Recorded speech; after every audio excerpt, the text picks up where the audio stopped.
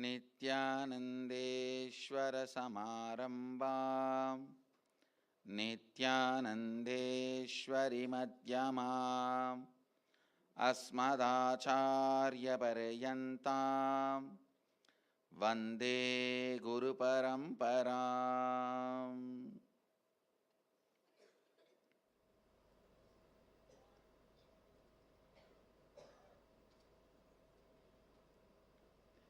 I welcome you all with my love and respects. I welcome all the devotees, disciples, Samajis, Satsangis, Sri Mahants, Mahants, Tanidar, Kotari, owners of Sarvanyapita, visitors, viewers, sitting with us all over the world through Nithyananda TV, Sadhana TV, Ara TV, Nakshatra TV, and two-way video conferencing, having Nayana Diksha,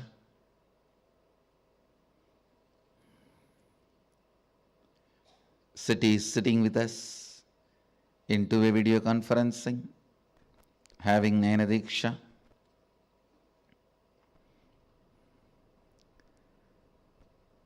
Seattle Adinam, Los Angeles Adinam, Ohio Adinam, Temple City, California, Toronto Adinam, Kuala Lumpur Adinam, New Zealand, China, Oman Adinam, San Jose Adinam, Dublin, Ohio, Oklahoma Adinam, Vancouver, Guadeloupe, and lot more cities. I welcome all of you with my love. Yes, let's come back. Nithyananda Nagara Bididi, Puduvai Adinam, Hyderabad Guptakashi, Singapore Adinam, Kastav Croatia, Trinidad, Bangalore North, St. Louis, Houston Adinam, Ponca City, Maurice Plains, New Jersey, Rajabalayam Adinam. I welcome all of you with my love and respects.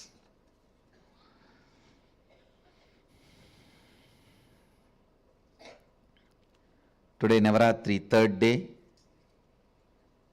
and Venkateshwara Brahmotsavam, second day. Devi is gracing with Lakshmi and Saraswati in Visalakshi Alankaram as a queen of the whole cosmos, ruling the Vishala, everything. She graces in this form in Kashi, so she is gracing in the same form today as Visalakshi and Venkateshwara with Sri Devi and Bhudevi. Bididi Devi is on Sainalankara, resting in Yoganidra, Samadhi. Let's first receive their blessings and then enter into satsang.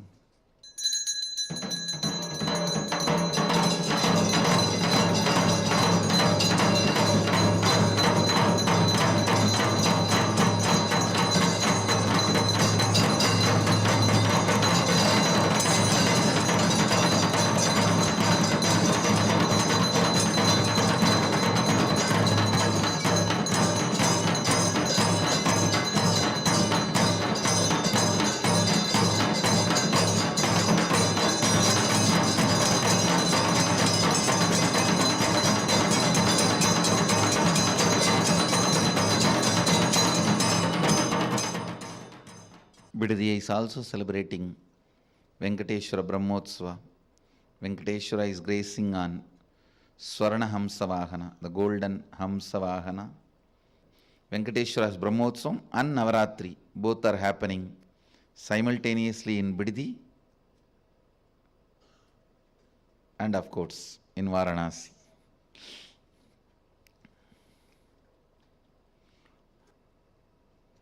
I wanted to share just few more things on mother worship, then enter into satsang, because it is such a beautiful subject. understand your day-to-day habits, the way you respond, whether you get angry or you are always cool, what for you should get angry, what for what you react politely, how nasty you can get when you get angry, or when you are polite, how you behave, you are good, bad, all these habits. Understand the word habits are from Father. He teaches you. That stays in muscle memory. But how you cognize you, the innermost image you carry about you, comes from Mother. It stays in biomemory. Understand? Your behavior, responding patterns are from muscle memory. That stays in your muscle memory. That's from Father. Usually, He educates you about the outer world. He contributes a lot to your outer image. He contributes a lot to how you behave with the world, how you relate with the world, what you should and you should not, vidhi and nisheda, do's and don'ts. Vidhi and nisheda, do's and don'ts. That comes from your Father. That is why if you had a father who is unstable, your relationship with the outer world will be very unstable. That comes from your muscle memory. But the way you cognize you, your inner image, comes from your biomemory. That stays in your biomemory. Completion with Mother only can heal and complete your biomemory. Mother worship is the direct method. Understand? Mother worship is the direct method. That's the word I'll use. Most direct method to bring completion in your biomemory.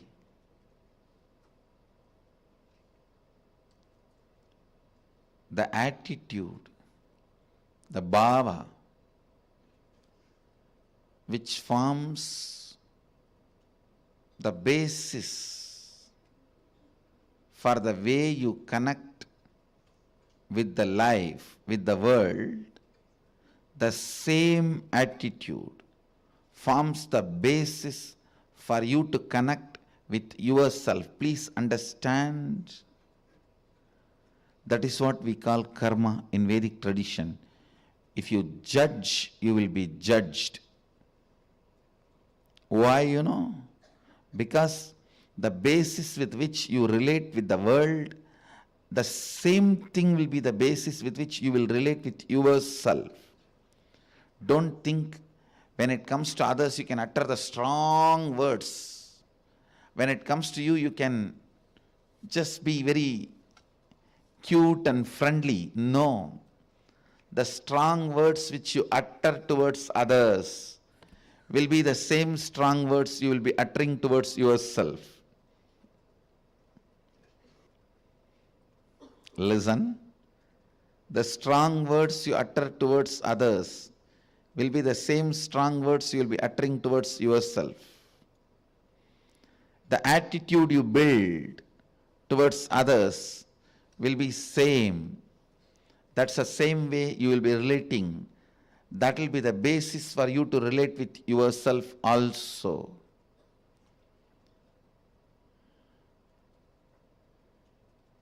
That is why I insist, bring motherliness in all your relationship with others, you will bring so much of motherliness in your relationship with yourself. You will be able to heal you. You will be able to feel you. You will be able to be complete within yourself.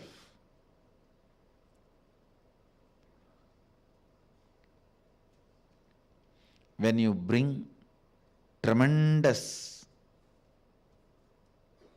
healing energy of mother in your day-to-day attitude with everything, suddenly you will see you will become so cool with yourself. I tell you, the best thing can happen to a human being is ability to be cool with yourself. Because you can't be cool with yourself, so much of frustration with yourself, you go on abusing left and right. Anybody comes in front of your eyes, you say, this fellow has cheated me, that fellow has cheated me, that fellow has cheated me, that fellow has exploited me, he has swindled me, he robbed me. Understand your inability to be with yourself, your inability to be cool with yourself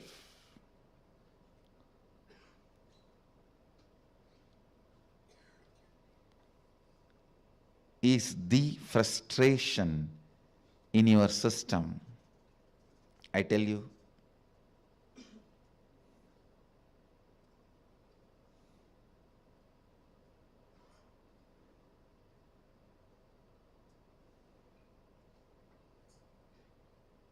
understand,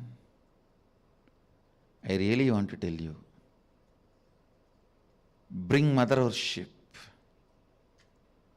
as part of your cognition. You will be so cool with yourself. You will be so complete with yourself.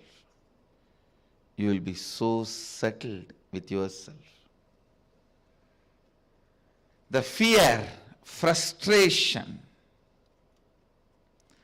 because of frustration inside, how you possess objects or things or persons. Understand?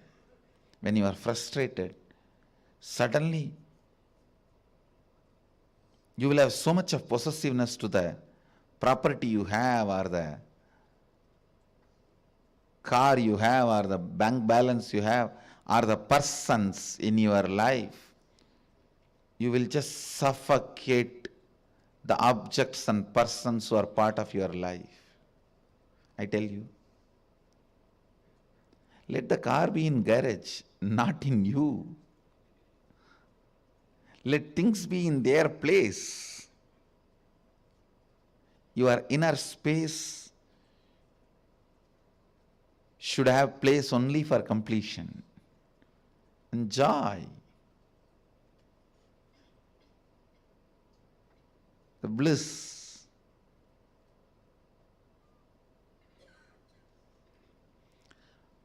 The moment you start cognizing frustration with yourself, the first thing you do,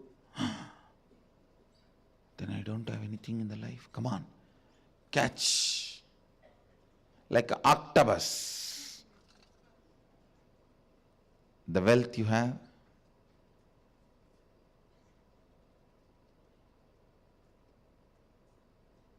persons who are in your life,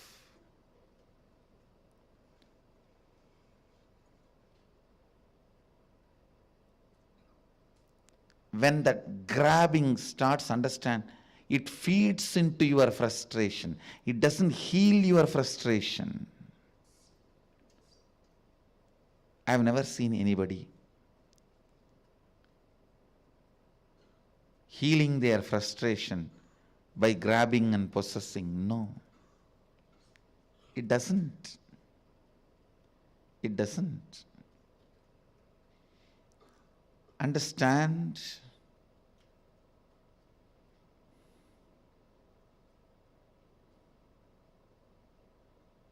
the mother energy, completion with mother, and connecting with life as mother, bringing motherliness in your every relationship, not only connecting with the source of life as mother,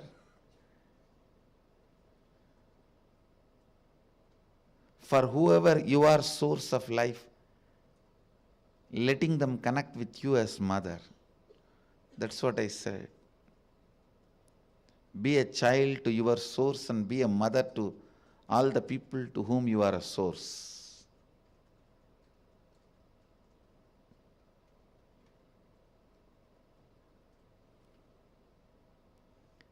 This brings so much of inner healing.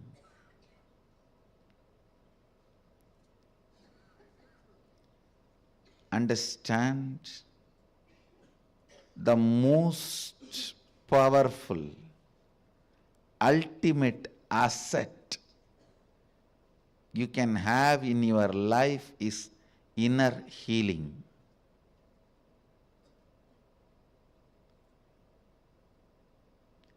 It is not economically costly, but it is psychologically costly. Psychologically, to live the life of inner healing, you may need to sacrifice a lot of stupid things. You may need to remove many garbage. Think, oh God, these garbages were there with me for last 25 years. How can I give up on them so easily?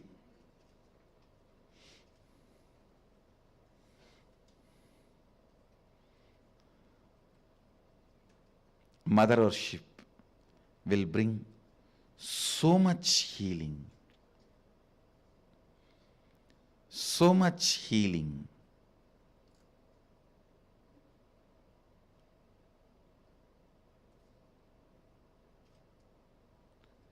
Mother worship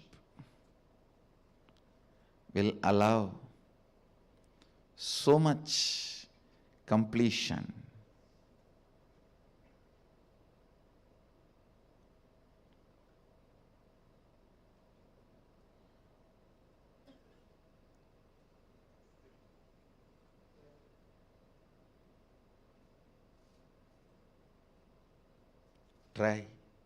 Try connecting with your God and Guru as mother. You will have so much inner healing, peace. Navaratri is the time to connect with Cosmos as mother. Celebrate Cosmic Mother. I bless you all. Let you all radiate with integrity, authenticity, responsibility, enriching, causing, living Advaita, the eternal bliss, Nithyananda. Thank you. Be blissful. Nithyananda Dhyanapitham, Nithyananda Nagar, off Mysore Road, Bidadi, Bengaluru. Phone 08027279999. www.nithyananda.org. www.youtube.com/lifeblissfoundation.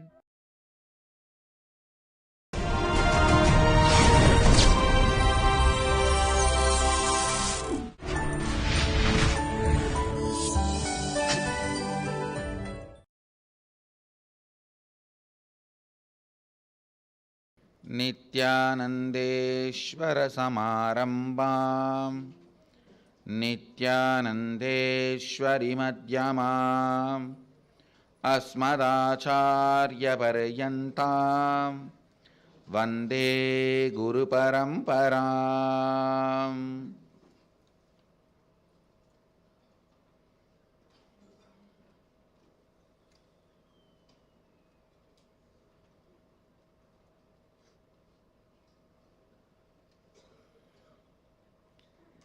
I welcome all of you with my love and respects. I welcome all the devotees, disciples, Samajis, Satsangis, Sri Mahants, Mahants, Tanedar Kotari, owners of Sarvanya Pita, visitors, viewers, everyone sitting with us all over the world through Nithyananda TV, Sadhana TV, Ara TV, Nakshatra TV, and two-way video conferencing, having Nayanadiksha all over the world. The city is sitting with us in two-way video conferencing, having Nayanadiksha, Singapore Adinam, Houston Adinam, St. Louis, Manchester, Trinidad Tobago, Hong Kong, Indrani, New Jersey, Hyderabad Guptakashi, Hyderabad Adinam, Puduvai Adinam, Bangalore North, Kastau, Croatia, Poncas City, Oklahoma, Nithyananda Nagara, Biddi, Rajabalayam Adinam, Dubai Adinam, Kuala Lumpur Adinam, Toronto Adinam, Los Angeles Adinam, Mill Valley Vairavan Koil, Seattle Adinam, Ohio Adinam, Oklahoma Adinam, San Jose Adinam, Vancouver, Canada, China, Guadalupe Adinam, Philadelphia, New Zealand Adinam, Oman Adinam, China, Dublin, and some more cities are joining. I welcome all of you with my love and respects. So today starts the grand Navaratri festivals.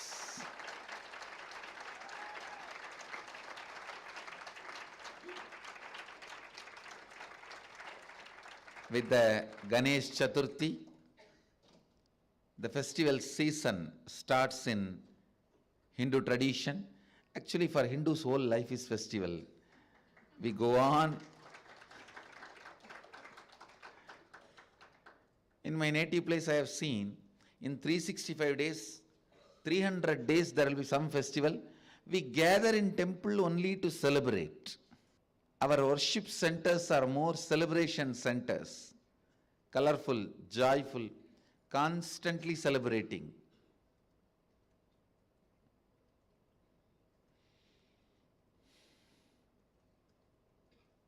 I feel so blessed. I am born in a religion where celebration is lifestyle.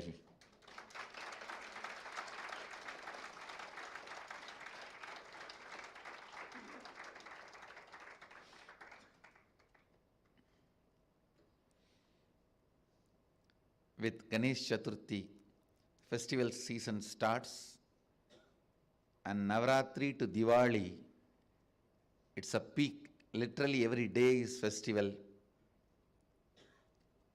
All over the Bharat. Now, of course, wherever Hindus are living, all over the world, Sanatana Hindu Dharma's lifestyle is festival. This 9 days, we worship Mother. Mother worship is something unique to Sanatana Hindu Dharma, which is our very own. Worshipping the feminine, divine feminine.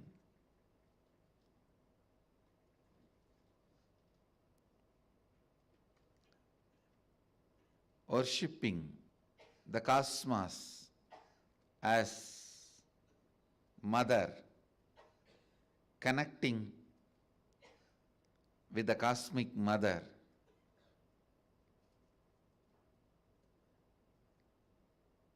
I tell you,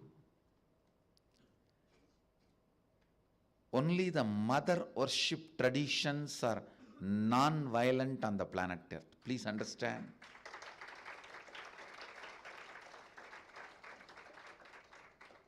Because with the mother worship, so much of healing happens in your heart, so much of completion is experienced in your biomemory, so much of joy is invoked in your system.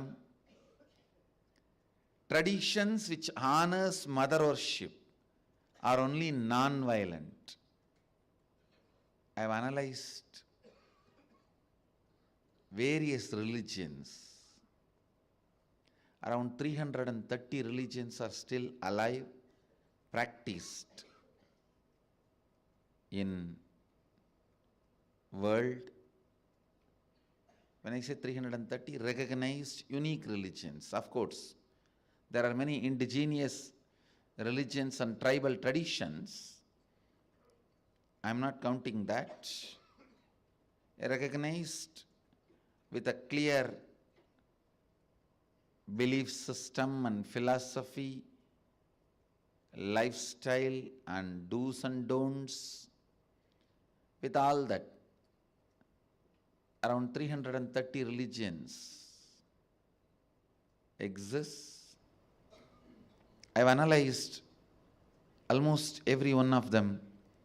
I tell you, whichever religion has mother worship, encourages mother worship, whichever tradition has mother worship, connecting with the cosmos as mother, those traditions are all non-violent. They are so non-violent, so peace-centered, ahimsa-centered, non-violence-centered. Whether it is Buddhist traditions or Jain traditions or Sakta Sampradayas, in whichever tradition mother worship, connecting with the God in the mother form exists, I have seen they become non-violent. They are so healing, comforting, soothing. All over India, the mother worship tradition is very popular because one of the very powerful, very important, highly practiced tradition in India is mother worship tradition. Seeing God as mother. Every village in India, you will find one Devi temple. You may not find Shiva temple. Around, I think, 6 lakh villages exist in India. In all 6 lakh villages, Ganesha temple you may find in 2 lakh. Shiva temple you may find 4 lakh. But Devi temple, almost 6 lakh you will find. Whether it is north or south or east or west in India, connecting with God as mother is very strong way of life. Every village will have the village deity, Grama Devata, which will be usually mother. Usually, it will be in the form of mother. Basically, Sanatana Hindu Dharma is mother worshipping tradition. The first Upanishad, Isa Upanishad, Ishavasya Upanishad. Second is Kena Upanishad. Kena Upanishad introduces mother worship. In Kena Upanishad, mother worship starts, and it's a very strong living tradition.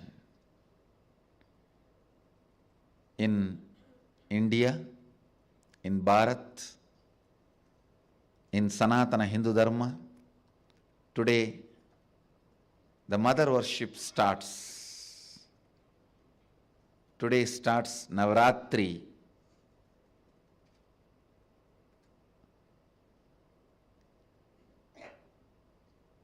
And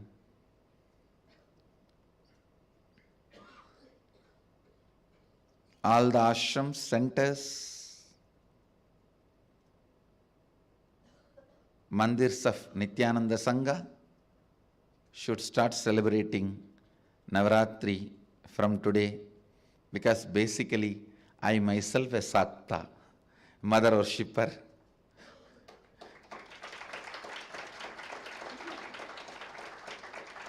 My spiritual practice started only as Shakta, mother worshipping, and the formal initiation I had is of Srividya tradition, Srividya Parampara. So,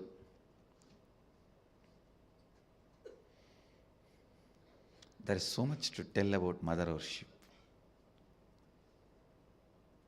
Only with mother worship, your bio-memory becomes complete. And your whole being is awakened with energy, Shakti. Connecting with the ultimate is much more easy in the way of mother worship than any other method, any other technique, any other process. Even devotion is very easy in the tradition of mother worship.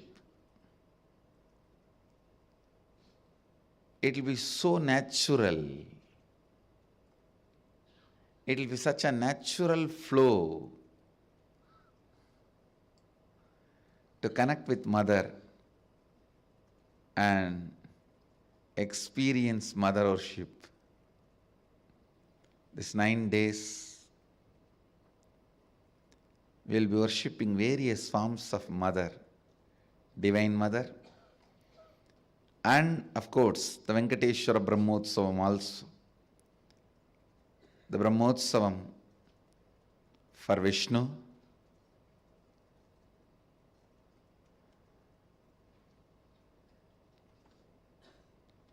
actually Vishnu is also considered as one of the Shaktis of Shiva.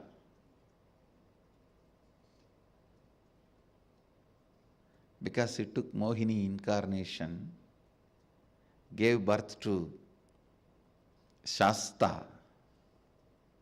He is also considered as one of the Shaktis of Shiva.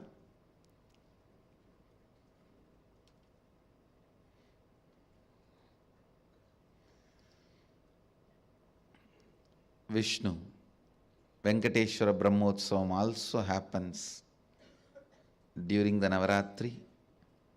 Bidadi, Nithyananda Nagara will be celebrating both the Brahmotsavams. So let's start the auspicious Navaratri from today.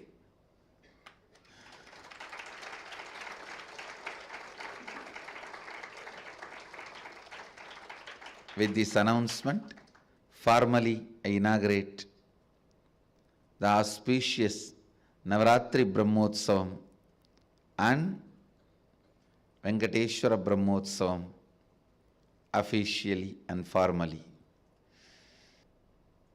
I'll continue to expand on the 16th verse of Ishavasya Upanishad. Pushanne karshe yama surya prajavatya vyuharasmin samoha tejo yatte rupam kalyanatamam datte vashyami yosavasau purusha sohamasmi. All of you may be aware, I am commenting on Ishavasya Upanishad in every morning satsang. I'll continue to expand. The translation of the 16th verse, O Pushan, consciousness, who is the nourisher, sustainer of the all, the primeval solitary traveler, the disciplining principle of all, is like the bright effulgent sun and is the Lord of entire creation, which is his subject. Please remove all your rays of this radiating brilliant golden light which has blinded me, so that by your grace I can have the divine vision of that most auspicious, graceful, beautiful form of yours. That which is there, the glorious sun, is the mirror of the Supreme Being, who is all-pervading, pure consciousness of the cosmos. Indeed, I am He. The key word in this, I am He.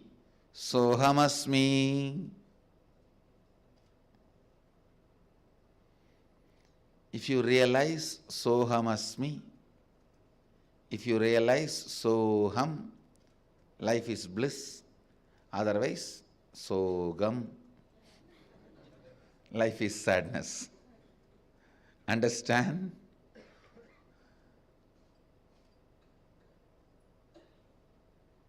The key word in this verse, first few lines, it looks like he prays to something which is far away.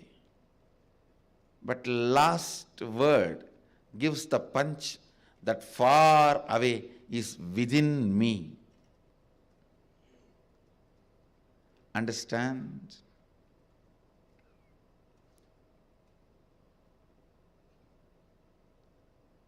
Hindus not only looked up, they looked in, both. That can happen only by third eye, understand? Ordinary two eyes can look only in one direction. Only third eye can look into both height and depth, looking up and looking in.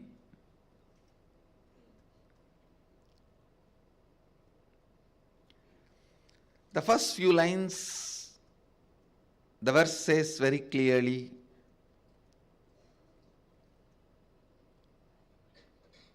it literally prays to God who is up, above, beyond the sun in the cosmos. He is asking, O God, remove these rays of sun which is covering my eyes, blinding my eyes. Allow me to see you, which is beyond this radiating light. Suddenly he gives a twist, which is inside me. Not only they looked up, they looked in. Understand?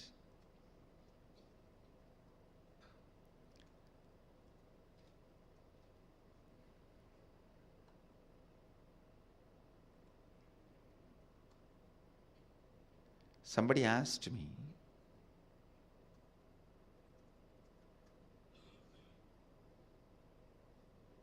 a question on Hindu cosmology. Actually, this guy who came to me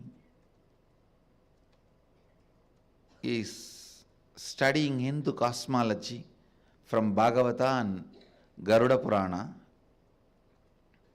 He asked me, Swamiji, can you give a precise difference between the Devaloka and Bhuloka? One clear, precise difference. Understand this one difference, you will understand this Upanishad, this verse perfectly.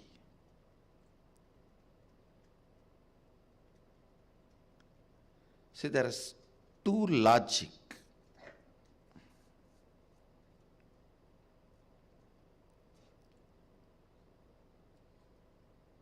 Understand this two logic. This hall has two doors. First statement. The second statement is one door is open. The third statement, automatically you assume the other door is closed. This is what is human logic, which has a flaw. Unless you check, you can't say other door is open, but 99% of the time you assume it.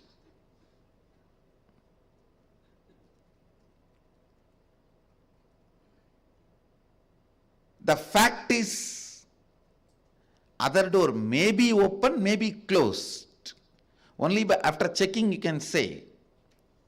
But your logic is such, the moment you hear the first statement, this hall has 2 doors. Second statement, 1 door is open. The third statement you assume. You assume the third statement. The other door is closed. No.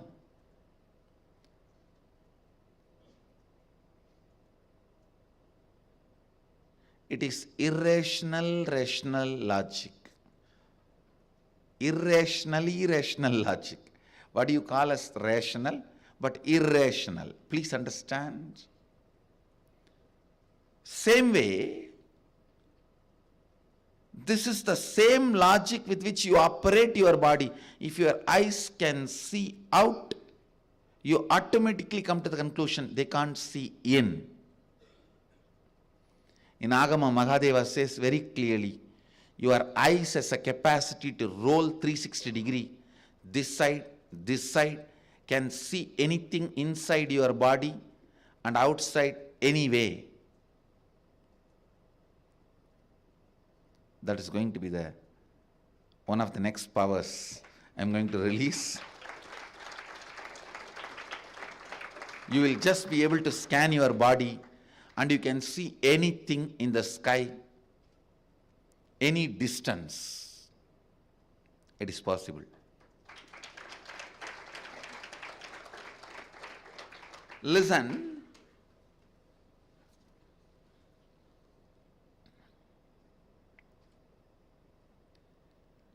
When you believe you can see any distance in the sky, out, you automatically shut down the possibility you can see in. The irrational, rational logic. If one door is open, automatically you come to the conclusion other door is closed. You don't even go there and see and then decide. Listen. Please understand, the logic you believe in your normal life, that is the same logic with which you handle your body, and your body's capabilities and abilities are developed. If you believe you can see up and in, from the beginning your body will develop that capabilities. If you believe you can see only up, not in, you will have only that power. This power will be forgotten. Understand? Your beliefs about life will naturally impact in a very strong way your beliefs about your body. Your beliefs about your body will impact abilities and capabilities your body can experience and express. The powers and experiences you can experience and express.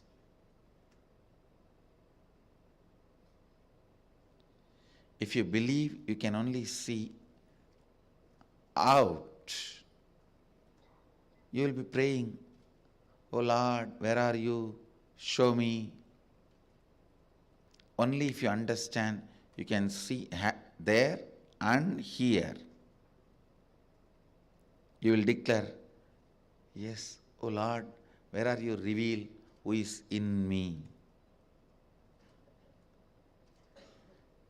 Fortunately, the Upanishadic rishis are not functioning out of irrational logic. They are functioning out of reality. They are very clear. They can see there and here. This verse is a solid proof. It says, O Lord, reveal your auspicious, graceful, beautiful form, which is me. Indeed, I am He, Sohamasmi.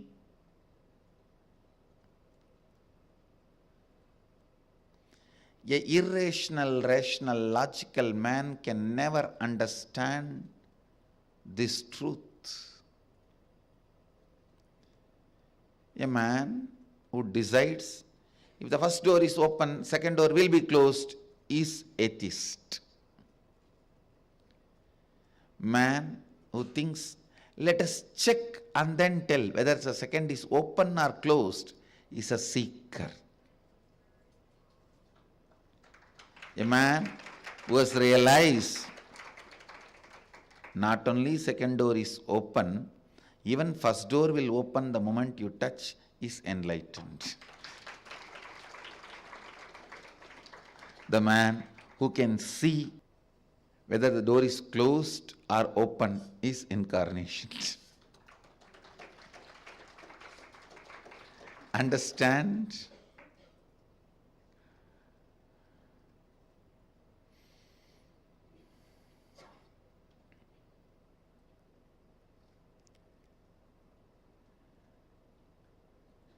What you call as rational logic is not reality. That is why I insist.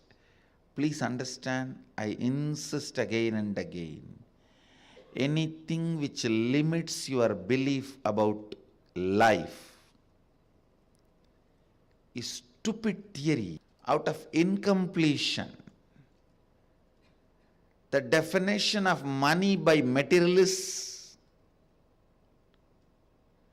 definition of health by pharmacists, definition of law-abiding citizen by lawyers. I can go on giving the example. All that will be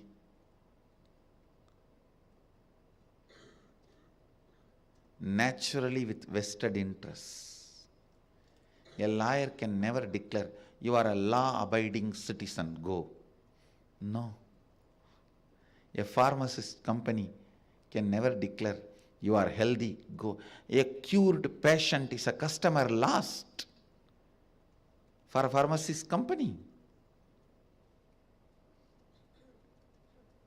Pharmaceutical industries.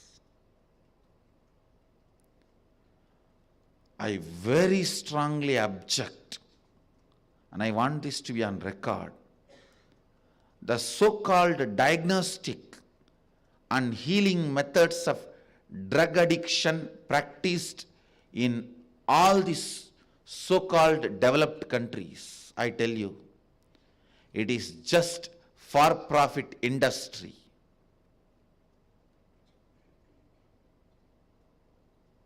The countries where prisons and rehabilitation centers are a for-profit industry, how do you expect justice from that system? How do you expect cure from that system?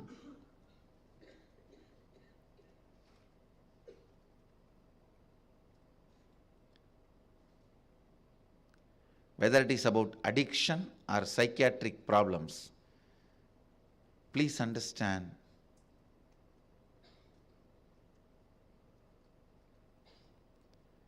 just like some religions invented hell to control you and terrorize you, psychiatrists and psychoanalysts have invented subconscious mind, unconscious mind to terrorize you and keep you under control as slaves. Most of the addictions are not addictions. They are not harmful to your body and mind. Other than the belief which gets inserted into you, they are harmful to your body and mind. And many of the addictions you can walk out simply, casually, if you are given the method, an alternative way of thinking. I tell you, almost all cancer researches are hoax. Real breakthroughs, cures were never allowed. Actually, the so-called cancer researches are just to suppress the real solutions, cures. Same way, all these solutions discovered for addiction, psychiatric problems, everything is just to suppress the real problems or the real solutions. The real solution, traditions and thought currents are forcibly suppressed by this so-called research industry,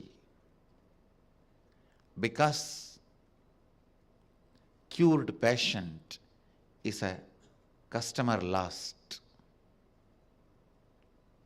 Which industry will spend money to lose customers? Who will do the research to lose customers? Most of these de-addiction therapies, psychiatric, psychoanalysis solutions, psychiatric drugs are all only trying to maintain you in borderline. Trying to maintain you in borderline. That's the right word I'll use. Maintain you in borderline.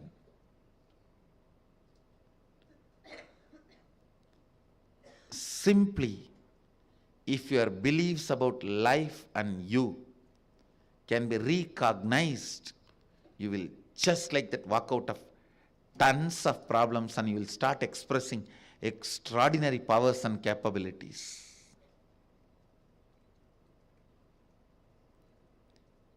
I'll demonstrate what I am talking through my Gurukuls and show it to the world.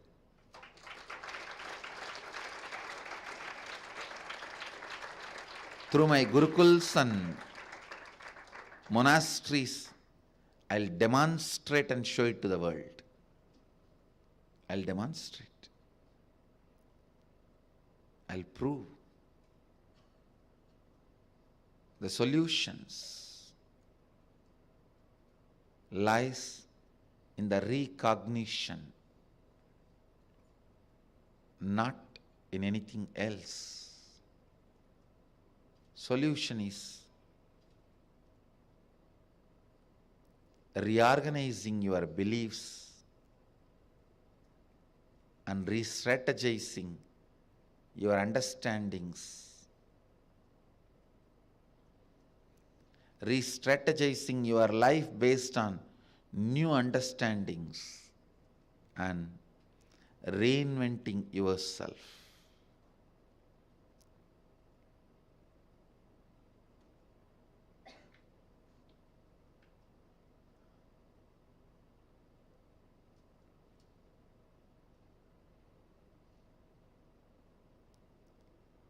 I'll make this science as experience in Nithyanandogam. I'll really make it.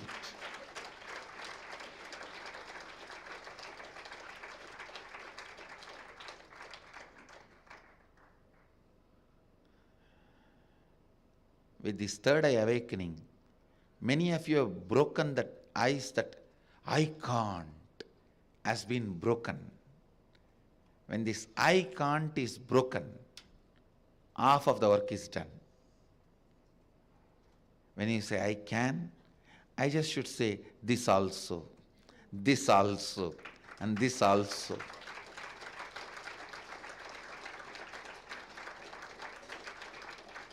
That's easy for me.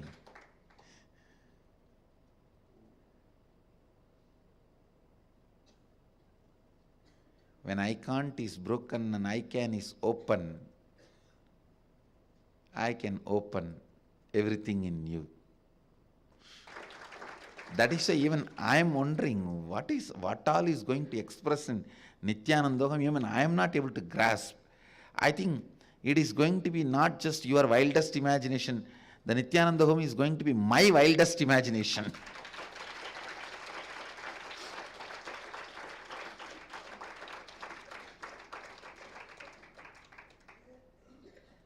First of all, I am going to break the limiting logics with which you are functioning, limiting rationalities with which you are moving.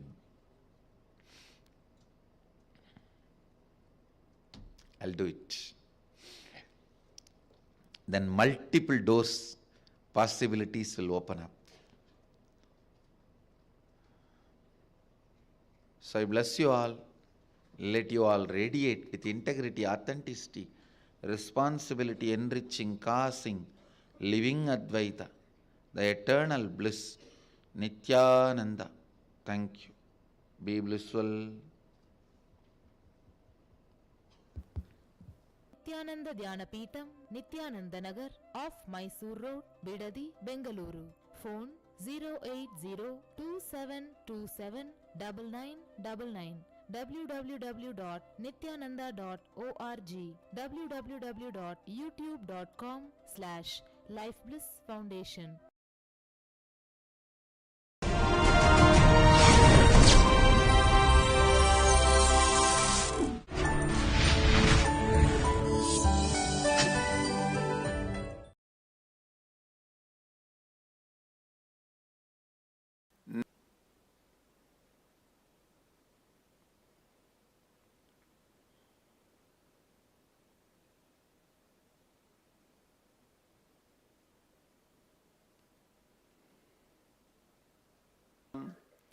Vande Guru Paramparam.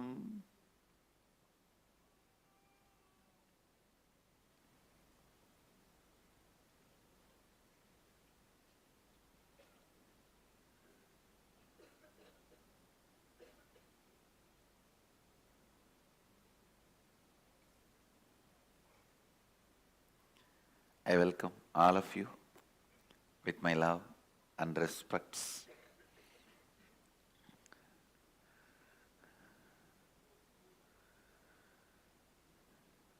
I welcome all the devotees, disciples, samajis, satsangis, Srimahans, Mahans, Tanedar, Kotari, owners of Sarvanyapeta, everyone sitting with us all over the world through Nithyananda TV, Sadhana TV, Ara TV, Nakshatra TV, and two-way video conferencing, having Nayana Diksha. Cities sitting with us in two-way video conferencing, having Nayana Diksha. Warrington, UK, Singapore Adinam, Hyderabad Adinam, Puduvai Adinam, Morris Plains, New York, Bangalore North, Houston Adinam, Hyderabad Gupta Kashi, Ponca City, Oklahoma, and Morris Plains, New York, Dubai Adinam, San Jose Adinam, Los Angeles Adinam, Oklahoma Adinam, Seattle Adinam, Phoenix Adinam, Philadelphia, Toronto Adinam, Kuala Lumpur Adinam, Montclair, Redmond, Oman Adinam, and some more cities are joining. I welcome all of you with my love and respects. Hyderabad Gupta Kashi, Salem Adinam. Welcome all of you with my love and respects.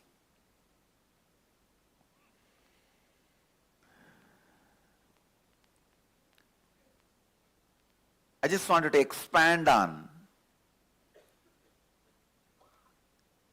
Sambudhim cha vinasancha yastatveto bayagum saha vinashena mrityum tirtva sambudhyamritamashnute. The Ishavasya Upanishad's 11th verse. Please recite along with me. 14th verse of the Ishavasya Upanishad. Sorry, not 11th, 14th. Recite. Sambudhim cha vinasam cha yastat vedo bayaggusa vinasena mrityum tirtva Sambodhyamritamashnude. Listen. Understand.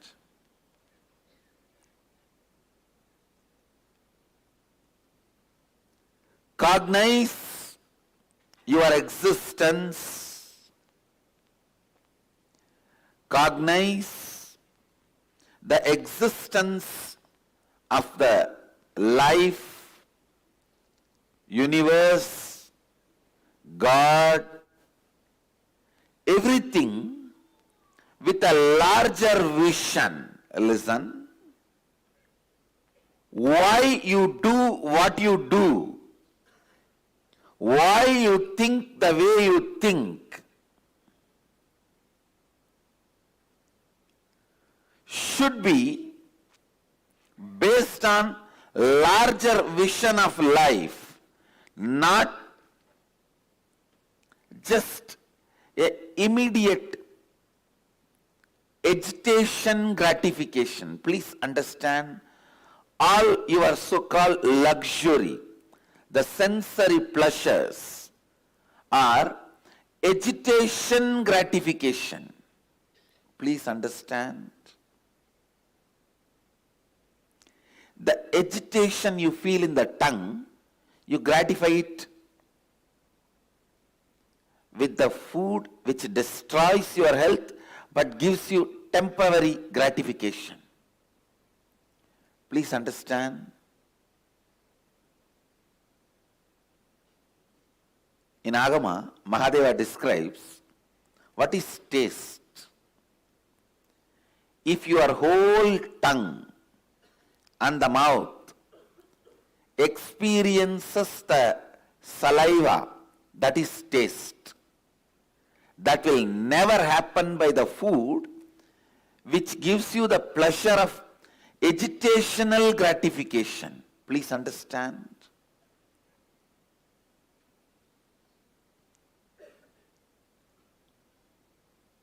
High spicy or this junk food, all this if you see, it will not allow the whole mouth to work. If you look little deep, even you know all this junk food, after eating, within 3-4 minutes, you are depressed, tired, bored, want to sleep. How many of you have recognized the immediate effect of junk food on your body? Raise your hand. That is what is agitational gratification. I can give you some more. I'll give you some more example. The music which agitates your lust and gives you gratification. The scenes like a pornography which agitates you and gratifies you. The vulgar,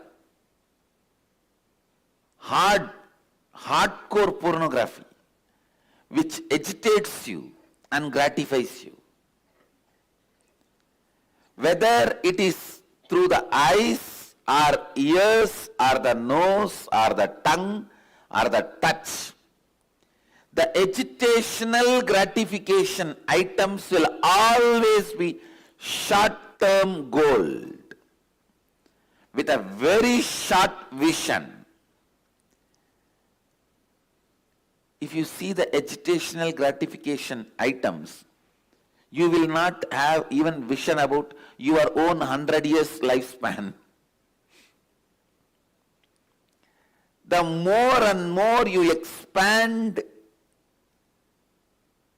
your cognition of your lifespan, better and better your strategies for life become. Please understand, if you think you are going to live for 100 years, you know from the beginning how you are supposed to maintain your stomach, how you are supposed to maintain your body, how you are supposed to keep your mind. If you are too brilliant and understand, it is not just 100 years, it is going to be birth and death, birth and death. Then you know how you are supposed to keep everything.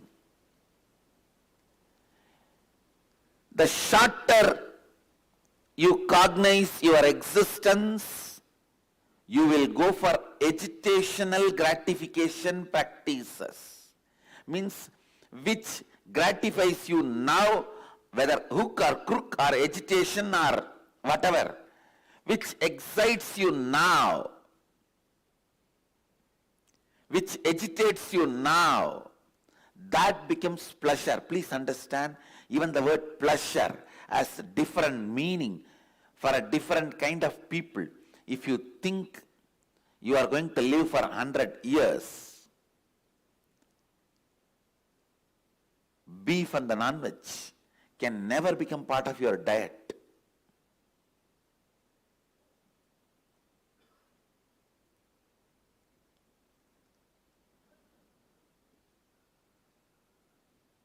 It can never become part of your diet because that food agitates you to gratify you. By agitating you, anything brings gratification. The pleasure itself is a very low level pleasure because your cognition about you is very low. So your cognition about pleasure is very low.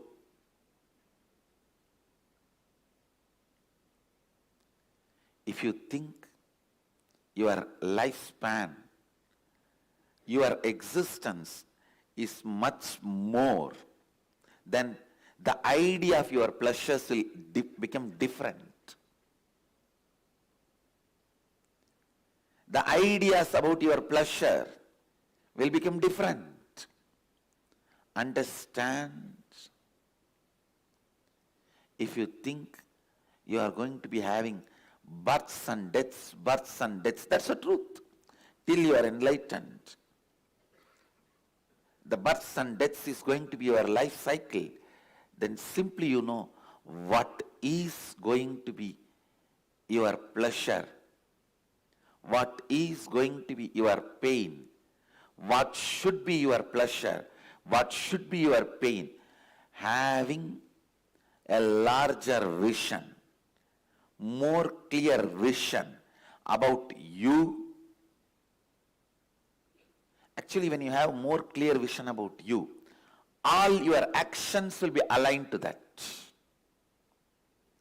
Your pleasure, what do you consider as pain, what do you consider as pleasure, what do you consider as good, what do you consider as bad, everything will become different if what you consider as you changes. What do you consider as you, if that changes,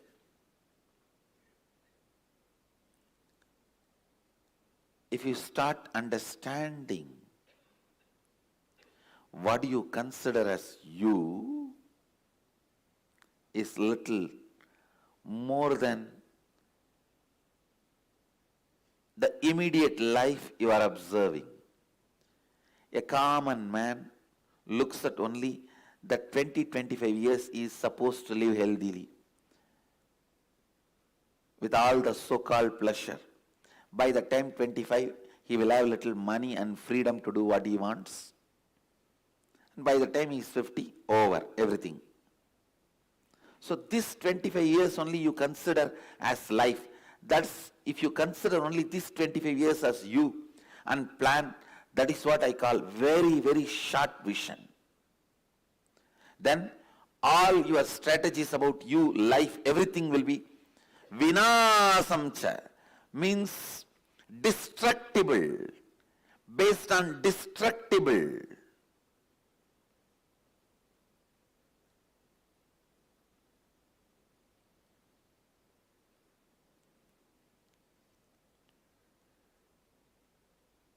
If your strategies are based on something destructible, do not enjoy, do not expect long-term peace or bliss, because your strategy itself is not for that.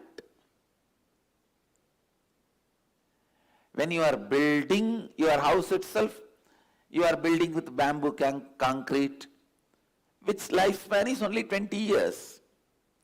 And then you expect your fourth generation to live in that house? You make a wall. This is for the photograph of all my first generation. Then this is my sons and daughters. That is for my grandsons and granddaughters. That is for my great-grandsons and great-granddaughters. The house itself is going to live only 20 years. Agitational gratification. Understand, today I am using a new word. If you look in and analyze, a little bit of looking in is required. Look in and analyze. All your short-term goals will be agitational gratification, which agitates you and gratifies you.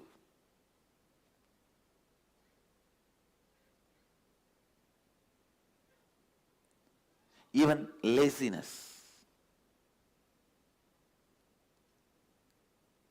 Early morning, how you are breathing and life, that decides how you are going to be whole day.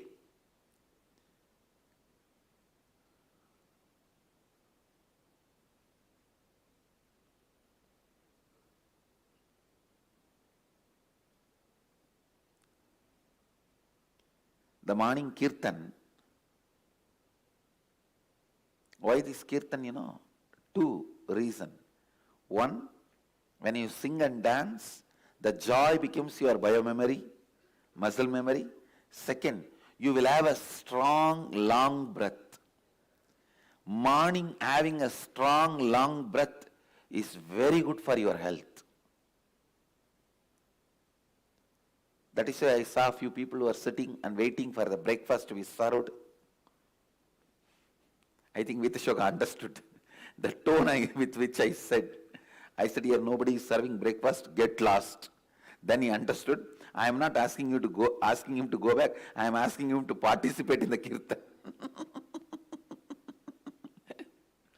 Understand?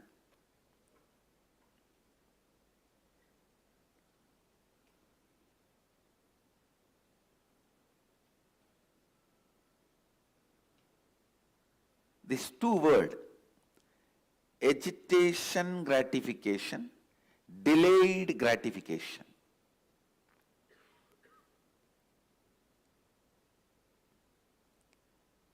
When you think you are going to exist only this 20-25 years which is in front of your eyes, you will always opt for only agitational gratification things. Now, what next?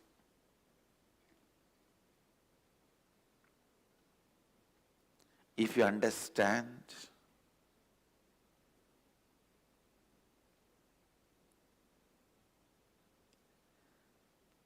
your life 100 years, your life is 100 years. Your pleasures, pain also will transform. It will take a different shape. And if you understand, you have many births and deaths in front of you. Your ideas about pleasure will change. Your ideas about pain will change. Your life will not be hormonally hijacked. This hormonal hijack, understand the word I am using, hormones hijacking you is one of the worst thing can happen to human being. When the hormones hijack you, gone. Before even you open your eyes, life is over.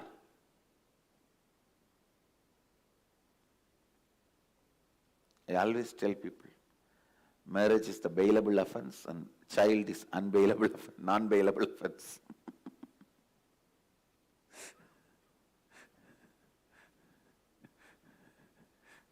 Marriage is bailable.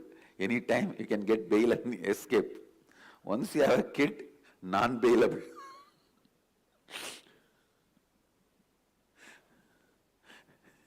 It's non-bailable.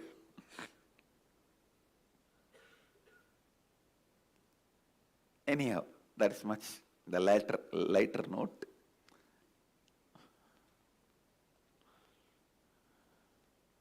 Listen, we don't even need to look into those things.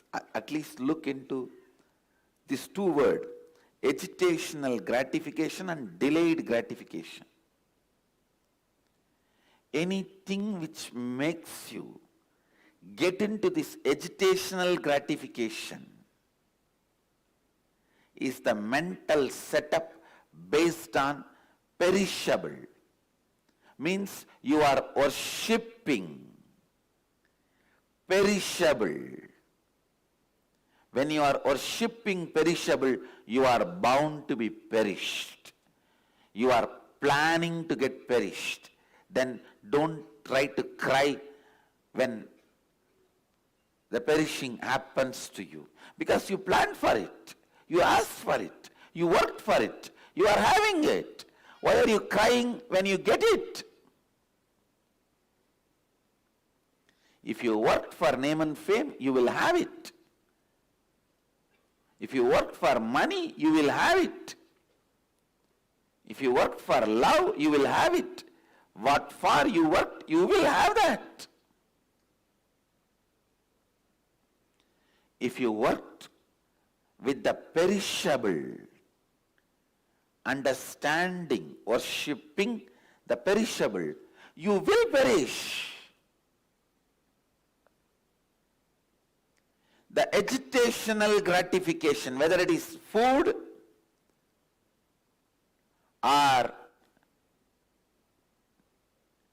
sound or visual or smelling or the touch in any sense, even imagination, the mind, which is totality of all these five, in any level, if agitational gratification is your goal, if that is what you perceive as pleasure, if that is what you perceive as the goal of life, please understand you are worshipping perishable. And you are bound to be destroyed.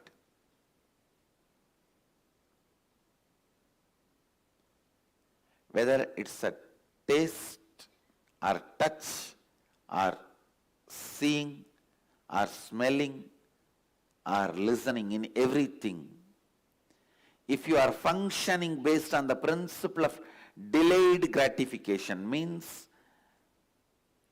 a long-term vision about you and about what is pleasure and what is pain.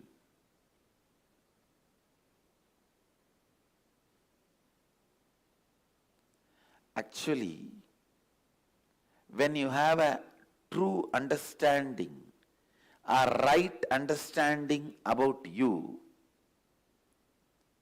even the quality of food you enjoy will become different. The quality of visual you enjoy will become different.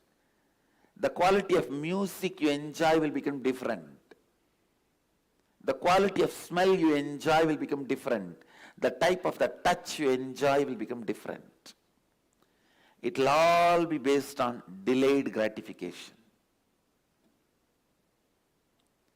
I wanted today's Vakyarth Sadas to be on these two words, agitational gratification and delayed gratification. Whenever you are enjoying what you consider as pleasure, please see, are you agitated, are you peaceful? Are you agitated, are you enjoying? Are you grasping, are you grabbing? Grasping a person is love, grabbing a person is lust. Understand, there is a difference.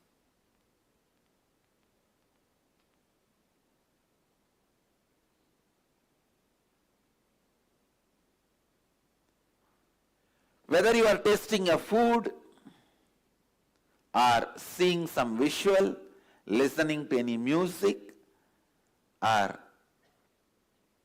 enjoying a smell, or enjoying a touch, or a sexual act, look in. Are you agitated, or are you in the mood of peace and enjoying? Are you celebrating, or are you agitatively pushing you?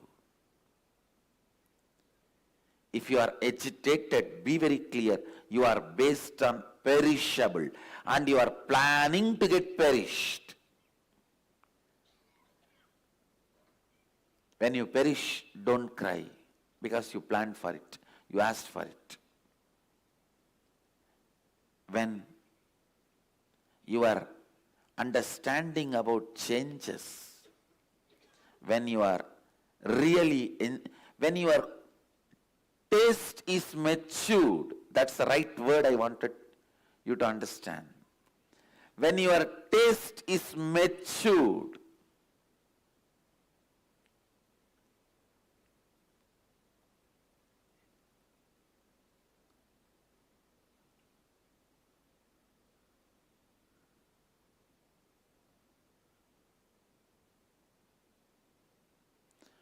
the matured taste shows the matured person.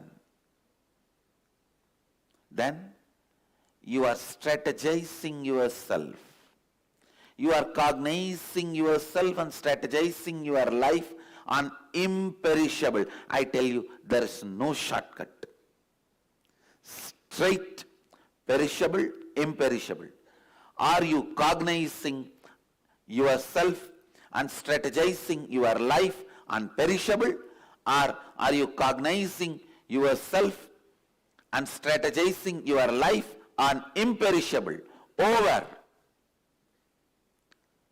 Truth is the truth is the truth. Straight. How much ever these light theologians, I'm using a new word, the light theologians means who are trying to meet both the ends.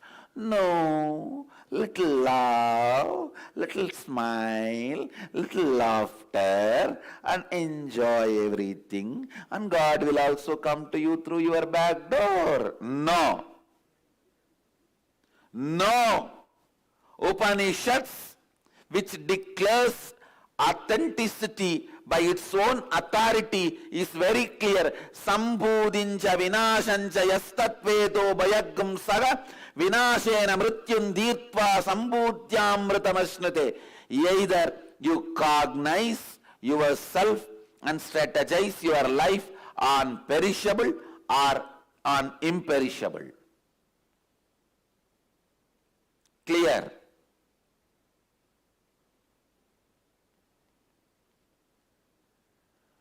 Don't be cheated by these light theologians.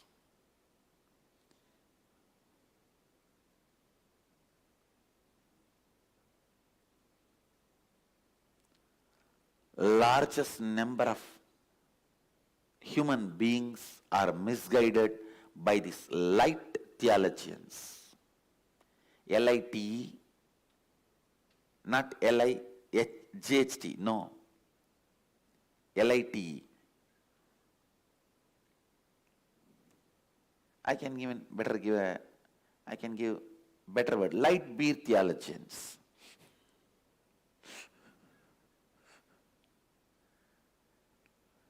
Now they will be little.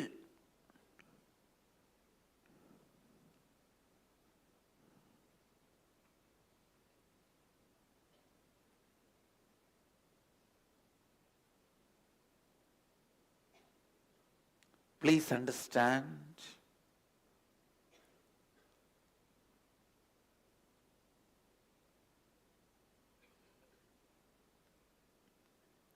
these light theologians are the largest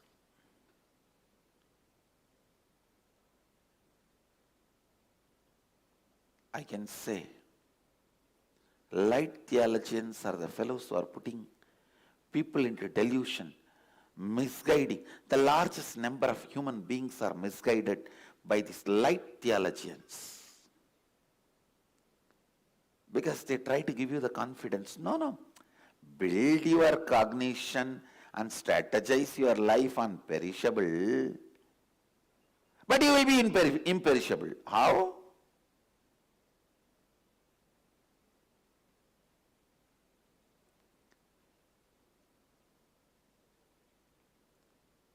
I am not against fun, love, life, laughter, but I am against these light theologians giving you wrong interpretation and hope.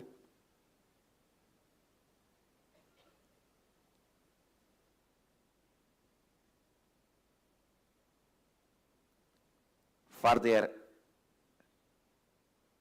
entertainment circus tickets to get sold. They do not care about your life. They do not care about your future. Today for their show, if they sell few thousand tickets more, that is enough. The light theologians. That is why they don't care about whether you build, you cognize and strategize yourself based on imperishable or perishable. They say, come on, don't think too seriously, because he himself cannot think. If he thinks something serious, he becomes tired. So what to do? Don't take things seriously. Laugh. What do you know about love? What will you know about love if you cognize yourself as a perishable, short-term,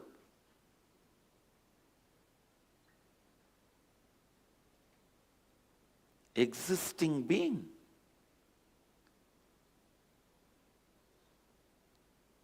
I tell you, these light theologians are the greatest cheaters. They are not teachers. Just reverse it. Cheaters.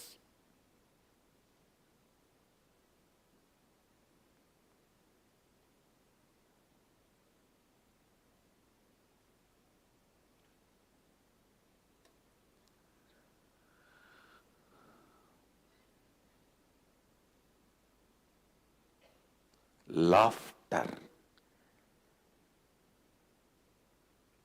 I am not talking about the laughter which comes from lips or throat. Laughter which comes from your bottom of the belly, knowing the whole cosmos is joke.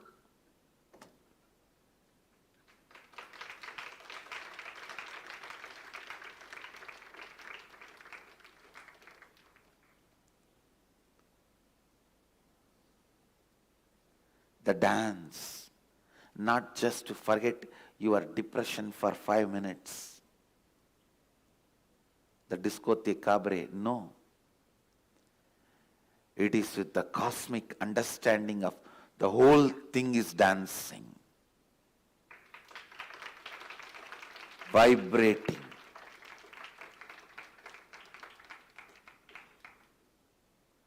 A drunkard dances, Mahadeva also is dancing. Both are completely different. The drunkard's dance is light theologian's dance. Mahadeva's dance is on imperishable understanding, cognizing about himself and strategizing about his existence.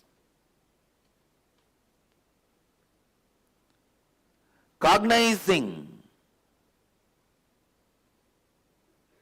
yourself as imperishable and strategizing yourself on imperishable is the only way to exist and become imperishable.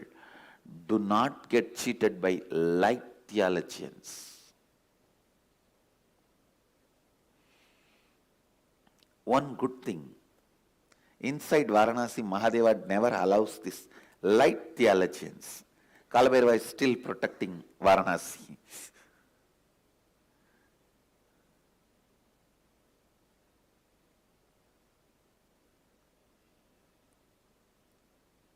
Kalabhairava is still alive.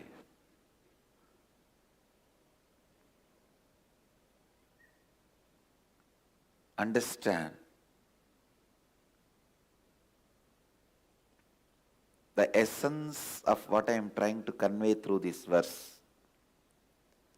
Your cognition about you should be based on imperishable components, means soul, consciousness, which does not perish. Your understanding and idea about you should be that you are a consciousness, you are a soul which doesn't perish, which is imperishable. And based on that cognition, strategize your life. Based on that cognition, develop the taste of good, bad, right, wrong, pleasure, pain.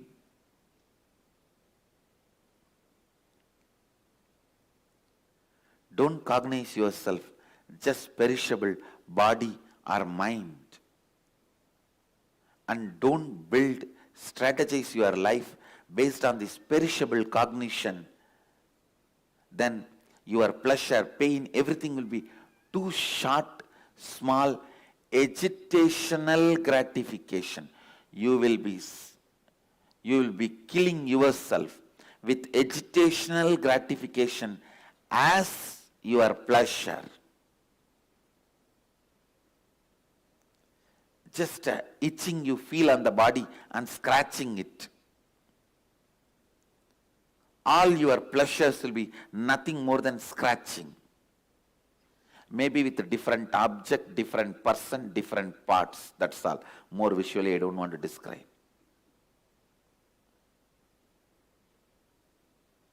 Scratching yourself with a different object, different person, different places is not pleasure.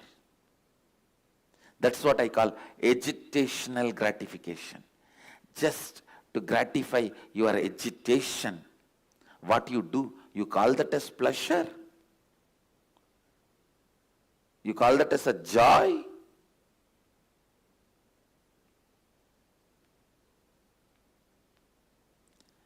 Let you be clear. Your cognition be based on imperishable. Your strategies for life be based on imperishable. Your idea about pain and pleasure be based on imperishable. Then you will be imperishable. Means akshara. You will be in the space of akshara. Imperishable. Blessed are those who live in the space of imperishable and celebrate the life with the delayed gratification. Cursed are those who cognize based on perishable and live based on agitational gratification. This is the essence I am trying to convey through various words in this whole satsang, beating around the bush. I think now I have beaten the center of the bush. The last few statements, I did not use the social politeness. I am straight.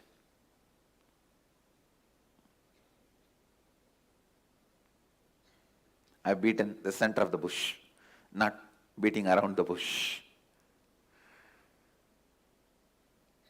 Look in. Look in.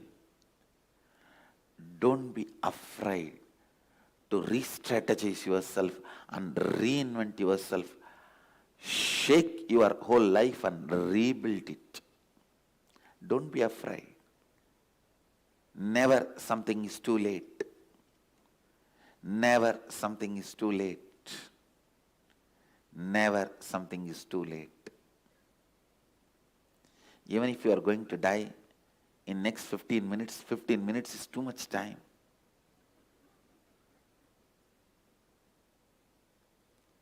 Minutes is too much time. Whether you are going to die within next 15 minutes or 15 years or 50 years or 1500 years, it's not too late. Come back to imperishable. Let not hormones hijack your consciousness and cognition about you. Let the hormonal hijack not happen in your life. Let hormones not be strategizers of your life.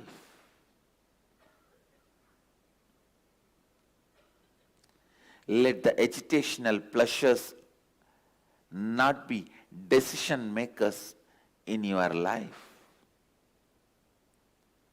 The agitational pleasures should not be the decision makers in your existence.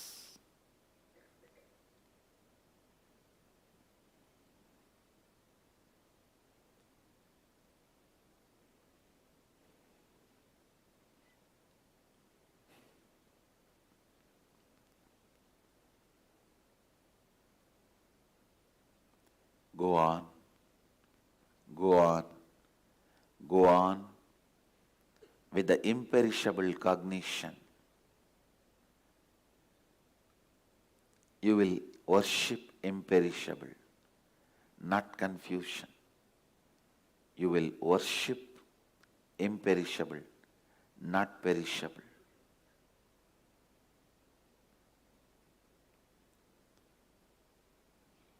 That is what Upanishad declares as worshipping imperishable consciousness.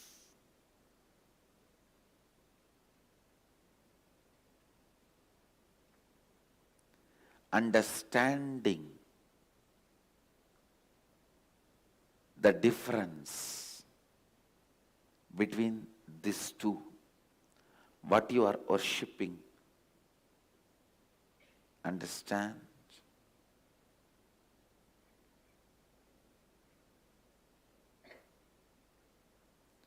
Don't be cheated by light theologians. Sanatana Dharma, Sanatana Hindu Dharma suffers with these light theologians more than any other religious leaders, I tell you. Even other religious leaders are not harming Sanatana Dharma so much than these light theologians.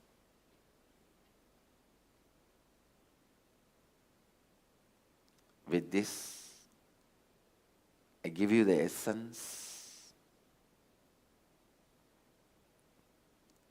Agitational gratification or delayed gratification. That's the essence. That's the subject for today's Vakyartha Sadas. I also have one more great announcement. This time, Akhil Bharatiya Akada Parishat means the largest apex body of Hinduism, under which 13 Akadas and 10 lakh sannyasis, 1 million sadhus live. The organization which conducts the Kumbh Mela is directly conducting the Kumbh Mela in USA on October 24th in Los Angeles. The Kumbh Mela is going to be directly conducted by Akhil Bharatiya Akada Parishat. It has authorized Nithyananda University to conduct the Kumbh Mela in USA. So this time USA Kumbh Mela assumes the sanctity and significance. It is conducted by Akhila Bharatiya Akada Parishat, which is conducting all the Kumbh Melas, which is responsible for all the Kumbh Melas. First time Kumbh is coming to USA.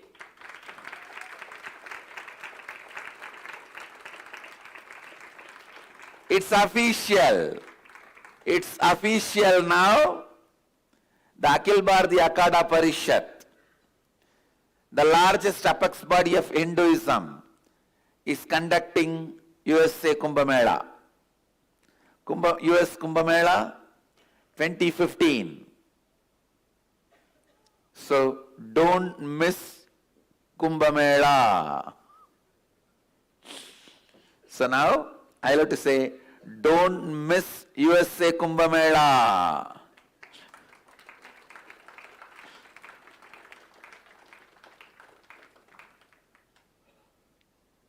The Kumbh water, Kumbh Tirtha, has already reached USA, and I commit with you guys, I'll plan by next year, at least few Naga sadhus will be flight there to US, and we will have a legal permission and have literal Shahi Snan parade.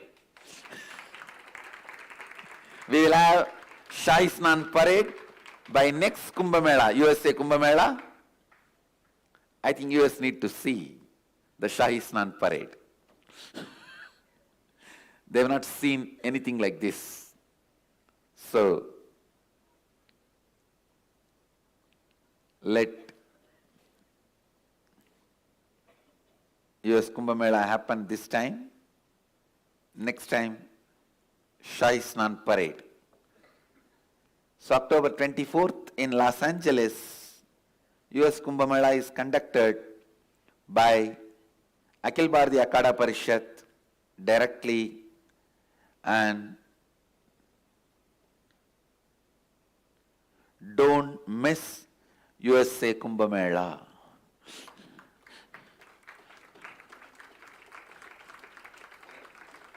If you are living in US and missed Kumbh Mela in Nasik, don't miss Los Angeles Kumbh Mela. With this, I move to the next segment of the morning satsang. I bless you all. The next segment is Kalpatar Darshan. I bless you all. Let you all radiate with integrity, authenticity, responsibility, enriching, causing living Advaita, the eternal bliss, Nithyananda. Thank you. Be blissful. Nithyananda Dhyanapītam, Nithyananda Nagar, off Mysore Road, Bidadi, Bengaluru. Phone 08027279999. www.nithyananda.org. www.youtube.com/lifeblissfoundation.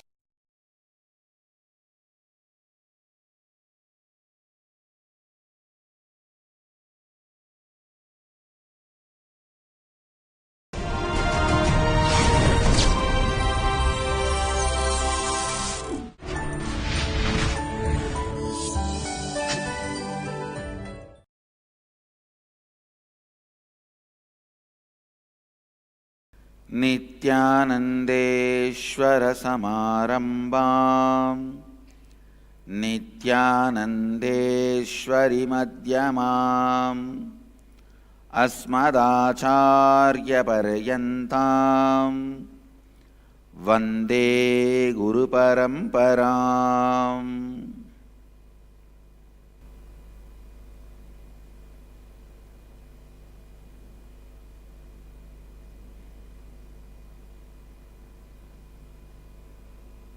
I welcome all of you with my love and respects. I welcome all the disciples, devotees,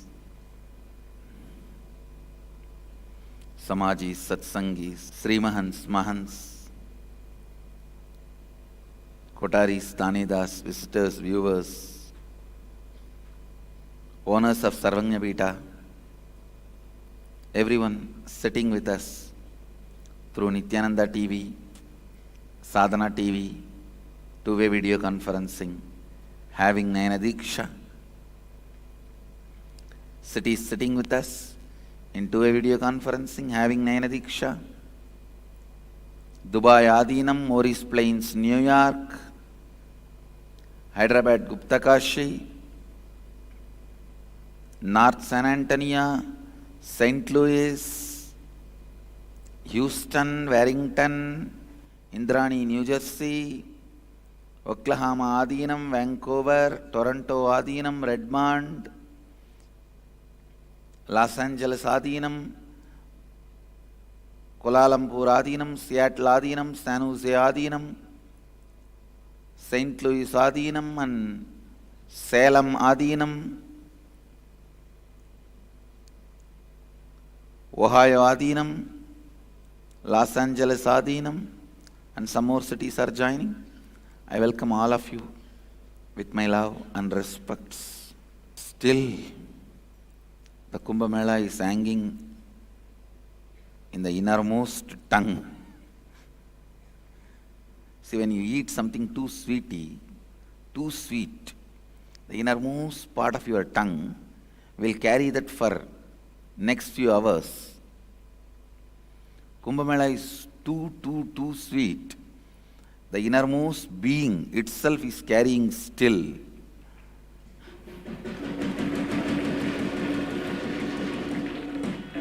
This English proverb, out of mind, out of sight, will not suit for Kumbh Mela. For Kumbh Mela, it will not suit. It's too much rushing into the throat to come out.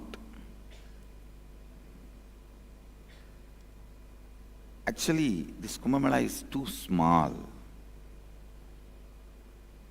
It is not the regular Kumbh Melas I have seen in Allahabad or Haridwar. Even the Ardh Kumbh Mela in Allahabad is larger than the Nasik Kumbh Mela. It's too small. But even this so-called small gathering, what kind of a impact it creates on human mind.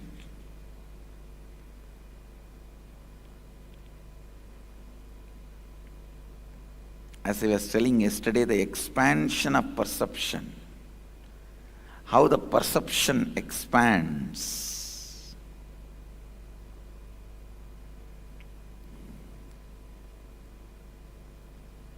Is unimaginable. Today is the last Shahi Snan, 25th. Today ends the Kumbh Mela formally, officially.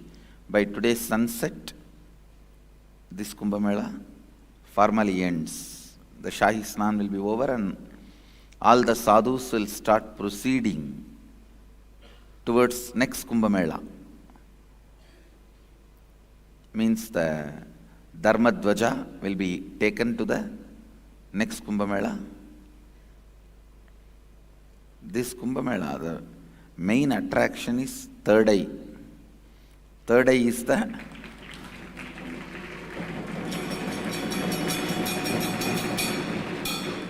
whole Kumbh Ghat. Third eye is the main attraction. Next to third eye is our deities, the huge size, larger than life size deities. One of the biggest happening I saw in the Kumbh Mela, whoever I initiated into third eye, just with one or two initiations, people have started reading. Not just kids, adults, everyone. This time is the largest number of people. Adults did blindfold reading in any of our program.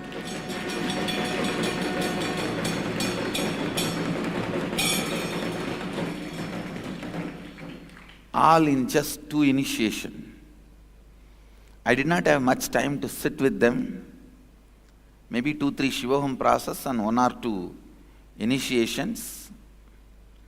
Because the main activity in Kumbh Mela is eating, bandara. Bandara, bandara, bandara, bandara, bandara means either we feed or somebody else is feeding us. The moment we finish feeding and take our hands off, somebody else already has put their hand in our mouth. Bandara, bandara. It's a 80% of the time went in religious feast. The ritualistic feeding.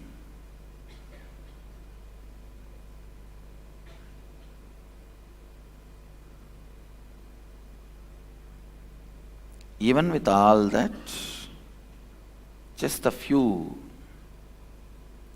2-3 initiations and few Shivoham process. This Kumbh Mela is the largest number of people and the quality with which the third eye power has started expressing. Above all, successfully the initiation into Agni Samyama is done.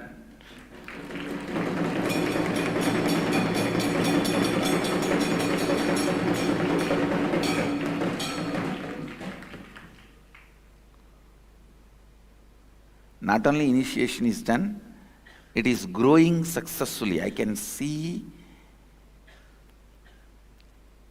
the persons initiated, when they blow, the objects are becoming hot. Get ready, in the October Inner Awakening, you can have the glimpse of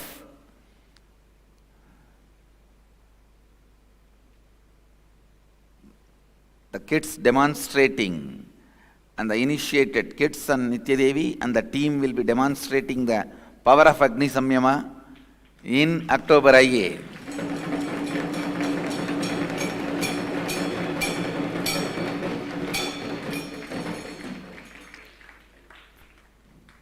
I am seeing very clearly, it takes only 10 to 15 days for that power to start manifesting in the biomemory. After I initiate, it has started happening.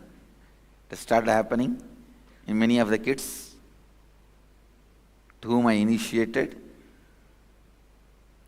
Get ready for the next spiritual blast, Varanasi, celebrating Navaratri in Varanasi.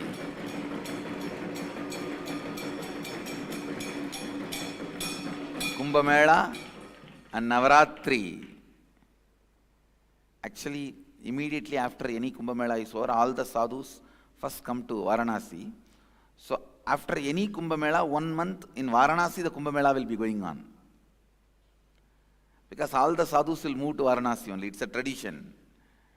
Even whether from Allahabad or Haridwar or Ujjaini or Nasik, after Kumbh Mela, all sadhus will straight move to Varanasi. 1 month in Varanasi, the celebrations will be going on now. Now the Kumbh Mela, Navaratri, all, and Inner Awakening in Varanasi.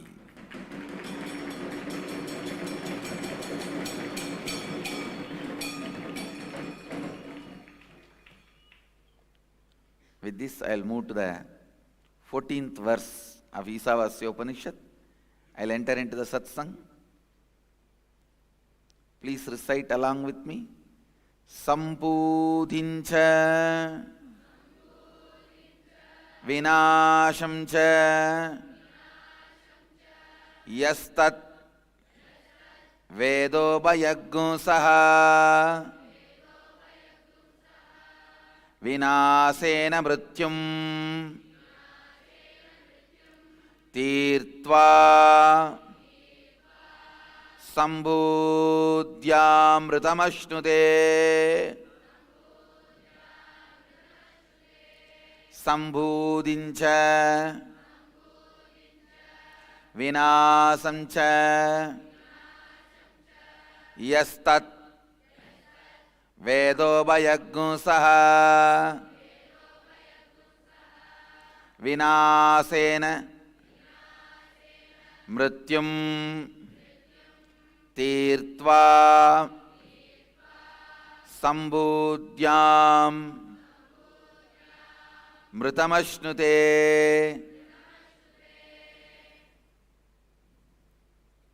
Listen, I'll read out the translation. One who cognizes the pure essence of these both, the imperishable consciousness, the cause of manifestation, and the destructible, the perishable, manifested entities, simultaneously, such a person completes with the fear of death and transcends death by worshipping or by knowledge of the perishable entities, imperishable entities, and reaches the imperishable consciousness, celebrates the nectar of immortality and bliss, the eternal space of oneness. Listen. One who cognizes the pure essence of these both, the imperishable consciousness, the cause of manifestation, and the destructible, the perishable, manifested entities, simultaneously, such a person completes with the fear of death and transcends death by worshipping or by the knowledge of imperishable entities, and reaches the imperishable consciousness and celebrates the nectar of immortality and bliss, the eternal space of oneness. Listen. Listen.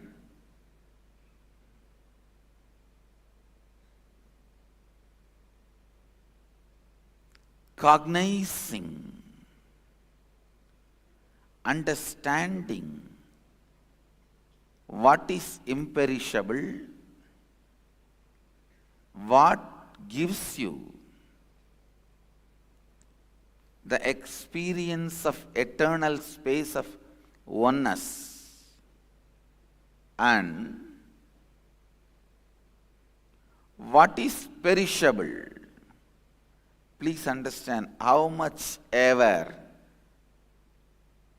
pleasant perishable may look, appear, feel, never choose perishable, because its appearance of pleasant is its marketing department, not the reality. I've always seen crooked fellows will be most sweet. No, really, I've seen. Even in our Sangha, these cunning crooked fellows, they will be so sweet and have all the people around them, and they will have so many friends.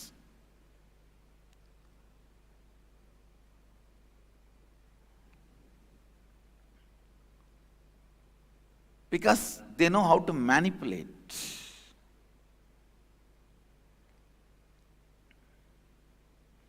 I'm not saying having friends is wrong. Listen, I'm not saying having friends is wrong. But not out of cunningness or the manipulative tendency. They will behave as if they are very sweet persons.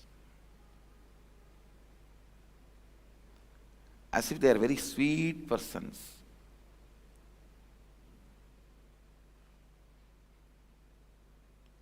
How much ever pleasant, sweet it may look, never choose perishable, inauthentic entities, whether it is a person or attitude or thinking style. Do not choose inauthenticity. Do not choose inauthenticity. I can give you 100 examples.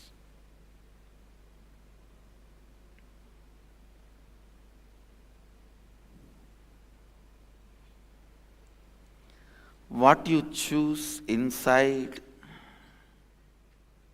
what you cherish inside, what you strongly cognize as important center of your life inside, if it is perishable, inauthentic, it will go on adding the fear, inauthenticity into you.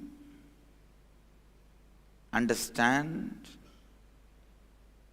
If you drink venom, it will naturally be absorbed into the body, it will become poison.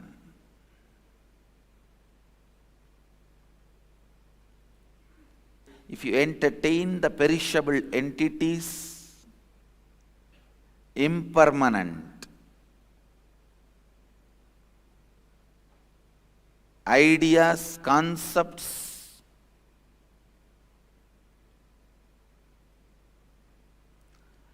that will naturally become poison in your system. That will naturally become poison in your system. Understand? Don't carry anything inside your cognition which is inauthentic or perishable. Please understand. To be energetic, you don't need to eat whole day. What is eaten whole day is junk food. That is not the food for energy or health. To be healthy, just that 1 or 2 meal, clear diet, vegetarian, uncooked, sattvic food is enough. But the diet should be with a clear rule and regulation. Same way, to be enlightened, you don't even need to do whole day spiritual practices. Just the right cognitions, awaken the right cognitions inside and install them, invoke them. Please understand. Now the truths I am teaching, if you invoke them inside your being, they will be making peace inside you eternally. The deepermost part of the cosmic consciousness is peace. Sadashiva.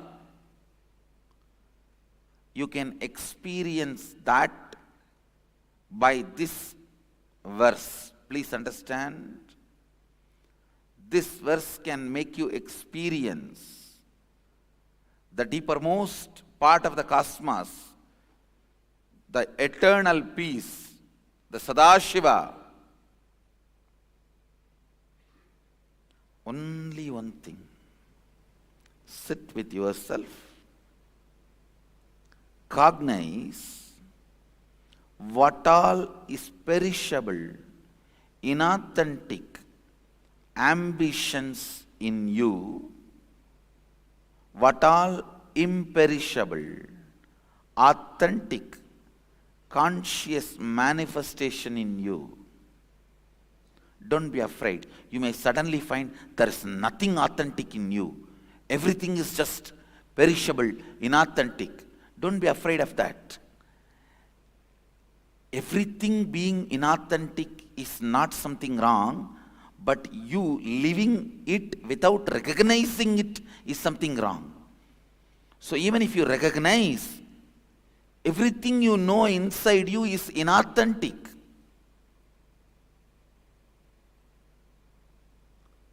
perishable. Don't worry. This recognition itself is enough. Then drop the whole thing.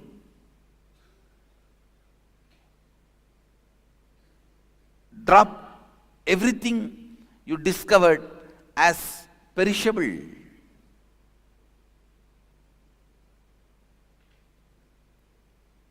Inauthentic. Nothing wrong.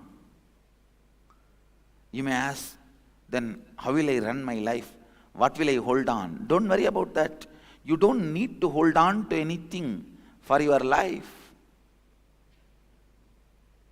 Life is independent of your thinking and cognition. It is independent intelligence. It will start expressing when you drop all the inauthentic cognitions. When you drop all the inauthentic cognitions,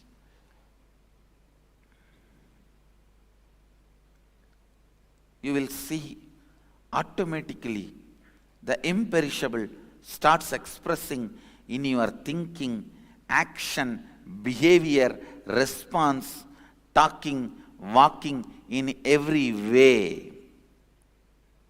Expression of Sadashiva starts happening. Actually,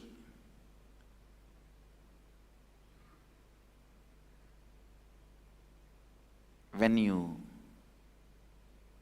recognize all the inauthentic components of you, when you cognize all the inauthentic components of you, they will melt down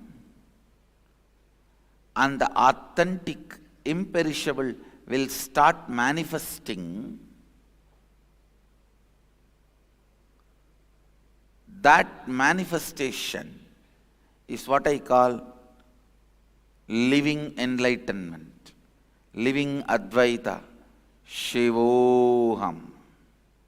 Each expression of Shivoham experience is either one power or one experience, spiritual experience or a spiritual power. Each Shivoham process, I reproduce the same biomemory inside you. Please understand. The authentic experience of Shivoham is reproduced inside you in each Shivoham process.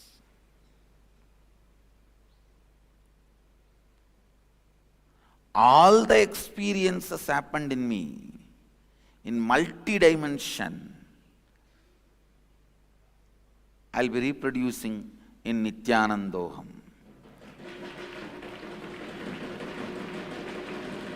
Understand? Nithyanandoham at the feet of Himalayas in December is going to be all about reproducing all the different dimensions of Shivoham in you. It's not just one power or two power. Multiple powers and multiple experiences in multi-dimensional way as pure imperishable consciousness.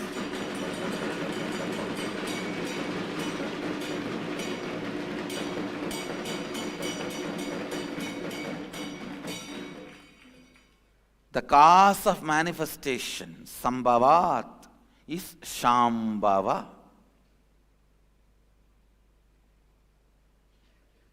The cause of happening is happening means manifestation means Shambhavat. The source of happening, the cause of happening is Shambhava.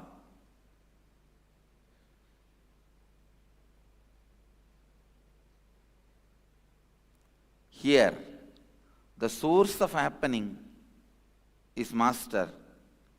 The source of happening is being reproduced in every one of you with all its multiple powers and multiple experiences in every possible way. Sambhudim cha vinasham cha yastatvedo bhayagum saha vinashena mrityum tirtva sambhutyat mritamashnute. One who cognizes the pure essence of these both, the imperishable consciousness, the cause of manifestation, and the destructible, the perishable, manifested entities simultaneously, such a person completes with the fear of death and transcends death by worshipping or by knowledge of the imperishable entities, and reaches the imperishable consciousness and celebrates the nectar of immortality and bliss, the eternal space of oneness.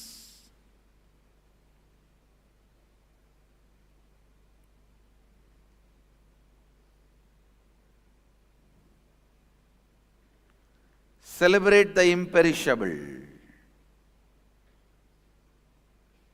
Celebrate the eternal.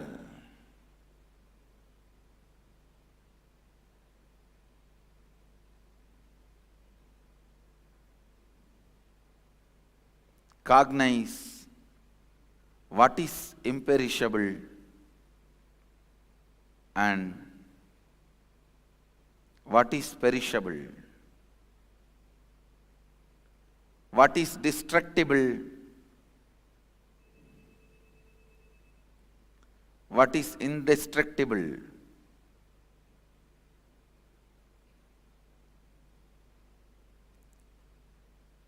When you start cognizing the inauthentic, perishable, authentic, imperishable inside you,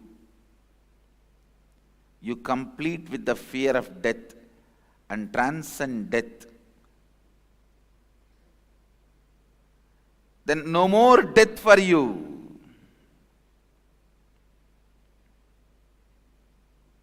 No more death for you. Understand? Then eternal space of oneness becomes your reality. Amritamashnute. The Upanishad says, nectar of immortality and bliss. This is the real Amrita of Kumbh Mela. Understand? Amritamashnute. Understanding the inauthentic, perishable parts of you, your ambition. You see, understand, your ambition is you. In your ambition, which are inauthentic, imperishable, which are inauthentic and perishable, which are authentic, imperishable, cognize it. Naturally, inauthentic and perishable will leave your system. Your whole being will be centered on imperishable, authentic. Understand? The more and more time, energy, space, your inner space, your inner energy, your lifetime, you waste on perishable, inauthentic, the more and more you are working towards suffering, mrityu, death. The more and more you purify yourself towards authentic and imperishable,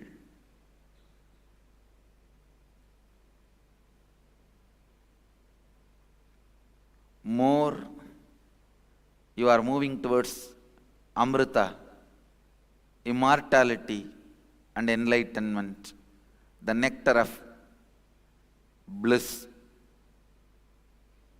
eternal space of oneness.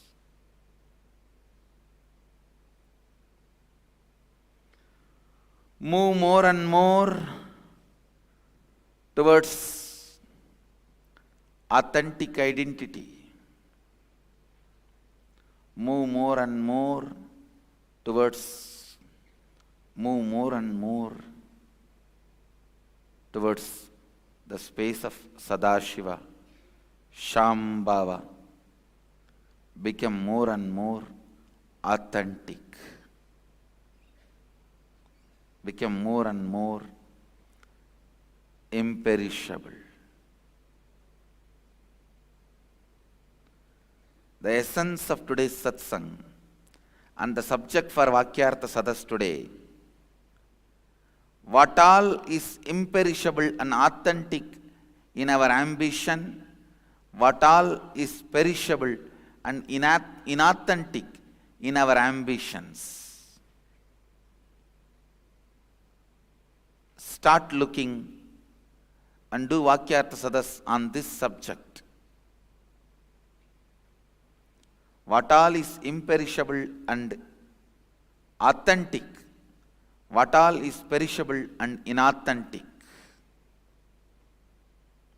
in your ambition. Start looking for it. With this, I bless you all. Let you all radiate with integrity, authenticity, responsibility, enriching, causing, living Advaita, the eternal bliss, Nithyananda. Thank you. Be blissful. Nithyananda Dhyanapītam, Nithyananda Nagar, off Mysore Road, Bidadi, Bengaluru. Phone 08027279999. www.nithyananda.org. www.youtube.com/Life Bliss Foundation.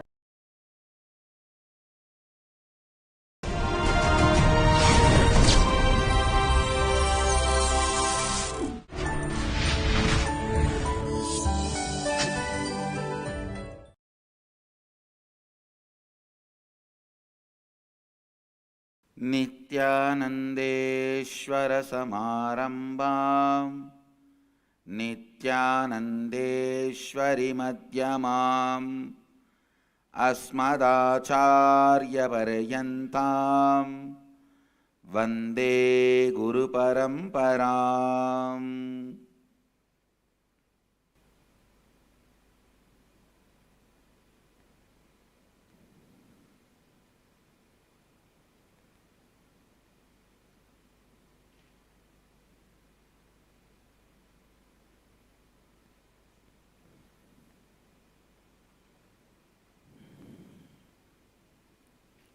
I welcome all of you with my love and respects. I welcome all the devotees, disciples, Samajis, Satsangis, Sri Mahants, Mahants, Tanedar, Kotaris, owners of Sarvanya Pita, and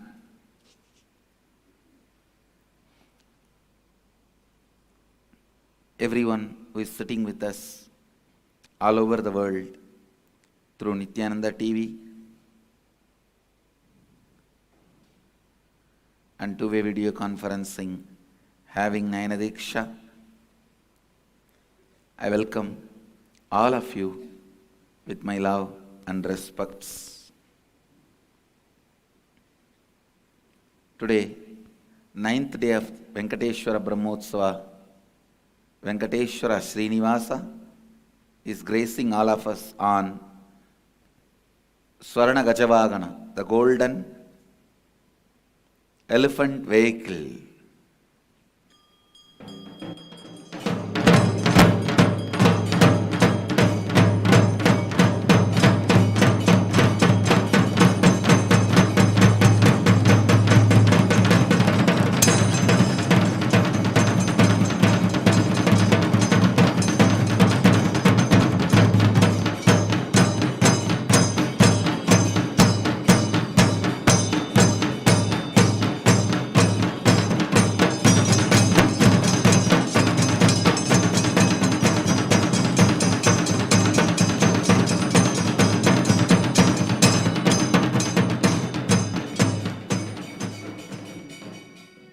Before proceeding into the satsang, I also wanted to offer My respects and humble pranams to Paramapuಜ್ಯ Sri Dayananda Saraswati Swamiji. He entered into Mahasamadhi yesterday night. Yesterday night he left the body. It's a great loss for Hinduism.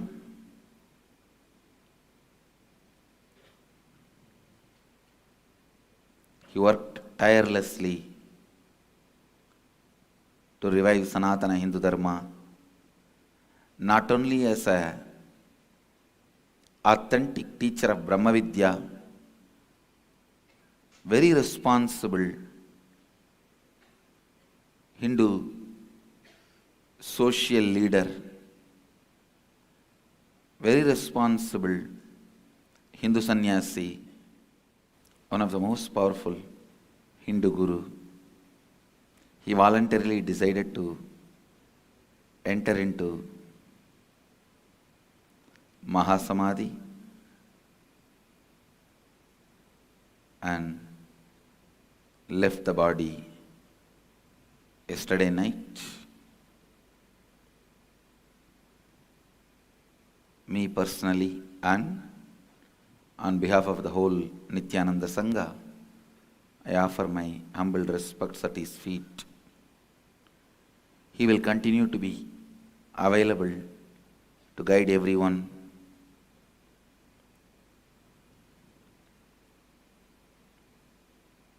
I'll enter into Ishavasya Upanishad, 13th verse.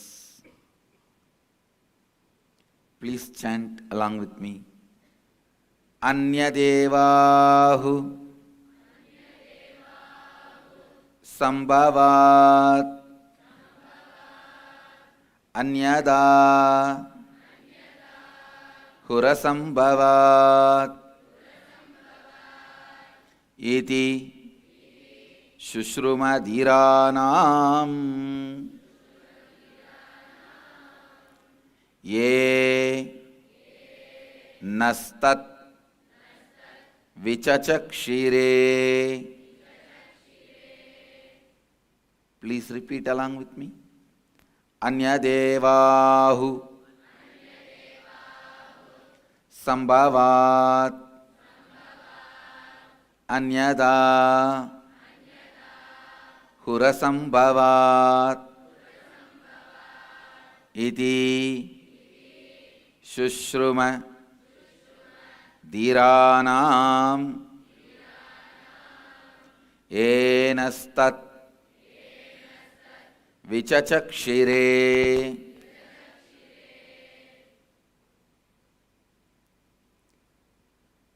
Anyadevahu Sambhavat Anyata Hurasambhavat Iti Shushruma Dhiranam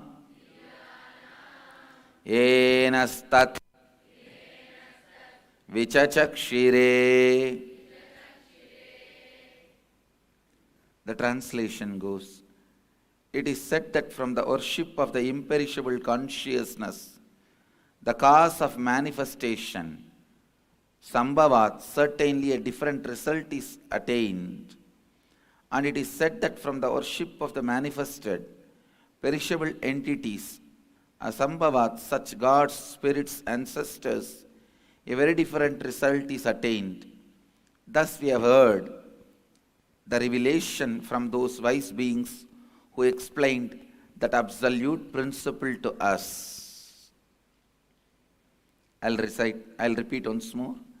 It is said that from the worship of the imperishable consciousness, the cause of manifestation, certainly a different result is attained. And it is said that from the worship of the manifested, perishable entities, such as gods, spirits, ancestors, a very different result is attained. Thus we have heard from those wise beings who explained that absolute principle to us. Listen. what should be your goal, what needs to be worshipped, what should be the ultimate cherished object of you. That question is being analyzed and answered here. Listen. What should be the cherished goal? Please understand. Whatever you cherish as goal is only worshipped by you. Worship does not mean the few minutes you bow down or a aarti you show or a food you offer. Worship means what you constantly remember as highest possibility for you. What you constantly remember as completion of you. What you constantly remember as possibility of you.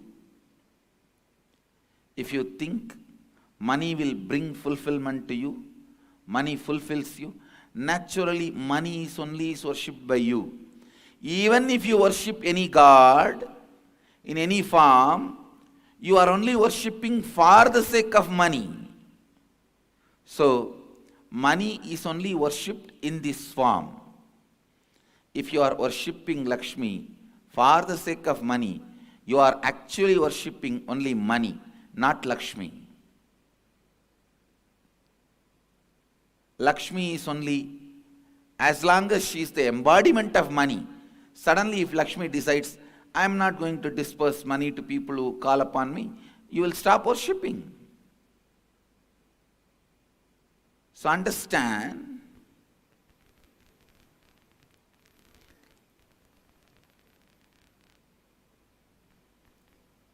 if you are worshipping Saraswati just for knowledge, you are only worshipping knowledge.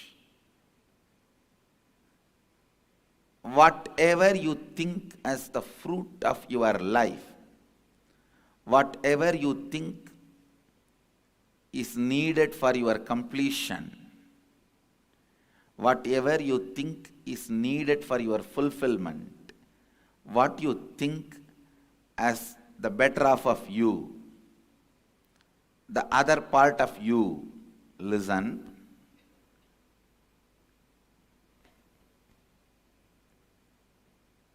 In one of his teachings, Ramana Maharshi says very clearly, it is very difficult to feel the spirituality, the spiritual conscious awakening is what is required for you to feel fulfillment. Because most of us never become sensitive enough to perceive the ultimate truth as it is. Understand, our perception always gets stuck. You think, if I am healthy, I am complete. If I am free from the problems I am going through, I am complete. If I have wealth, I am complete. If I have financial freedom, I am complete. If I have this freedom, that freedom which comes due to this reason, that reason, I am complete.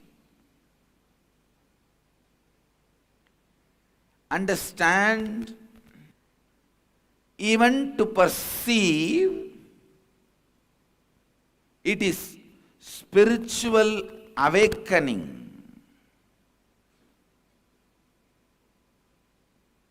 Which is needed for your completion, happens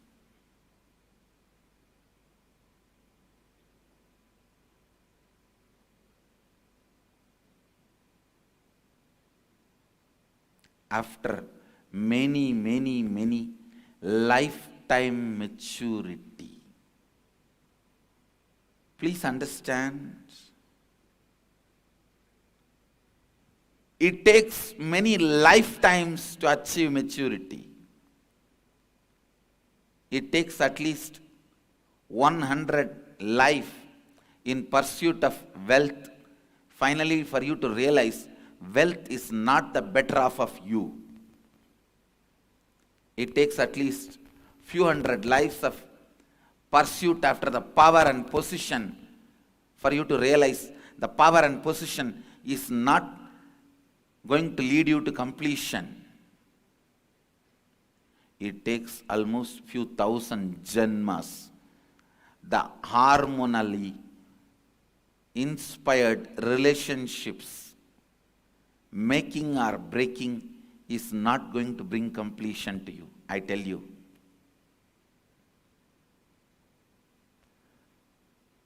Somebody asked me recently, why do you give brahmachari diksha, krama brahmachari diksha to the Gurukul kids, small boys, small girls? I tell them, I am just discovering, trying to find out how many matured souls I have.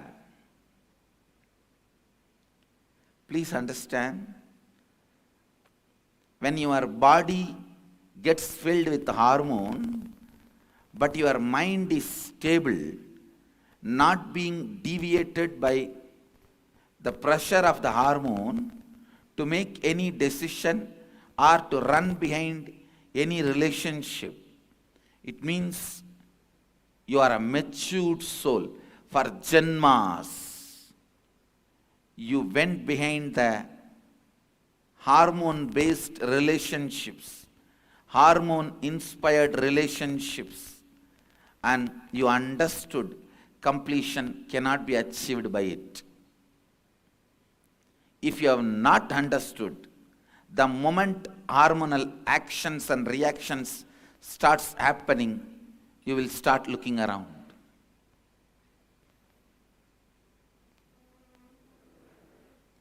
And I am not saying you are not supposed to look around or you are supposed to look around. It's up to you. When you start looking around, naturally I tell you, drop the Krama Brahmachari Diksha. It's very rare.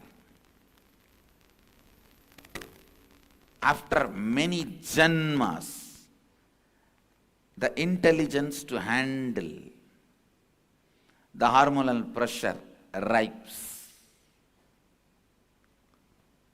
Understand, but it ripes.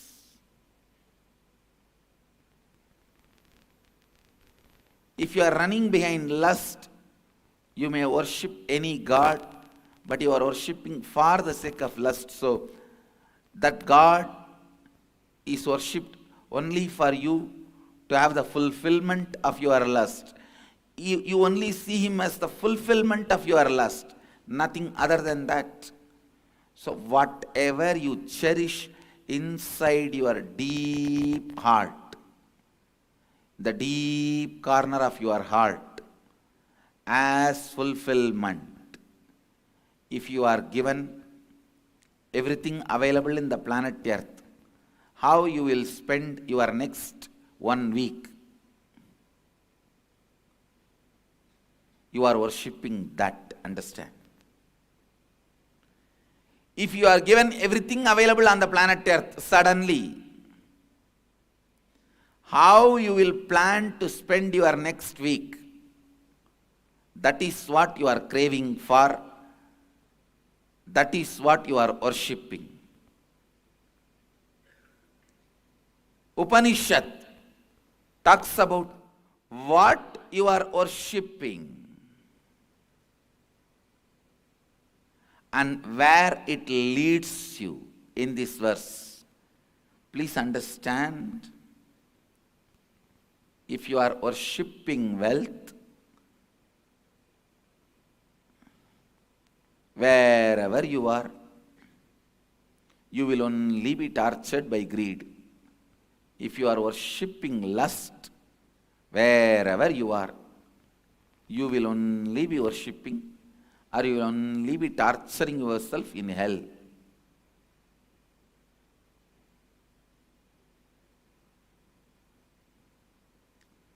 Because lust happens out of a deep, incomplete pattern that it is not going to be given to you. Please understand. Even before it starts, it convinces you it is not going to be given to you. So how many ever forms it is given, you are only going to be looking at the side where you are not given and confirm to yourself that you have not been given. Self-destructive mechanism. Self-destructive mechanism. Understand what is it you are looking in your life. What is it you feel as the goal of your life? What is it that you strongly believe will fulfill your life? That is what you are worshipping.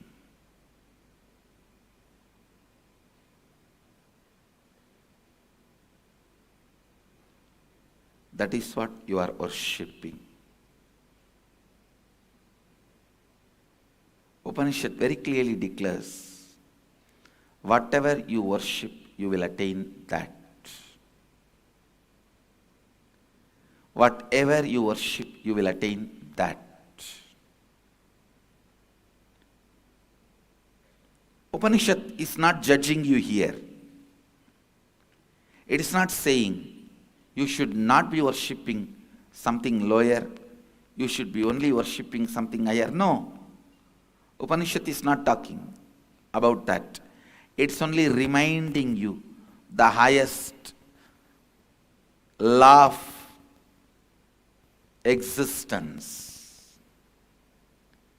Please understand, always the absolute teaching is not telling you what to do or what not to do, but just reminding you what is. Reminding you what is will automatically make you what you need to do. Upanishads have nothing to do with vidhi, nisheda, do's and don'ts. It has nothing to do with vidhi, nisheda, do's, don'ts. It just reminds you the ultimate truth.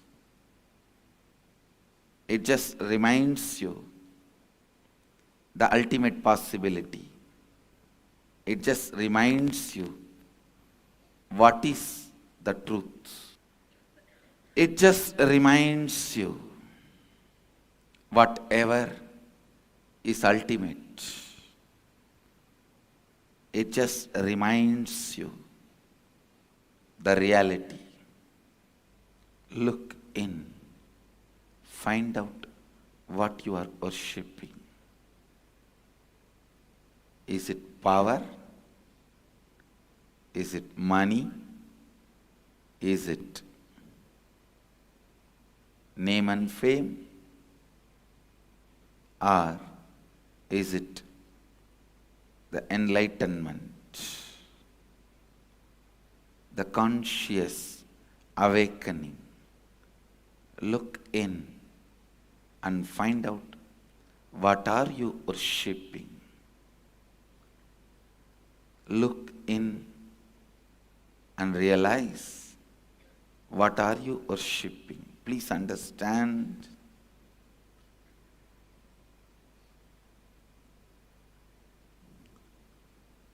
Even if you try to look in,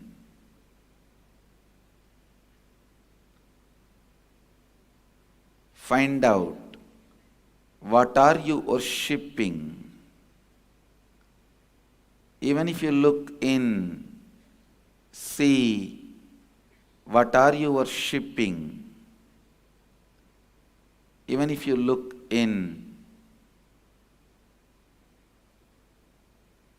try to feel what are you worshipping.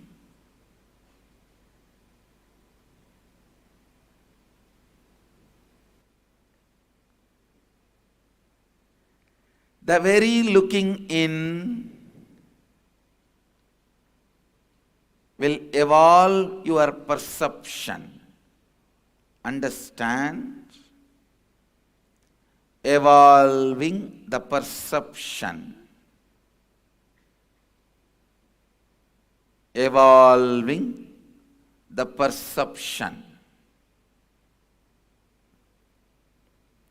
is all this verse expects to cause in you. Evolving your perception.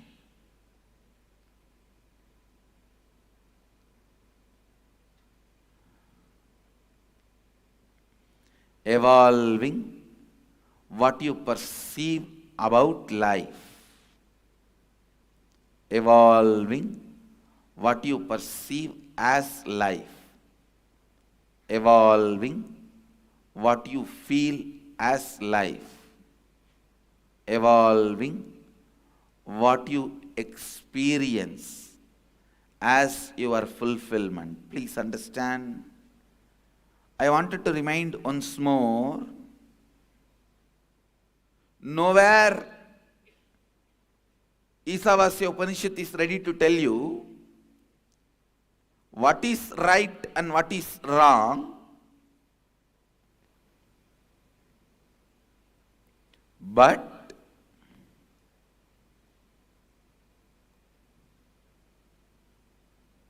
it very clearly reminds you about the truth.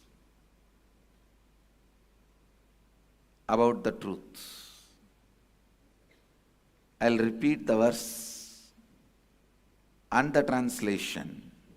Anyadevahu sambhavat anyatahura sambhavat iti sushrumadiranam yenastat vichachakshire. The translation. It is said that from the worship of the imperishable consciousness, the cause of manifestation, certainly a different result is attained. And it is said that from the worship of the manifested, perishable entities, such gods, spirits, ancestors, a very different result is attained. Thus we have heard from those wise beings who explained that absolute principle to us. That is why I always insist on expanding the perception. Please understand.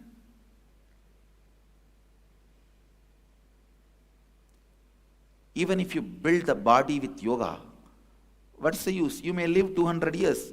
There are monkeys living 500 years. There are tortoises living 600 years. There are trees living 1000 years. What's the use of it?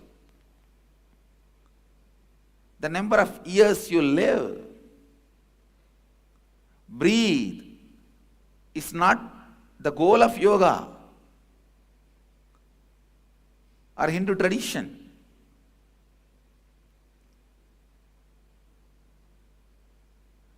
Purification of perception,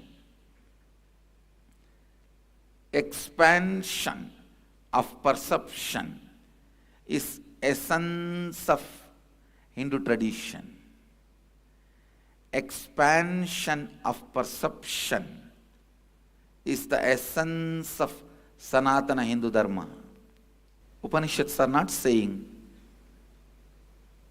don't worship something lower, worship something higher. No.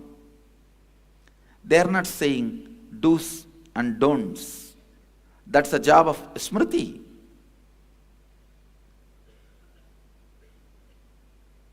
Upanishads are not giving any vidhi and nisheda, do's and don'ts. It's only gently reminding you the law of existence. The law of cosmos.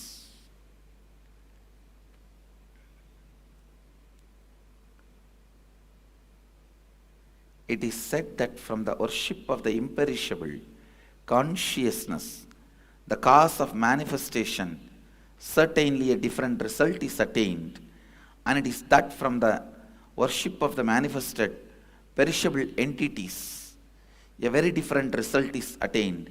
Thus we have heard from those wise beings who explained that absolute principle to us. Expansion of the perception. Yoga strengthens your body. Completion expands your perception. That is why I insist on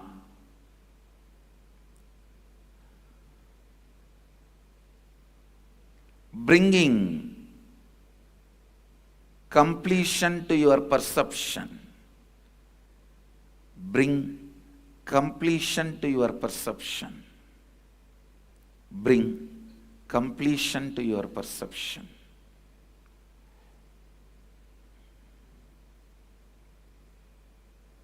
More and more you complete all the incompletions, the more and more your perception will expand. The perception expands with your incompletions melting down. With that, the Kundalini awakening and the enlightenment, or whatever, the powers expressed because of enlightenment. Please understand, all the powers are flavors of enlightenment.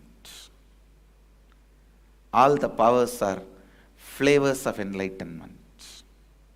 Awaken the conscious fulfillment. Awaken the need for conscious fulfillment in you. Awaken your larger perception about life. You will see Kundalini awakening happens. You will see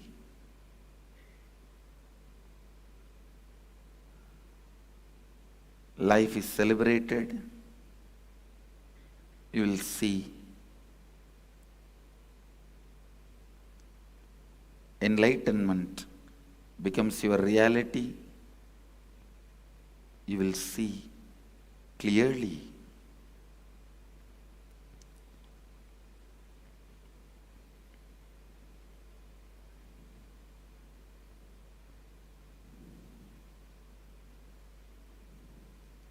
What Upanishad is trying to declare through this verse.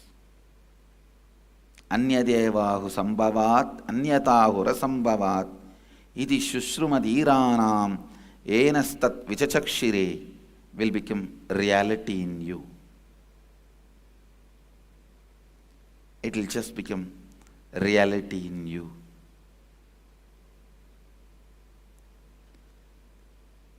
Every process I do, whether it is Shivoham process or completion process or inner awakening, every process I do is just to make this experience as reality in you.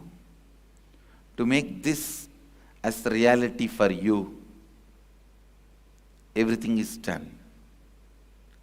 Everything is done just to make this as reality in you. Anyadevahu sambhavat, anyatahu rasambhavat, idi shushrumadhiranam enastat vichachakshire. It is said that from the worship of the imperishable consciousness, the cause of manifestation, certainly a different result is attained. And it is said that from the worship of the manifested perishable entities, such gods, spirits, ancestors, a very different result is attained. Thus we have heard from those wise beings who explained that absolute principle to us. Make this as your experience. Make this as your reality. Make this as part of you. Make this as you. This is the nectar, the Amrita. Actually, exactly this is what has happened in everyone in Kumbh Mela. Now I can see how the perception of people expanded. The perception about themselves or perception about others or perception, how it changed. Perception about the reality of life. Anyadeva hurasambhavat. I have seen in Kumbh Mela what people worship started changing.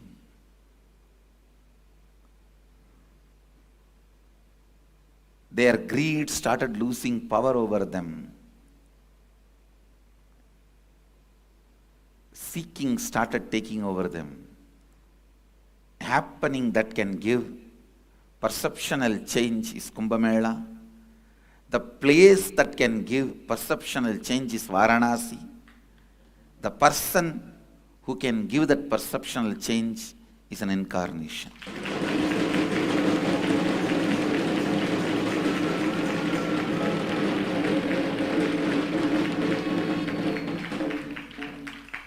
If you missed Kumbh Mela, don't worry.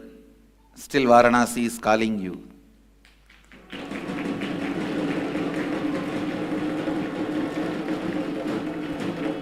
Still an incarnation is calling you.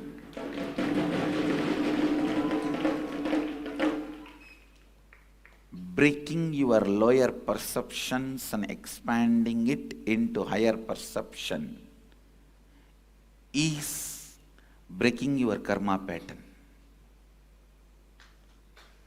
Breaking your lower perceptions and making it into a higher perception is breaking your karma pattern.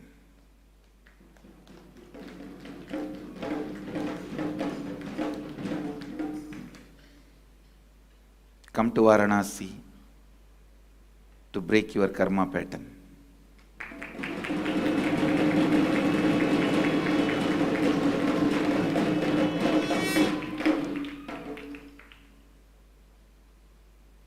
Inner awakening expands your perception. Inner awakening is calling you.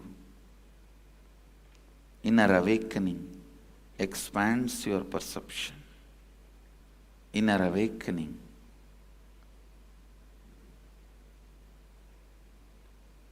destroys all your smaller perceptions, makes you manifest the higher perceptions. Naturally, you start cherishing, worshipping the imperishable consciousness, not the perishable entities. Imperishable consciousness, not the perishable entities. So with this, I bless you all.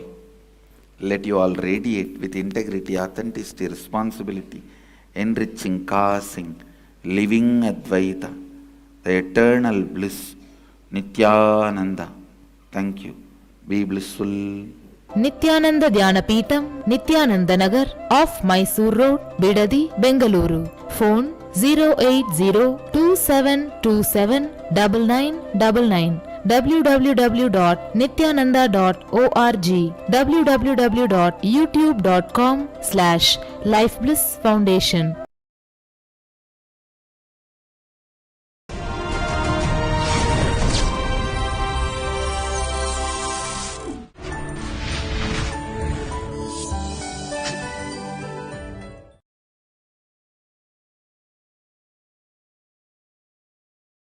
नित्यानन्देश्वरसमारम्भाम् नित्यानन्देश्वरिमध्यमाम् अस्मदाचार्यपर्यन्ताम् वन्दे गुरुपरम्पराम्.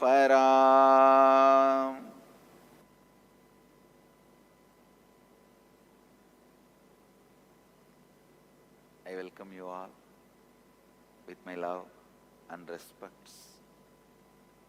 I welcome all the devotees, disciples, Samajis, Satsangis, Srimahans, Mahans, Kotaris, Tanedas, visitors, viewers who are sitting with us all over the world through Nithyananda TV, Sadhana TV and two-way video conferencing, having Nayana Diksha.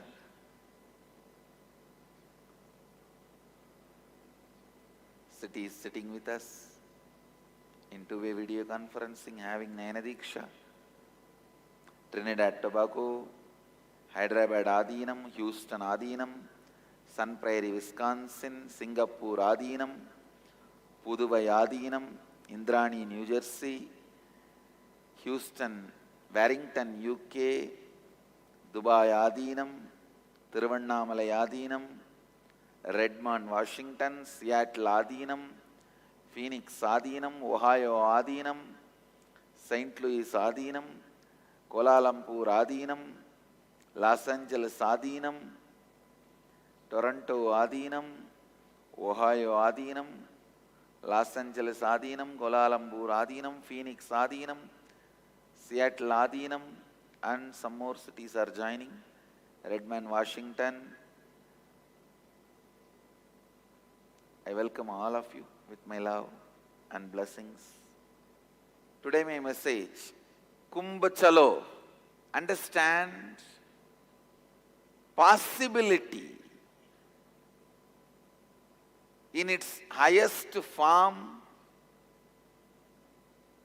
experiences in Kumbh Mela,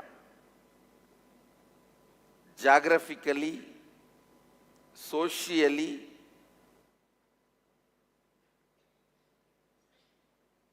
the whole atmosphere is charged. The whole atmosphere is filled.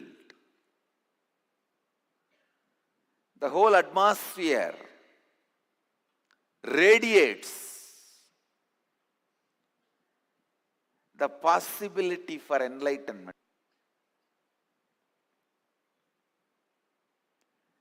Understand, just by your very presence, you add your energy to any field. Just by your presence, you add energy to any field you exist, any space you are there, especially when you are active, intense, for some purpose. Harvard University is telling clearly the 2013 Allahabad Kumbh Mela was better organized than the FIFA World Cup, where billions are poured and organized. Here, simply the whole thing gets organized because, please understand, we may be disorganized for anything else because we are not much interested about it. We are very organized when it comes to religion and enlightenment because we are interested in it.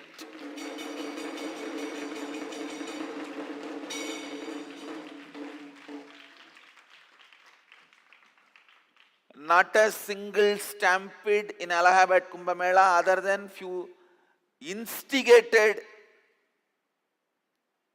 planted by the anti-Hindu forces outside the Kumbh Ghat, that also. Kumbh Ghat, nothing, not a single stampede. 10 crore people gathered.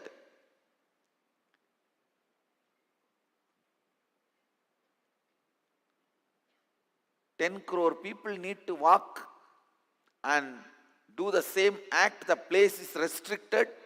Do you think it can happen without stampede? It happened, happening.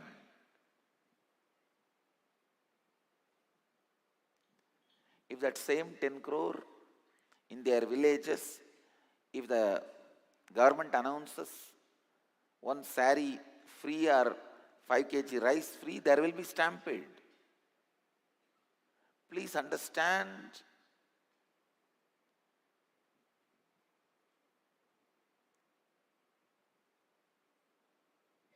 They may be not having food or cloth, but they know Kumbh is sacred. So don't even use the word poor on us anymore. Understand?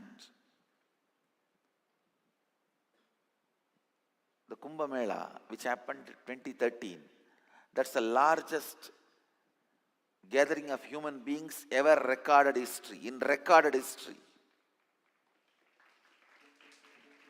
The 10 township is much larger than the size of the Manhattan in terms of population. More than 100 million came to a small place and stayed there for 55 days. 5 million bathe every day literally.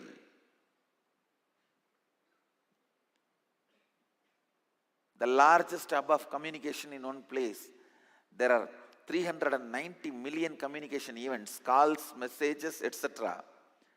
146 million text message, 245 million calls.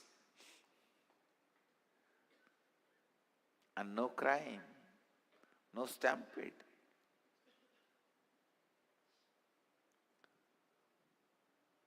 This place, Kumbh Mela, is the place where we celebrate our spiritual sacredness.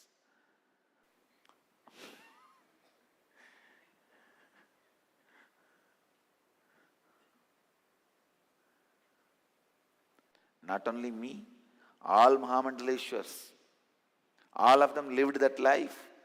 This is just to teach the society.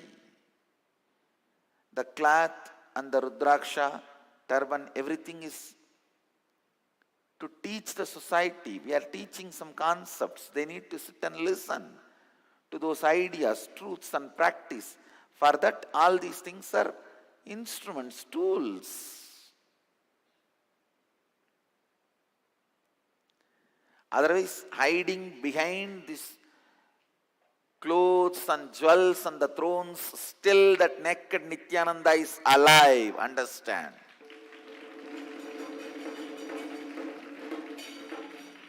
Still that Paramahamsa, the great Naha,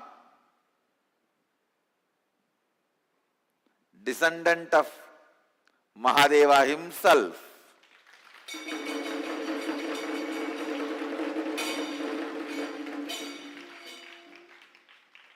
descendant and descended,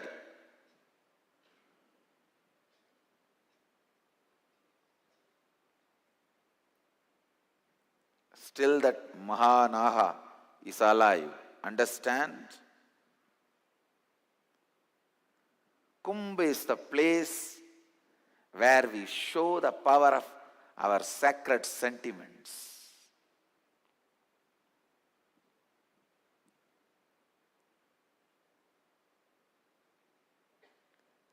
It is not the place of poverty.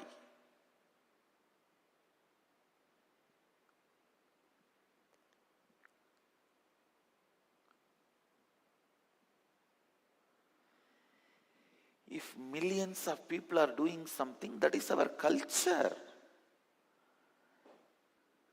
Do you know how fake the so-called Western wealth is?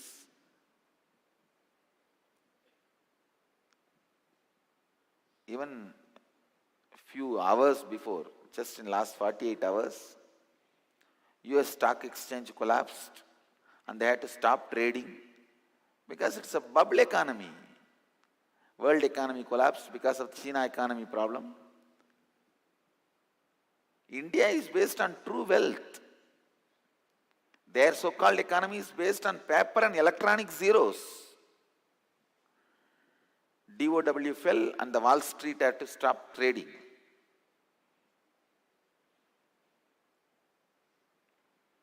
Actually, the whole world economy collapse also, you will not even smell that in India. No, really. Because ours is simply based on true wealth, not based on illusory wealth.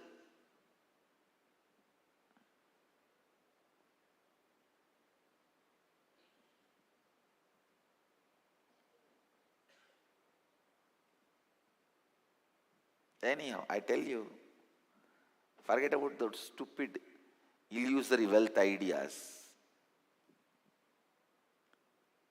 If you are feeling tired or bored, feeling low, want to recharge yourself, Kumbh chalo.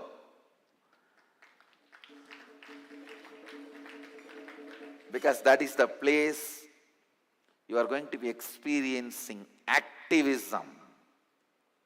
The spiritual activism. The whole atmosphere is going to be charged with the spiritual ferociousness. The celebration is going to be active, not passive one. Whether you have some physical disease, Kumbh chalo.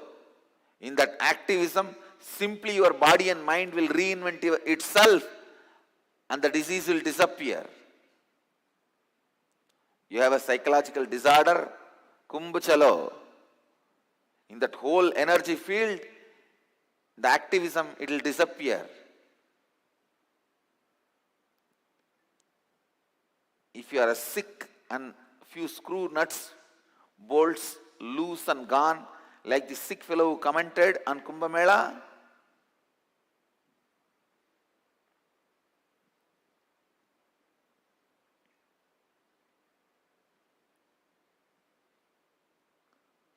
Kumbh chalo.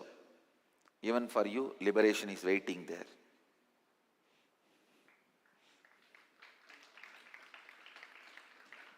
Understand?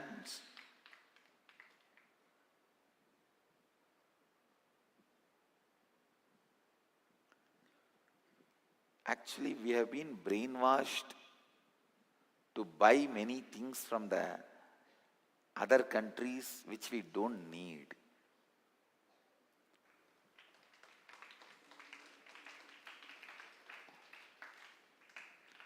How dare this fellow comment on our faith and tradition? Commenting on Hindu tradition and Hindu faiths and abusing it and not getting it back is the time of 60s and 70s, not after 78.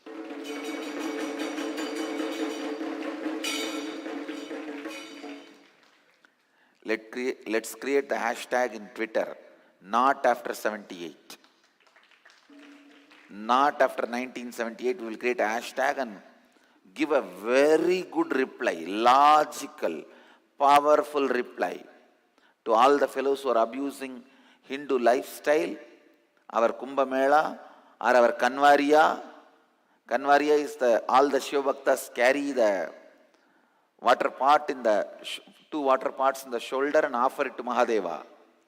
Anything, any lifestyle of Hindus and the Vedic tradition, if you are abusing, not abusing and escaping is 60s, 70s, not after 78. After 78, we are here. You can't escape. You can't abuse and just escape. You have to eat the same words you vomited. You have to swallow the words you vomited. Some of the Sikh fellows, how they turned the whole attention of Kumbh Mela. Kumbh Mela is our life, and it is our own very celebration, where we show, where we live, where we enrich the world, what we believe, what we think, what we hold, how we hold life for us. How we hold life for us. This time in Kumbh Mela, we will be having a large scale Annadan, I think, which has already started yesterday, I think. Some more things need to reach there. We are planning it will go, per day we will be feeding more than 25,000.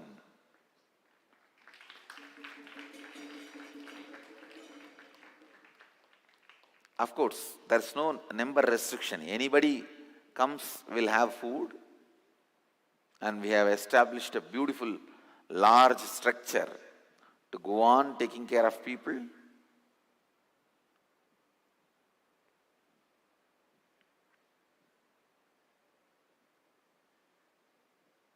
We don't serve because we think people are poor. We know they have decided to live with minimal things. We serve because we respect their lifestyle and their conscious decision to live the life in certain way because of their beliefs.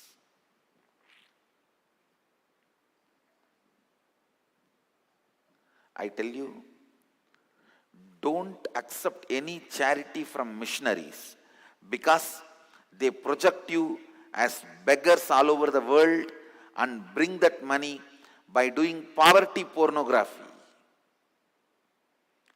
If you have, O Bharat, any sense of self-respect, don't accept any charity from the people who again and again abuse you as poor. They swindled you, and then they go on putting the blame that you are a poor.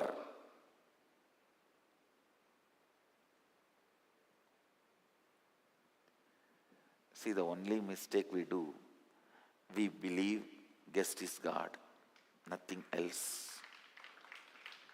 And we let the guest swindle us. We are neither poor, nor we need anybody else's charity. The Kumbh Mela is the place where we celebrate our beliefs, our faith, our life, how we hold life. The science of enlightenment. Yes, all 10 million of us who take dip in the river during the Kumbh Mela are getting enlightened. Kumbh Mela is the place where the sacredness radiates, tapas radiates, where living with minimal things are practiced, lived.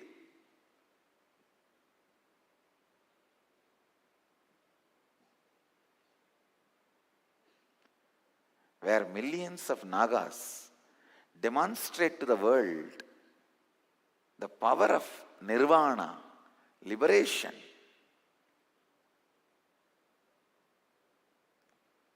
So, essence of today's satsang, Kumbh Chalo.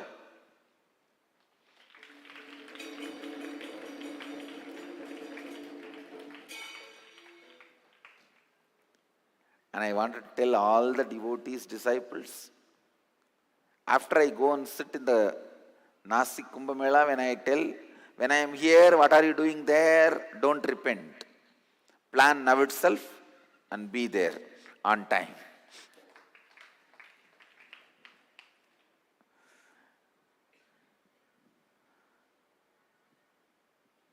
So with this, I bless you all. Let you all radiate with integrity, authenticity, responsibility, enriching, causing, living Advaita, the eternal bliss, Nithyananda. Thank you. Be blissful.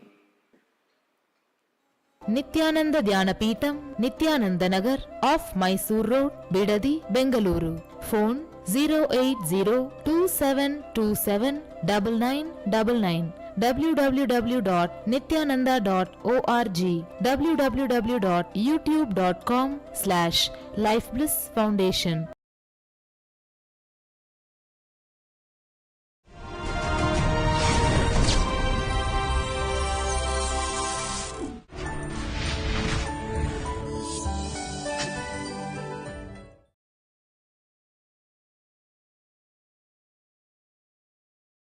नित्यानन्देश्वर समारम्भां नित्यानन्देश्वरि मध्यमाम् अस्मदाचार्यपर्यन्तां वन्दे गुरुपरम्पराम्.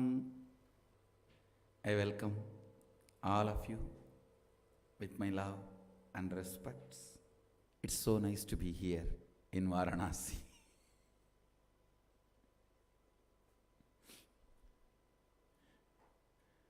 I'm not trying to tease you all. I'm just reminding, when I am here, what are you doing there? Varanasi, Anandavana, the place of Annapurani.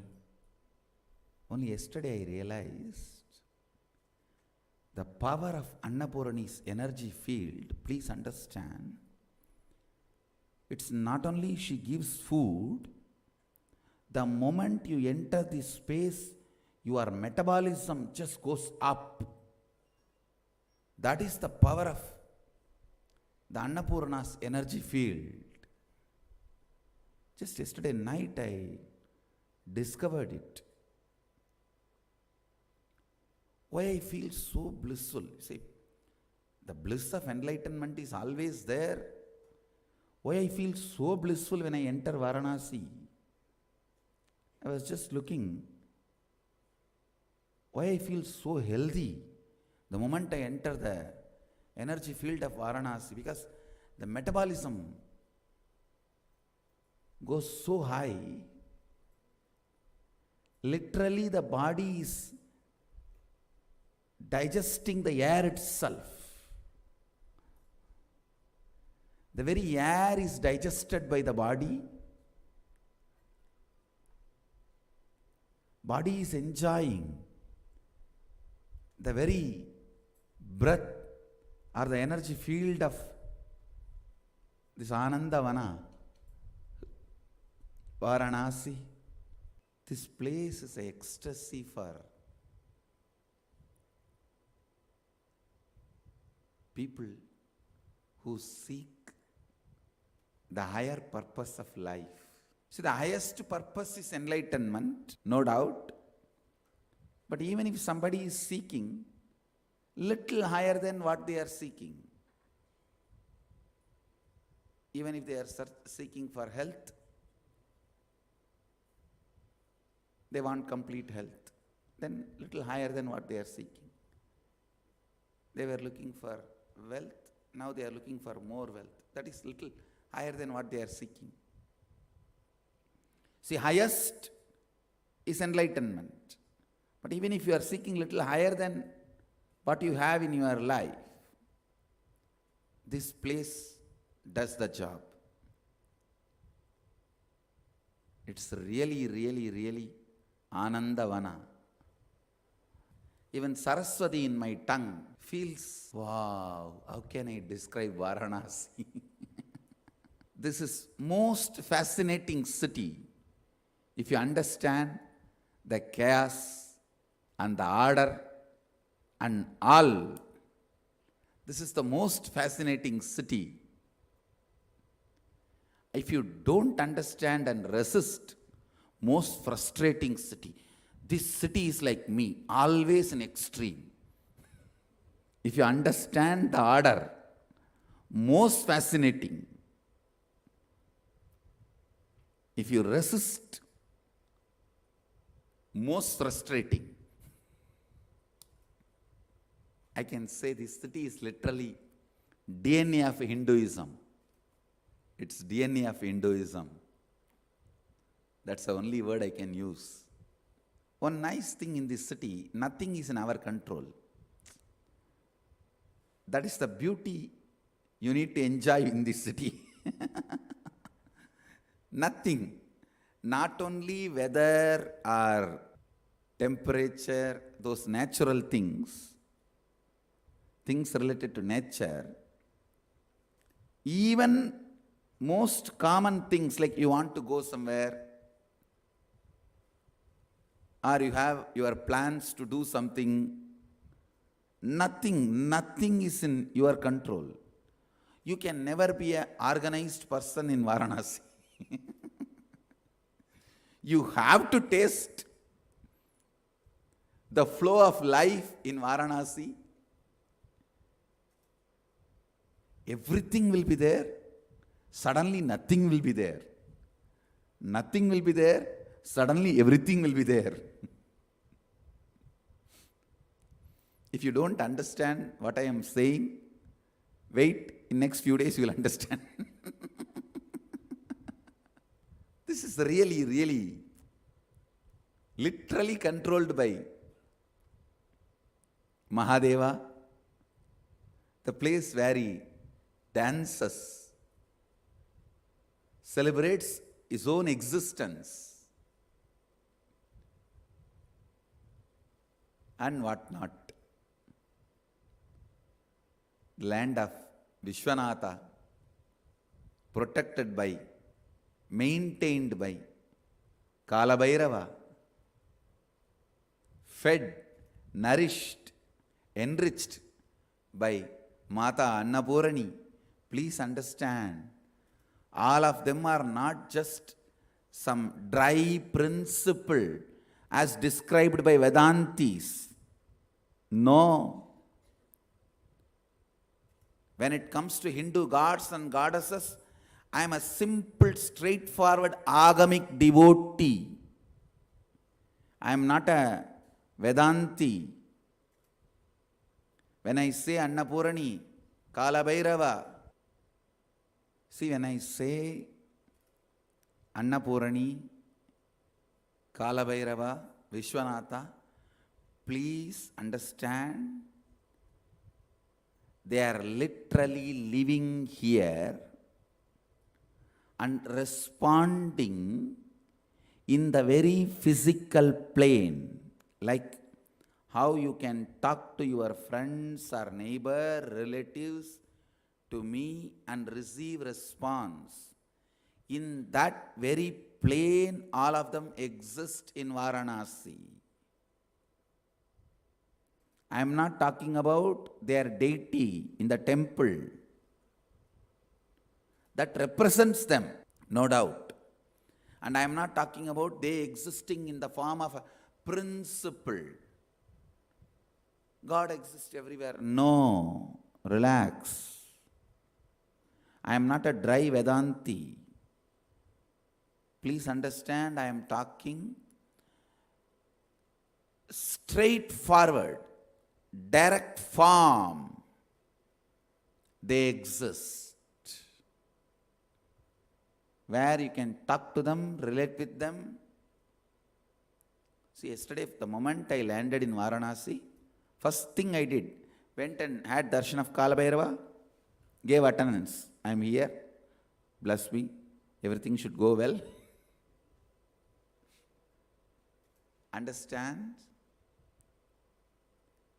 Varanasi is literally the place where gods make themselves available to everyone, anyone who comes here to relate with them, talk to them, receive blessings, or offer gratitude, whatever may be the purpose, when you are here, when you relate with them, they make themselves available to you physically. And I tell you, I am not giving you false promise. I am talking on a national channel.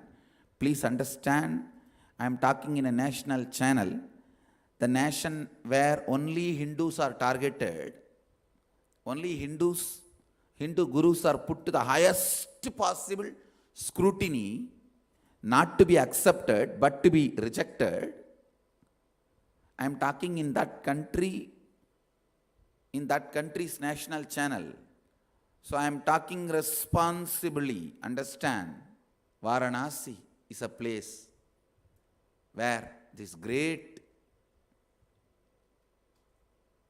gods, goddesses are physically making themselves available. Physically, literally making themselves available to everyone who comes here for praying, connecting with them, offering gratitude. As I said, this place is the DNA of Hinduism. DNA of Hinduism. Many times people come and complain to me, oh, this place is so dirty.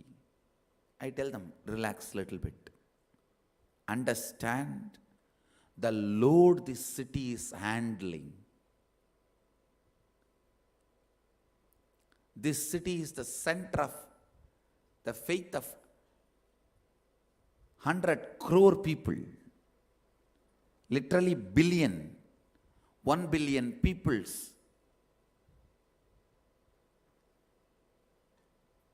Faith center. So this place has to support the spiritual sentiments, needs, the sacred needs of literally billion people. The kind of a load this city has to take is unimaginable. Taking all that load, still this city is surviving without collapsing itself is a miracle. Forget about little dirt here and there you see. And unfortunately, we Hindus don't have any sense of cleanliness or social service. We have high religious sentiments. But we ourselves don't feel when we offer something in the temple, when we offer something in the mutts, monasteries, we should spend little time to clean that place up. We don't have that sense. The dignity of labor is only growing now with us. So naturally, the combination of these two, see, if we don't go, the place will be clean.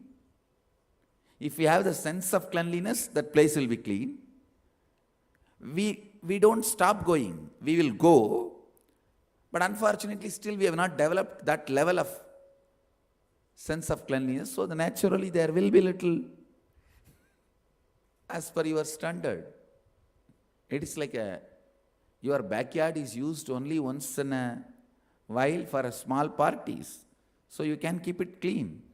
But imagine every night 500 people come there and go, and you don't have anybody to clean it up. This place, hundreds and thousands of people walk in every day to offer prayers, worship, sacred sentiment. The load this city is handling, still this city is surviving itself is a miracle. So, do not complain about cleanliness or anything. This city need to be celebrated. Ramakrishna says, I don't see the city built out of stone, mud, wood, mortar and all that. I see this city is completely built out of gold, golden city. I tell you, I was contemplating why Ramakrishna told this city is a golden city, and basically he doesn't like gold. That's a important thing you need to know. He can't touch gold. He's not like me, nicely wearing gold, and he's not like that kind of a person. I was meditating one day about this. Why Ramakrishna said, actually I was in the boat in the Ganga, and I was looking at the Kashi. Kashi itself is considered as a god here, Kashika Devi. I was thinking why Ramakrishna made this remark. I suddenly saw clearly it is built out of so much of sacred sentiments of billions of devotees, lakhs of sannyasis, millions of seekers, all their sacred sentiment, all their deep devotion, all their yearning for higher purpose, highest purpose. All these sentiments were the foundation for this city to be built.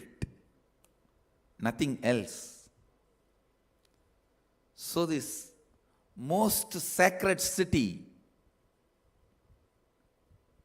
the most sacred place,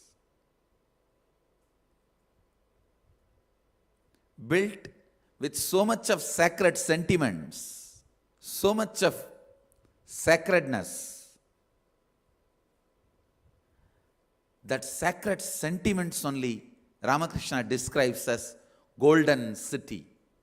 Varanasi means the place between eyebrows and the nose, third eye. Understand? The very word Varanasi means third eye. And the very inhaling, exhaling action in Varanasi, this very air of Ganga Mata, the breathing space of Ganga Mata, means the air which travels on the Ganga, even inhaling and exhaling that very air, subtly massages third eye and awakens it. Understand? The very air of the Ganga in Varanasi, going in and coming out, massages your third eye and awakens it. This land, even the great personalities like Vyasa, Shankara, even they are not able to sing the glory of Anandavana. Where am I? I may not be able to sing the glory, but I will continue to try. Among the gods, Mahadeva. Among the Kshetras, Varanasi. Among the mantras, Pranava. Among the books, Upanishads. You can't even compare. See, if there is something to compare, you can compare and describe. This city has a unique lifestyle. Even the people, please understand, in this city people see 10,000 sadhus every day. They would have seen all great big Mahatmas. They don't have to go anywhere. If they just sit in their gully, in their pawn shop or chai shop, or just outside their house, in their veranda, they will see all the great Mahatmas of the world. Any Mahatma exists on the planet Earth, they will see them in their, outside their house, in the street. But still, yesterday while I am walking, I am seeing the whole gully standing up and doing namaskar. I was thinking, if you see Mahatmas, sadhus, gurus every day in and day out, Babas, sadhus, gurus, and of course Hinduism has tons of them. Literally, I think per 100% we have one temple, and for 100% Sorry, per 1,000 person we have one guru in Hinduism. If we do the statistics, it may be even less. Seeing so many of them, still I see that it is a joy for them, it's excitement for them. They don't even just do namaskar with the hand, they stand up. They have their own way of respecting. Somebody will tell Har Har Mahadev, somebody will tell Mahadev, somebody will tell Annapurni ki jai, somebody will tell Vishwanath, Polo Vishwanath, somebody will tell Bole Baba, whatever. But they have their own way of respecting. One thing is sure, no one will miss the opportunity of respecting. See, I have seen many holy cities. I am born in a sacred town in Tiruvannamalai, where people see thousands of sadhus, so they become insensitive to sadhus. I have not seen the natives of Tiruvannamalai people standing up and respecting every sadhu who walks in the street. Natives have become insensitive to sadhus. Maybe the people who come from outside, visitors may respect the sadhus and sannyasis whom they see. Natives have almost become, okay, this is everyday life. But Varanasi, still I am seeing, Varanasi, they must be seeing the Mahatmas, sadhus, at least 100 times more than Tiruvannamalai. But still it is a joy, excitement. I tell you, this city is literally the DNA of Hinduism. The Hindu tradition, the lifestyle, the gullies, the temples, the people, everything. Varanasi has its own culture. I can say Varanasi is its own religion. The way of food, clothes, building, shelter, art, dance, music, handicrafts, everything. Varanasi has its own religion. By its uniqueness, any quality you attribute it to Varanasi, you can attribute that quality to Hinduism. Any quality you see in Hinduism, you can attribute that to Varanasi. The qualities of Hinduism, worshipping everything as God. I tell you, in Varanasi, not only everything is worshipped as God, nothing else exists other than God.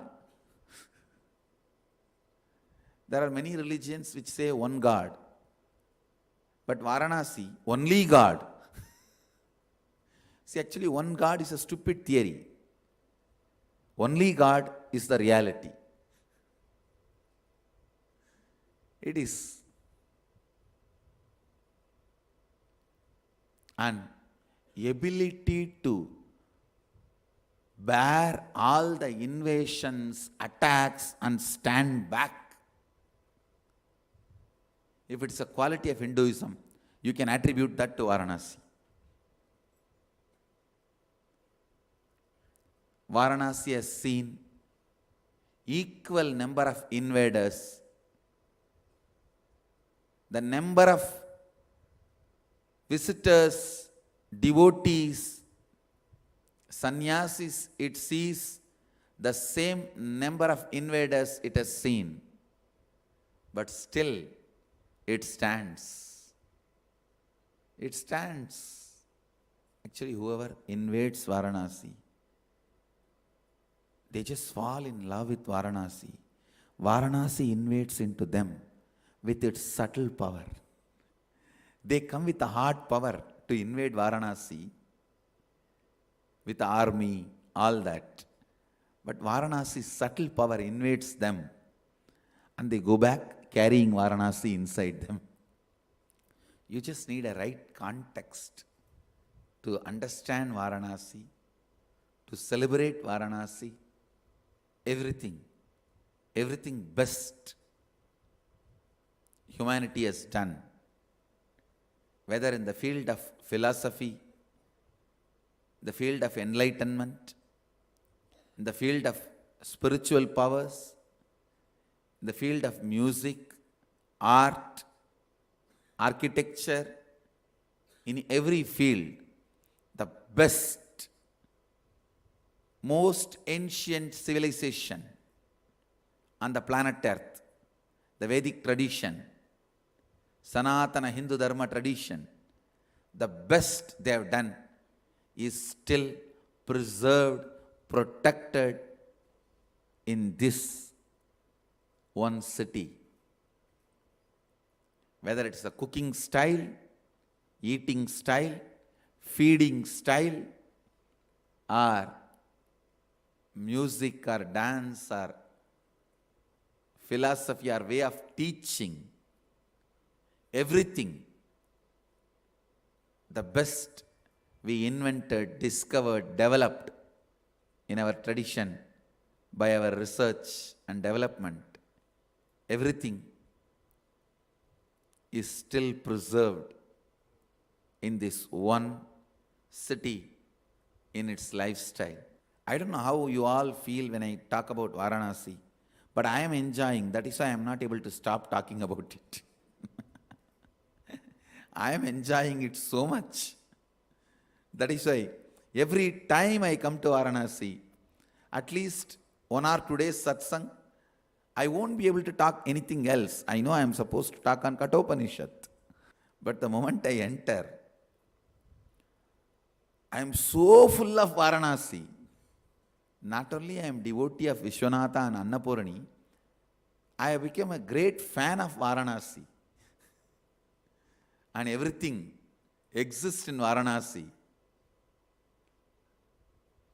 The way the life is lived, the way death is faced, the way everything is lived. Please understand, when you are coming, driving around in this city, any vehicle on which if you see the shining cloth is tied on a suitcase or luggage, please understand it is not suitcase or luggage, it's a dead body. If the shining color cloth is covered on that luggage end to end completely, understand, it's a dead body. You will see them on auto or taxi or car which is driving next to you. At the most you will hear Ram Nam Satya Hai from those people who are taking the body, who are sitting inside the vehicle. And I have seen, sometimes they nicely offload the body next to a chai shop and all 4 of them will be standing and sipping a chai. It's not that they disrespect the person who is dead and they must be direct father, mother or close relative. Then when they take the body again they chant only one thing, Ram Nam Satya Hai. Per day almost 300 bodies are burnt, minimum. Sometimes it goes up to even 600 in Manikarnika Ghat. But I have not seen a single person crying in that Manikarnika Ghat. See, I went and sat in Manikarnika Ghat hundreds of days. I have spent time there. So many people bring their bodies, their relatives, near and dear ones' bodies. Once I have seen one bull was dragging the body and bringing it to Manikarnika. Just all alone, one bull, the owner's body. I don't know who tied all the clothes properly, but he was bringing. I have seen with my own eyes.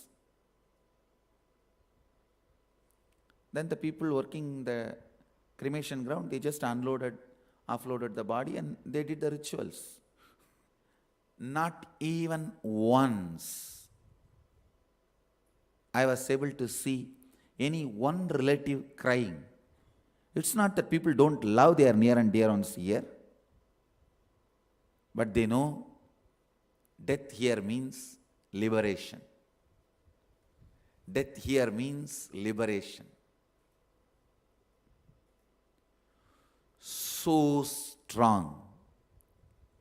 It is no more a faith. Please understand. When there is a doubt, 50%, then it can be called as faith. When there is 20% doubt, you can call it as a blind faith. When there is 10% doubt, you can call it as a perception. When there is no place for doubt, it's reality. In Varanasi, the idea, death here is liberation, is a reality. Not even 1% doubt. I've seen the way people hold Varanasi in their inner space. If some place can generate such an amazing inner space, it's reality. Please understand, it's reality. How in Hollywood movies, just the perception, they try to make it look like almost reality, and for the 3-4 hours you literally believe it's a reality. Even though after that you know, no, it was created perception. How they make it look like almost reality. So each country has its own way of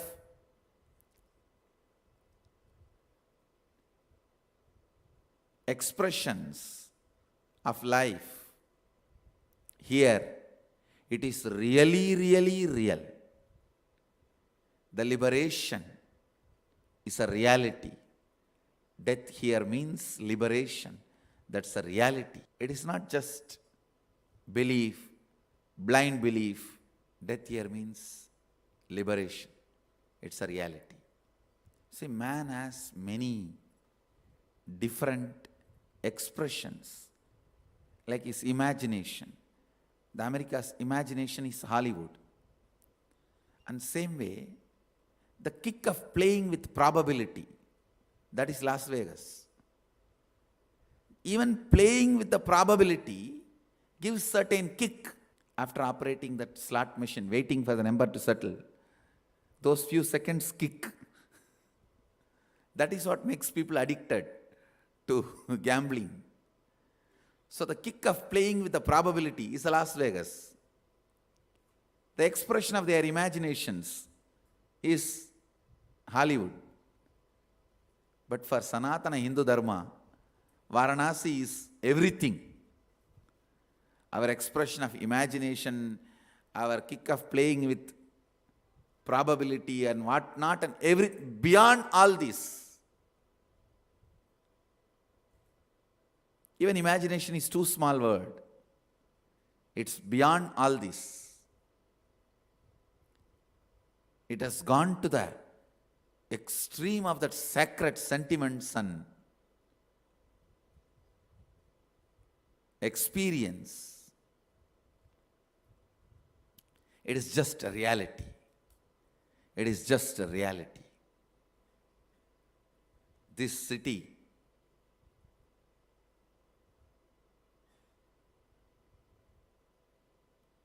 the place,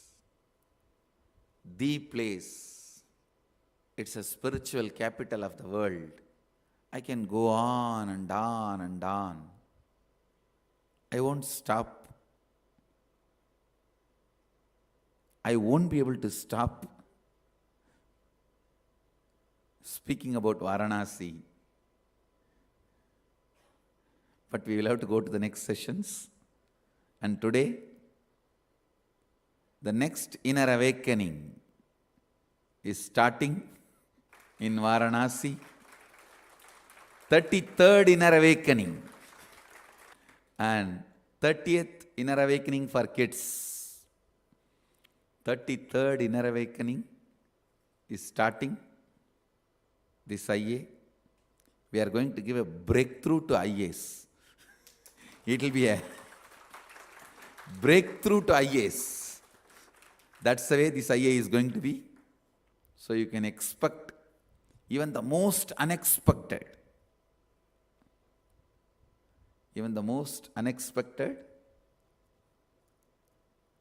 greatest positive possibilities.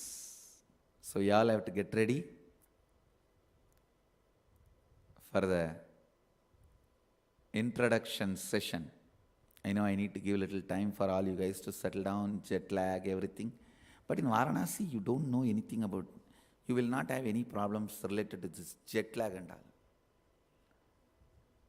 Because, see, if you get down from one jet and rest only, then you will have jet lag. Varanasi itself is another one jet. You are just moving from one jet to another jet. So you don't have time for jet lagging or anything else. It is Varanasi.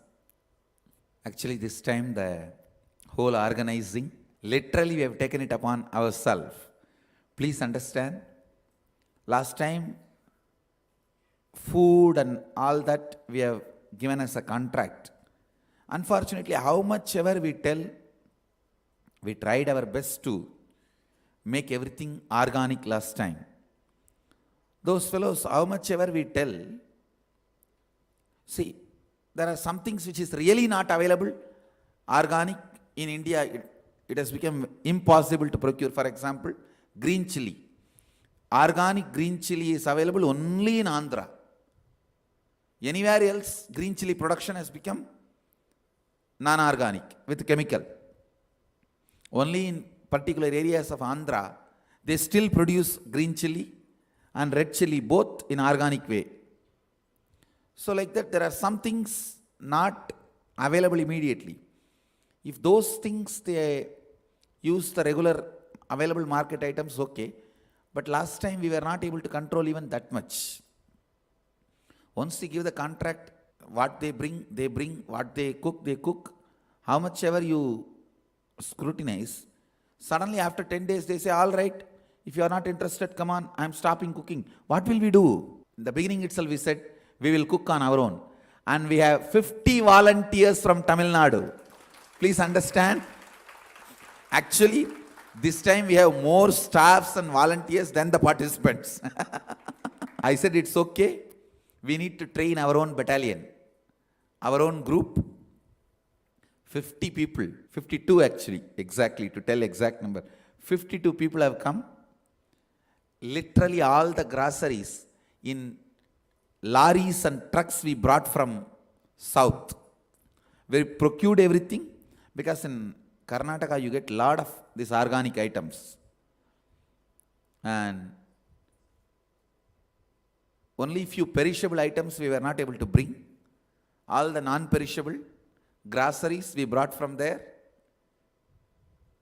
Here we are trying to source even the perishable, organic, but with all this, still we are struggling that few items are not available organic. But we have, with all our integrity, we put all our effort to serve food as per Mahadeva's instruction. Please understand. Mahadeva has written a beautiful cookbook called Bhagashastra. It's attributed to Mahadeva. I feel the book is so beautiful. Anybody who has written is already in the space of Mahadeva. So we can very boldly, courageously we can say it is written by Mahadeva. Nothing need to be doubted. The book describes beautifully about the cooking vessel, the way of cooking, the temperature need to be maintained for each item to be cooked, and around, I think, 200 items Mahadeva himself has described in a book called Bhagashastra, which was at least, the book must be 20 to 30,000 years old, because the way things are described, the way things available, It's so beautiful. We are, with all our integrity, we have put our 100% effort to serve you guys this time, as per the Bhaga Shastra. Only for this cleaning the vessels and all that, I allowed them to use the modern day soaps and little acid to clean the floor and to clean the vessels. Only for that I allowed them to use chemicals. Because unfortunately Mahadeva is not describing the items for cleaning the vessels. I don't know how that chapter got missed. Only for those things where Mahadeva did not describe, we are using the modern day items. Other than that, literally we are bringing back the original cooking of Mahadeva's family kitchen.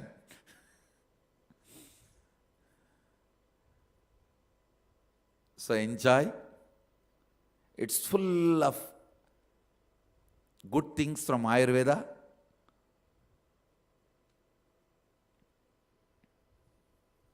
And literally, not only cooking, all the other arrangements also, we have taken it in our hands directly, without having any contractors or any middleman. So hope we will really serve you. Apart from that, get ready for a great spiritual feast.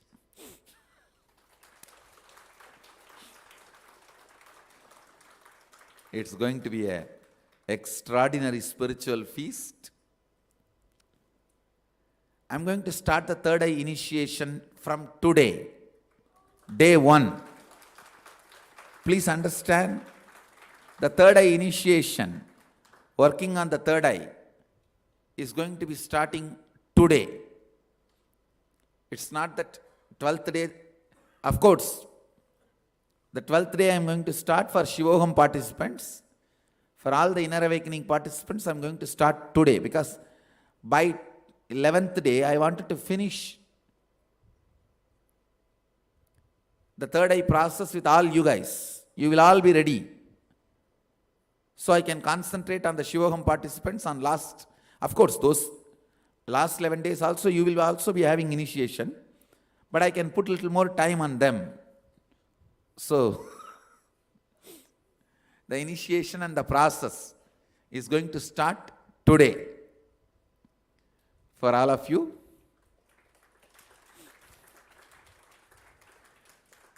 I really, really want to make sure that everyone, 100% third eye awakening result, whether you are a kid or adult, this inner awakening.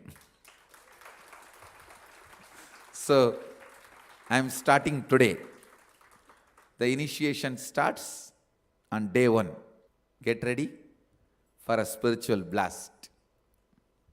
Literally, for a spiritual blast. And with this, I bless you all. Let you all radiate with integrity, authenticity, responsibility, enriching, causing, living Advaita, the eternal bliss, Nithyananda. Thank you. Be blissful. Nithyananda Dhyanapītam, Nithyananda Nagar, off Mysore Road, Bidadi, Bengaluru. Phone 08027279999. www.nithyananda.org. www.youtube.com/lifeblissfoundation.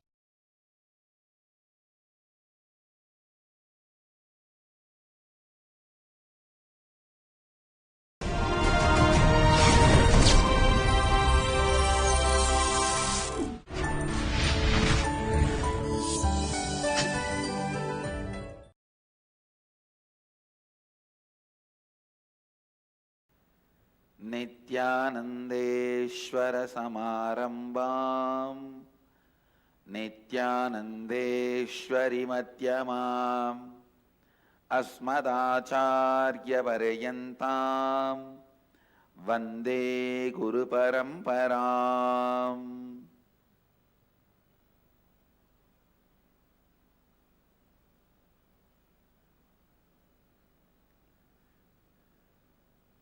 I welcome all of you with my love and respects.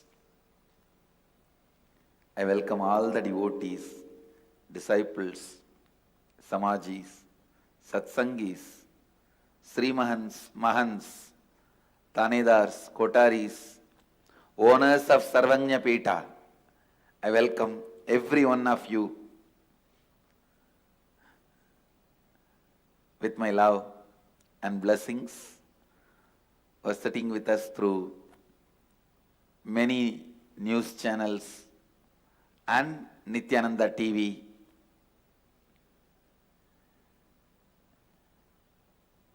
And two-way video conferencing, having Nayana Diksha in Singapore Adinam, Houston Adinam, Guadalupe Adinam, Toronto Adinam, Seattle Adinam, Los Angeles Adinam, St. Louis Adinam, Oklahoma Adinam, Ohio Adinam, San Jose Adinam, Kuala Lumpur Adinam, Phoenix Adinam, Vancouver, Bhubaneswar, and many more cities. I welcome all of you with my love and blessings. It's time to start. We will have continuous everyday as usual Nitya Satsang.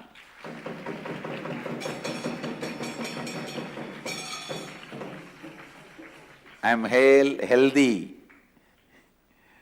to continue the Nitya Satsang every day. I'll continue on Ishavasya Upanishad.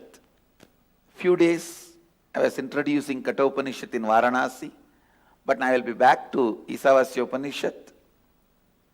I was expanding on love current of Mahadeva and Ishavasya Upanishad, 10th verse.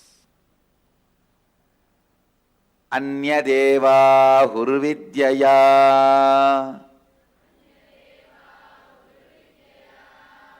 Anyata Huravidyaya Idi Shushruma Dhiranam Enastat Vichachakshire. Please recite along with me. Anyadeva Hurvidyaya Anyata Huravidyaya Iti Shushruma Dhiranam Enastat Vichachakshire. Yes. The translation. It is said that by Vidya, the knowledge cognized from the right context of grasping the truth, consciousness, and the superficial knowledge acquired from the wrong context of grabbing, without cognizing the subtle truth, certainly a different result is achieved. Similarly, it is said that by avidya, the authentic actions and the ignorant actions, a very different result is achieved. Thus, have we listened from those wise beings who have explained that absolute principle to us. Essence, the sacred secret, the key truth from this verse. The context you set for you. Please understand.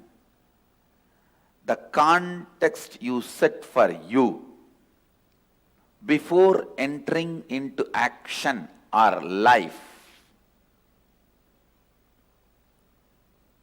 is more important than your decision of entering or not entering into life, and what you do or don't do in life. Listen once more. The context you set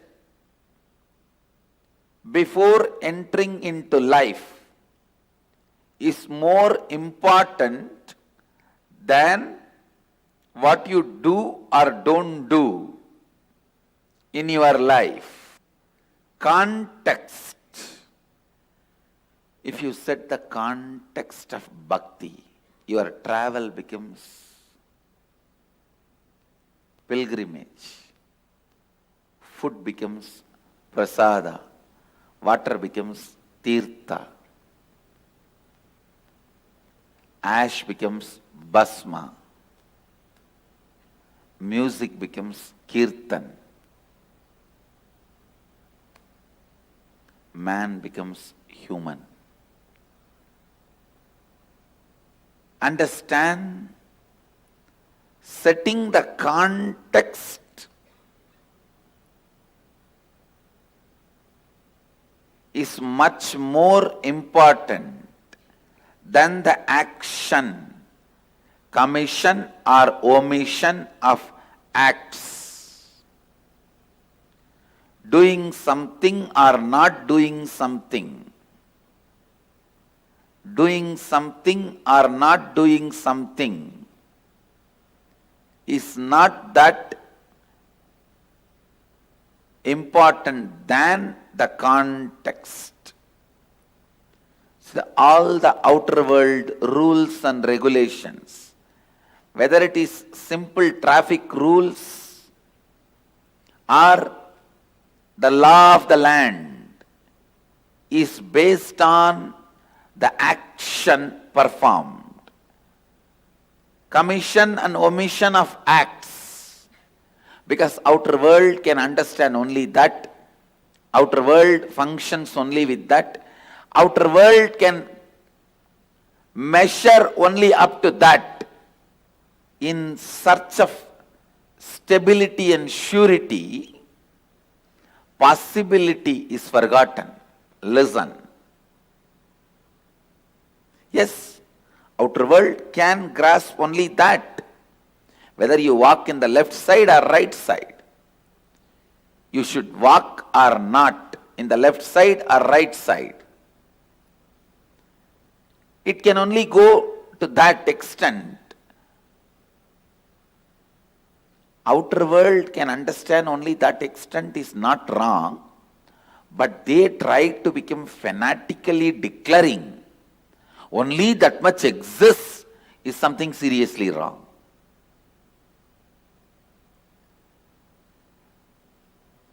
The outer world, materialistic beings, developing rules, regulations, laws, whether we should walk in right side or left side, whether we should go in left side or right side, whatever. Forming those rules, nothing wrong, useful for day-to-day life. But when they try to declare, there ends the matter of life. Nothing further exists, something is seriously wrong. Then something is seriously wrong. Things which may be conducive, guiding you in day-to-day life, may not help you, may not be conducive, may not be useful in life and death life. Understand? There is something called day-to-day life and something called life and death life.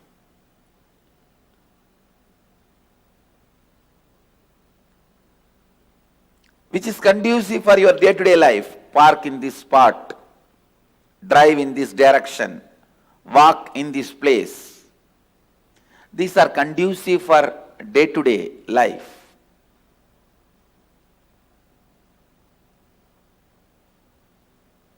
When these people who form the day-to-day life's laws, rules, try to dictate the larger truths or interfere in the field of larger truths, there starts confusion. There starts ignorance. There starts manipulation. There starts exploitation. There is no lane system among the planets. There is no lane system in life and death, traffic.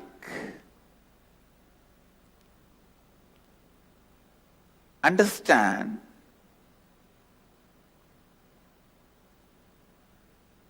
the context set for day-to-day life may not be sufficient for life and death life.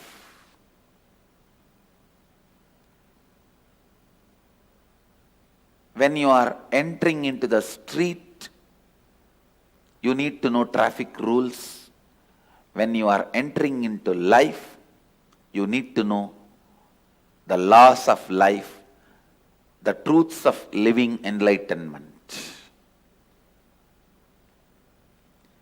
Setting the context before you enter into life.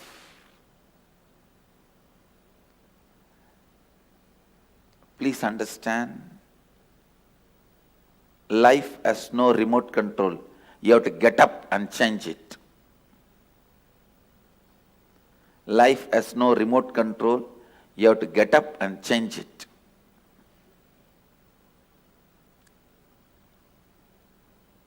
Setting the right context before you enter into the life. If you have the right understanding and context, so much of activism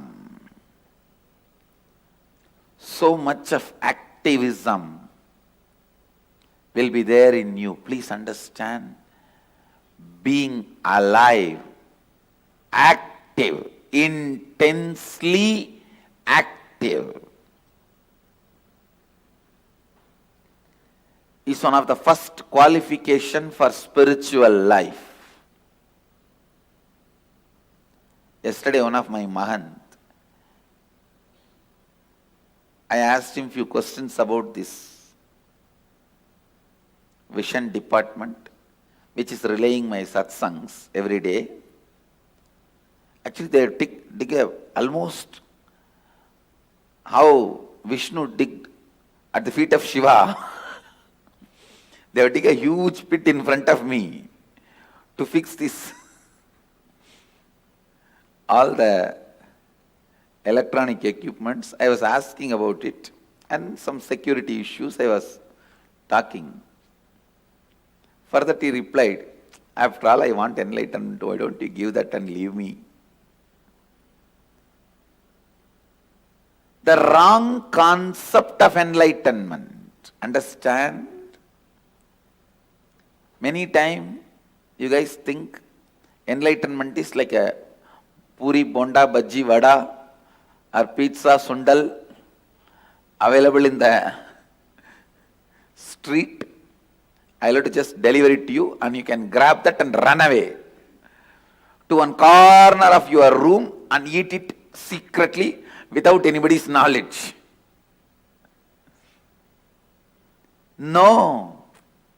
Have the right context, intense energy and activism.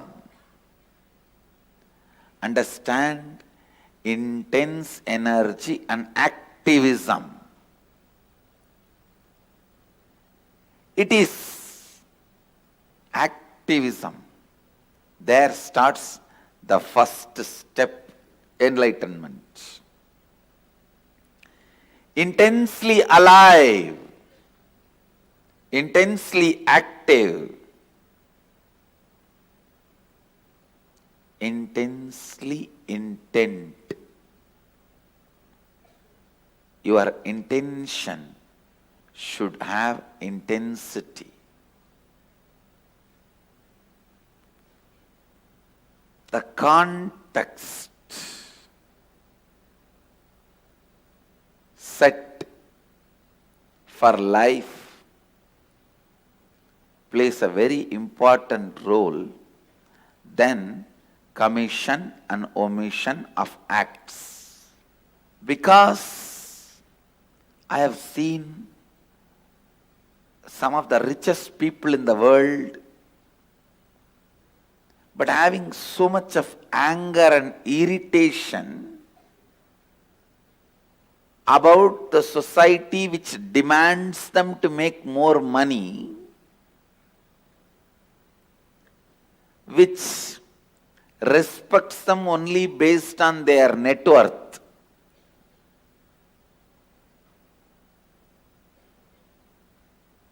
Which constantly makes them to run to keep their identity alive. Please understand.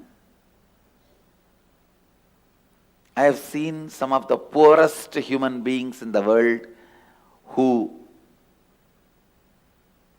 earn meal by meal, not even they earn full day salary. Morning if they work, they get their meal. Evening if they work, they get their meal. If they are not able to work, they don't get anything. I have seen that kind of people, and I have seen some of the richest people. There are some people who spend what they spend for their one day can be an asset for some of the poorest people for their whole life. I have seen both ends, both extreme people. Some of these richest people, even though they are generating wealth more and more and more, they have so much of anger towards the mechanism which is pushing them to earn more and more. I won't call them rich people. I won't call them wealthy people. I'll call them who are caught in that vicious circle accidentally. Who is wealthy? Who is rich? I am defining. Please listen. Who can eat when he is hungry? Who can drink when he is thirsty?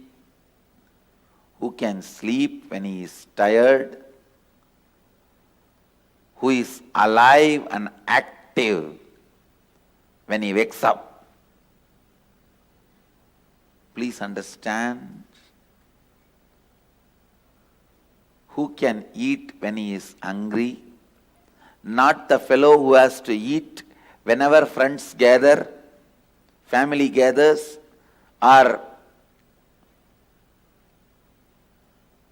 whenever you need to eat for the courtesy's sake, you need to drink for the courtesy's sake. No.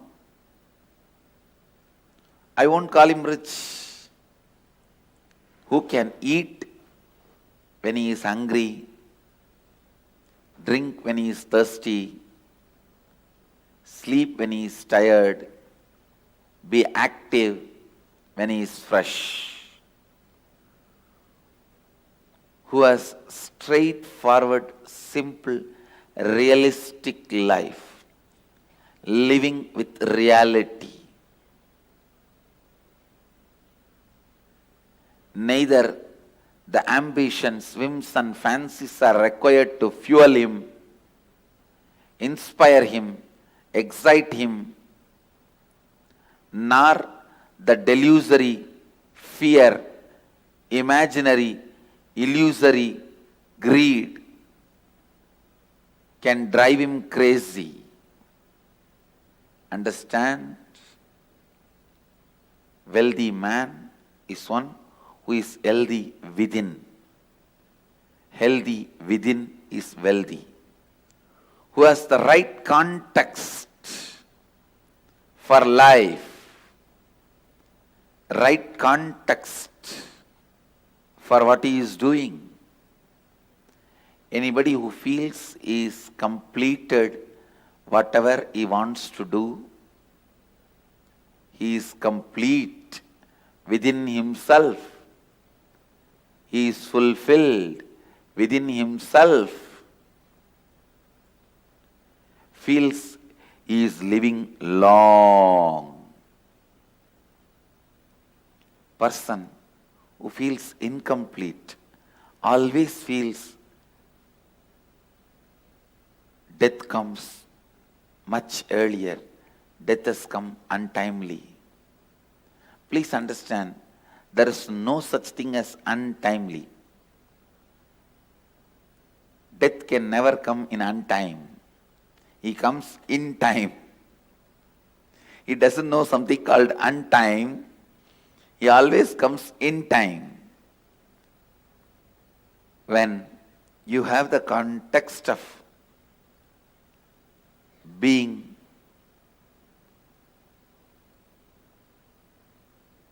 in the space of fulfilled, content, complete, you feel life has so much to offer. It's so rich, so vast.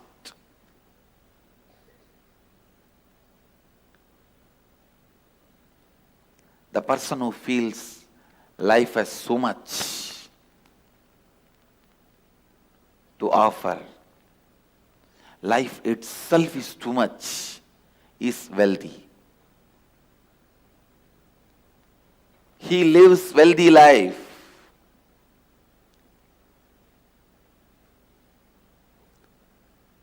Once you feel complete, you will feel like overflowing with life,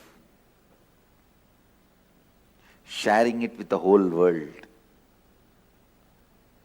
Actually, enriching happens only after thoroughly you feel complete. You support others. You enrich others. You enrich everyone's life only when you feel fulfilled, completely complete. Setting the context of completion brings activism in your life. That activism is the first step for living Advaita. Again, I am going to repeat the same truth, maybe 11,248th time. Bring completion to yourself before entering into anything. Bring completion into yourself before entering into anything. There is no hurry in life for you to jump into something without having completion and destroy it. Bring completion into your life. Purnatva. Bring Purnatva into your life. Only when you enter into the space of Purnatva, you experience the love current of Mahadeva. Only then you experience love current of Mahadeva. Understand? The love current of Mahadeva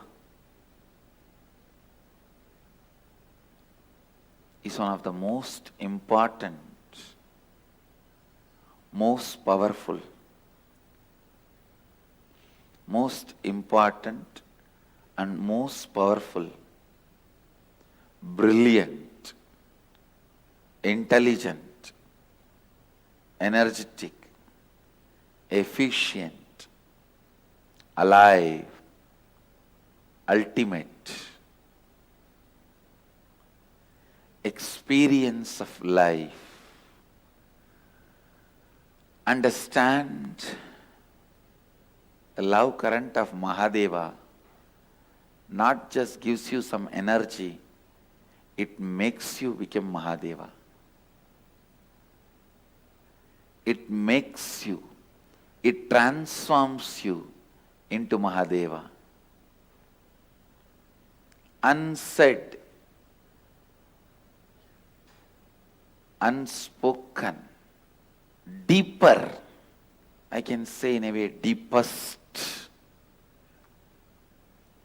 realities of life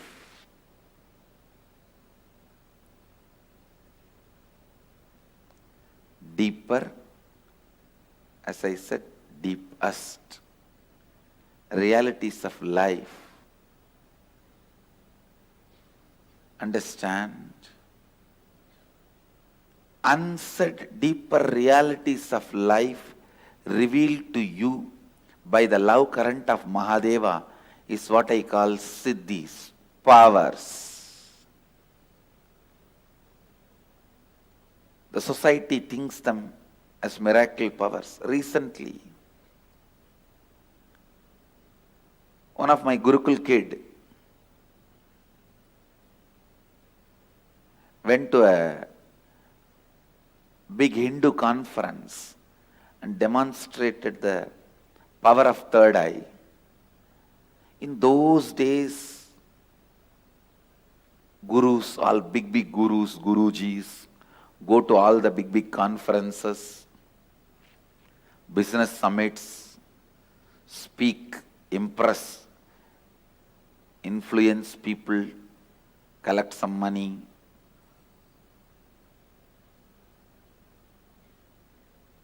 I never go to any of that. My Gurukul kids go and do.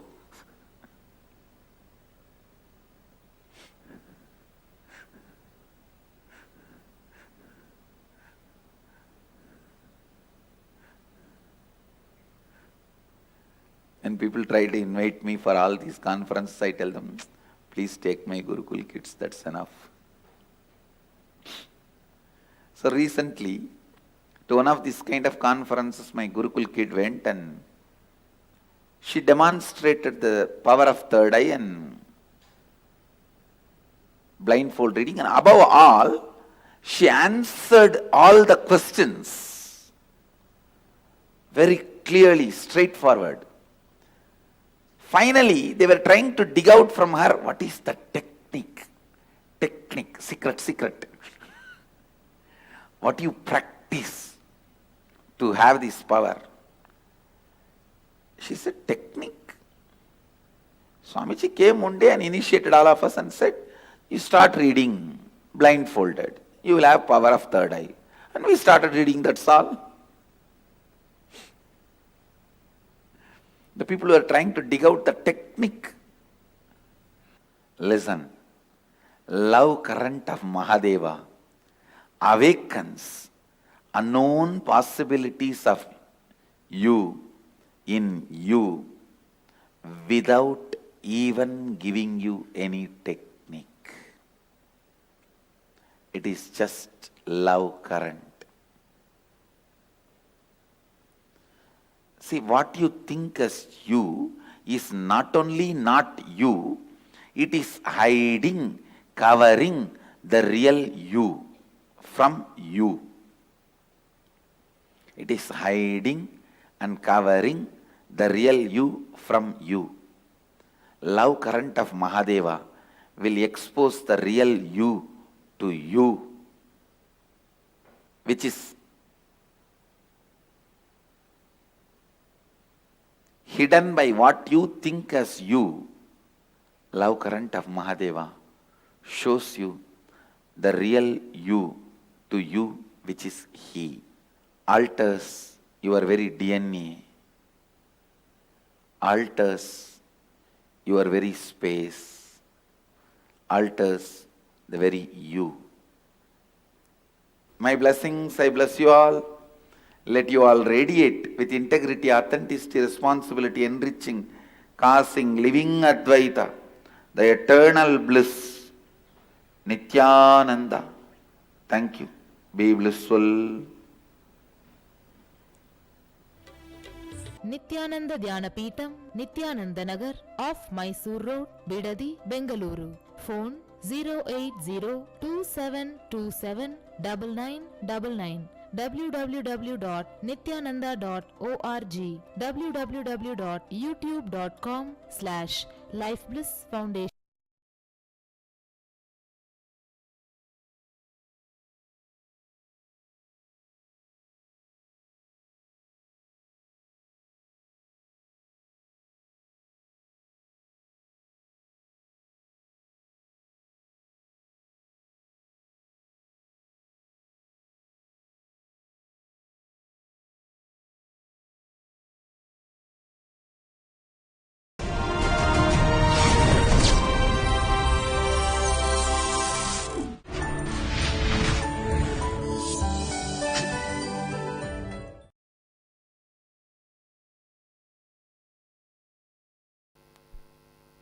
Nithyanandeshwara Samarambam Nithyanandeshwari Madhyamam Asmadacharya Parayantam Vande Guru Paramparam.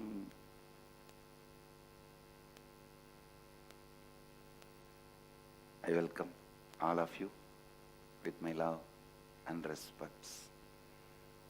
I welcome all the devotees, disciples, Samajis, Satsangis, Srimahans, Mahans, Tanedar, Kotari, everyone sitting with us through Nithyananda TV, Sadhana TV, two-way video conferencing, having Nayana Diksha, cities sitting with us, having Nayana Diksha, Melbourne Adinam, Houston Adinam, St. Louis Adinam, Guadalupe Adinam, Kuala Lumpur Adinam, Ponca City, Oklahoma, Melbourne Adinam, Hollywood Satsang Center, Hong Kong Sirgari, Singapore Adinam, Beverly Hills, California, Phoenix Adinam, Oklahoma Adinam, Toronto Adinam, Vancouver, Canada,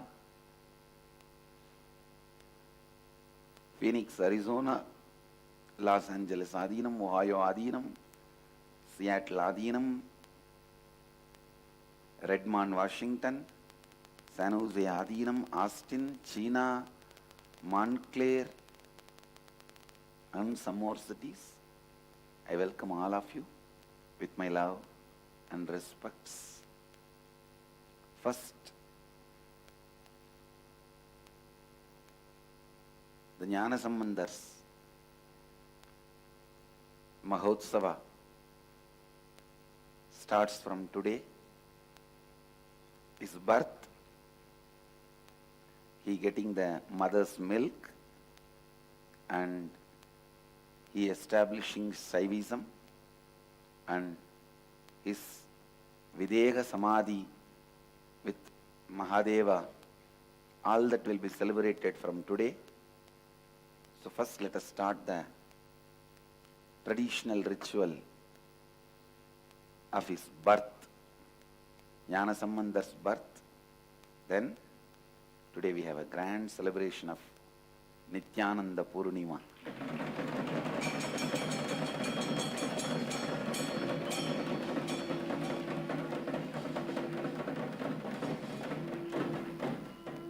My Enlightenment Day celebrations. Shri Gurubhyo Namaha Harihi Om.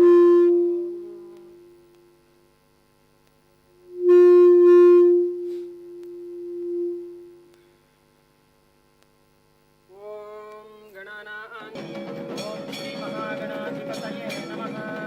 Om Prano Devi Saraswati Vaje Nirvajivati Shinam Avidyavato Saraswati Namaha.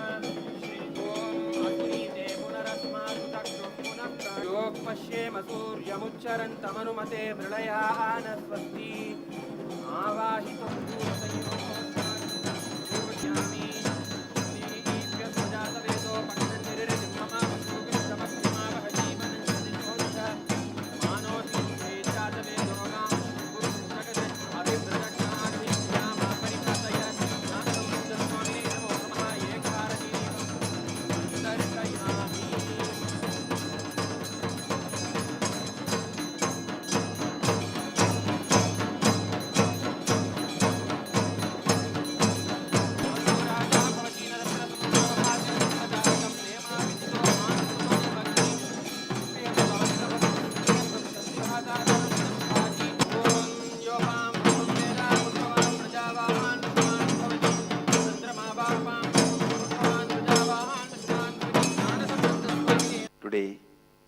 formally we started. The Utsava of Jnana Sambandhar. Today we will be celebrating his incarnation, means taking birth. Tomorrow he receiving the enlightenment milk from Devi. Then next day is Mahasamadhi, Videha Samadhi into Mahadeva.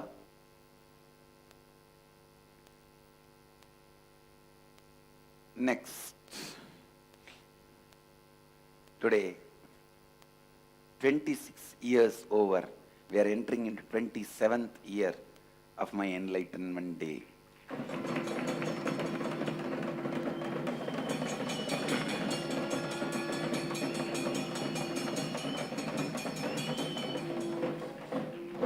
Vidhi has decorated my Murti on Swarnahamsa Vagana and offered many Nivedyams.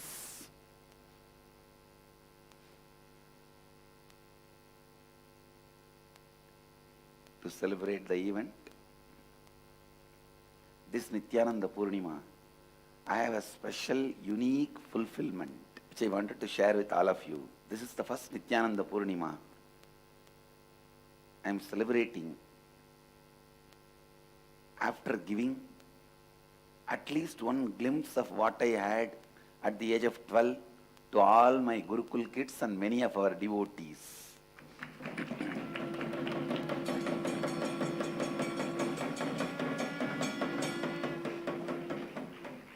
So now when I tell people, I was able to see 360 degree,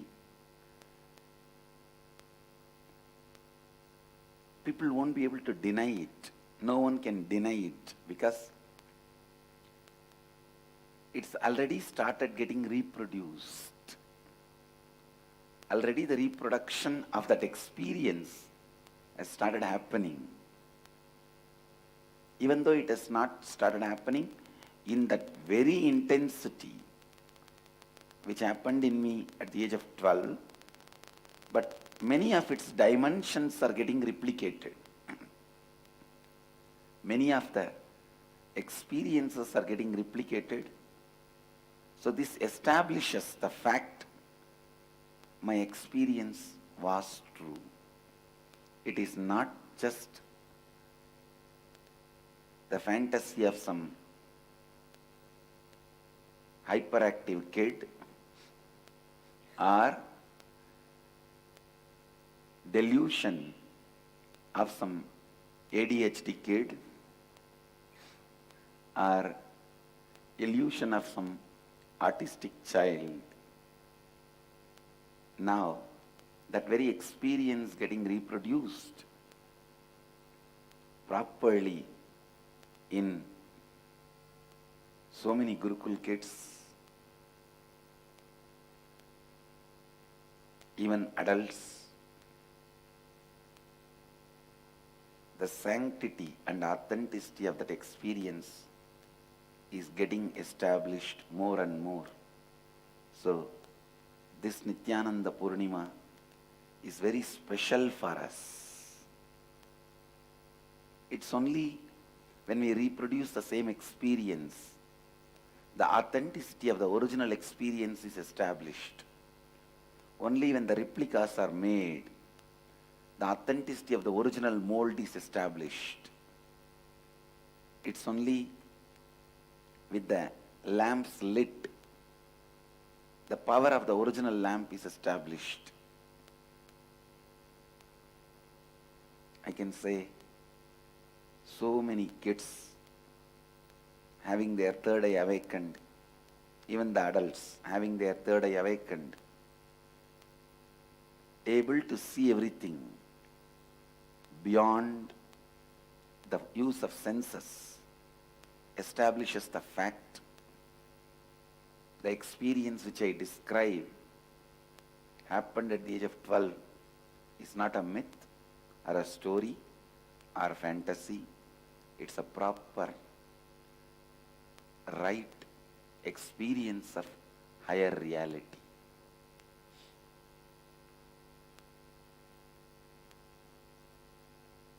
So first time we are celebrating the Nithyananda Purnima. After this, third eye awakening. So because of that, this Nithyananda Purnima is something highly fulfilling for me personally and for our Sangha.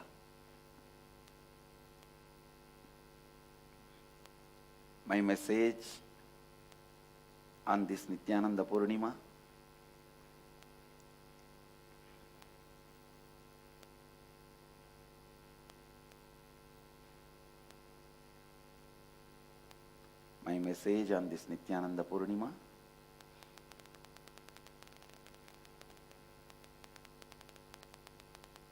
work on your third eye, have initiation, see to it your third eye is awakened.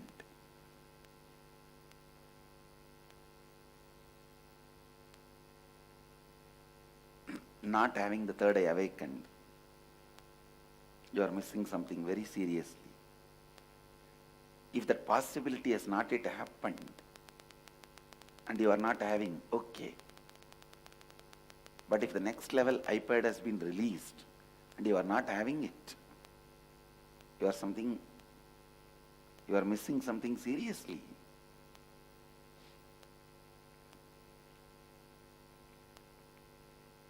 Don't miss it. Be updated. Already the third eye awakening process is out, available on the planet Earth. Make it available for you and be updated. Be updated human being. That's all is the message I have for today. My blessings to all of you. Let every one of you experience the highest enlightenment on this auspicious day. Let everyone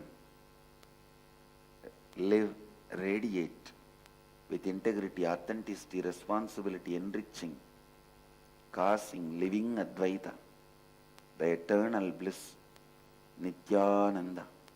Thank you. Be blissful.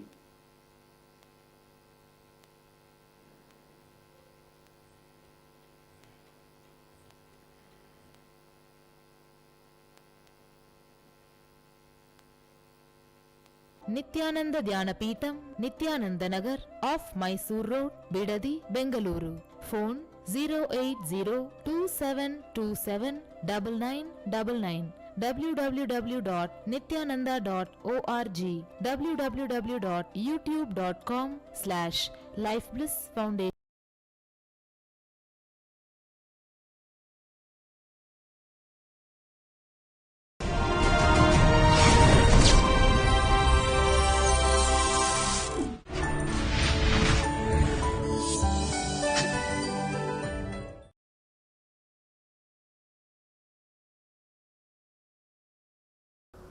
नित्यानंदेश्वर समारंभां नित्यानंदेश्वरी मध्यमाम् अस्मदाचार्य पर्यन्तां Vande Guru परंपराम्.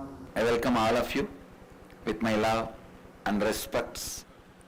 I welcome all the devotees, disciples, Samajis, Satsangis, Sri Mahants, Tanedars, Kotaris sitting with us through Nithyananda TV, Sadhana TV and two-way video conferencing, having Nayana Diksha in so many countries all over the world. The city is sitting with us all over the world having Nayana Diksha. Seattle Adinam, Ohio Adinam, Vancouver, Bhubaneswar, Los Angeles Adinam, Mill Valley, Phoenix Adinam, St. Louis Adinam, Kuala Lumpur Adinam, Snehamayi, Kulim Malaysia, Bidadi, Hyderabad Gupta Kashi, Charlotte Srisailam, Dubai Adinam, Bangalore North, Singapore Adinam, Houston Adinam, London Southwest, and some more cities. I welcome all of you with my love and respects. Yes, I am in Varanasi.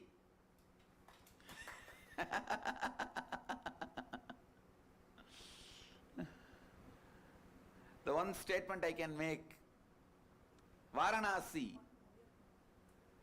is just a physical manifestation of Hinduism. See, whatever Hinduism offers to the world, Varanasi is the physical manifestation. It is not just Mahadeva. All gods, it is city of gods. Again, I don't know what to tell, how to tell. Every god is inside Mahadeva. But it is not just Mahadeva. It's every divine energy. Please understand, only one God is a stupid theory. There is only God is a reality. Only one God is stupid theory. There is only God is reality. Understand, there is a difference between these two statements. As long as you see many things, there are many gods, because everything is God. When you start seeing only one thing, that one thing is God, then there is only one God. Understand? If you see nothing, that nothing is God. So, there is only one God is stupidity. There is only God is the reality. In Varanasi, as many things as you see, so many gods are there. Understand? In Varanasi, there is only God. So anything you see is God. That is why there is only God is a most powerful statement than only one God.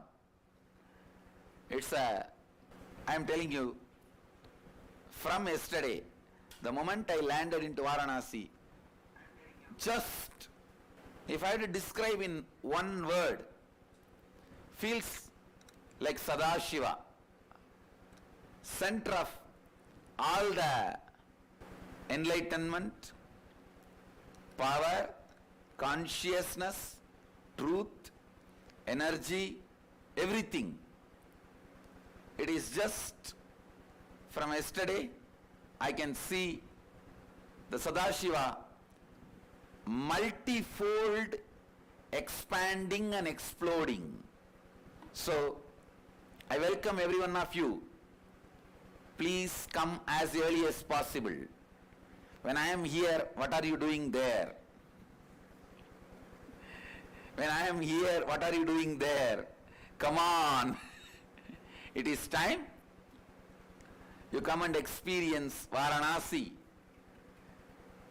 the Maheshwara, Sadashiva.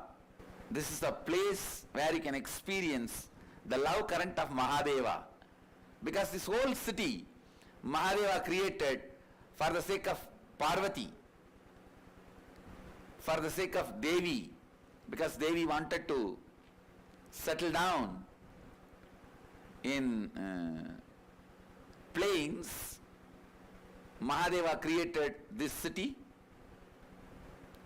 Beautifully the story describes, after Sati leaves the body, when she assumes the next body as Parvati and gets married to Mahadeva, and then Ganesha happens, Kartikeya happens, then Devi asks, let's go and settle down in plains with the whole family. Then Mahadeva chooses this place. After he chose this place and settled down, this place is Anandavana. Then Devi wanted to bless her previous Janma father Daksha. So Parvati and Mahadeva both appear in front of Daksha, who was staying at the time in Haridwar, in his palace in Kankal. So by then he has become Shiva devotee and he was worshipping Mahadeva, Daksheshwar Mahadeva, and Devi and Parvati appear, Devi and Shiva appear and bless him.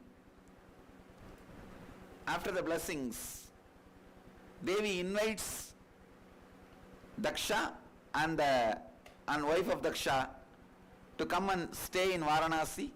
So they both also moved to Varanasi to live Vanaprastha life. And as a whole family, in-laws and earlier Janma in-laws, Mahadeva lived here. To see all of them, Ganga comes.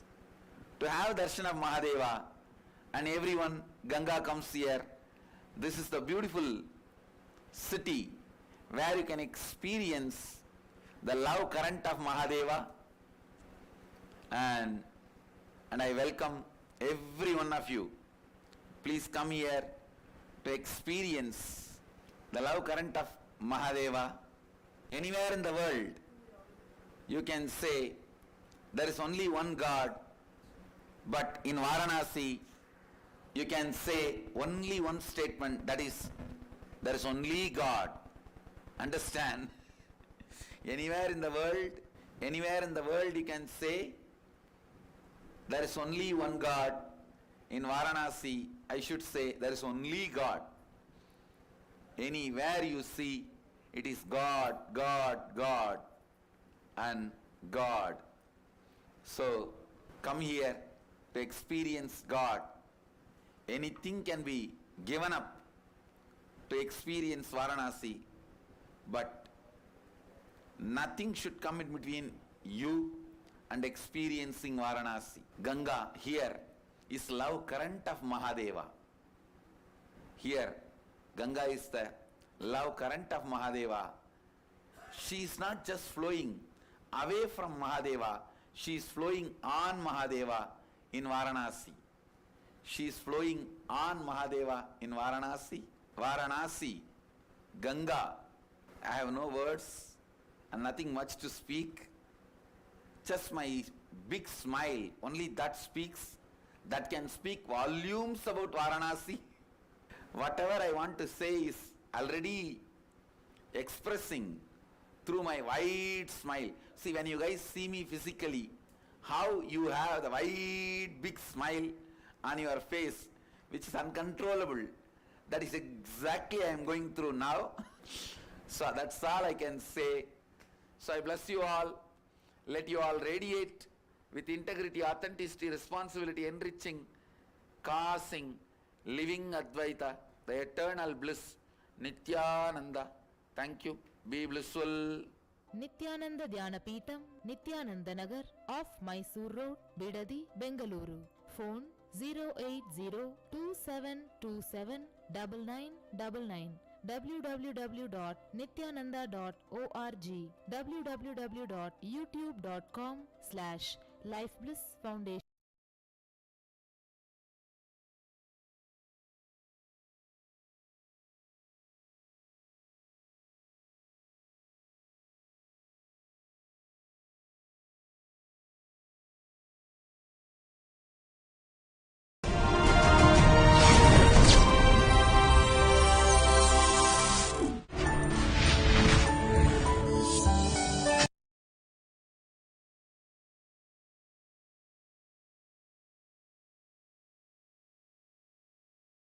Nithyanandeshwar Samarambam Nithyanandeshwari Madhyamam Asmadacharya Paryantam Vande Guru Paramparam.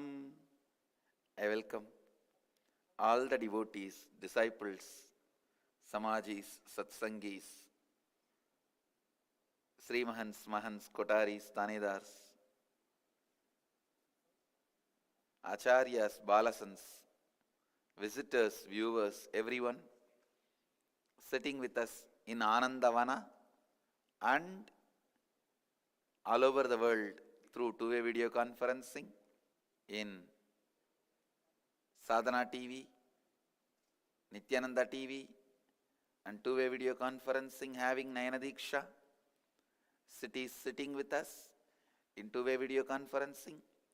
Ohio Adinam, Los Angeles Adinam, Kuala Lumpur Adinam, Vancouver, Seattle Adinam, Chennai Thiruvanmiyur, Guadalupe Rameshwaram, Oklahoma Adinam, San Jose Adinam, Mukta Seattle, Oman Adinam, Dubai Adinam, Hosur Adinam, Bangalore North, Grasse France, North San Antonio Texas, Houston Adinam, Singapore Adinam, Bidadi, London Southwest, Hyderabad Gupta Kashi, and I welcome all of you with my love and respects. Some more cities are joining like Mill Valley, Kulim, Malaysia. So many more cities are joining. I welcome all of you with my love and respects. And I am telling you really, literally this place is love current of Mahadeva. It is literally love current of Mahadeva. Mahadeva's love current can come down to any lowest need of your life. Like Vandi in Madurai did not have a labor to do her job. She did not have a coolie. Mahadeva comes down as a coolie.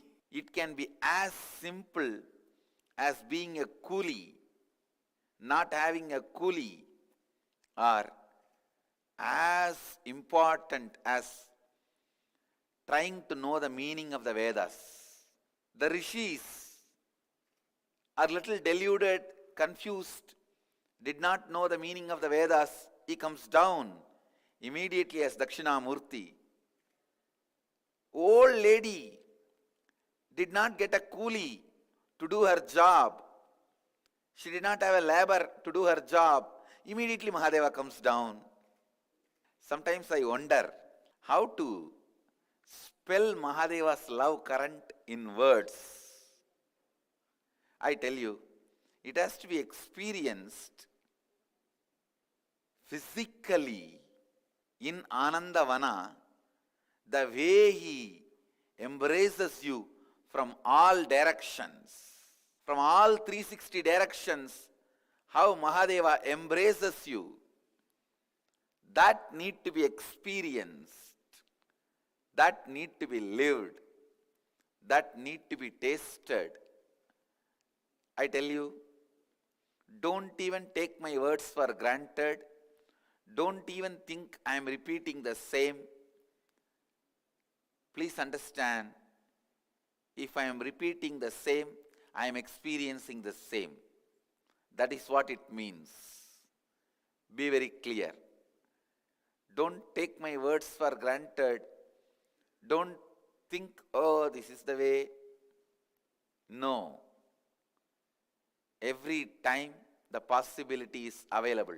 Especially if you have not tasted Anandavana last time, don't even think of missing it. If you have tasted, I don't need to invite you. Varanasi is powerful enough. Kashi Devi is powerful enough to invite you. She is powerful enough to bring you back. If you have not tasted, don't even think of missing it. Even my body feels so well. Understand? The kind of a wellness I feel from the moment I entered. See, actually in the flight I was just closing the eyes and resting in Samadhi. I can see like a huge light beam, that very border of Varanasi, the boundary of Varanasi was like a huge light shaft. When the flight entered into that shaft, I just know I am in the field of Mahadeva. See here, Mahadeva is not just Vishwanatha, all gods put together. As I said, there is only one God is stupidity. That idea there is only one God is stupidity. It is stupid theory. It is just autocratic, terroristic, radical mind's invention that there is only one God. There is only God is the enlightened mind's invention. Not only invention, the reality. Understand? Here, anywhere you see, there is only God. One side you will see so much of orthodoxy and cleanliness. The other side you will see so much of dirt and dead bodies being burnt left and right. But I don't see any conflict between these two in this city. There is no conflict at all. Both coexist so beautifully, so nicely. City of Vishwanatha. Understand? He has allowed, he has accepted, he has imbibed, he made everyone part of himself. That is Mahadeva. Mahadeva, a large welcoming energy in Anandavana. No one goes without food in this city even now. Please understand, anybody enters this city. Kalabhairava is there to protect them. Annapurani is there to feed them. They are all living energies in this city. Not mythological figures, not some technical figures, not some ideological representative idols. No. They are all living energies, much more living than the way you think you live. They are more intense than your very existence. So understand, life started here. Living started here. Life continues to happen here. This city is older than legends, older than the Puranas, older than the stories, older than everything that exists. I can say at least older twice than anything exists or you can imagine. The city Anandavana is older than Ganga itself. Even before Ganga came to planet Earth, landed on planet Earth, the Anandavana existed. Ganga came to have darshan of Anandavana, Kashi, Vishwanatha, because the city is not geographically natural flow of the water. Please understand. If the water flows naturally, Ganga flows naturally, it would have never come to Varanasi. It's a conscious effort to turn, going against the usual geographically defined direction.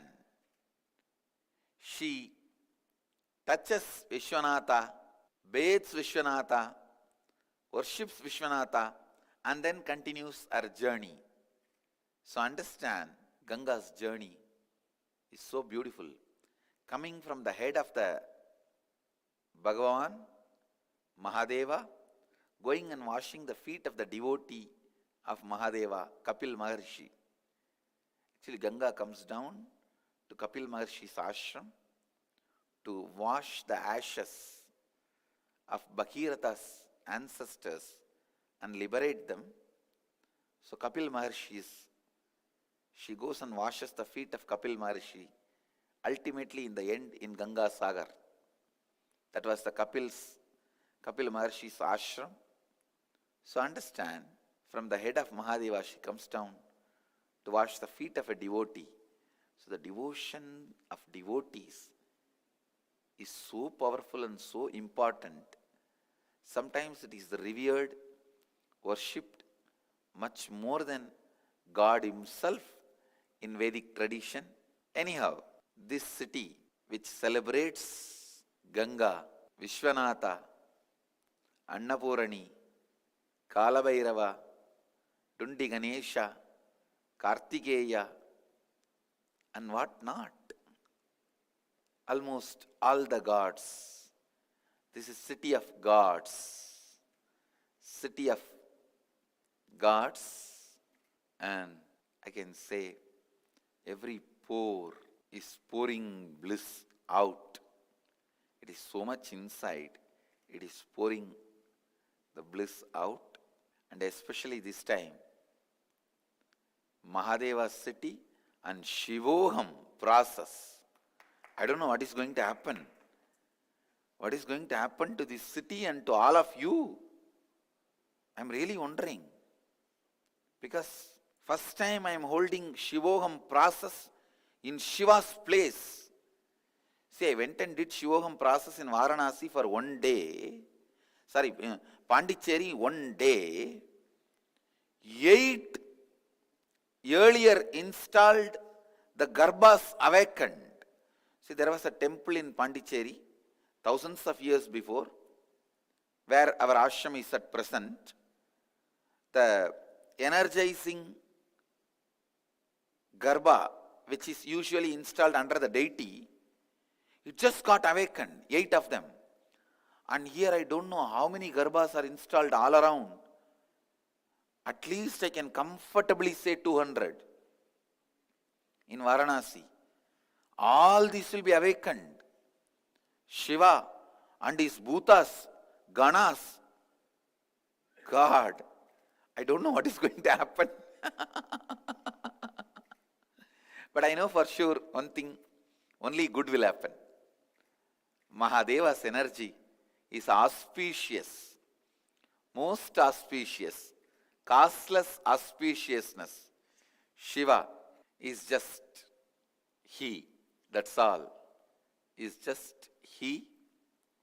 And so all I can say is, it is going to be at least, the Shivoham process in Varanasi is going to be at least 200 times more intense and more powerful, because when Pondicherry Garbha got awakened, the Shivoham process was at least 8 times more powerful, because the 8 Garbhas were awakened. Here, at least 200 Garbhas are going to be awakened with the Shivoham process, and this process will be at least 200 times more powerful. Understand, not 200%, 200 times more powerful. So literally each one of you are going to become Shiva Gana. Shiva Ganas radiating the Shiva Bodha, the joy of Shiva. I can go on and on and on. But the essence of what I am trying to say, pack your bags as early as possible. Just come and be here and enjoy the Shivoham. That's all it means. That's all it means. Enjoy the love current of Mahadeva. Enjoy the Shivoham process. Enjoy the Shivoham experience. And my blessings, let you all radiate with integrity, authenticity, responsibility, enriching, causing, living Advaita, the Nithyananda. Nithyananda Dhyanapītam, Nithyananda Nagar, off Mysore Road, Bidadi, Bengaluru. Phone 08027279999. www.nithyananda.org. www.youtube.com/lifeblissfoundation.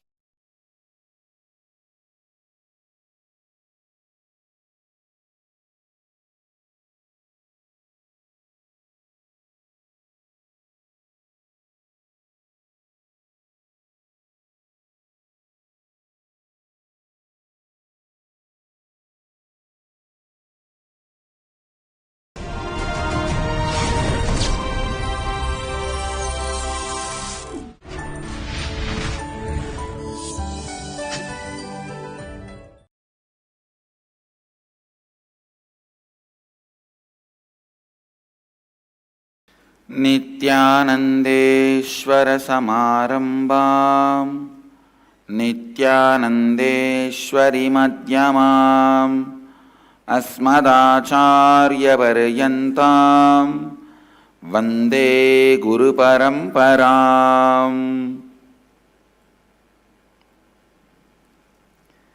I welcome all of you with my love and respects.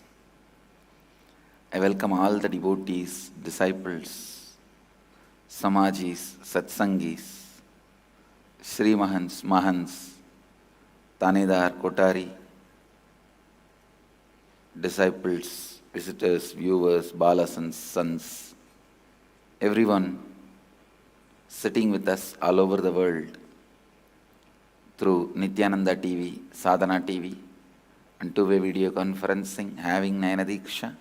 Cities sitting with us in two-way video conferencing, having Nayana Diksha.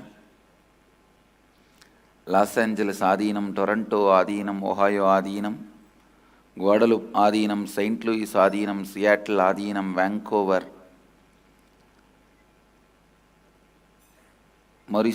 St. Louis Adinam, Kuala Lumpur Adinam, San Jose Adinam, Oman Adinam, Thiruvanmiyur Adinam, New York, Houston Adinam, Puduvai Adinam, Madurai Adinam, Dubai Adinam, Bangalore, North Tallahassee, Florida, Singapore Adinam, Warrington, UK, Rajabalayam Adinam, Juarez, Mexico, China, Trinidad, Tobago, Indrani, New Jersey, and some more cities are joining. I welcome all of you with my love and respects. Today we are celebrating the 9th day of the Brahmotsavam, where we are celebrating the Devi's Digvijaya. She goes around all the 10 directions and conquers all the 14 worlds. Bhur Bhuvasuva Tapas Satya Vaikunta Kailasa, all the 14 worlds she conquers. She actually conquers Kailasa other than Mahadeva. Except Mahadeva, the whole Kailasa has come under her control. So even Nandi was not able to handle her. Nandi gave up. She was almost about to conquer the whole Kailasa. Mahadeva stood in front of her and immediately she fell in love with Mahadeva and she realized her identity, that she is Devi, not just one queen. It is because she is Devi she conquered all the 14 worlds. And her avataric mission was realized by her. Then Mahadeva smiles at her and says, all right, go back to Madurai, I'll come there and marry you. Because of Mahadeva's assurance, she comes back and the Digvijaya is celebrated today. Devi is gracing on Swarna Nagavahana, the golden snake vehicle, which is embodiment of Kundalini Shakti. Let's receive her grace.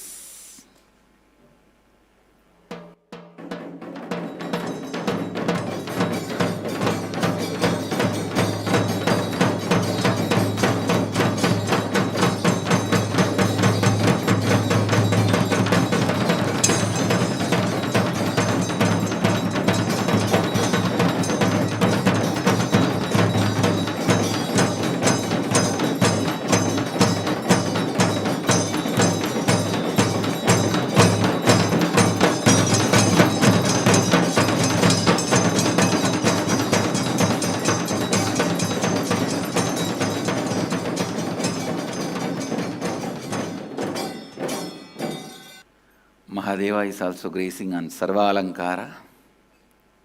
Evening we will be having Digvijayam. With this, I'll move to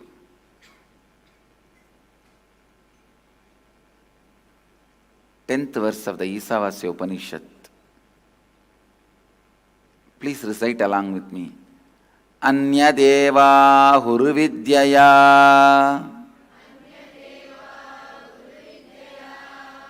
Anyata huravidyaya Iri shushruma dhiranam Yenastat vichachakshire.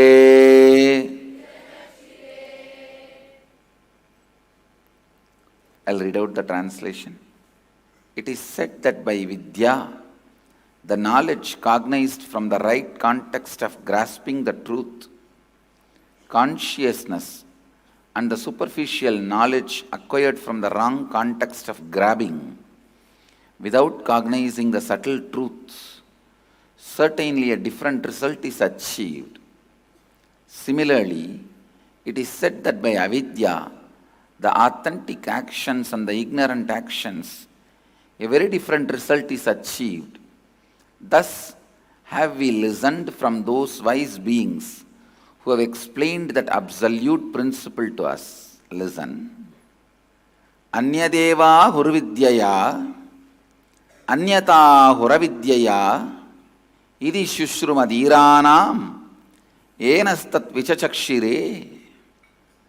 Constantly keeping your seeking alive makes you grasp the truth. You will not try to grab them. Understand? For example,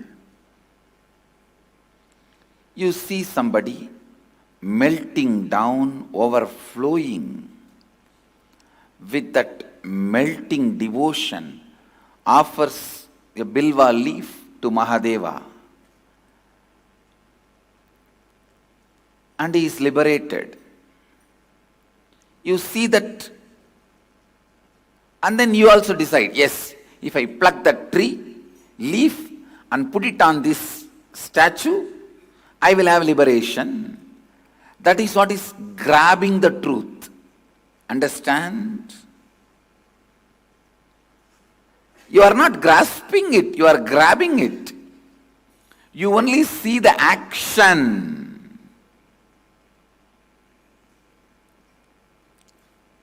You don't see the context. So you see everyone sitting in that Bhatmasana posture and chanting Om, and all the rishis enlightened. Immediately you also think, let me sit and do Ah. That is only grabbing the truth, not grasping. Grasping means understanding the context. All the problems everyone faces in the life is trying to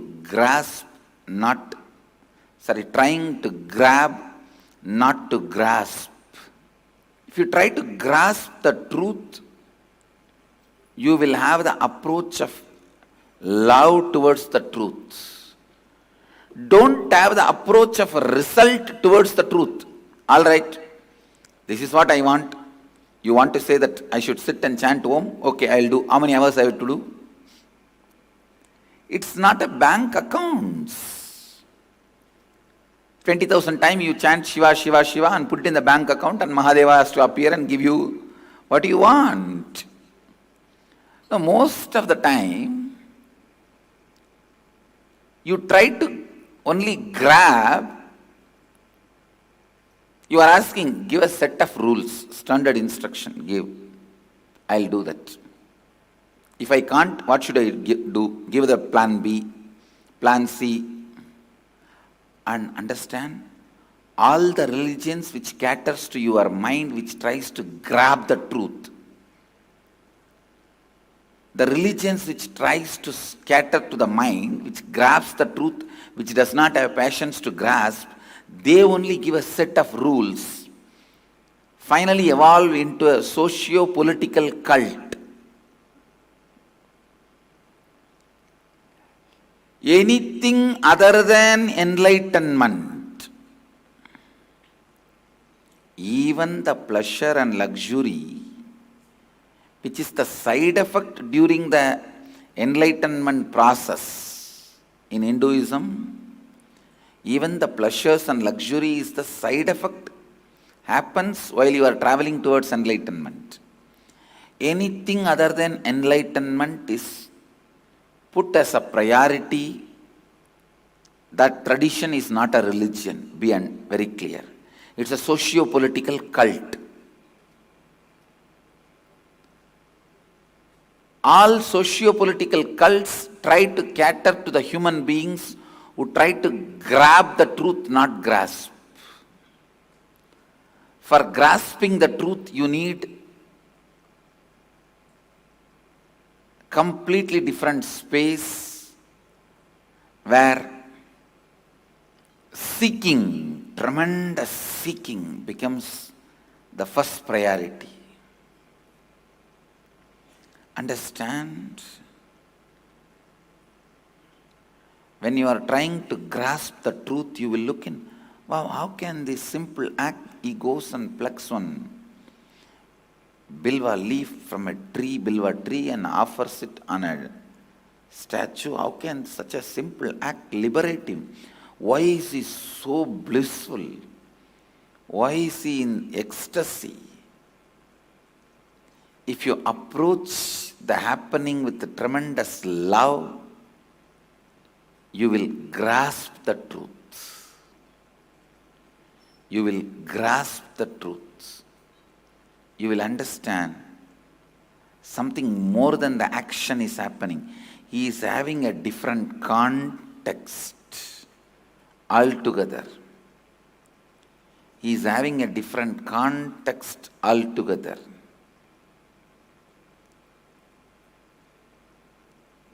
He is having some higher possibilities opening up to him.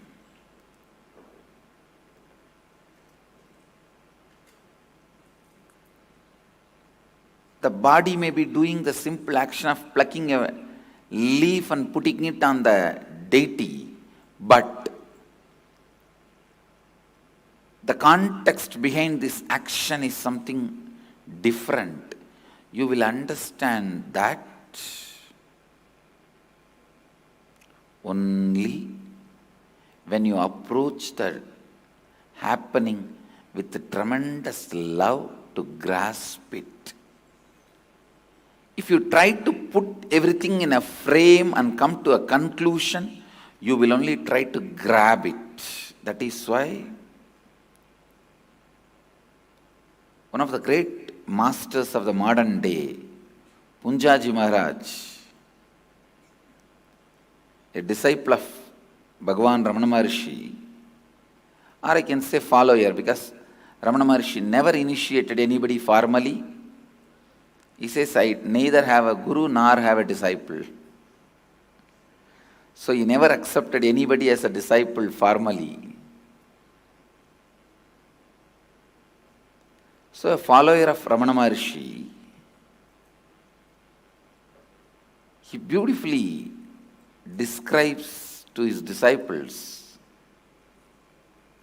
Some of his disciples ask, you say enlightened beings don't have karma, what about your body movements and all that?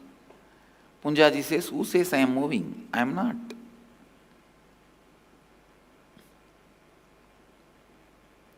They said, no, you are talking to us.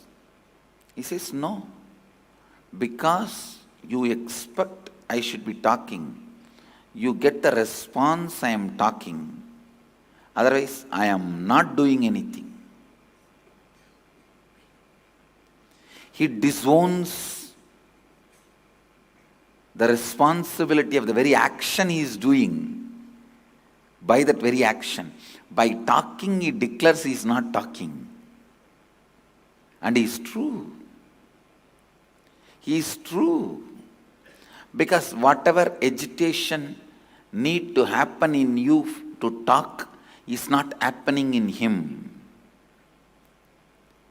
So if your approach is talking from the context of love and understanding, trying to grasp what is happening, you will understand he is not talking. If you approach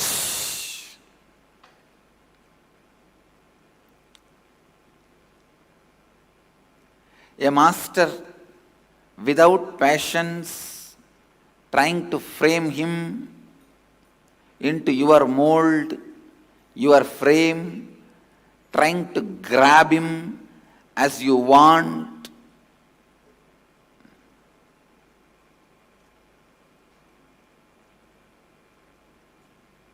you will say, what is there? He is also doing everything like me.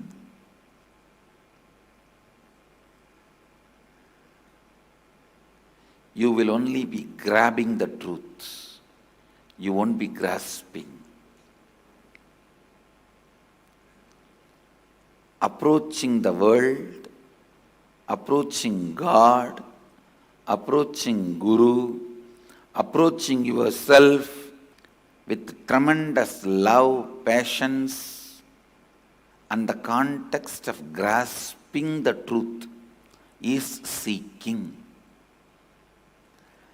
Approaching everything with tremendous love and patience from the context of knowing the truth, wanting to know the truth is grasping, seeking. If you are approaching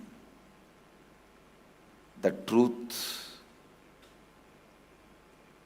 with the mood of grabbing, framing it, making it as a utility value, you are trying to make a frame out of life, soon you will be tired and bored. Understand? Approaching God, Guru, life, yourself, everything with tremendous love and patience to know the context, to grasp the truth about it is seeking. I am defining seeking. Seeking means approaching you, approaching God, approaching world, approaching Guru, everything with tremendous love and patience, passiveness. Try to grasp what it is with the world. Have patience, love. Try to grasp what it is. Don't try to frame. Don't try to relate with agitation.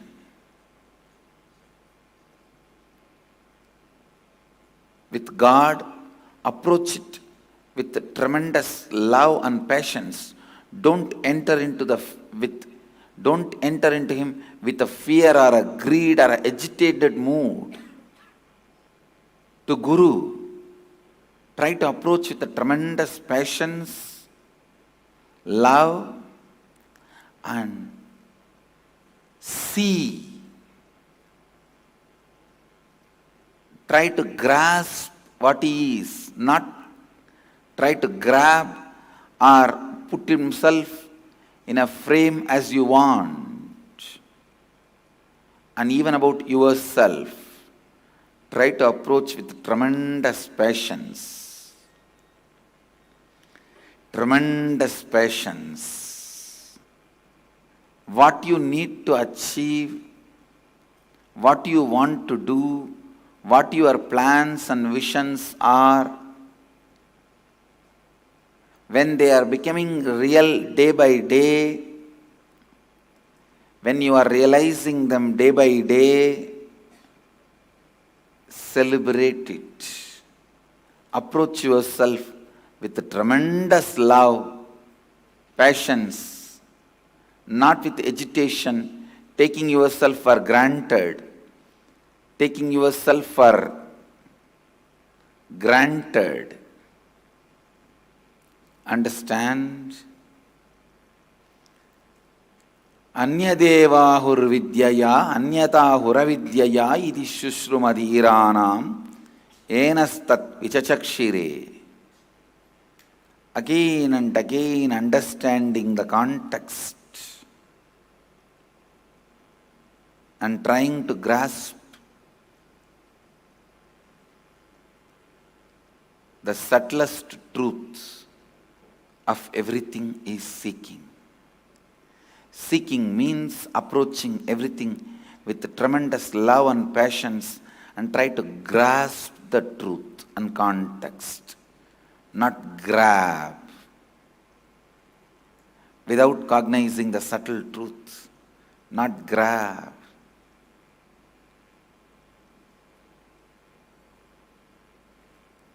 Develop seeking. Keep your seeking alive. Reinvent yourself with your seeking. Re-strategize yourself with your seeking. That is the basic truth this verse of Upanishads want to describe. Today's subject for Vakyartha Sadas again, seeking. Seeking, seeking, seeking. How to approach with love and passions the world, God, Guru. So what's the difference between grasping and grabbing? This is the subject for today's Vakyartha Sadas. Listen.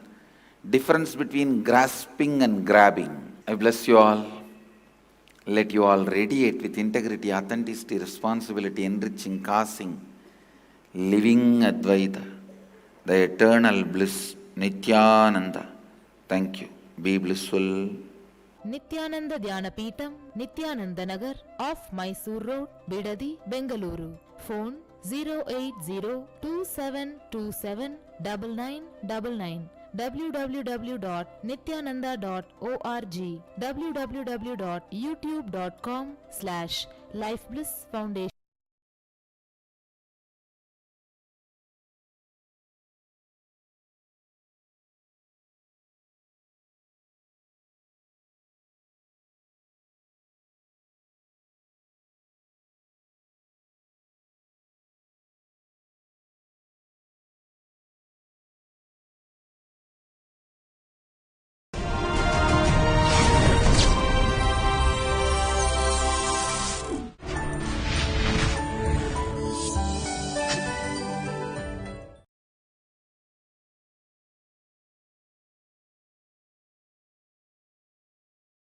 Nithyanandeshwara Samarambam Nithyanandeshwari Madhyamam Asmadacharya Paryantam Vande Guru Paramparam. I welcome all of you with my love and respects. I welcome all the devotees, disciples, Samajis, Satsangis, Sri Mahans, Mahans, Tanedars, Kotaris, sitting with us all over the world through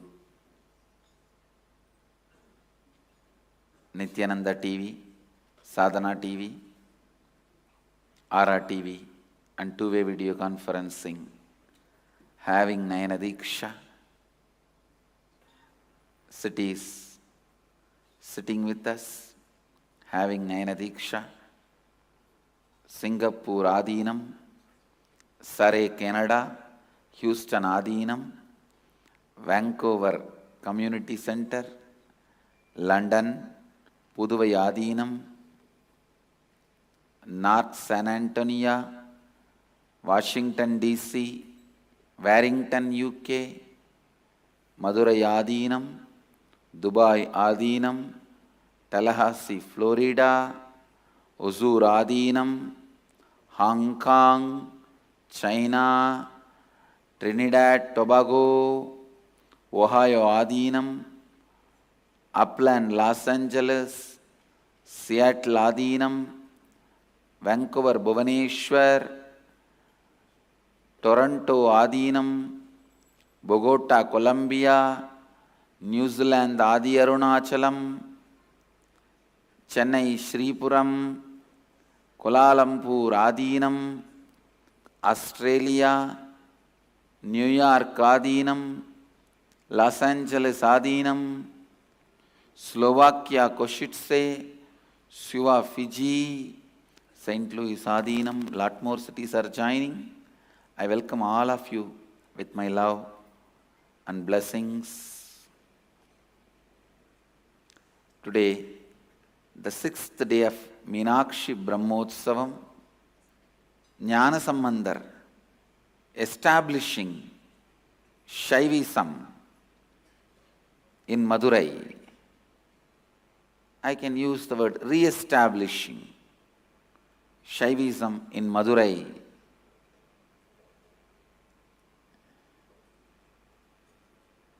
Is celebrated today on the 6th day of the Brahmotsavam,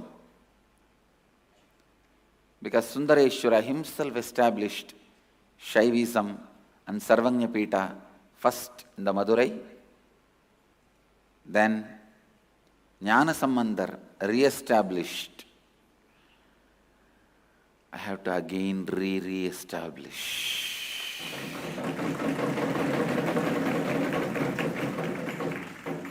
We will do it. We will do it. When you read the history, after a long time, like Jnana Sambandar came, he had a debate with other pseudo-intellectuals, and they tried to kill him by putting fire on the mud, putting fire on the Adinam. And then he had to heal the king, then prove his credibility and the credibility of Shaivism by doing various spiritual miracles, demonstrating the spiritual powers.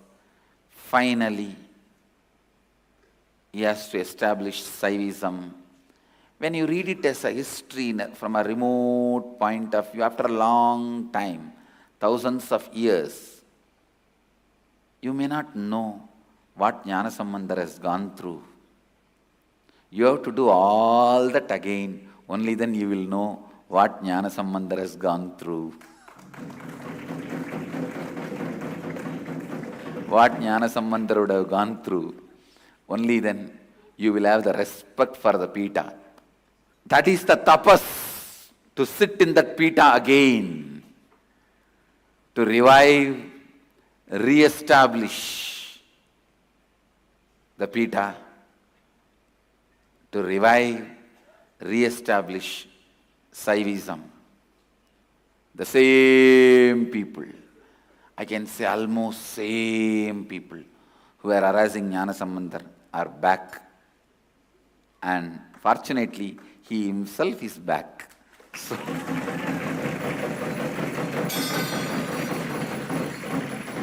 he will prove he wins again. He will prove he wins again. Today is the day Jnana Sambandar re-established Shaivism in Madurai. That is celebrated, and Devi Meenakshi is gracing on Swarnamayura Vahana, the golden peacock vehicle with the pearl crown. Sundareshwara is gracing in Sarvalankara. Let's receive their grace.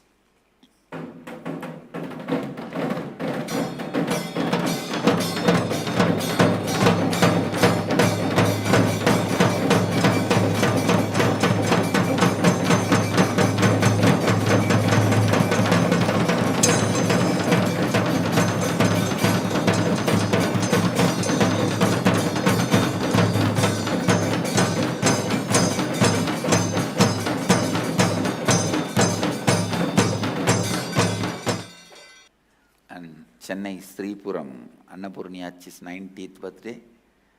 Achi blessings. With all the auspiciousness, health and long life, you will be with me, I'll be with you. Blessings. Let me enter into today's satsang. Ishavasya Upanishad, 10th verse. I'll continue to expand on Ishavasya Upanishad's 10th verse. Please listen. Anyate Vahur Vidyaya Anyata Puravidyaya Iti Shushrumadhiranam Yenastat Vichachakshire Anyatevahur Vidyaya Anyata Puravidyaya Iti Shushrumadhiranam Yenastat Vichachakshire.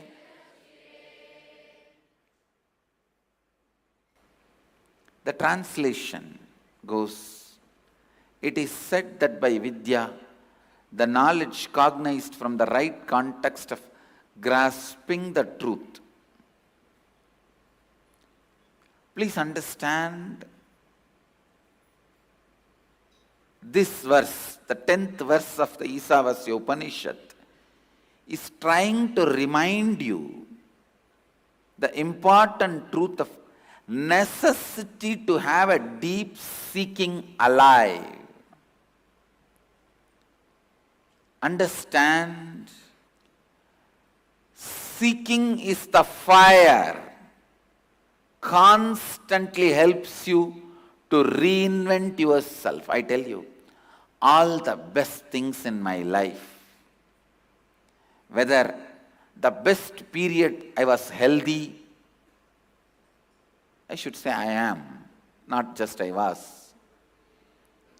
The best goodness I felt about me, please understand, this is one of the greatest wealth.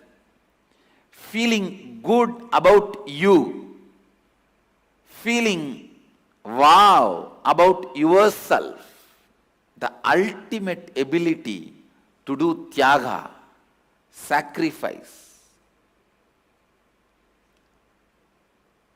and the amazing romance with the life. Everything, please understand, all the best things of my life was living in me when I was seeking. Even now it is living in me because I am established in seeking. Listen,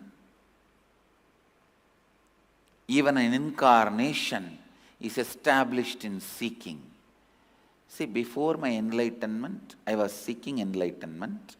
Once enlightenment has happened, mind has disappeared, I realized I am the whole, I am the cosmos. But cosmos itself is not stagnant. It is constantly expanding.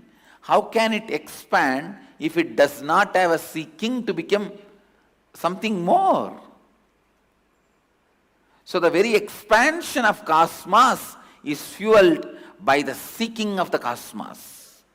That is why I am saying, even after I realized I am the cosmos, my mind has disappeared, but not seeking. Mind disappearing is only called as enlightenment, not the disappearance of seeking. Understand? That is why I insist enlightenment is ultimate, not final. Understand? Giving into your compulsory patterns pattern compulsions is suffering, making the seeking as the compelling form of existence is enlightenment. Please listen. I am using little tall words. See, sometimes the tall words are required to tell you what I am talking about is a tall philosophy. If I am doing small talks, I can use silly words. But if I am explaining some tall philosophical truths, sacred secrets, tall words are required. Listen, giving into your pattern compulsions are not freedom.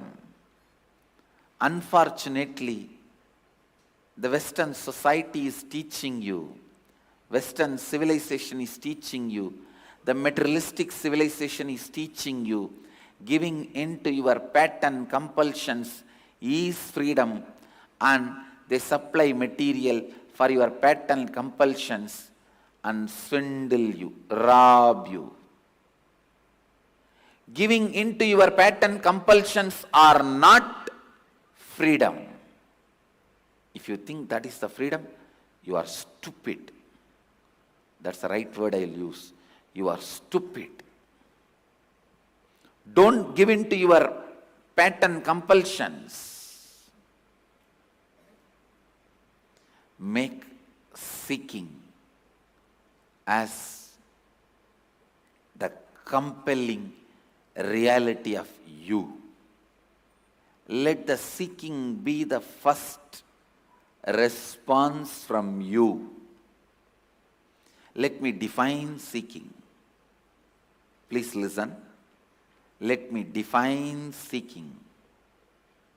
Whatever I feel as me, what is that? It is constantly changing, dilly-dallying. Sometimes it feels good, sometimes bad, sometimes right, sometimes wrong, sometimes knowledgeable, sometimes ignorant. What is it? What am I? You should not even ask, who am I? Because the moment you say, who am I, you already assumed you are a being. You should only ask the word, what am I? Because you don't even know whether you are a being or some inanimate object. The word who am I comes with the presumption you are a being. Even that is not sure. Only when you realize who you are, you can be a being. Till then, you are just only innate existence. The compulsion. Understand, there are tons and tons of compulsions you may face in your life. Social compulsions, family compulsions, political compulsions, economical compulsions, but the worst compulsion is pattern compulsion. Pattern compulsion is the worst compulsion, where you are eternally imprisoned.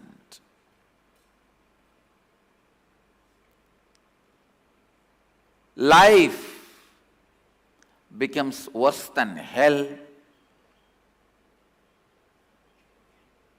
when you are caught in pattern compulsions. Seeking is the antidote for all pattern compulsions. The place where you stay, your house, your office, just go into those places, you will see each place has a strong pattern associated. How much ever you try, the moment you go and sit in your bed, you will fall asleep, even if it is daytime. Even after sleeping 12 hours, you may think, I'll sit in my bed and do the work. No. No. The moment you sit, Nidra Devi just embraces you and calls you, my son, please come. And you are out. Please understand, patterns and pattern compulsions are associated even with places. Go to your office, automatically you will be restless, agitated, feel like biting everyone you see in front of you.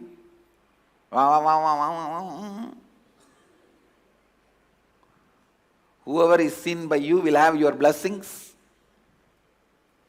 With each place, certain patterns are associated. With Varanasi, seeking is associated.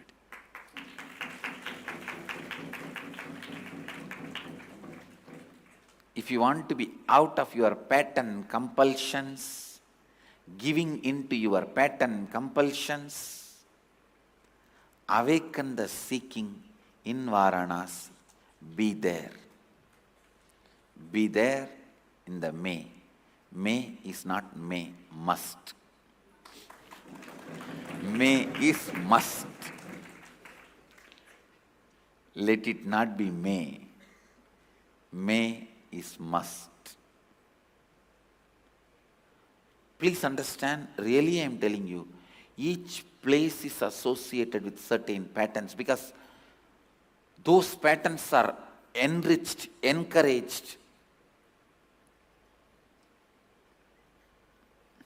Varanasi, seeking, is entertained, encouraged, enriched.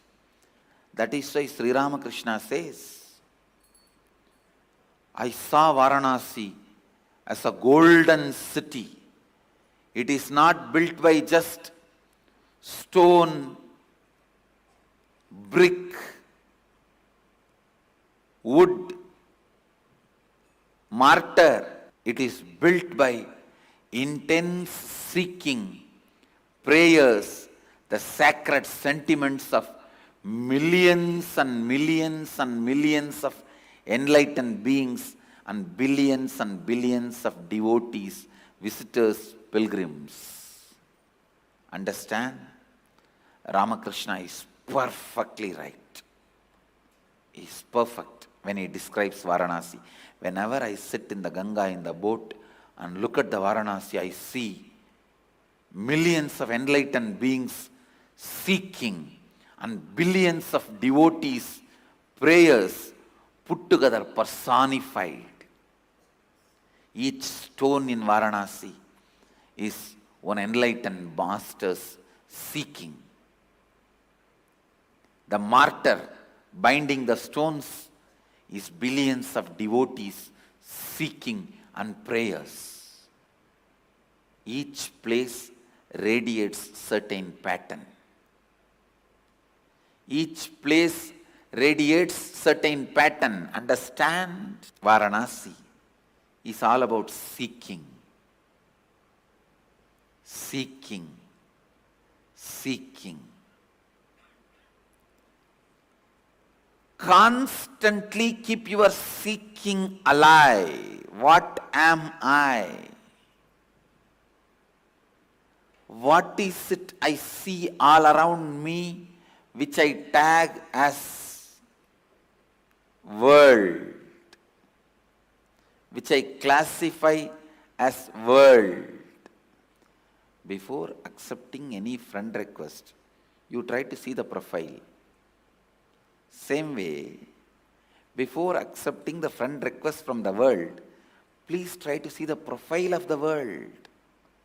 What it is, who made it. Whenever you try to find somebody's profile, any amount of information given looks very little. You try to look for only this much. No, this fellow has something to hide. And I find really funny. How will you gauge, what will you know about somebody based on the date of birth? Maximum you will have an idea about what is his age. Whether you should send the Namaste emblem or love emblem, that much you can make out. And that also you don't know whether it is true or false. Your stupid mind comes to conclusion and starts moving with too little information. Even if you need to move along with your life, not forgetting that you are having only too little information, you need to dig out and get all the information, and after you receive the information, you should be ready to change, reinvent, re-strategize yourself, is seeking. Understand? The materialistic civilization never lets you sit back and look. If you are allowed to sit back and look, you are a dangerous person. You will find the shallowness of it. Sitting back and looking is what I call unclutching, meditation, seeking. Sitting back and looking, what far you are looking and what you are looking. Where are you looking? Are you looking in the right direction? What you are looking? These basic questions are enough. All the makeup of the world will disappear. The full makeup.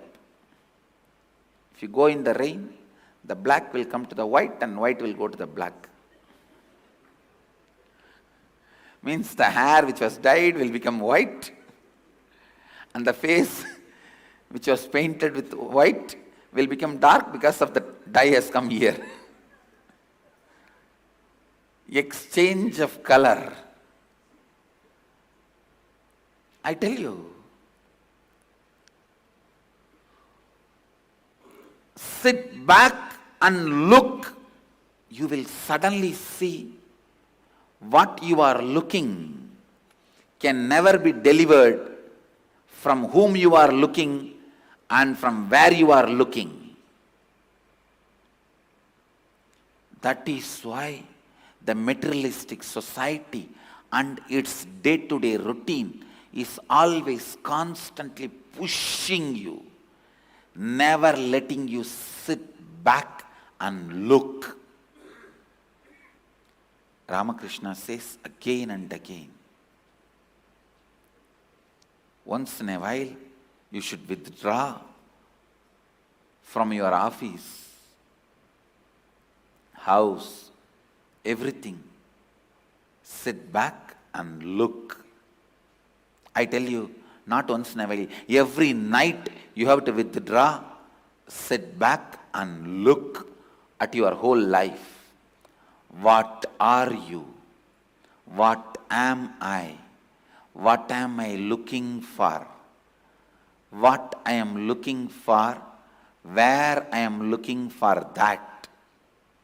What I am looking for and where I am looking for that? From whom I am looking for? Am I going to get it? Coming back to the basic questions is seeking. Coming back to the basic questions is seeking. You may be running in any speed with your materialistic needs, demands, fears, greed, but retaining the capacity to reinvent yourself and re-strategize yourself with the conclusions of your seeking is keeping seeking alive. You might have established a business for 25 years. Suddenly your seeking tells you that is not the right field. As per the conclusions you arrive with your seeking, having the ability to just change, reinvent, re-strategize yourself with something new as per the conclusions of your seeking is keeping seeking alive. Ability to be liquid, ability to be alive, ability to be a seeker. Understand, I am not encouraging changing whatever you want based on your whims and fancies and your boredom. Many people in my ashram also want to change the department, sometimes change the ashram, sometimes change the organization itself out of their boredom, not out of their seeking. I am not talking about that. Please understand. Statutory warning. Smelling and smoking boredom may kill you once for all. Not just one body, many bodies yet to come. I should have something called boredom box. Like a cigarette pack, boredom pack. If you are feeling bored and entertaining boredom, allowing boredom, you are smoking boredom. Smoking boredom may be injurious to your birth and death cycle, and it may cause dangerous things to your consciousness. It may delay the birth and death cycle eternally. Cosmic disclaimer. It's cosmic disclaimer and cosmic warning. Understand? Seeking, keeping the seeking alive is all Upanishads want to remind again and again and again in this 10th verse of Ishavasya Upanishad. Today's subject for Vakyartha Sadas, difference between reinventing yourself, re-strategizing yourself because of your seeking and trying to change because of your boredom. Studying difference between these two is the subject for Vakyartha Sadas today. Many people change job, change house, change car, change wife, change everything out of boredom. Now in US, one of my devotees introduced an elderly couple. The first introduction about them, Swamiji, they are great people. I just looked into him like a question, what all their achievements. For last 25 years they are married. No, that has become a great achievement. Come on, if you come to Indian village, every house is that only. 25 years they are married becomes a great achievement. Now, changing due to your boredom. Understand? Changing due to your boredom is different. reinventing and re-strategizing due to your seeking is different. Reinventing and re-strategizing due to the conclusions of your seeking is different from changing due to your boredom and pattern compulsions. Giving into your pattern compulsions, changing due to your boredom, leads you to a deeper and deeper hell. Reinventing, re-strategizing due to your seeking leads you to enlightenment. So do Vakyartha Sadas. Do Vakyartha Sadas on. Am I changing due to boredom? Am I re-strategizing, reinventing out of my seeking? I bless you all. Let you all radiate with integrity, authenticity, responsibility, enriching, causing, living Advaita, the eternal bliss, Nithyananda. Thank you. Be blissful. Nithyananda Dhyanapītam, Nithyananda Nagar, off Mysore Road, Bidadi, Bengaluru. Phone 08027279999. www.nithyananda.org. www.youtube.com/lifeblissfoundation.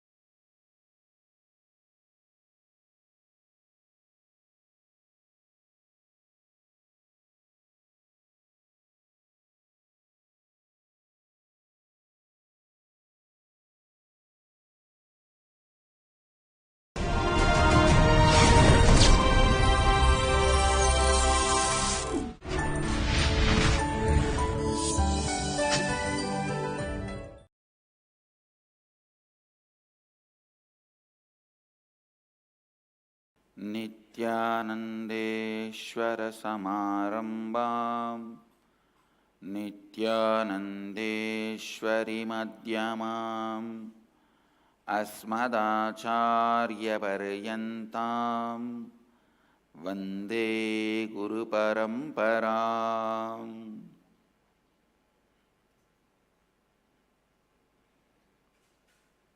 I welcome all of you with my love and respects.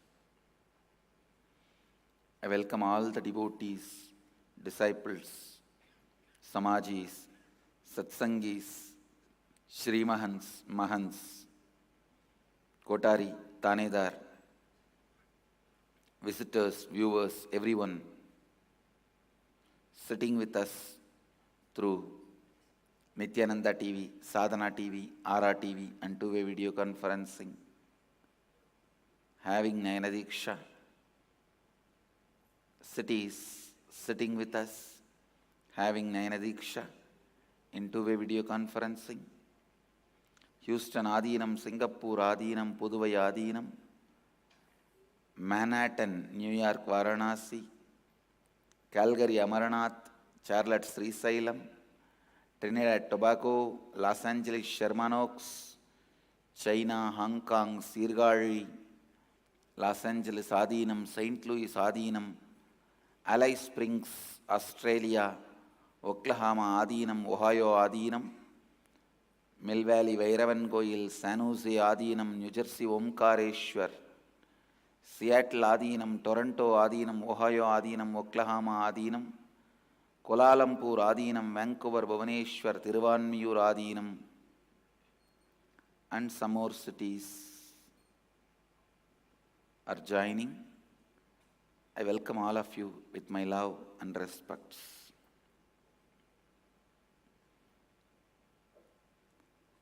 Today, the 7th day of Meenakshi Brahmotsavam, Devi is gracing all of us on Swarna Rishabha Vahana, the golden Rishabha, bull vehicle, and Mahadeva is gracing on Sarvalankara with Roman crown.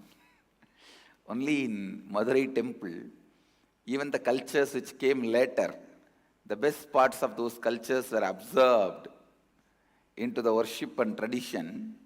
So the crown he is wearing is actually a Roman style crown. The tradition says once the Roman king came to Madurai on a friendly visit and offered his crown to Sundareshwara. From that time, the tradition of putting Roman crown on Sundareshwara exists, and still the original crown is there in the temple as it is. It's maintained and preserved. Still Sundareshwara uses that crown once in a while. And let's receive their grace on this day.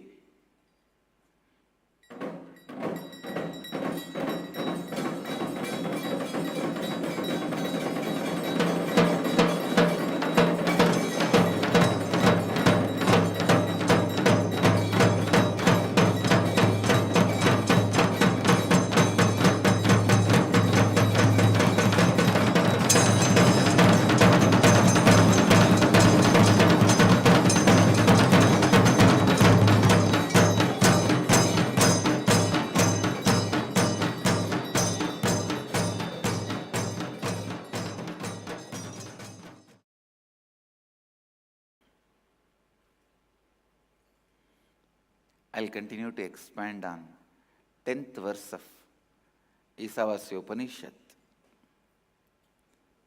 Anyadevahur vidyaya anyatahura vidyaya idi shushrumadhiranam yenas tat vichachakshire. Please recite along with me. Anyadevahur vidyaya Anyada Huravidyaya Iti Shushrumadhiranam Yenastat Vichachakshire. I'll read out the translation. It is said that by Vidya, the knowledge cognized from the right context of grasping the truth, consciousness, and the superficial knowledge acquired from the wrong context of grabbing, without cognizing the subtle truth, certainly the different result is achieved. Similarly, it is said that by avidya, the authentic actions and the ignorant actions, a very different result is achieved. Thus, have we listened from those wise beings who have explained that absolute principle to us? Listen. Without the context of seeking,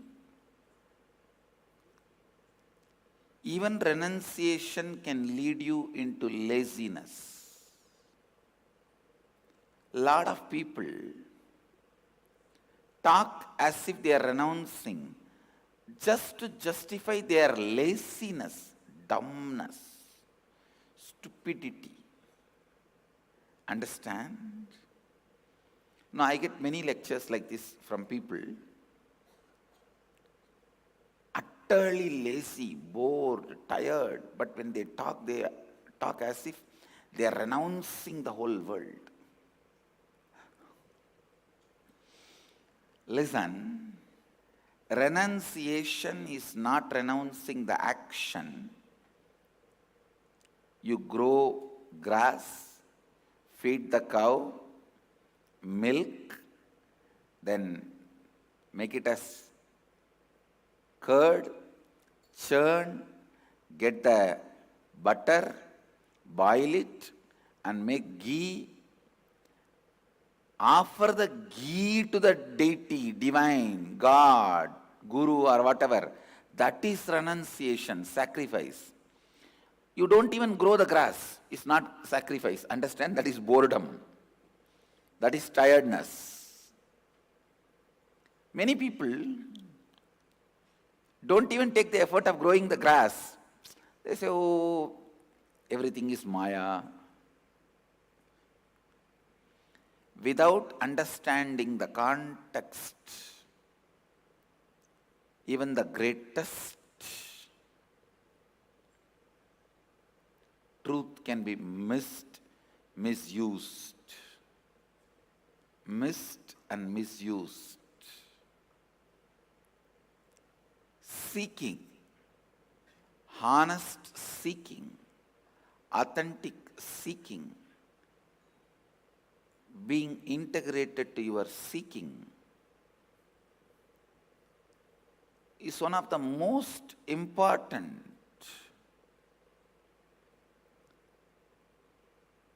alignment you need to do in your life every day. Because it is only by seeking your being is kept in the most possible, highest peak awareness, in the most possible, highest peak awareness. So listen, keep the seeking alive.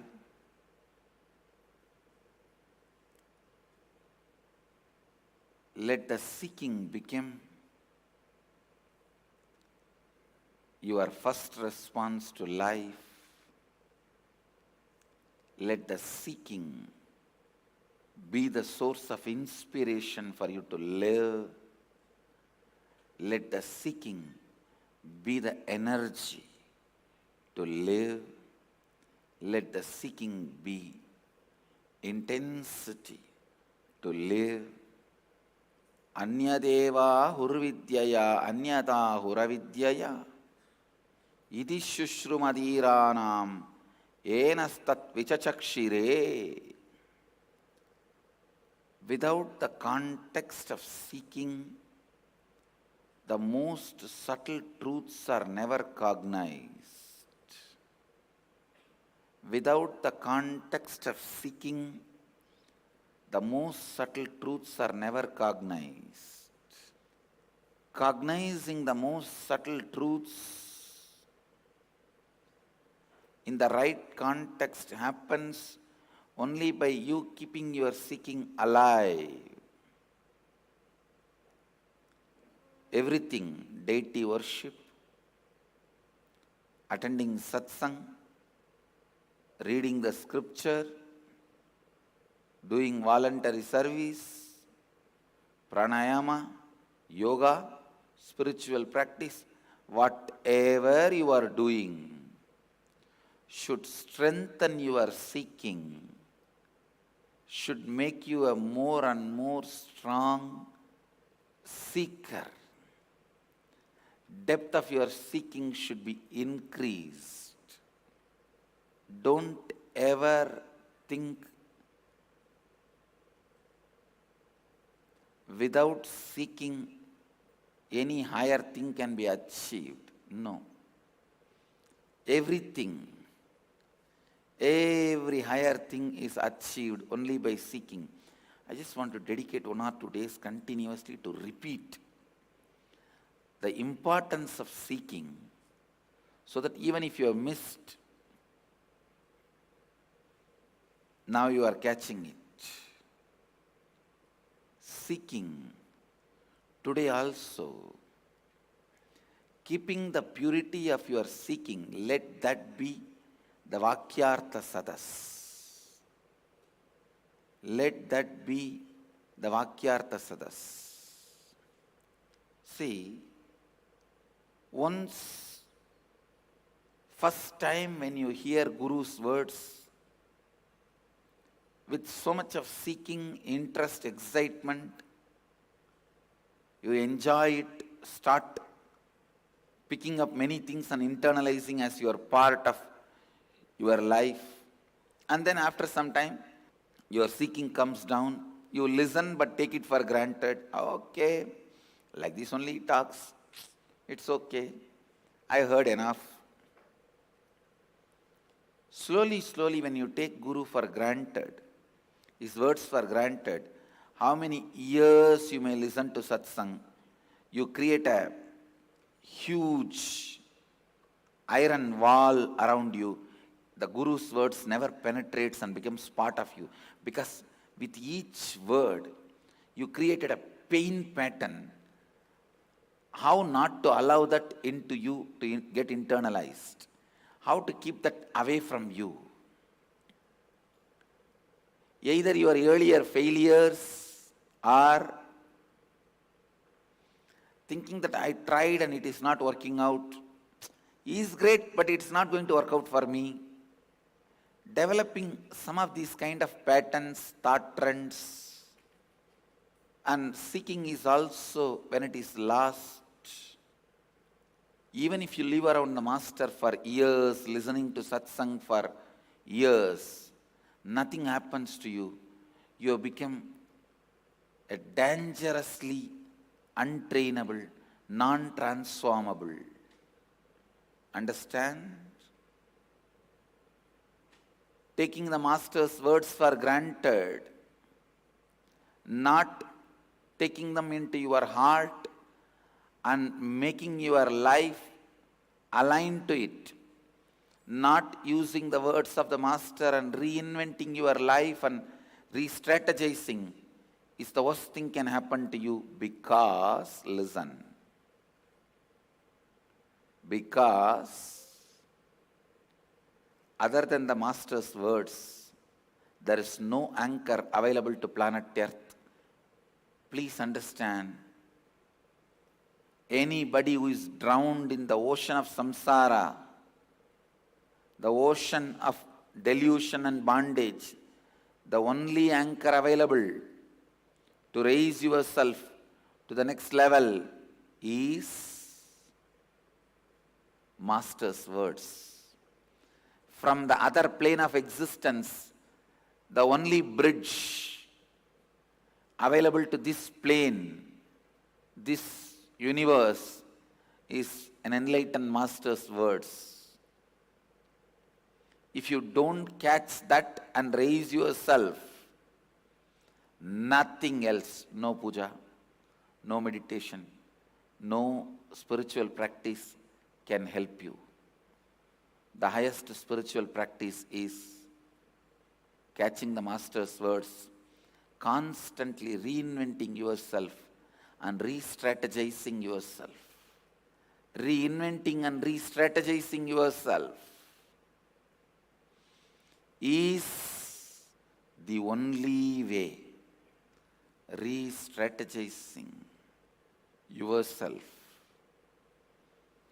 with every master's words, reinventing yourself with every word of the master is seeking. If your seeking is alive, you will go on reinventing yourself. You will raise yourself by yourself. You will be so alive, so active. Understand? You will be so brilliant, so energetic. Because seeking is the most powerful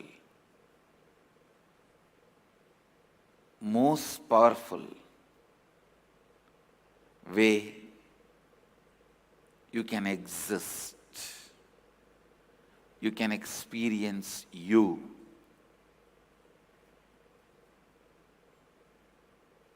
So again, the subject for today's Vakyartha Sadas, I wanted it to be keeping your seeking pure and how not to take Master's words for granted. How not to take him for granted, take his words for granted. I wanted this to be your subject for Vakyartha Sadas today. So with this, I bless you all. Let you all radiate with integrity, authenticity, responsibility, enriching, causing, living Advaita, the eternal bliss, Nithyananda. Thank you. Be blissful. Nithyananda Dhyanapītam, Nithyananda Nagar, off Mysore Road, Bidadi, Bengaluru. Phone 08027279999. www.nithyananda.org. www.youtube.com/lifeblissfoundation.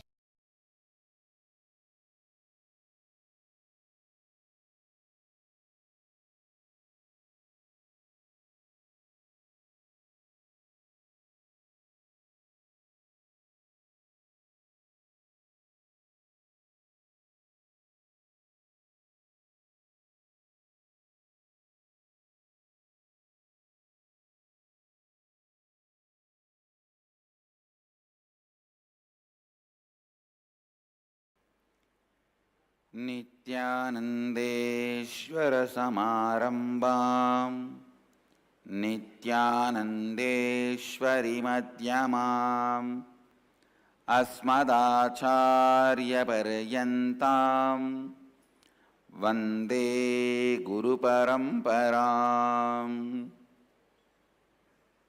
I welcome all of you with my love and respects. I welcome all the devotees, disciples, samajis, satsangis, srimahans, mahans, tanedars, kotaris, visitors, viewers, Nitya Kriya Yoga participants, every one of you.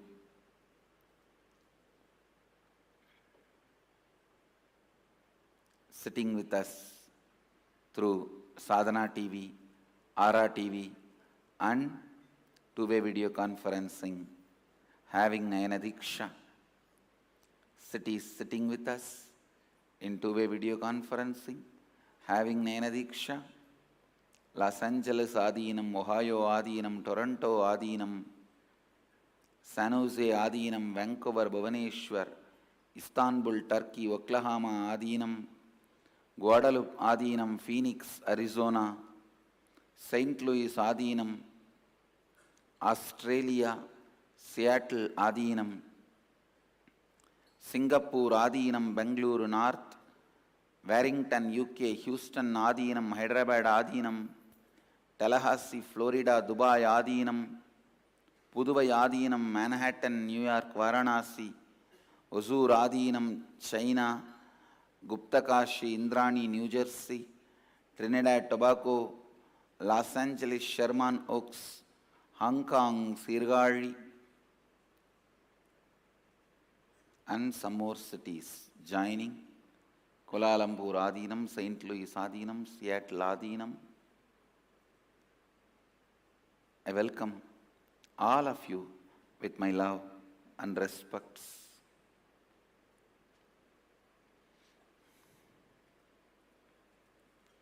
Today, the Meenakshi Brahmotsavam, 4th day, Devi is gracing on Swarna Shipika, the golden palki. Meenakshi in the golden palki with a pearl crown. Sundareshwara on Sarvalankara. First, let us receive their grace.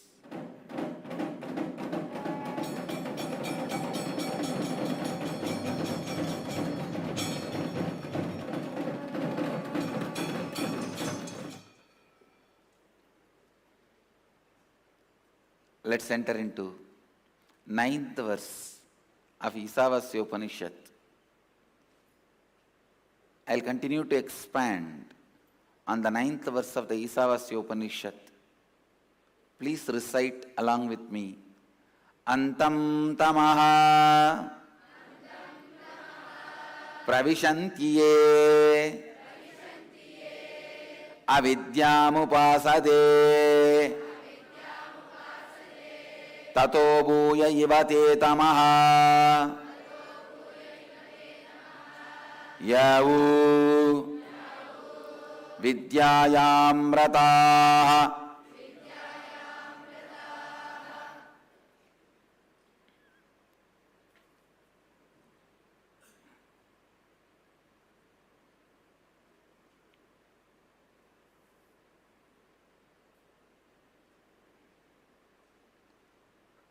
Let me give you the English translation.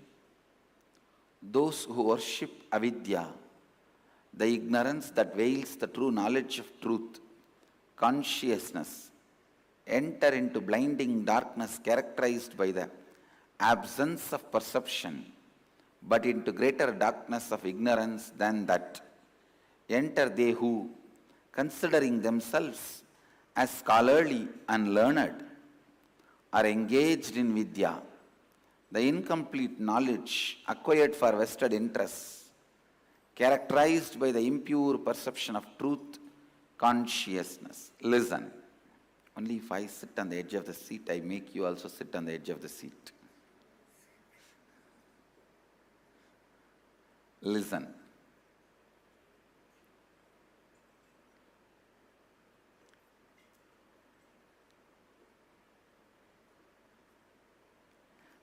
I have expanded enough on the first part of this verse.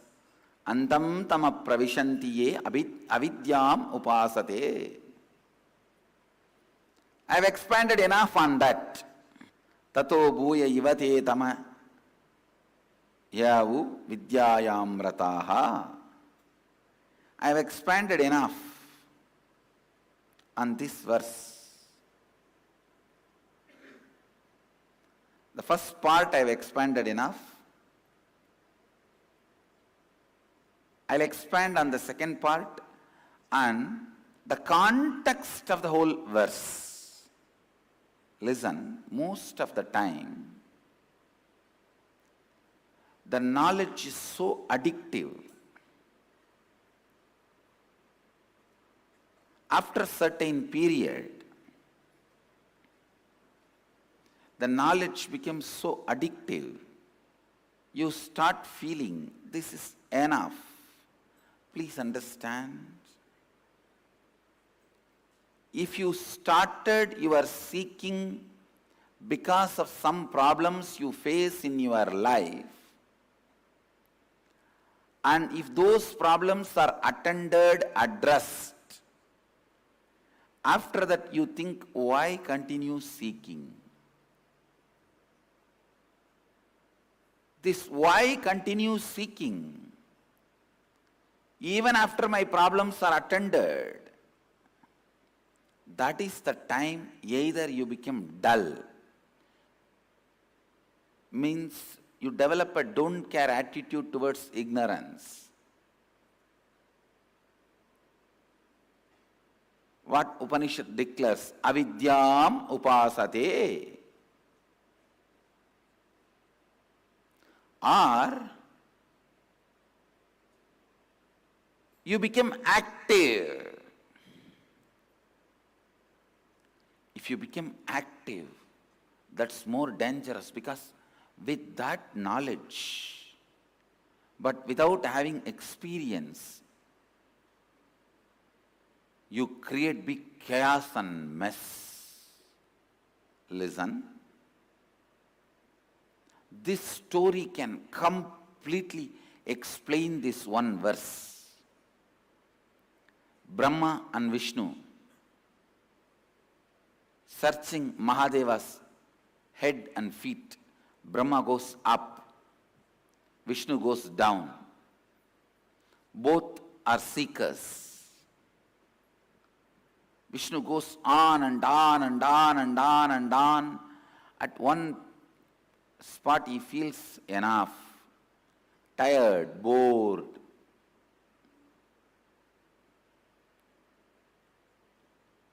At least tiredness and boredom will not become cunning.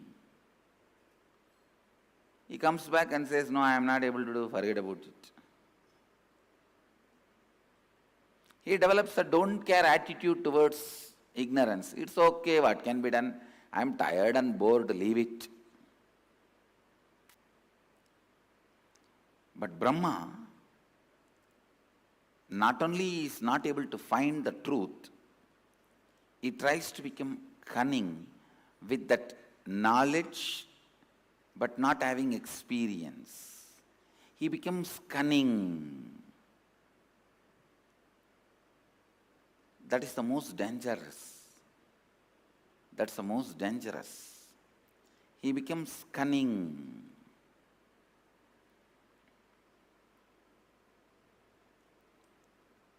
He gets engaged in vidya, the incomplete knowledge acquired for vested interests, characterized by impure perception of truth, consciousness. Listen.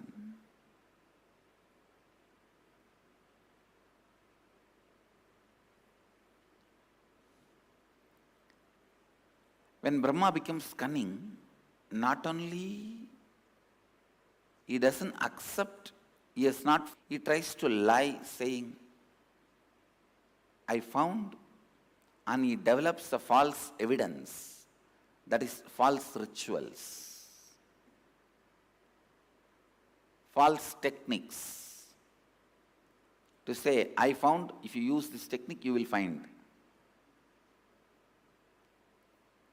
I wanted to tell the whole world, never ever fall prey to the fellows who say they design techniques based on their own experience, but which is not aligned to the apta pramana, the words of the rishis.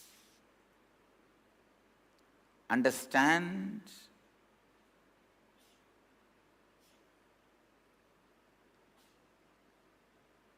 In Vedic tradition,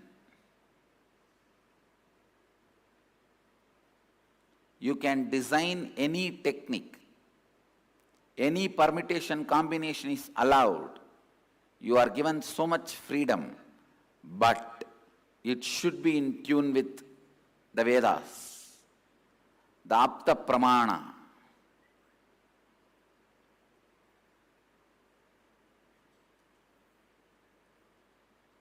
Don't ever accept if it is not in tune with the pramanas of rishis, apta pramana. Listen, if you accept somebody's words that it is the technique from their own experience and it is not in tune with the original Vedic tradition, be very clear. It is false evidence, false technique, false rituals, just like Brahma bringing a flower as a false evidence, saying that he reached Mahadeva's head. These fellows, without reaching, trying to prove they reached. See, these false flowers, false evidence, what Brahma brought, that is also a flower, but it won't take you to the ultimate. So-called these techniques also may help you to have a little peace, wheezing will be healed, little good for health, but that won't lead you to enlightenment. Understand? Enlightenment is altogether a different game. Having little health, good feeling are not sufficient. They may be good initial side effects of a technique, but technique itself is not aimed just towards little health and feel good feeling.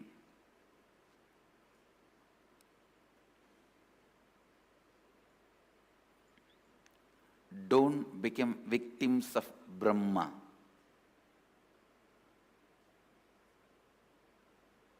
Catch Mahadeva.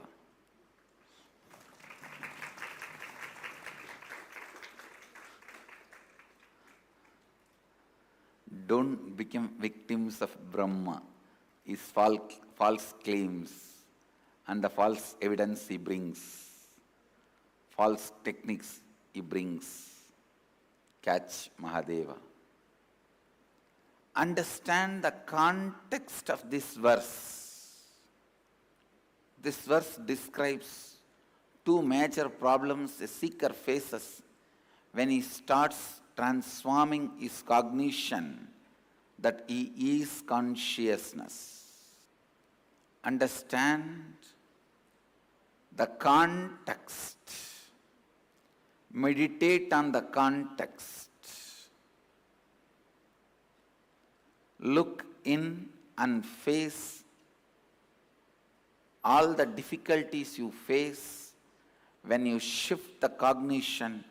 You are the consciousness. Mahadeva, Shiva.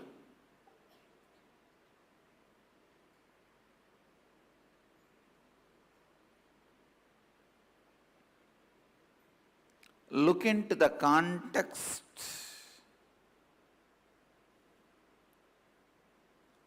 Try to experience the truth.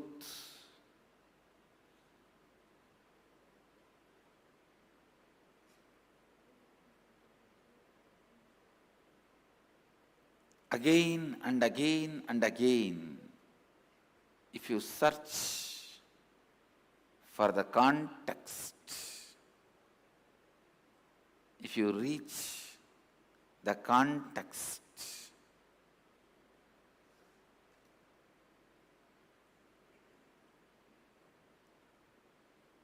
you will understand what Upanishads mean by this verse. Antam tama pravishantiye avidyam upasate tato bhuya ivateta tama yavu vidyayam rataha.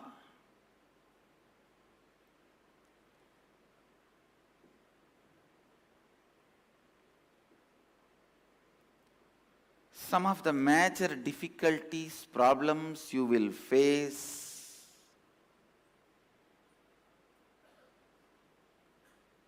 during your seeking is defined and explained in this verse.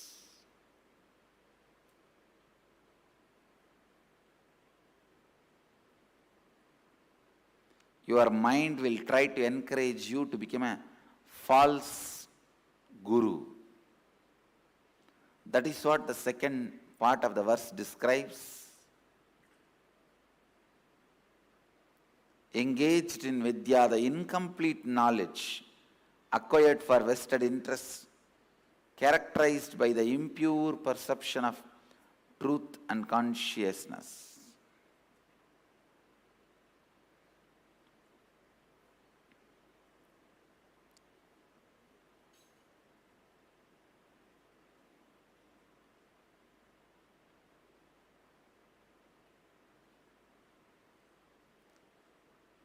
Today's subject for Vakyartha Sadas.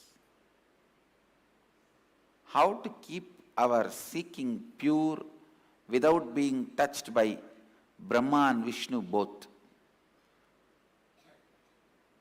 Neither boredom nor false purpose, the vested interests, incomplete knowledge should disturb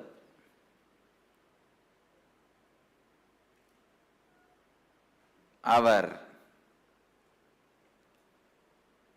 contemplate about this, do Vakyartha Sadas on this, how to keep our seeking pure, how to retain our seeking pure, away from boredom, away from false identities. That is why the Vedic tradition insists on higher forms of tapas and penance.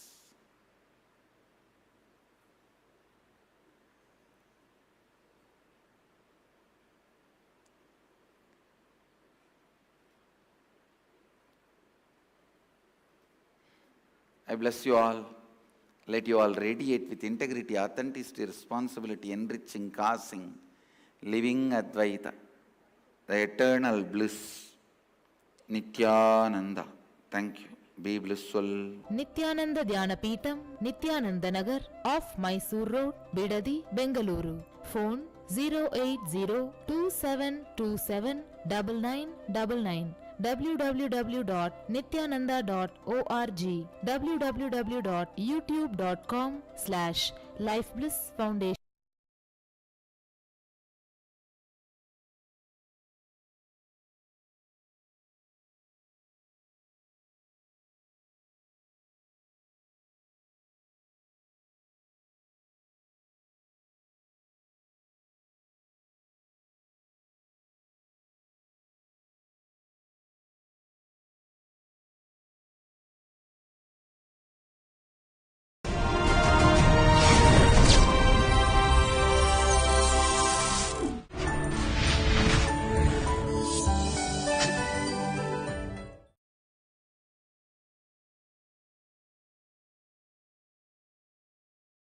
नित्यानन्देश्वर समारम्भाम् नित्यानन्देश्वरि मध्यमाम् अस्मदाचार्यपर्यन्ताम् वन्दे गुरुपरम्पराम्.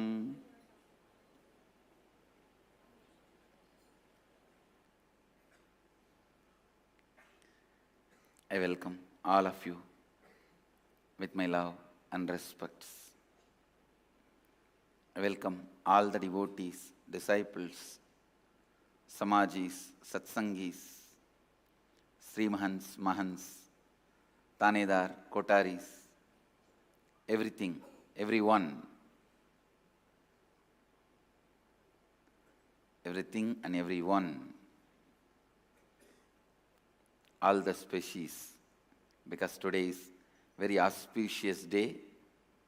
Many have gathered who are not seen by your eyes. I welcome everyone with my love and respects. Who are sitting with us through Sadhana TV, Nithyananda TV, Ara TV, and two-way video conferencing, having Nayana Diksha. Cities sitting with us, two-way video conferencing, having Nayana Diksha. Singapore Adinam, Houston Adinam, Doncaster UK, Madurai, Rajabalayam Adinam, Madurai Adinam, Puduvai Adinam, Charlotte Srisailam, Los Angeles Sherman Oaks, Hong Kong, China, Guptakashi, Trinidad Tobago, Kuala Lumpur Adinam, Oklahoma Adinam, Toronto, Canada Adinam, Seattle Adinam, Ohio Adinam, Los Angeles Adinam, Alice Springs Australia, Phillip Island Australia, Oman Adinam, St. Louis Adinam, Chennai Adinam, Vancouver, Guadalupe Adinam, San Jose Adinam, and some more cities joining.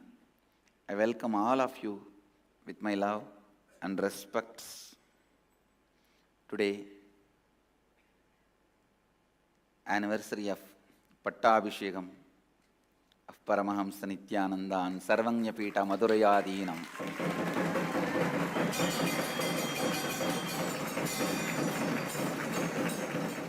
3 years over, 4th year beginning. Today is the day.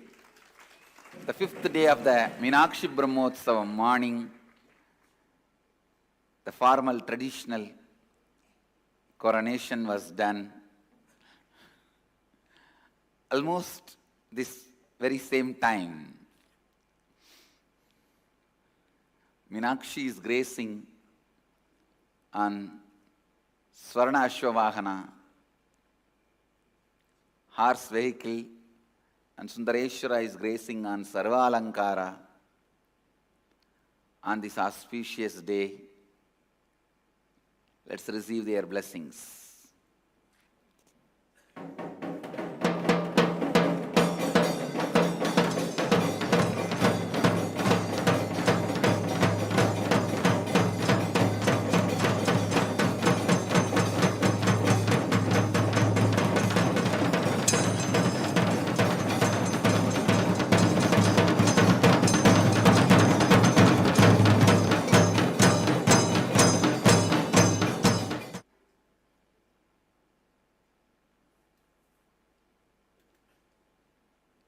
this very auspicious day, 3 years before, I assumed the responsibility of 293rd Guru Maha Sannidhanam of Madurayadinam.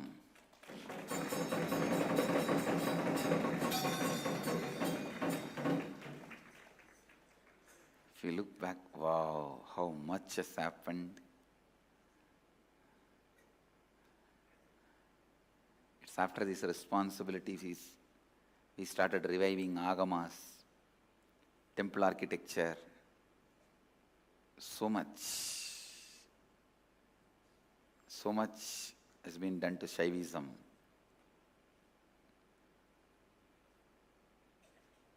We will continue to do it.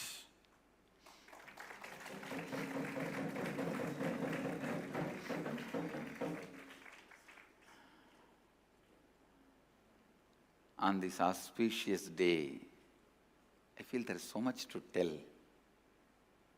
I'll tell one by one. Now let me enter into the Upanishad Satsang. In Ishavasya Upanishad, 10th verse. Please recite along with me. Anyadeva hurvidyaya Anyata huravidyaya Idi shushrumadhiranam Enastat vichasakshire. Repeat. Anyadeva hurvidyaya Anyada huravidyaya Iti shushrumadhiranam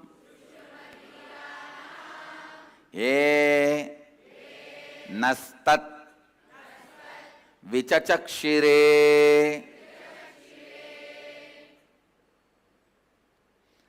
Anyadevahur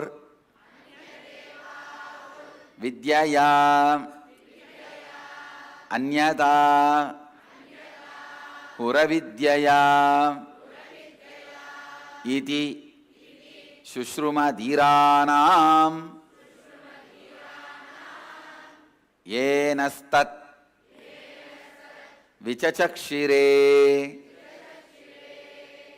Listen. I'll read out the translation first.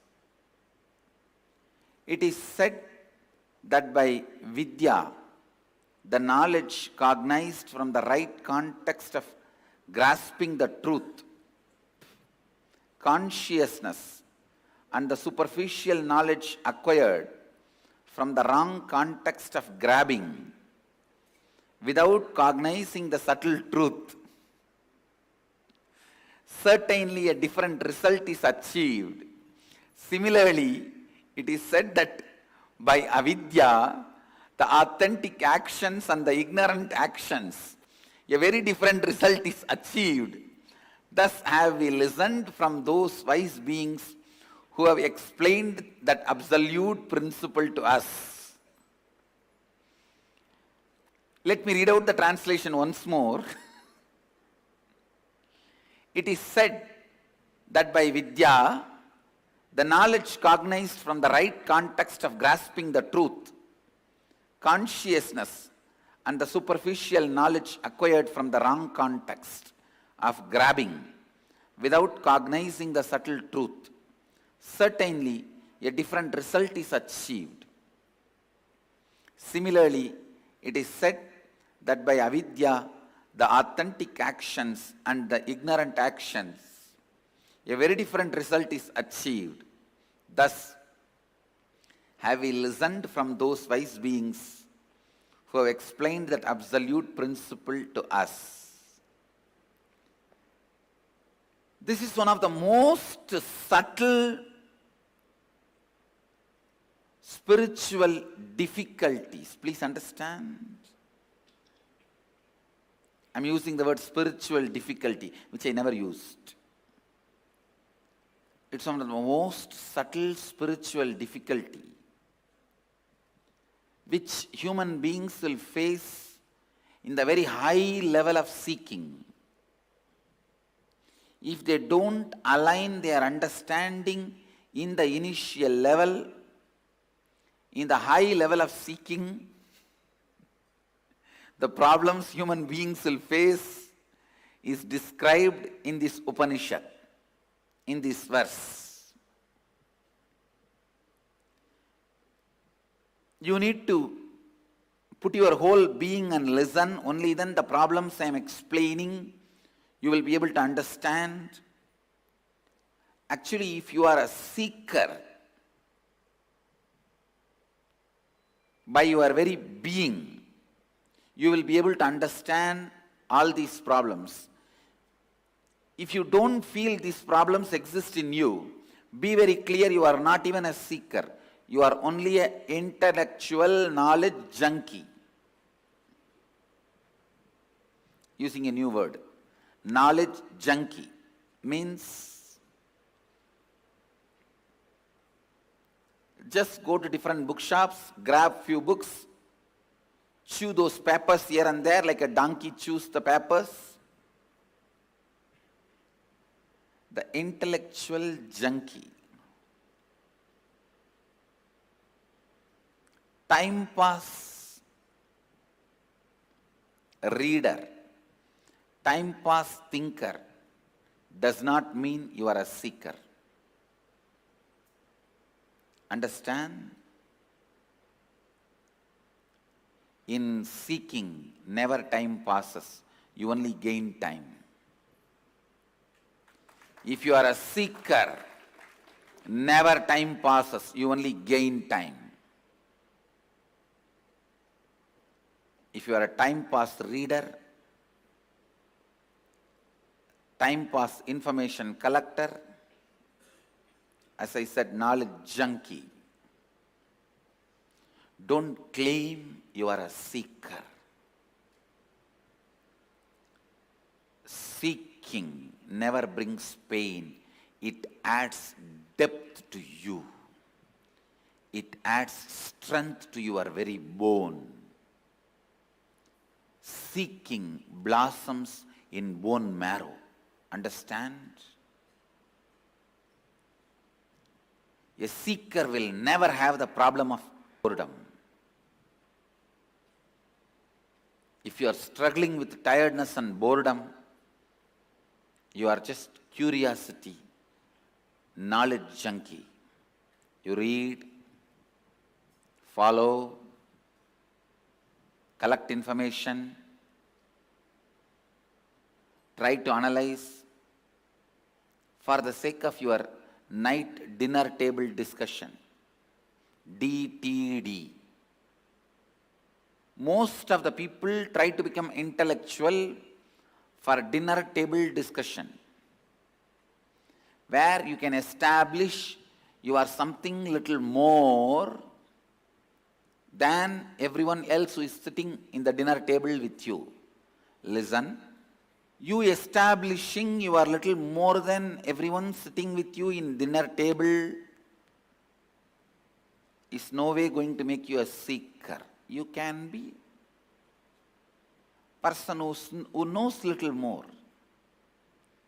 Knowing little more does not make you a seeker.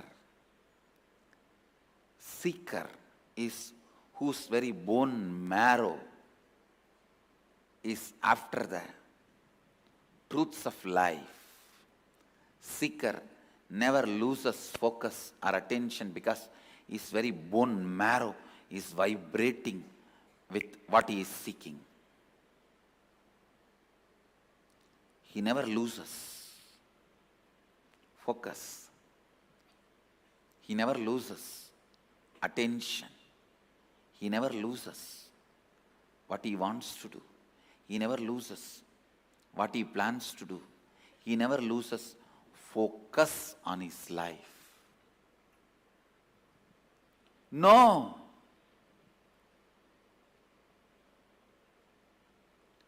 Upanishads are beautifully describing in this verse Actually, in the last verse, they explained boredom and cunningness, the two major problems.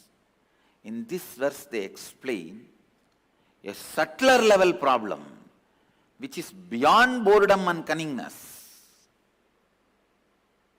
In the ultimate samadhi, the ultimate truth, no compromise. Even a great incarnation like Sri Ramakrishna has to cut the very Kali he was worshipping in his whole life and go beyond the form of the Kali.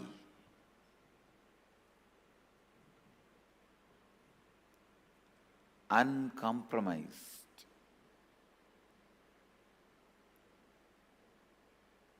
Truth is samadhi. Upanishads are actually explaining in this verse that level difficulties, problems, and giving solution. Actually, most of the common man does not have this problem because most of the common men are not seekers. In this verse, Upanishads explain problems faced by advanced seekers who takes enlightenment very seriously, who are taking this achieving samadhi as a very sincere goal. So I am speaking for those who are taking achieving samadhi as a sincere goal of life. Listen. I'll read out the translation and try to explain each concept. It is said that by vidya, the knowledge cognized from the right context of grasping the truth, consciousness and the superficial knowledge acquired from the wrong context of grabbing without cognizing the subtle truth, certainly a different result is achieved. Similarly, it is said that by avidya, the authentic actions and the ignorant actions, a very different result is achieved. Thus, we have listened from those wise beings who have explained that absolute principle to us. Listen.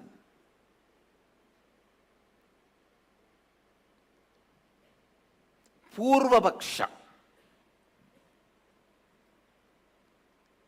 Things which need to be done first need to be done first.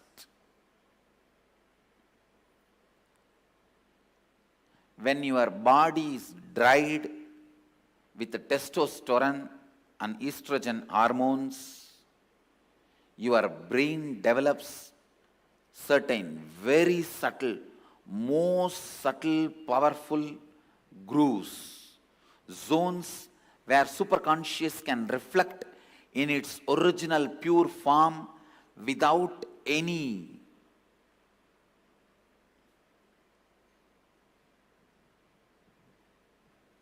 delusion, manipulation, interpretation, interference.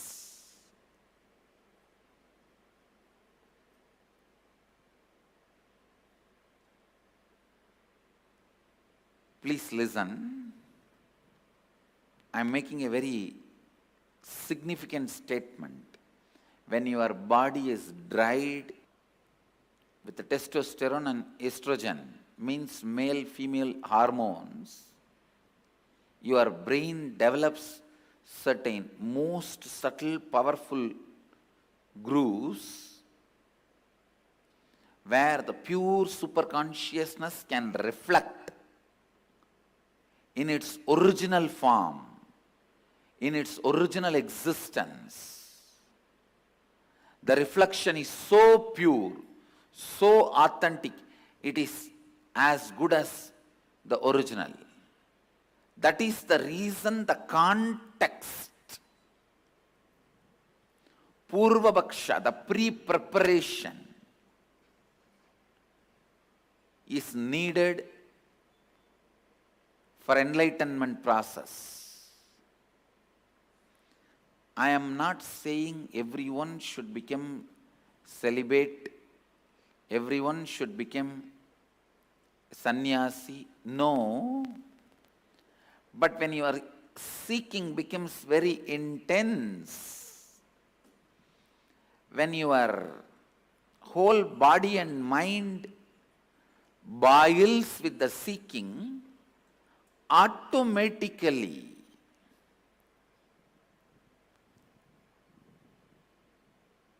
body and mind evolves to a level where your body dries up and brain develops this rich, subtle grooves where superconsciousness can reflect beautifully, powerfully. It can reflect beautifully and powerfully without setting the context, what need to be done first, without doing the first things first. Purva Bhaksha.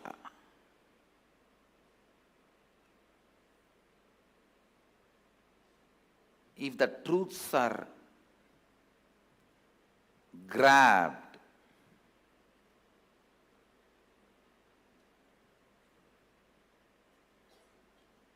you may have some power, strength, knowledge, but never enlightenment.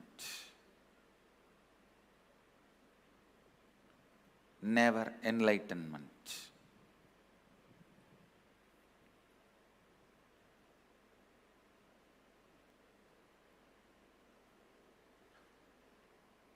Seeking need to go hand in hand with a powerful tapas. Tapas means living the truths you discovered till now, executing the conclusions you reached till now. All the conclusions you arrived, making those cognitions as part of your reality till now.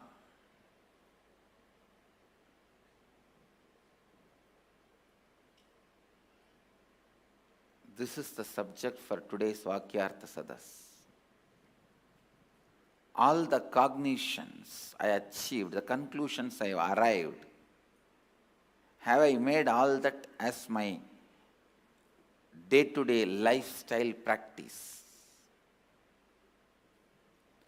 All the conclusions I have arrived, have I made all that as part of my life?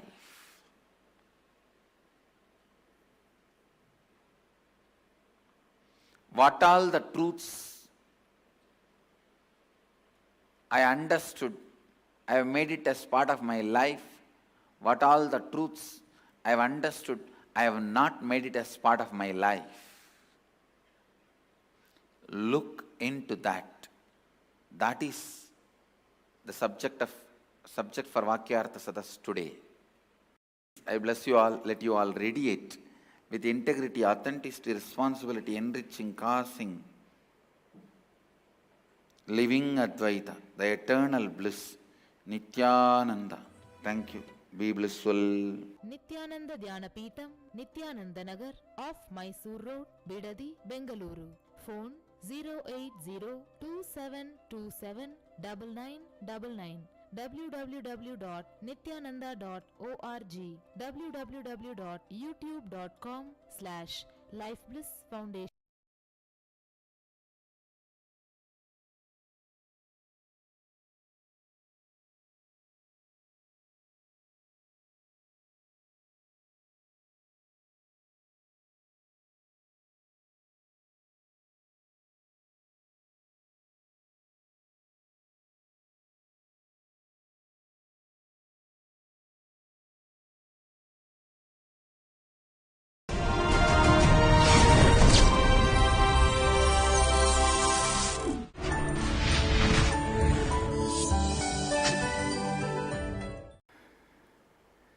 नित्यानन्देश्वरसमारम्भां नित्यानन्देश्वरिमध्यमाम् अस्मदाचार्यपर्यन्तां वन्दे गुरुपरम्पराम्.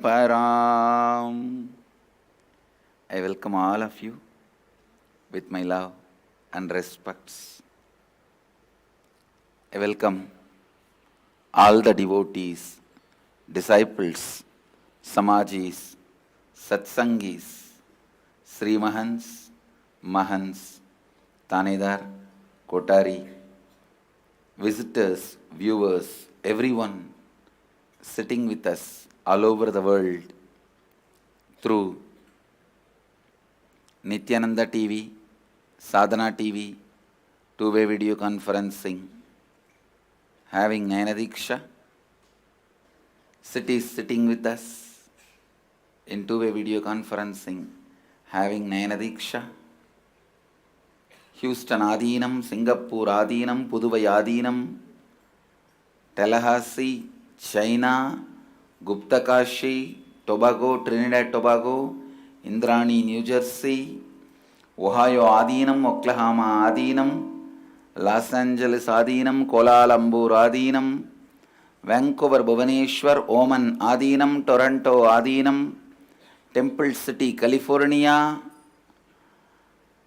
and Guadalupe Adinam, San Jose Adinam, and some more cities joining. I welcome all of you with my love and respects. Today, the third day of Meenakshi Brahmotsavam, the celebrations are continuing.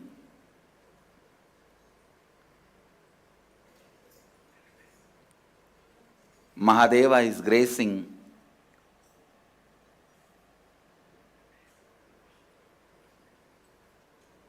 in the Sarvalankara. The crown he is wearing is called Semmadu Kridam. This is the crown he was wearing. This is the way his headgear was when he came to carry sand for the sake of Vandi's idli. It's called Semmadu Kridam. And Meenakshi is gracing on Swarana Gajavahana, the golden elephant vehicle with the crown called Mambala Kondai Kridam. The crown looks like a mango. So, these are traditional alankaras done in Vedic temples. Today, Meenakshi is gracing on golden elephant vehicle, blessing all of us. Let's receive her blessings and grace first.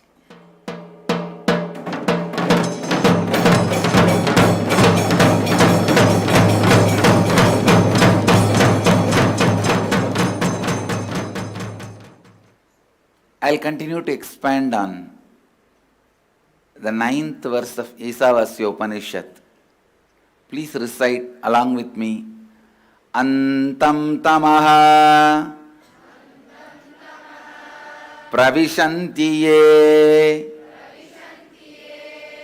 avidyamupasate tato bhuya ivate tamaha yavu vidyayamrataha.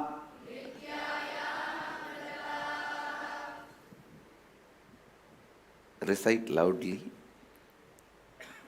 Antam tamaha pravishanti ye avidyamupasate tato bhuya ivate tamaha yavu vidyayamrataha. Yes. Now listen.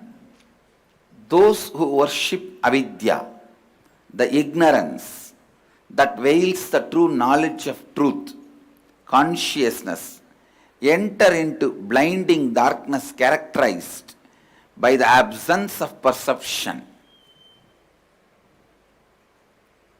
But into greater darkness of ignorance than that enter they who, considering themselves as scholarly and learned, are engaged in vidya, the incomplete knowledge acquired for vested interests, characterized by the impure perception of truth, consciousness. Listen.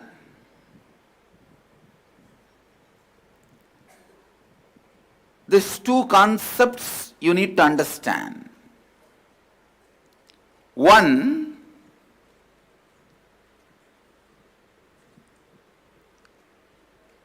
those who worship ignorance, the initial level seekers, get into a kind of a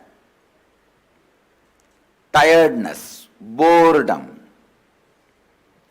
unable to move further.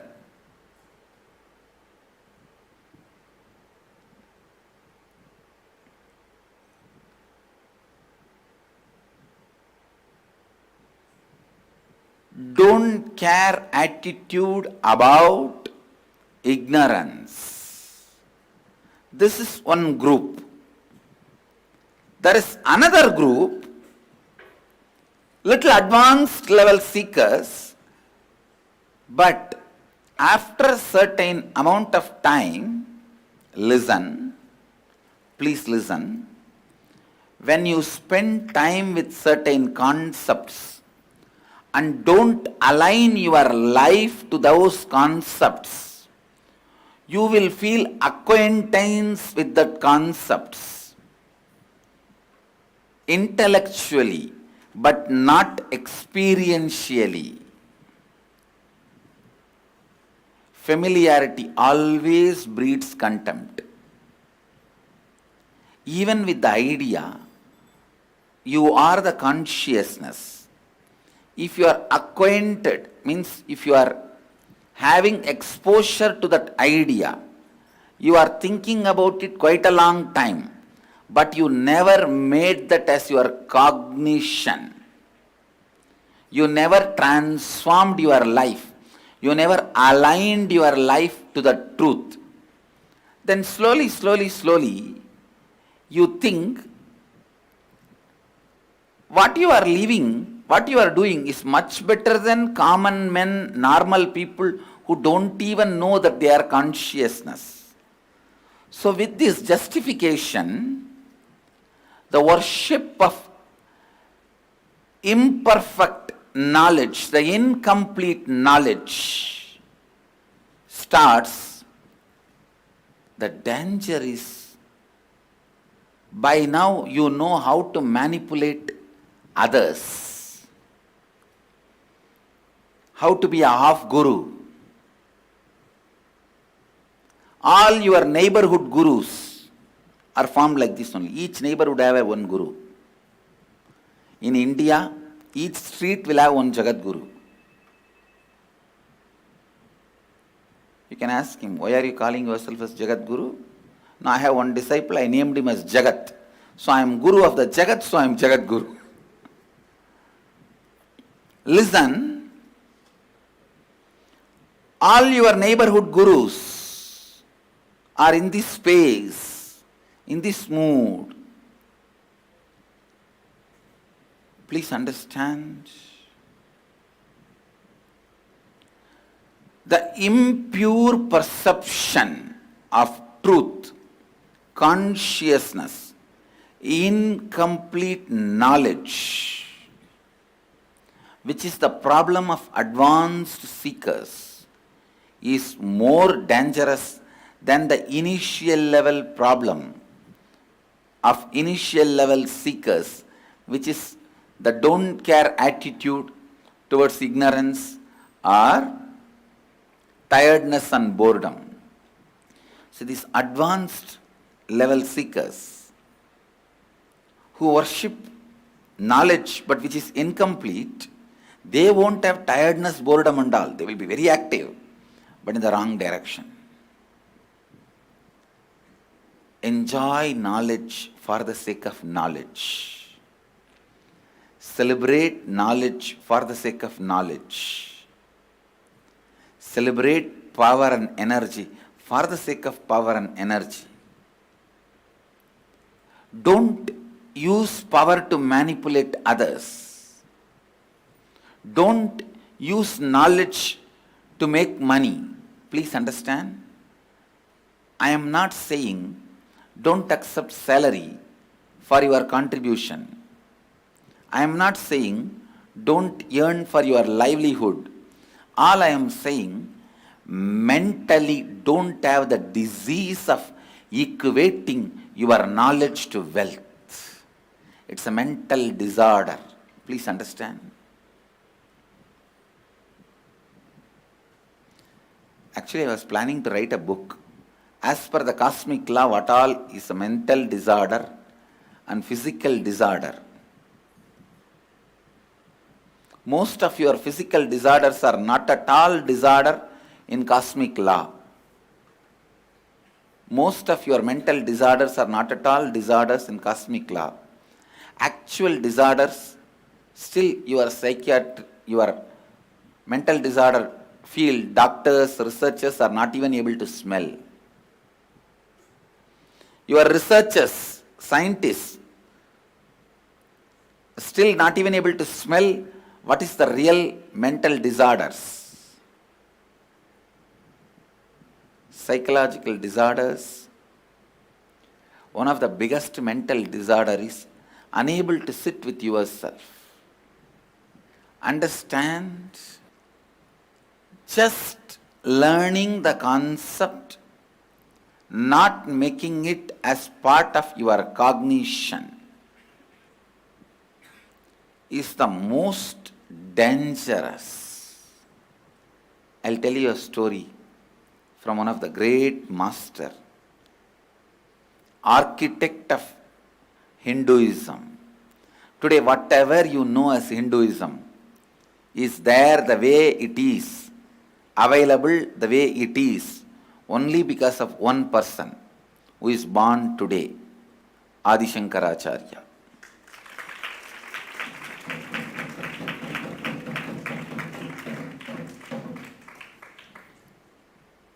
Today is 1227th birth anniversary of Adi Shankaracharya.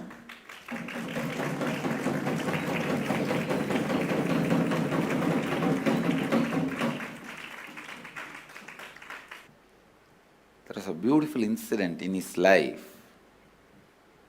One day he was walking with his disciples, his Stalayatra.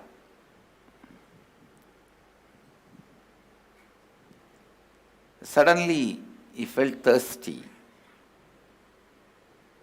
and no water was found in that area. Only one guy was having a village arak, you call it todi. Shankaracharya went straight to that villager and said, "Can you give me a little? I am feeling thirsty."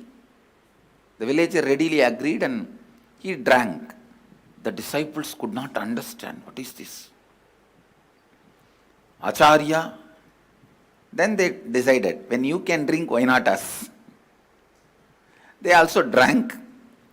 After that, Shankaracharya was walking very steadily, stably, but not these disciples. Now Acharya thought, this is the time that we need to educate these fellows. And he also need to show the difference between the people who made I am the consciousness as a cognition and I am the consciousness as an acquired acquaintance, not cognition. So after some time, maybe a few days later, again he felt very thirsty. Looked around, no water source, not even a village Arak. Only one guy was melting iron and pouring into the mold, the metal workshop. He walked straight into the workshop and asked that guy, "Can you give me little?" That fellow was shocked. Asked why? "No, you don't bother about that." He asked him to pour the whole metal on his hand and just drank, like how he will drink a cold water from the well or a lake. And then he just looked back. The disciples' eyes have already came out. And he just told them, "Please drink." That's all, they were all shaken. Shankara just made only one statement. Why? You guys can follow when I was drinking arak. Why not now? Of course, neither disciples drank, nor Acharya forced them to drink. Understand the truth. The moral of the story. Acquaintance, just hearing these words, not making it as part of your cognition, will make you feel, will give you pseudo satisfaction as if you know it is truth. That's the most dangerous. Please listen. That is why I tell you, before initiation, the disciple need to be prepared. The moment you are initiated, you should just follow the truth. Pain is such self-destructive mechanism, will not allow you to reinvent yourself with any new concepts and strategies. Please understand. All the spiritual truths expressed in these Upanishads, like you are the consciousness, you are untouched, never come and go, you are the source of action, result, all these are highest possible strategies for your life. Knowing them, but not living them, knowing them, but not living them. Listen. Knowing them, but not living them.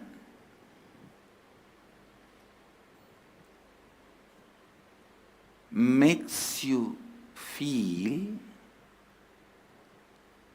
that as if you are already living them. That is what is incomplete knowledge. Listen, that is what is incomplete knowledge. How much ever you may know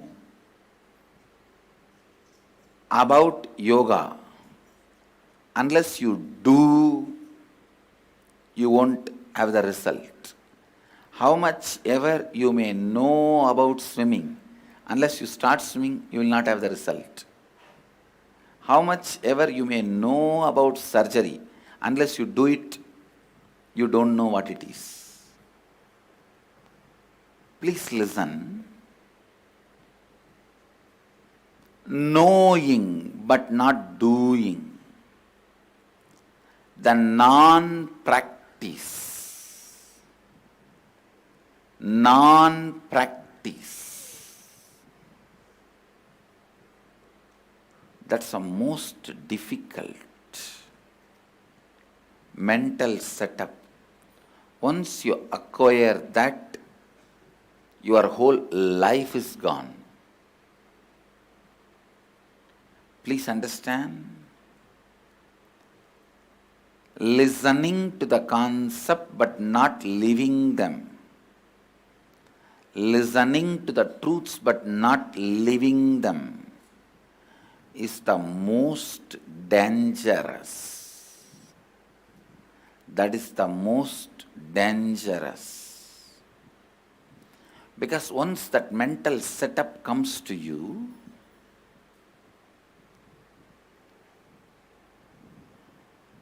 anything, you know how to brush it aside. Like if you watch a advertisement in the TV, call now, call now, call now, how you don't even care and just change the channel, you will develop the same attitude even towards Upanishads. When Upanishads say, you are consciousness, you are consciousness, you are consciousness, start living. Actually, by 9th verse, Upanishads are raising their pitch. And literally now they are saying, call now, call now, call now. Don't get doomed.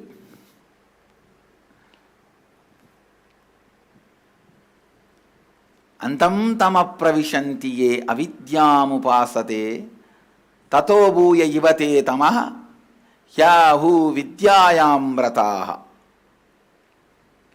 Listen, if you know, if you develop the attitude of inaction in the face of spiritual truths,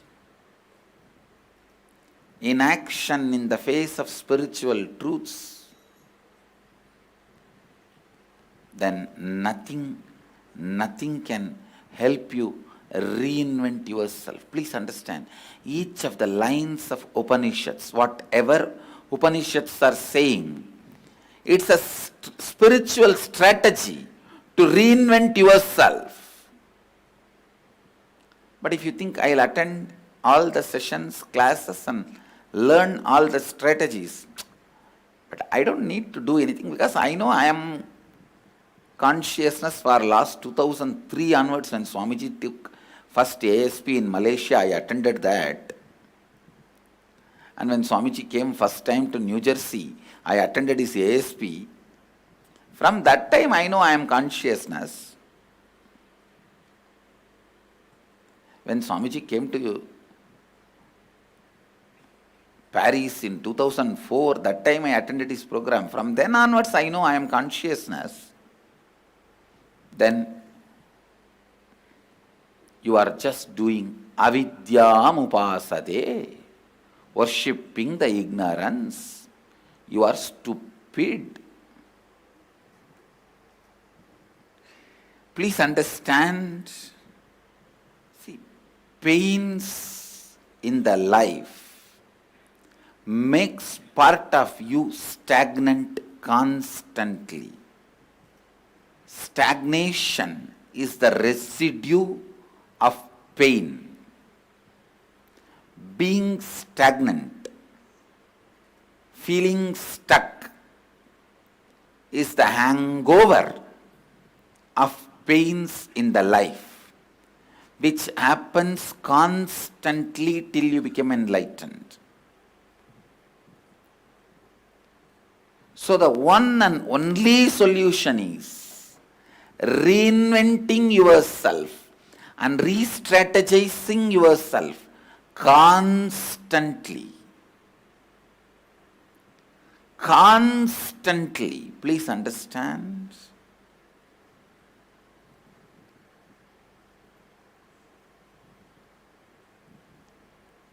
When you are driven by your greed or fear, constantly you will reinvent yourself. If you are in love with a girl, how constantly you will reinvent yourself to demonstrate your love to her or impress her. If you are afraid of your wife, how constantly you will reinvent yourself to save yourself from her or escape from her.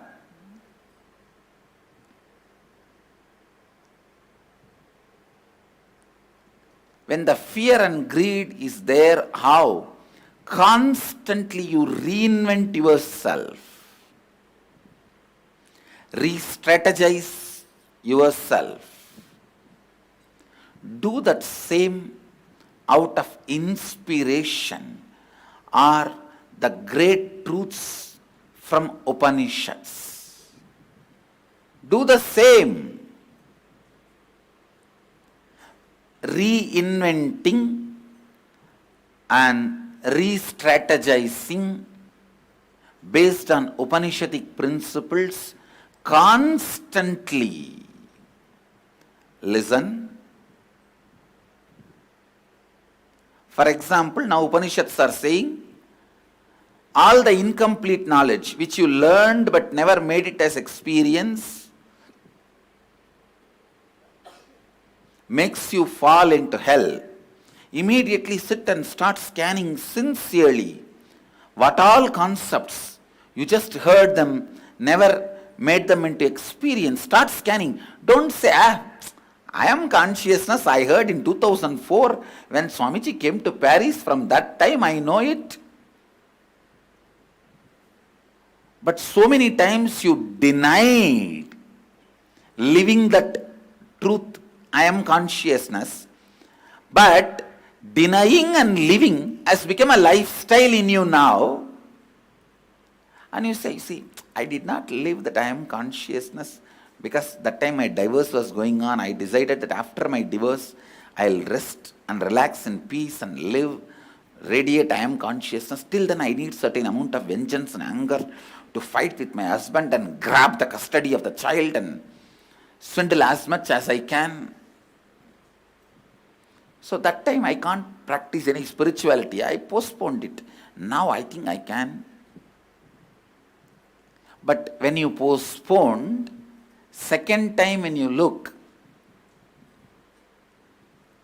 you will find already the postponing has become pattern in you. That is why I am telling you, any spiritual truth, the moment you hear, listen from the master, it has to be implicated. If not, it will never be implicated. If you don't make it as your cognition by today's sunset, it is not useful for you. Forget about it. And you will develop a wrong pattern of listening but not living. Don't do that. That is Atmahana, saying no to life. Saying no to life. Stupid are those, fools are those, cursed are those, idiots are those who listen to the great truths but does not make them as their cognition. If you have postponed the spiritual truths in your life without letting them become your cognition, parts of you have already frozen. It has become dead. Now today, the today's Vakyartha Sadas is melting all those parts which has become dead, frozen, and re-strategizing your whole life with the truth I am consciousness means not being pushed by stupid fears, stupid greed, being pushed only by tremendous joy, inspiration, happiness and bliss, fulfillment, completion. If your fuel is only completion and inspiration, you are blessed. Reinventing yourself, re-strategizing your life, reinventing yourself, re-strategizing yourself, discovering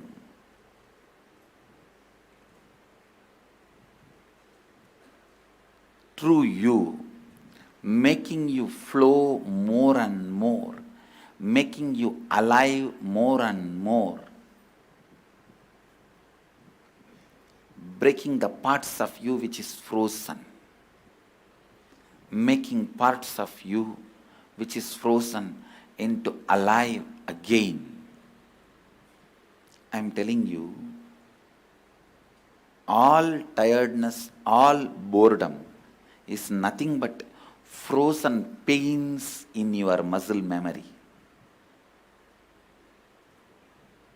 The only way to break the ice, the frozen pains, is re-strategizing yourself.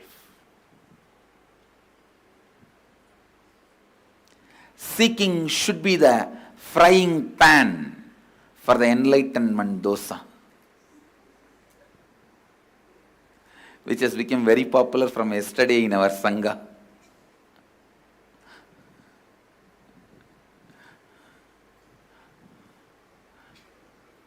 I thought if nobody is listening to the spiritual teachings I am giving, at least I will start a dosa shop and sell enlightenment through dosas.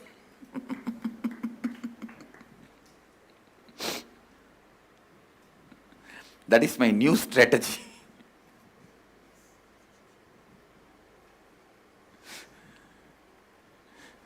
The enlightenment dosas.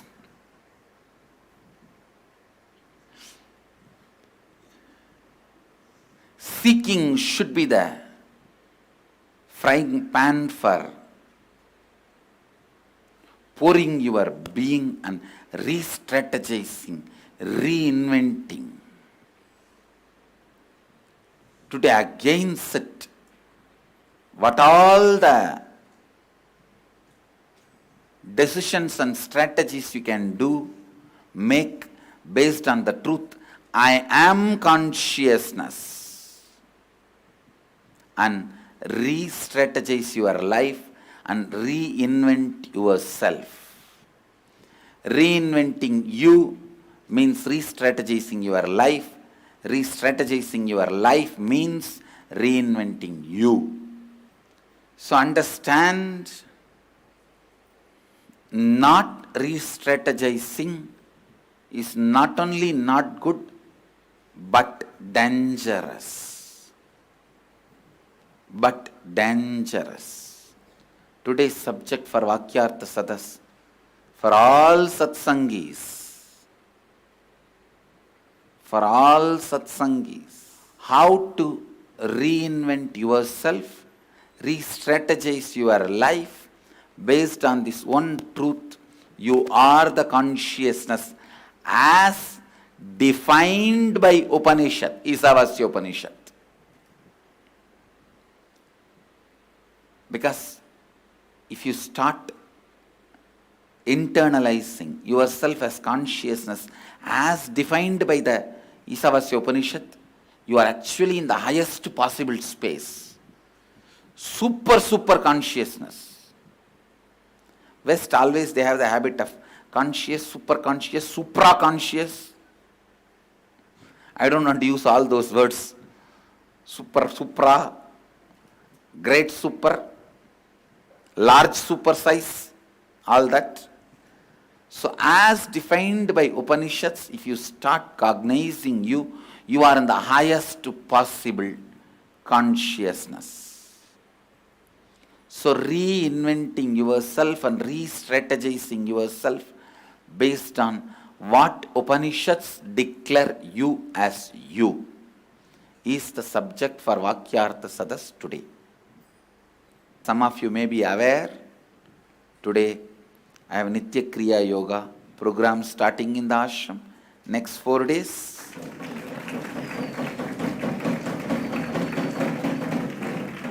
So it's a celebration. Before entering into this next segment of the morning satsang, there is a question: how can I make my intellectual understanding to my cognition? 1, do this Vakyartha Sadas. 2, even after the Vakyartha Sadas, if you are not able to make it, come to Varanasi. That's all. You try. If you made it, great. If you feel it's not happening, then come, I'll do it.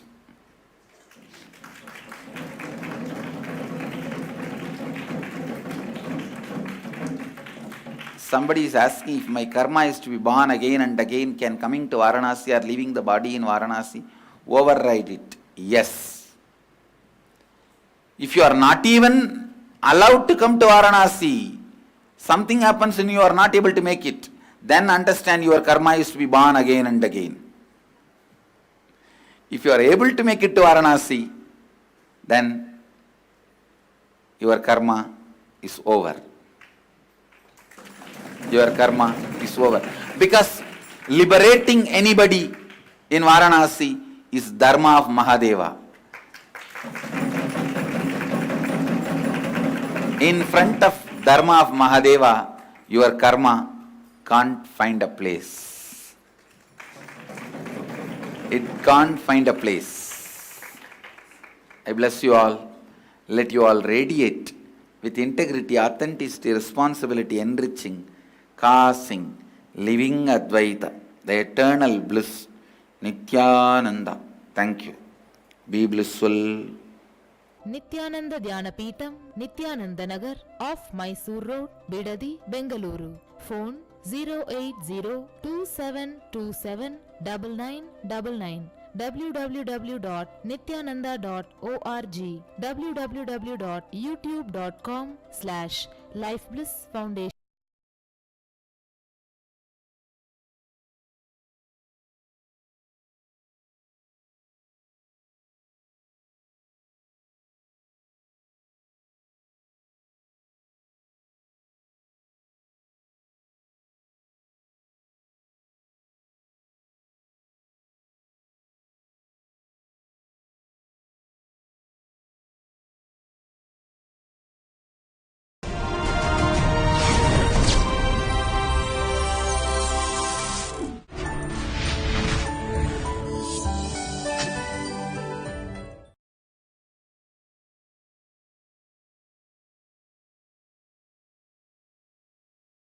Nithyanandeshwara Samarambam Nithyanandeshwari Madhyamam Asmadacharya Paryantam Vande Guru Paramparam.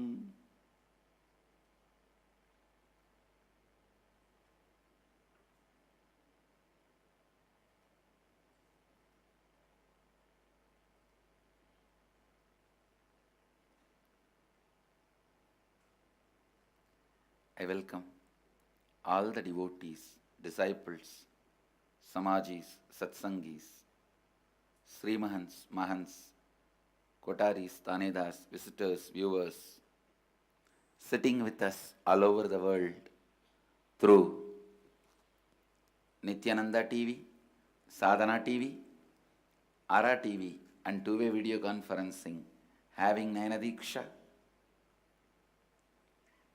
Cities sitting with us in two-way video conferencing, having Nainadiksha, Trinidad, Tobago, Hong Kong, Sirgari, Bengaluru North, Singapore, Adinam, Warrington, UK, Puduvai Adinam, Houston Adinam, Huzur Adinam, Ponca City, Oklahoma, Hyderabad, Guptakashi, Toronto Adinam, Oklahoma Adinam, Los Angeles Adinam, Seattle Adinam, Vancouver, Bhubaneswar, Slice Springs, Australia, San Jose Adinam, St. Louis Adinam, Kuala Lumpur Adinam, Ohio Adinam, Chennai Adinam, and some more cities. I welcome all of you with my love and respects. Today, Meenakshi Brahmotsavam, second day. Mahadeva is gracing in Sarvalankara and Meenakshi is gracing on Swarnamayura Vahana, the golden peacock vehicle, wearing the pearl crown made of pearls, which is the official Ratna of Pandyanadu, Pandidesa. She is gracing on Swarnamayura Vahana. Let's receive our blessings first.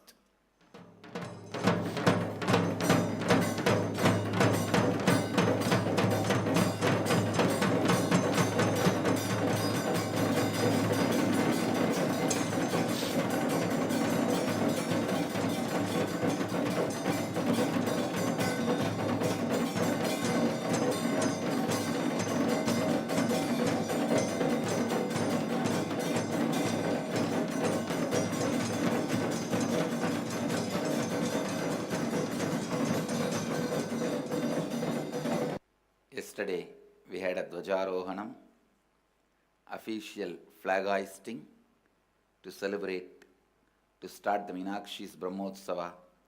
From the time the flag was raised, I know the energy is totally different. I was wondering, I used to think that, there's something called, so-called thinking process. I used to wonder, how can energy become different in energy field itself? It's already the high energy field. Even then, the energy which can be perceived normally, that drastically increases when these Brahmotsavams start and all the divine energies start manifesting themselves here. So, the time for the Leela started from yesterday. So again you will see, from today, all these Brahmotsavam days,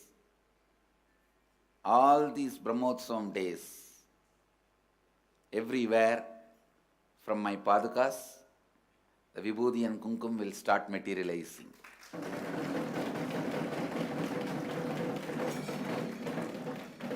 Wherever we have Meenakshi deity, Vibhuti and Kumkum will start materializing on Meenakshi deity.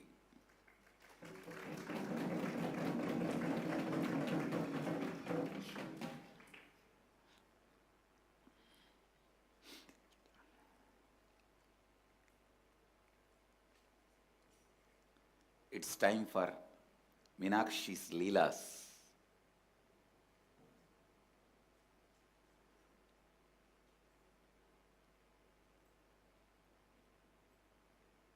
All the temples where we have Devi, Meenakshi's deity, Devi's deity, you should start decorating her, giving her the special offerings, and start celebrating the Devi's Brahmotsavam as much as you can. San Jose should celebrate because you have a beautiful Meenakshi and you represent Madurai. Let's enter into today's satsang. I'll continue to expand on 9th verse of the Ishavasya Upanishad. Please recite along with me. Antam tama pravishanti ye avidyamupasate tato bhuya ivate tama yavu vidyayam rataha. Those who worship avidya, ignorance, that veils the true knowledge of truth, consciousness, enter into blinding darkness characterized by the absence of perception, but into greater darkness of ignorance than that enter they who, considering themselves as scholarly and learned, are engaged in vidya, the incomplete knowledge acquired for vested interests, characterized by the impure perception of truth and consciousness. See, this verse talks about two types of people. One, who worship ignorance. Second, who worship of truth. Knowledge for the sake of vested interest, not for the sake of knowledge itself. Understand? Knowledge for the sake of vested interest, not for the knowledge itself. When you start worshipping the knowledge for the sake of knowledge,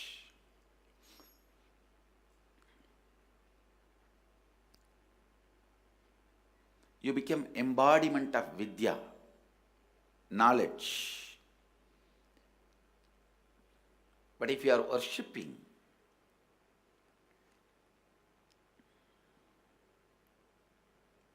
the knowledge for some other vested interest, as I was describing few days before, for the sake of luxury or for the sake of any other comforts, if you stop seeking,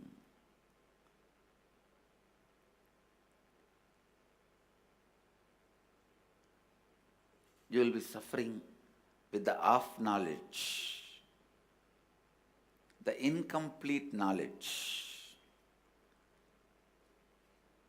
the impure perception of truth, consciousness. I am telling you, please understand, when you enter into the search of spiritual knowledge, seeking, you will have such liberating truths about freedom,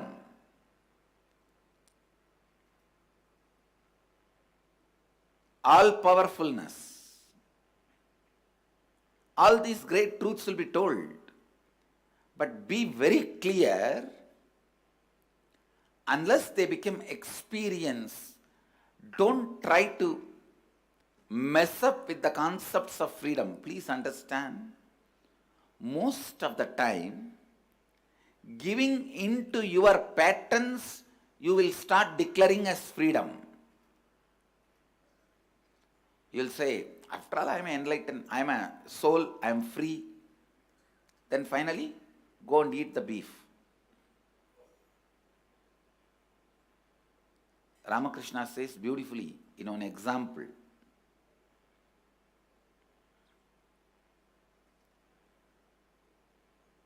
The crow may try to boast about itself, but finally end up in eating what it eats from the dustbin, dirt. So understand, most of the time, these so-called knowledgeable people also, with the incomplete knowledge, they give in to their patterns and declare they are free. Please listen. I'll give you a more clear example. Without becoming Paramahamsa, try to live like a Paramahamsa. Really, without getting to the space of non-attachment, trying to live as if unattached. Listen. This is the most dangerous game people will play. But of course, nobody else need to punish them. They themselves will be punishing themselves. They will be punishing themselves. Giving into your patterns cannot be freedom. Here, what Upanishads are trying to tell, I'll expand, listen, step by step. These incomplete knowledge people with incomplete knowledge, before even achieving enlightenment, due to their vested interests, because of their impure perception of truth and consciousness, even though they claim they are unattached, wise, they get completely distracted and destroyed with the incomplete knowledge. Actually, Upanishads are trying to very boldly describe the obstacles you will face in the initial level seeker and advanced level seeker. For an initial level seeker, the biggest problem is boredom, due to which you don't break whenever you hit the black. You just develop a don't care attitude towards your ignorance. Second, as an advanced seekers,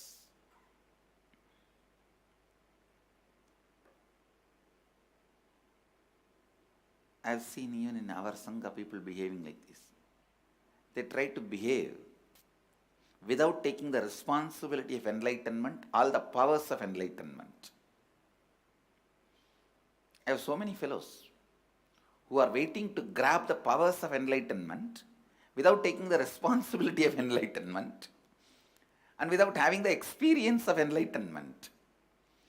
Understand, enlightenment is not expertise, it is experience.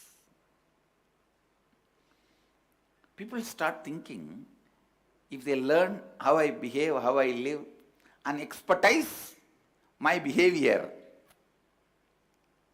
they can become enlightened, or they can show themselves as enlightened.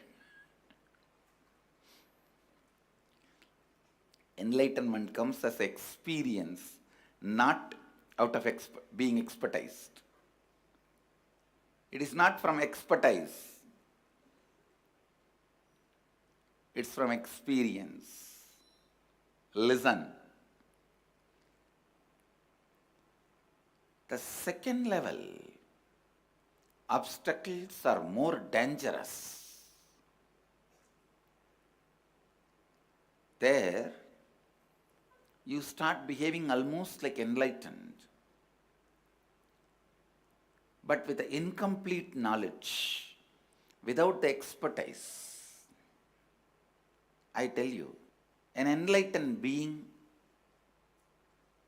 the definition of enlightened being, his level of seeking will be totally different from your level, but he will continue to be seeking, because seeking is the only way he will be alive. That's the only way he even makes you understand he is alive. That's the only qualification of his existence. See, you can prove you are alive by so many things: eating a sweet, having physical pleasures. Through all that, you prove you are alive to yourself and to others. But an enlightened being is alive only in his seeking. That's the only way he reminds himself that he is alive, and he proves he is alive to others. To that level, his very core will be seeking. His very core will be seeking. Andam tama pravishantiye avidyamupasate tato bhuya yivate tama yavu vidyayamrataha. So today, I wanted the subject for Vakyartha Sadas should be how the incomplete knowledge makes you arrogant and makes you lose your seeking, makes you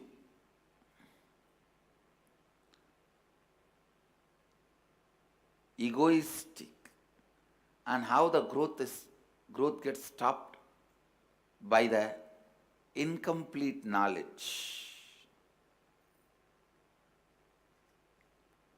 Have Vakyartha Sadas on this. I'll continue to expand on these verses in the near future, tomorrow, day after tomorrow, in the next day's satsang. And I also want to tell you all, because of Brahmotsavam, all the next 10 days there will be unbroken satsangs, means live Nitya satsang, where I will be physically coming.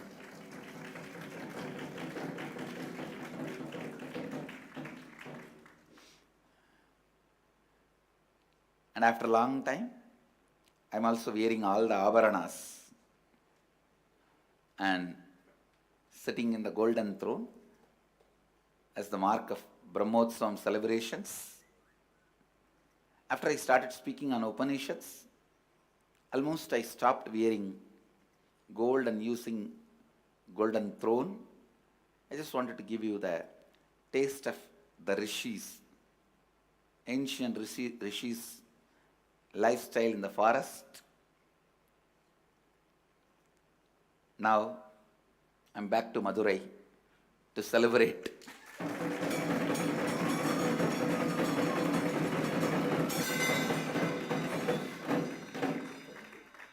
The coronation and the Meenakshi's marriage celebration and ceremonies. I don't know how many of you remember. My coronation also happened in the same Brahmotsavam period. Chitrai Brahmotsavam period only. The 4th day of the Brahmotsavam.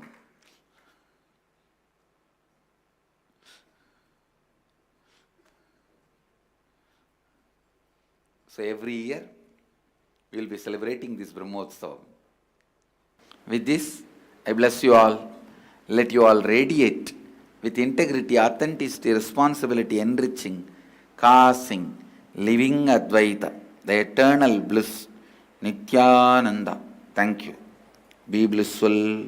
Nithyananda Dhyanapītam, Nithyananda Nagar, off Mysore Road, Bidadi, Bengaluru. Phone 08027279999. www.nithyananda.org, www.youtube.com/lifeblissfoundation.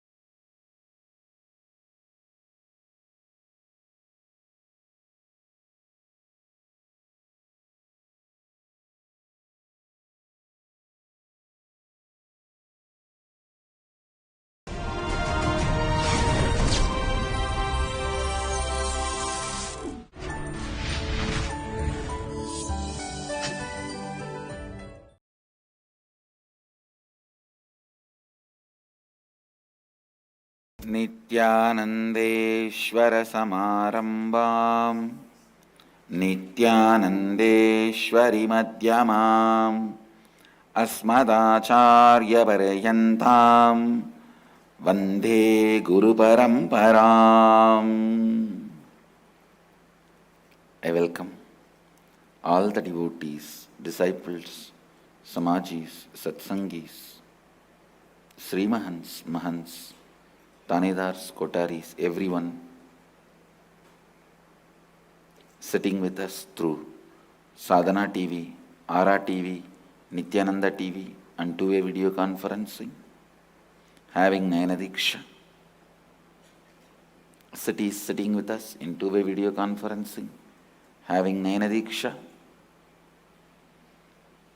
Singapore Adinam, Houston Adinam, Pondicherry, Puduvai Adinam, Madurai Adinam, Hosur Adinam, Rajabalayam Adinam, Los Angeles Sherman Oaks, Trinidad Tobago, Hyderabad Guptakashi, Indrani New Jersey, Seattle Adinam, New Jersey Omkareshwar, Vancouver Adinam. Vancouver has not yet become temple, so Vancouver, North San Antonio, Texas, Ohio Adinam, Los Angeles Adinam, Toronto Adinam, New York Adinam, Kuala Lumpur Adinam, St. Louis Adinam, Guadalupe Adinam, Alice Springs, Australia, Bogota, Colombia, Varanasi Adinam, San Jose Adinam, London and Ponca City, Oklahoma, and Vancouver Community Center, and Slovakia, Košice, in Tirupur, Shivananda in Tirupur, Surrey, Canada, London, Warrington, UK, Slovakia, Košice, and everywhere going on. Some more cities. I welcome all of you with my love and respects. I'll continue on the 9th verse of Ishavasya Upanishad. Please recite along with me. Antam tama pravishanti ye avidyamupasate tato bhuya ivate tamaha yavu vidyayam rataha. Antam tama pravishanti ye avidyam upasate tato bhuya ivate tamaha yavu vidyayam rataha. Listen. Those who worship avidya, the ignorance that veils the true knowledge of truth consciousness, enter into blinding darkness characterized by the absence of perception, but into greater darkness of ignorance than that enter they who, considering themselves as scholarly and learned, are engaged in vidya, the incomplete knowledge acquired for vested interests, characterized by the impure perception of truth consciousness. Avidyam upasate, that is the key word in this verse. I don't think I'm going to give a better definition than my Gurukul kid, who gave the definition for this word. Having don't care attitude about the ignorance is worshipping the ignorance. Usually whatever definition I give in the satsang, they repeat in the Vakyartha-sadas. But today I am going to repeat whatever definition they gave in Vakyartha-sadas.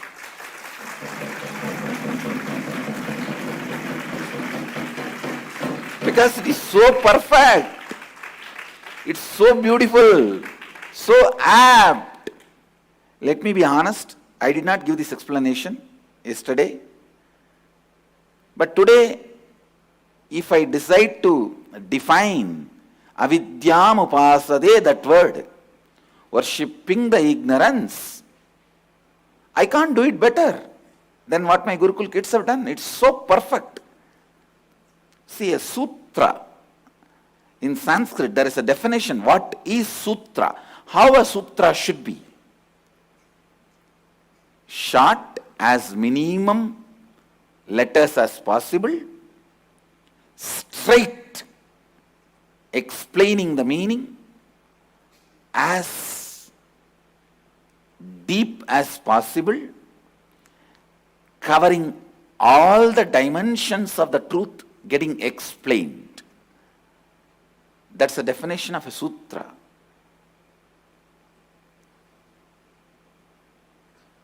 Definition, how the definition should be given.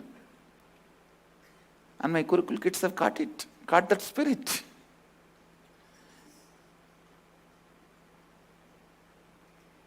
It's amazing.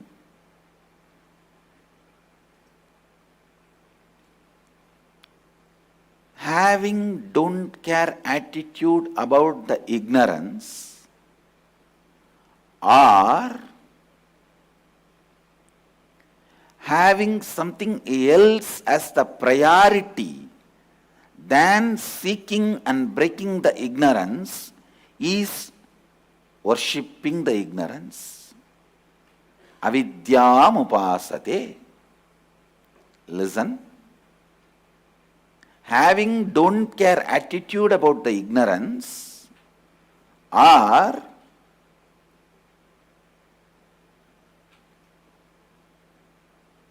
having something else as your priority than breaking the ignorance, or you are seeking. Other than seeking or breaking the ignorance, if something else becomes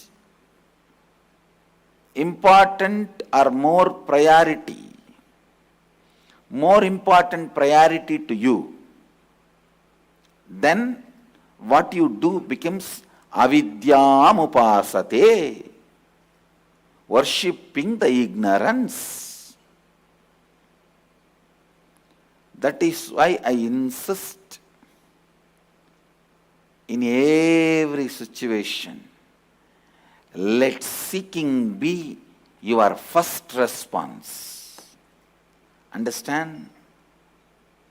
In all the so-called developed countries, they have something called first response team for any crisis, for any accident, natural calamity or terrorist attack. For any crisis, they have something called first response team.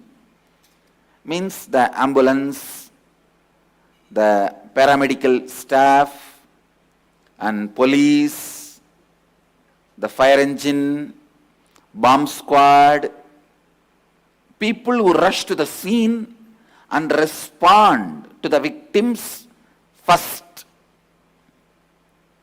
who try to attend to the crisis first. They are called first response team. I tell you, let seeking be your first response team for your whole life and all the crises of life. Anything, whether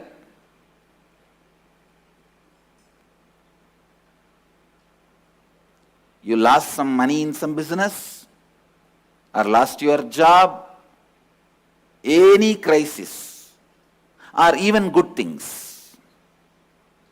You got married or wife ran away. Now anything can be good, anything can be bad as per the person. I don't know how to define what is good, what is bad. Or you feel like running away with somebody. Whatever it is. I don't want to say what is good, what is bad and all that.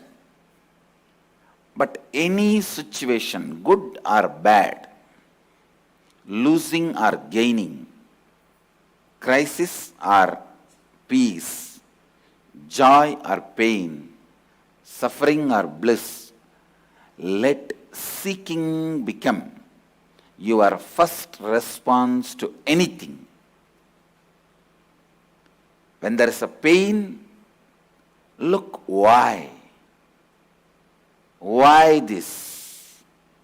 Understand what I said yesterday. Throw tantrum with the cosmos. When you have a stomach pain, don't think why stomach pain for me, but think why first of all there is a pain for humanity.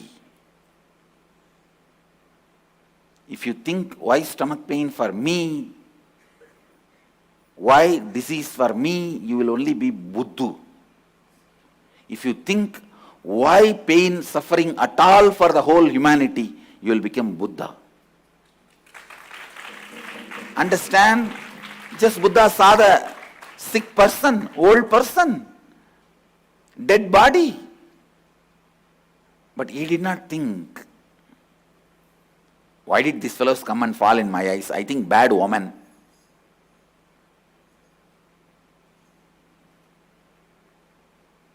Why did I see these fellows? I think bad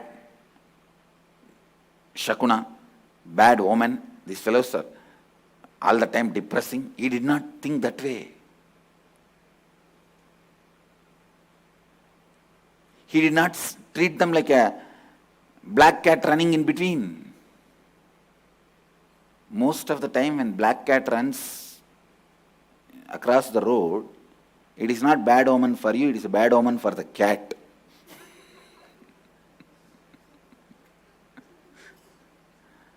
I was looking into this. Actually, almost in all cultures, this cat woman is there. I thought, why? Then I found out the black cats run around only when they don't get basic food.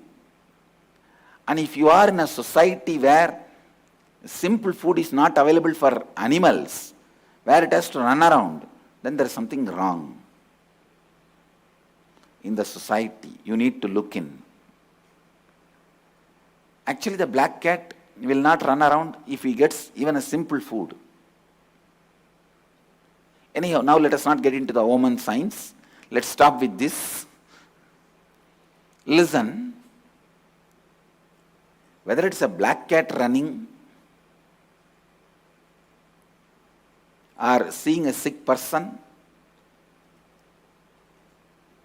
Buddha did not look into that as his omen, or he did not think, oh, these fellows are, morning itself they came and fell in my eyes and I am feeling depressed. No. He asked, why this to humanity? He started throwing tantrum with the cosmos. I tell you, I am really telling you, whoever throws tantrum with the cosmos will be freed from the laws of cosmos. I tell you, all the laws and rules of cosmos is only for those stupid fellows who don't know how to throw tantrum with cosmos. Seeking is throwing tantrum with the cosmos. Seeking is such a powerful way of integrating you. The moment you start seeking, all laws, rules, regulation gives way and says, you are the favorite child of the cosmos. You are the favorite inheritor of the cosmos, and you live like Paramahamsa.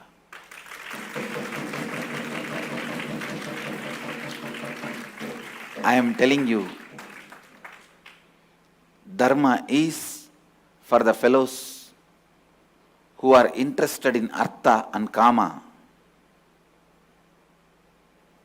If you question Dharma, start seeking the depth of Dharma, why it is. Why?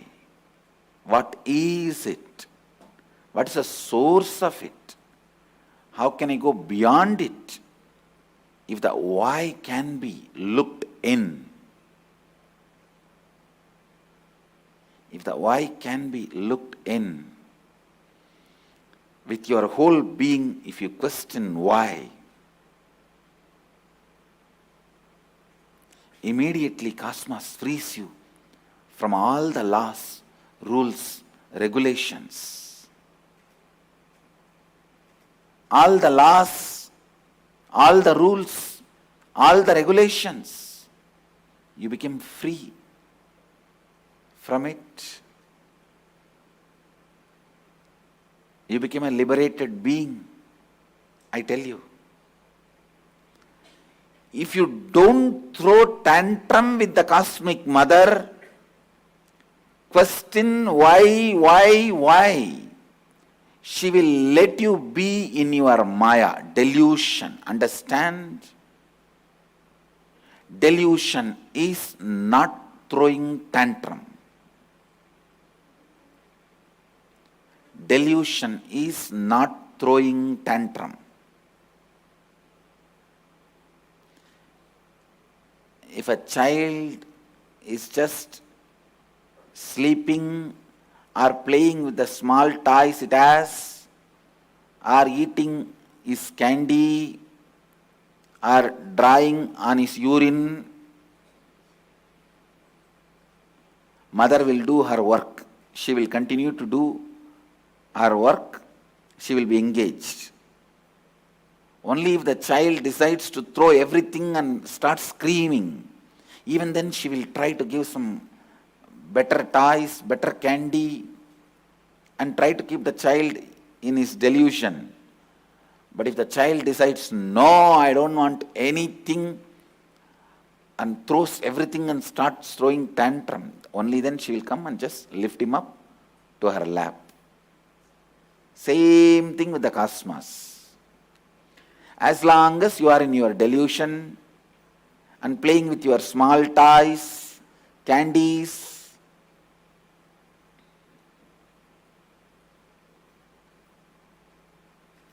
what is your small toys? Your relationships, family, friends.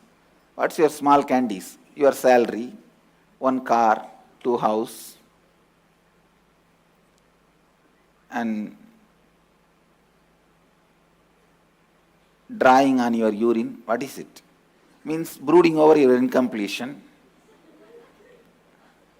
No, that is drying on your urine. Kids do. If you are a mother, you know kids do that. Now I explain in a very decent way. Kids actually draw even on the number 2. I went only up to the level of number 1. They do even on number 2. On number 1, you drawing is brooding over your incompletions. On number 2, drawing is making more and more incompletion out of your old incompletion. So whenever you are brooding over your incompletion, visualize you are drawing on your number 1.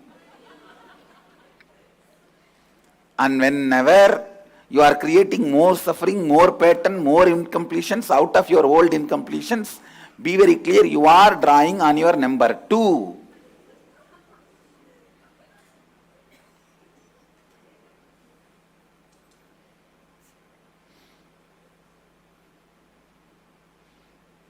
And projecting your incompletions on the master and abusing him means you are putting those fingers directly into your mouth. I don't think I need to describe more detailed. And then the cosmic mother will come and give you some more candies. Come on, better salary, better career opportunity, better house, lottery ticket, one extra fitting. She will try to give everything and divert your attention. If you are again back to that, she will say, all right. She will continue with her life. But only when you decide, no, I am really going to look into everything, question everything. What is pain? What is pleasure? What is life? What am I? When you feel pain, let your first response team be seeking. When you feel bliss, let your first response team be seeking. What is this bliss? What is this pleasure? Exactly what happens in me when I am having pleasure. Exactly what happens in me when I am having pain. I tell you, having your first response team as seeking as your first response team is the highest, best security you can get from cosmos.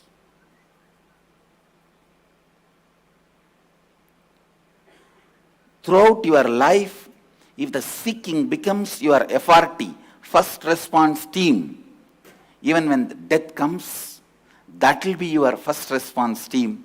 When you can seek into the death, you will be enlightened. That's all. I tell you, if your first response team is seeking, ordinary cup of tea can make you enlightened.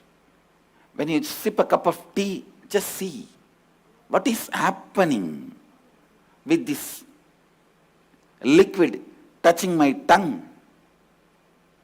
Wherever it is traveling, what is happening? Why this response to this? Why am I responding to it? A tea or a cigarette is never just a drink or a smoke. Understand? Every time you sip a tea, you will have the same patterns getting cherished. Every time you smoke a cigarette, you will have the same patterns getting cherished. If you are an addict to smoking or habitual Tea drinker, you will know. Look in. Every time with those activities, you will have a same pattern. Even shower. Every time when you stand under the shower, you will have the same patterns. I am telling you, if seeking becomes your first response team, you will break tons and tons of patterns. Just an ordinary, sipping a cup of tea can lead you to enlightenment. As mundane activities, as you claim your tea,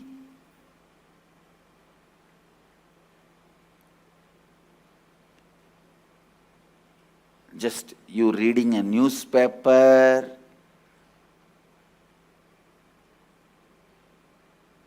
every activity you are addicted, you will be going through that same pattern more than the same action. Listen.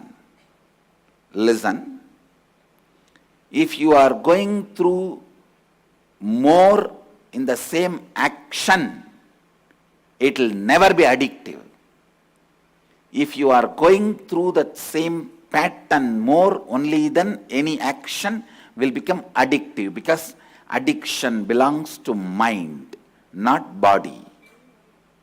Please listen. It is the thought currents which you go through every time you sip a tea or smoke. You are addicted to that. For that sake, you want the smoke, you want the cigarette again and again, tea again and again. Not for the action itself, but for the pattern you go through. Even reading newspaper, I tell you, you don't read from the paper, you read from the mind. If you read 10 lines from the paper, you will read 200 lines from the mind.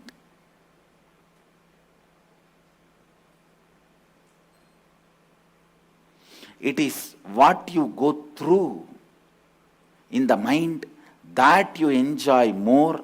That is the reason many cannot go for 1-2 without having the newspaper in the hand. Listen, I am defining addiction.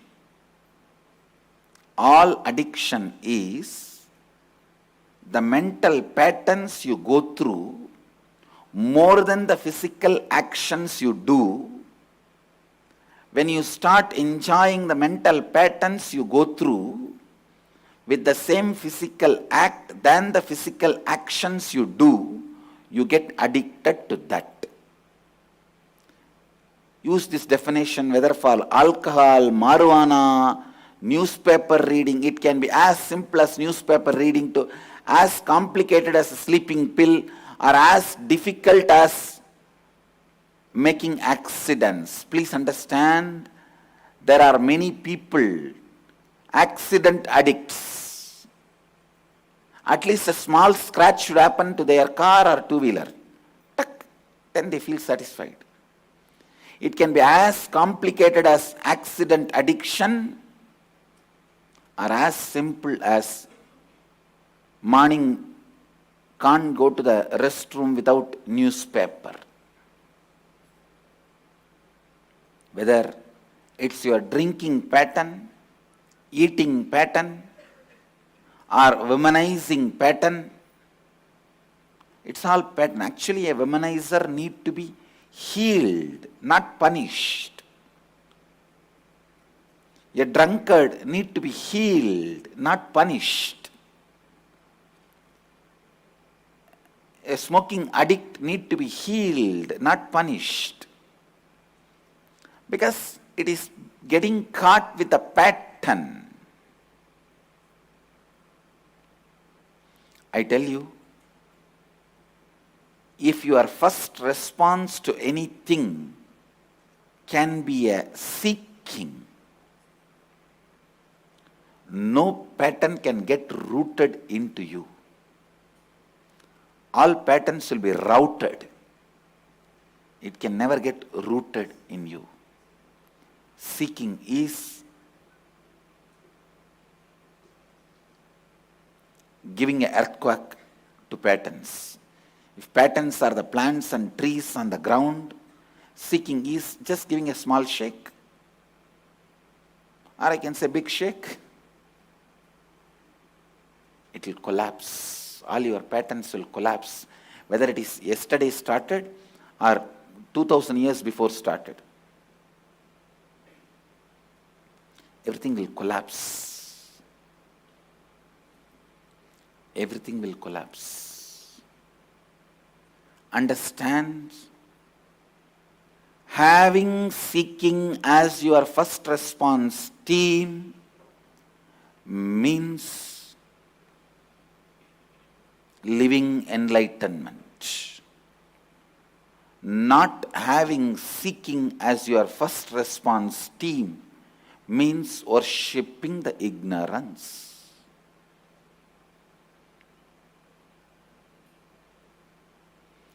Shivoham process is just all about making seeking as your first instinct response.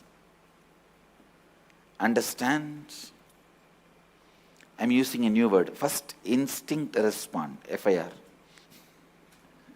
First instinct respond. Response. Having seeking as your first instinct response is all I need to do. Giving you the eternal seeking is the job of Mahadeva. With the seeking, naturally comes solution. With the seeking, naturally comes solution.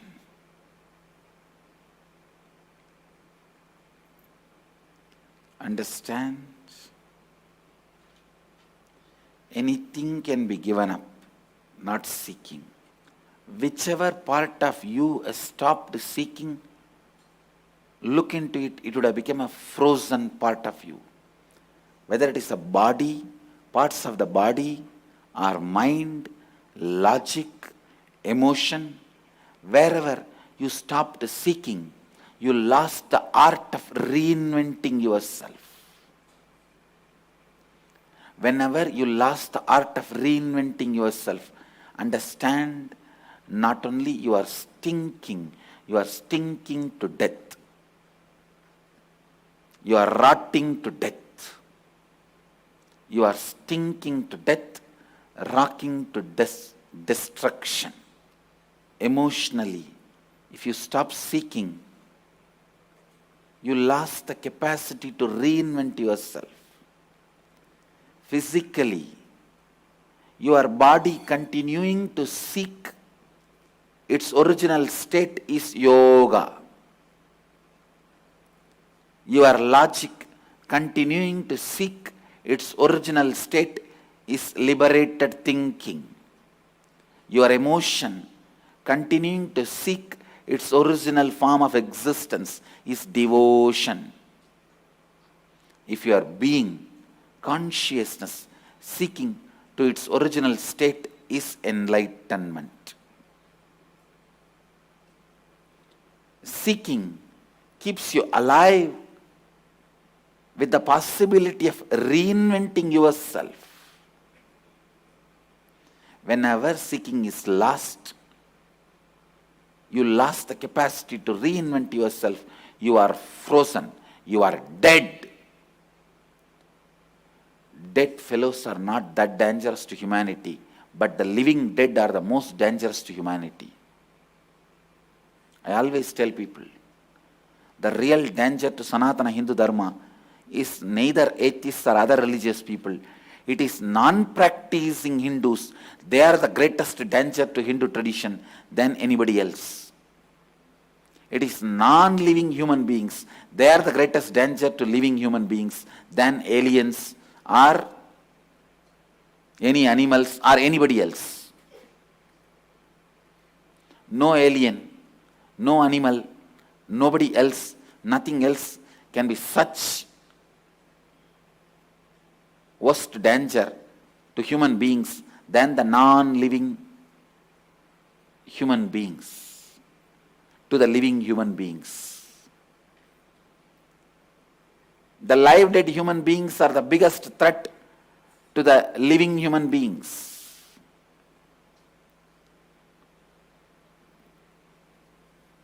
If you see the reality, ghosts have not done so much of bad things to humanity. Never the dead people. It's the living dead.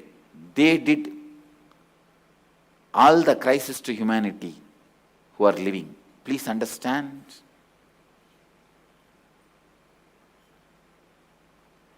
Don't be afraid of dead, but always be away from the living dead people who are frozen, who don't know to reinvent themselves, who don't know realigning, reinventing themselves, who lost seeking. There is a beautiful verse by Manikyavasagar. He says, I won't be afraid of seeing a snake or a wild animal, but I'll be afraid of the foreheads. I'll be afraid to see the foreheads which has no holy ash, sacred ash on it, which has no bhasma on it.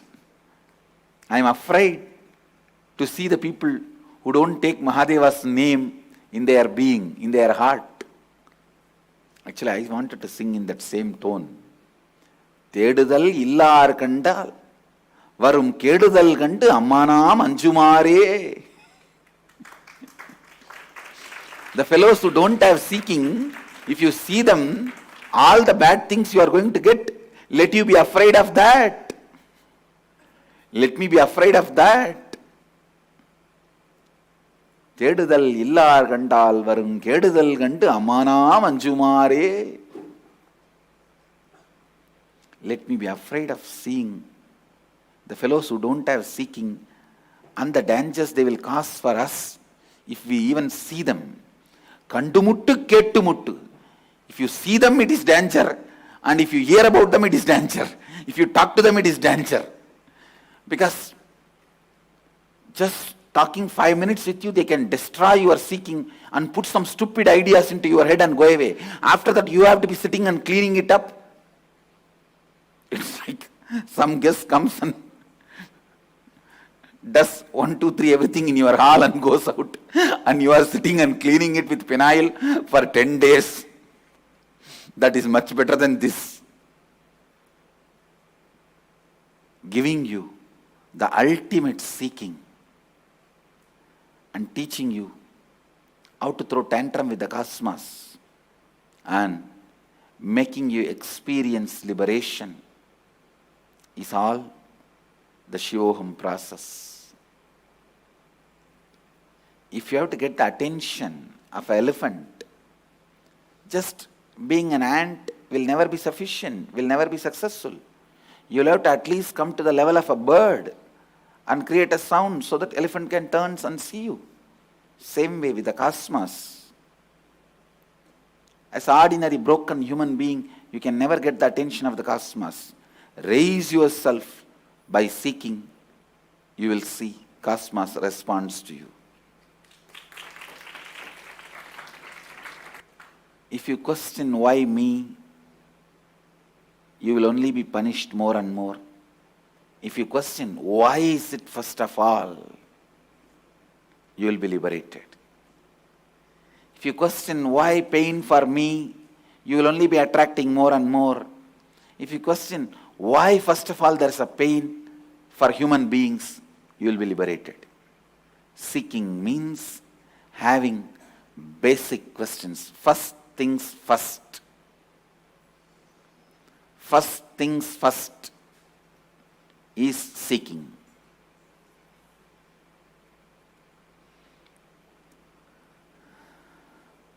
Having seeking is not worshipping the ignorance.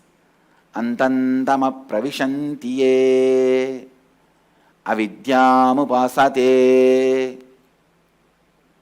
Worshipping the ignorance.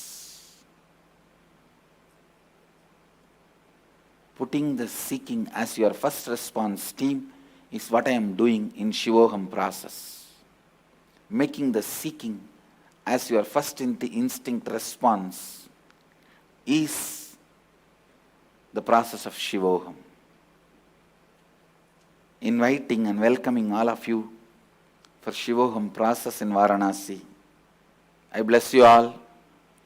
Let you all radiate with integrity, authenticity, responsibility, enriching, causing, living Advaita, the eternal bliss. Nithyananda. Thank you. Be blissful. Nithyananda Dhyanapītam, Nithyananda Nagar off Mysore Road, Bidadi, Bengaluru. Phone 08027279999. www.nithyananda.org. www.youtube.com/lifeblissfoundation.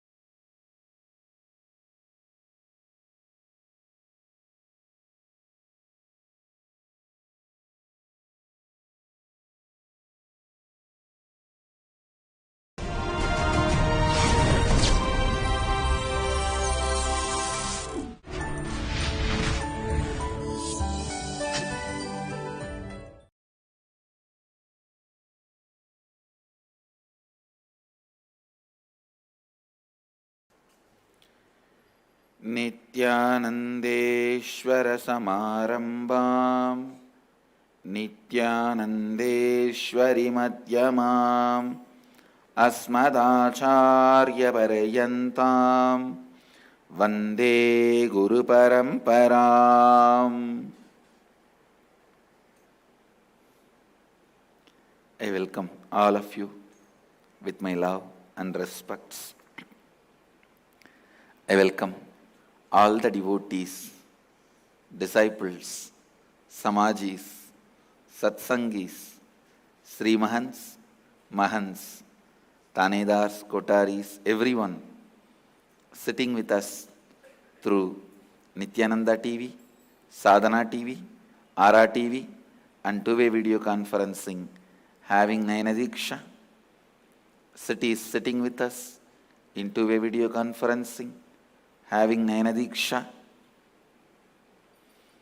Arunachalam, Los Angeles Adinam, St. Louis Adinam, Melbourne Adinam, Ohio Adinam, Oklahoma Adinam, San Jose Adinam, Seattle Adinam, Toronto Adinam, Vancouver Adinam, Houston Adinam, Mont Saint Jean, France, Nithyananda Nagaram, Hyderabad Adinam, Ponca City, Oklahoma, Singapore Adinam, Hong Kong Sirgari, Hyderabad Guptakashi, LA Downtown, Seremban, Malaysia, Trinidad Tobago, and some more cities.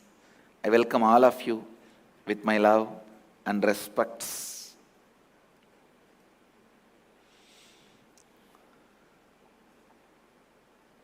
I'll expand on the 9th verse of the Ishavasya Upanishad. Antam tama pravishantiye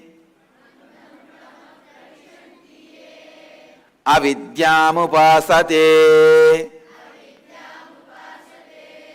tato bhuya ivate tamaha yavu vidyayam rataha. Andam tama pravishantiye avidyam upasate tato bhuya ivate tamaha yavu vidyayam rataha.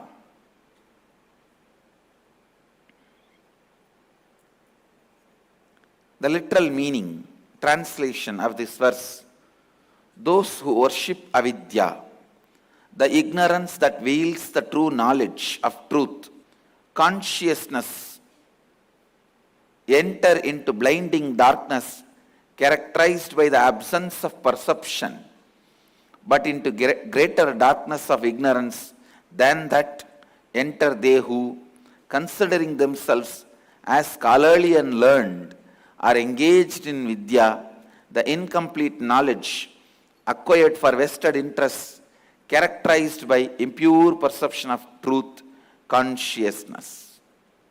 Listen. The essence is, do not stop seeking. Anything can be given up, not the seeking. Never searching for the truth. Higher, higher, higher. Listen, universe eternally expands. I am defining enlightenment. Listen. Enlightened being is a person whose mind has disappeared, so he constantly goes through new experience and expanding, continuously seeking. Understand? I am using the word seeking. In who the capacity not to seek has disappeared is enlightened being. In you, still there is a part of your mind which can put you in boredom and tiredness. You may stop seeking at one day. That is why you are still a seeker. If your seeking becomes eternal, there is no part of your mind exists to make you bored or tired, and it becomes sure that you will be seeker forever. You are an enlightened being. Please understand, even enlightened beings continue to seek, but not the plane from which you understand the word seeking. Enlightened beings, they become one with the cosmos. That is the ultimate experience, but not final. Because ultimate itself is constantly alive. It is not carved in stone. Ultimate is not carved in stone. It is a powerful happening. It is a constant happening. Every time I fall into samadhi, I just know I am pregnant with billions of planets. I am just pregnant with billions of planets.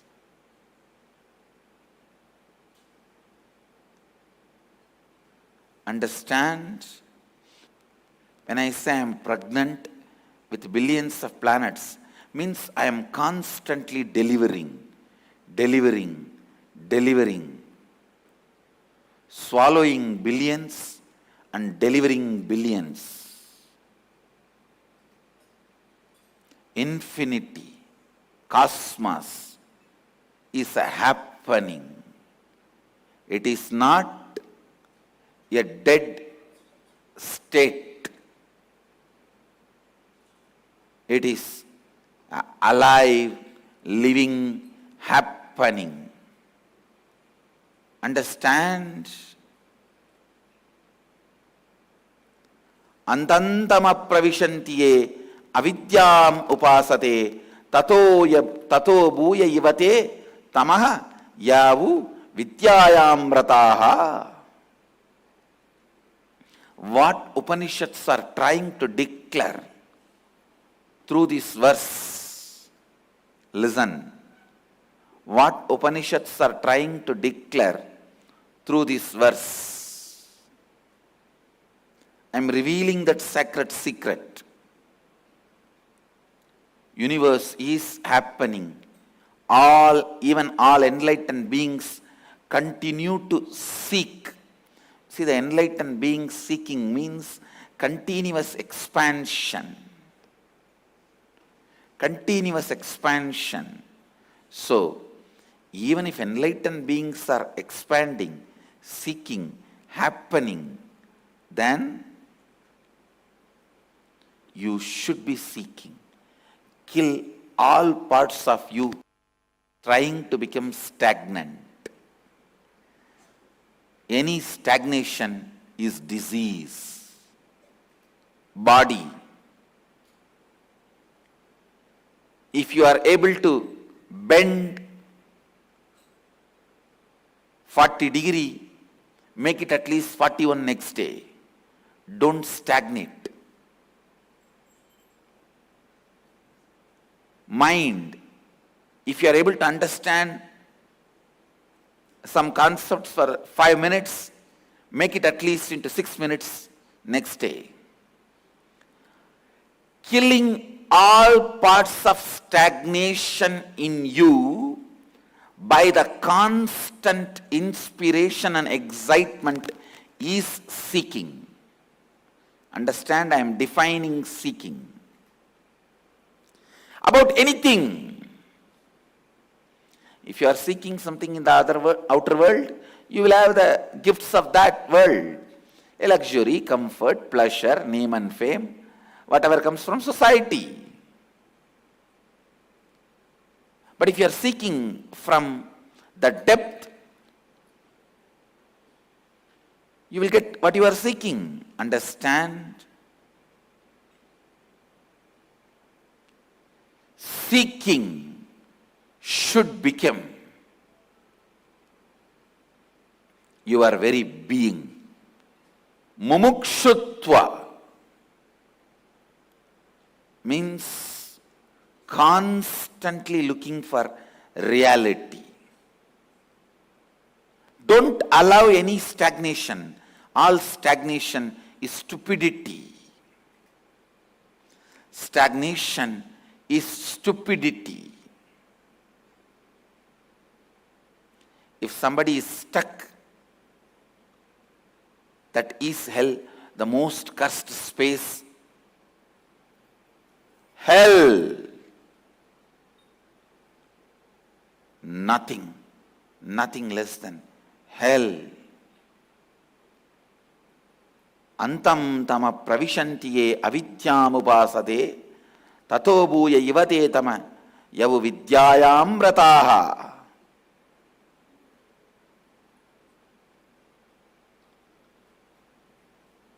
Being stagnant, stuck, is worshipping ignorance.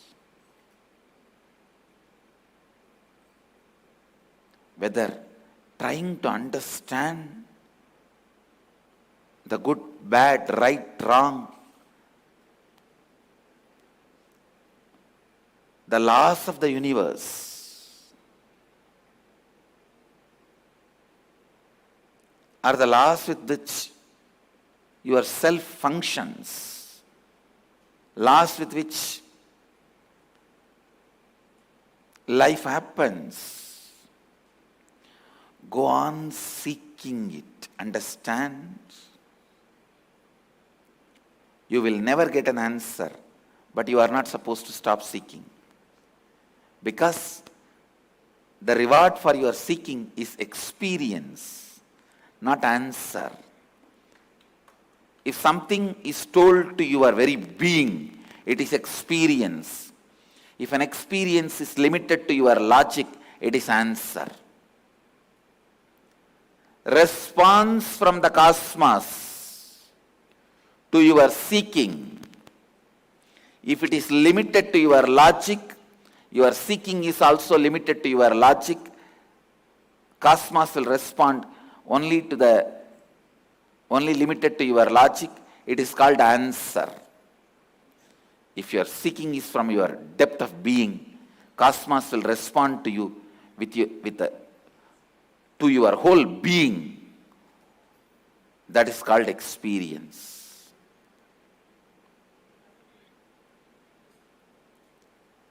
Thousands of my experiences.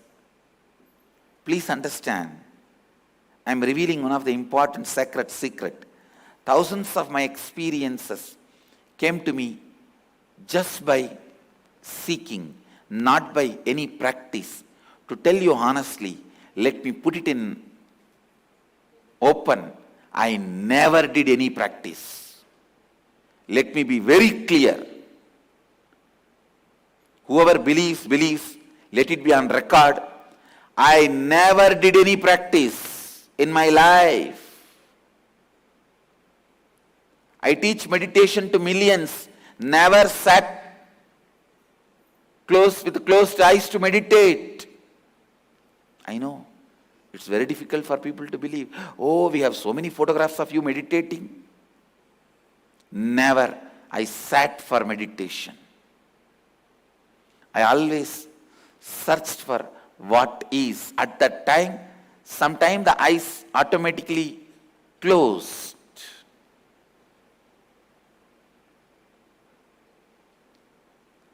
When I was sitting to seek, to search, eyes automatically closed. So those moments you can call it as meditation. But I am telling you, always I was in search with my whole being. I was seeking with my whole being. So all responses to me came from the cosmos to my whole being, which was experience. Which was experience. Never ever I did any spiritual practice or meditation separately. All my experiences were gift to me as a response to my seeking. I am telling you, if at all you need to do something, you just need to sharpen your seeking. Blessed are those who have seeking in the life. Stupid are those who lost seeking in the life or never had it. Some of the best people whom I love are all sincere seekers still. Please understand, just like money, wealth, car, luxury can make you forget your seeking for a time being. Even Sangha, the coziness, love of the master, or the positioning in the Sangha, even that sometimes makes you forget your seeking. Whoever continues to keep his seeking alive, even basking in the glory and my love, I continue to love them. Understand? My love comes to you as a gift. If you continue to seek, it will be continued to showered on you.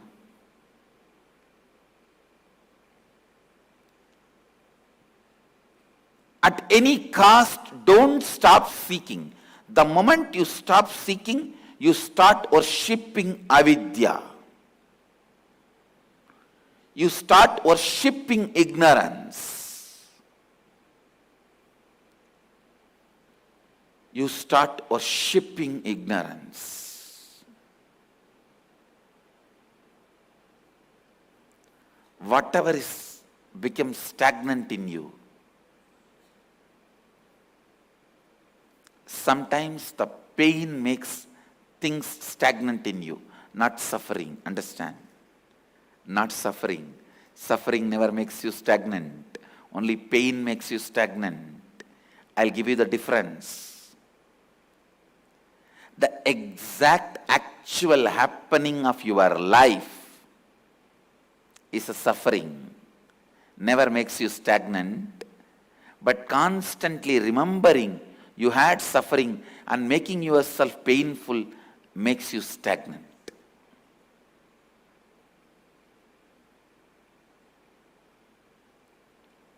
A remembrance.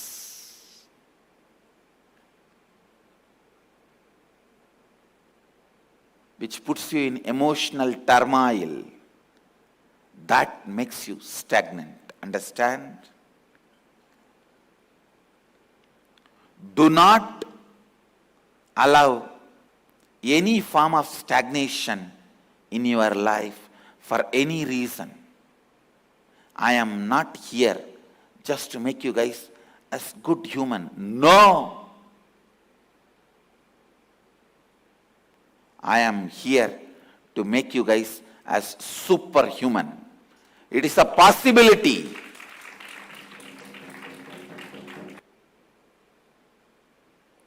Don't try to kill the mystical possibilities, the superhuman possibilities of traditional Hinduism. All these modern day human value organizations. See, I appreciate human values. Great. Do charity, love, be happy. All these are great. But don't say there ends life. God has not created you to run a charity organization. I wanted all of you to be doing lot of service, charity, being good, all that. But don't stop there. Where you will stop? Becoming Shiva. It is only after you become Shiva you can stop. After that, I know you will never stop. Once you get into the flight and flight takes off, you can't stop. You can sit in your chair, in your seat, but you can't stop. See, because I am sitting in such restful awareness, don't think I have stopped. You can be in restful awareness in your flight seat, but you have not stopped. You can be running as fast as you can inside a stagnant bullock cart, you are not moving anywhere. So more than what you are doing, where you are matters for your life and progress. You can be running as fast as possible, blowing all the holes of your body and doing all types of kriya, yoga, pranayama, jil jil jig jiga, sitting inside a bullock cart where bullock is not even tied. You are not going to go anywhere. You are not going to go anywhere. You can be as restless as possible. You can be as active as possible. You can be as pulling and pushing as possible. You will be only there. You can be even lying, resting, after sipping a cup of juice or anything you want. But if you are lying in the flight, you are moving. You are flying. Understand, my Sangha is a flight. What you do does not matter. Where you are matters. What you do does not matter much. Where you are matters.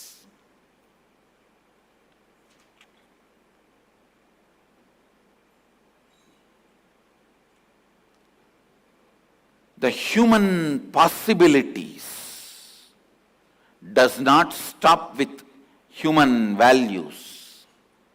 Understand?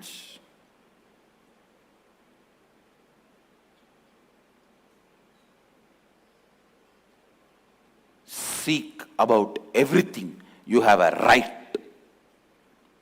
You have a right to question the whole cosmos.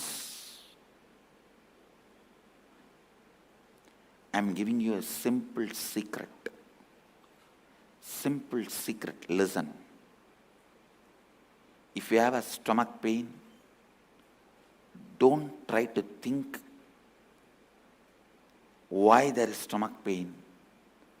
What did I eat? Is it indigestion, gastric? What is the reason?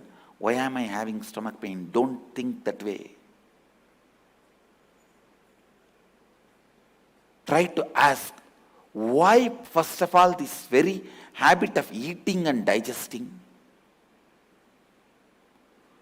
Start questioning the roots. You will be declared as a rebellion by the cosmos. All your needs will be immediately attended. I am telling you, it's a child who cries loud gets the attention first. If you are thinking, why am I having stomach pain? Should I do this pranayama? Should I do that yoga? Should I take this herb? Yes, you may get your stomach pain cured. You will have a headache tomorrow. But question the very root. So always go to the extreme of questioning. The very root. When you question the very root, why this pattern of eating, digesting, getting energy from the food, cleaning, why? When you go to this very question, you will be the child crying louder. Immediately cosmos will attend to you. Not only you will get rid of the stomach pain, you may get the powers to be nirahari. Understand, deeper questions not only solves the problems, brings you more powers. The child who cries louder not only gets just the candy he wants, he gets the key of the storeroom where candies are kept and says, whenever you feel, you go and eat yourself, don't cry. Don't create a mess. Understand?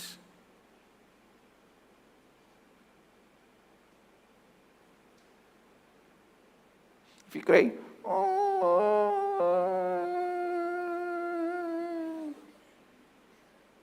then slowly as a last work, mother will come and ask, what do you want? I want candy. Take it. One will fall in your lap. That also one side would have fallen on the urine you have already passed there. Only the other side you can eat.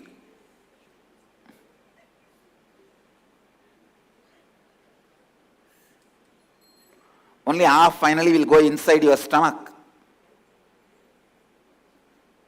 Learn how to throw tantrum with the cosmos. No, question the very root, source. Why first of all this body, which has a possibility for disease? Why? So let your voice go to the depths, understand? Just one child, Nachiketa, throwing tantrum. Yamadharma has to simply come and sit and listen to Nachiketa, obey Nachiketa.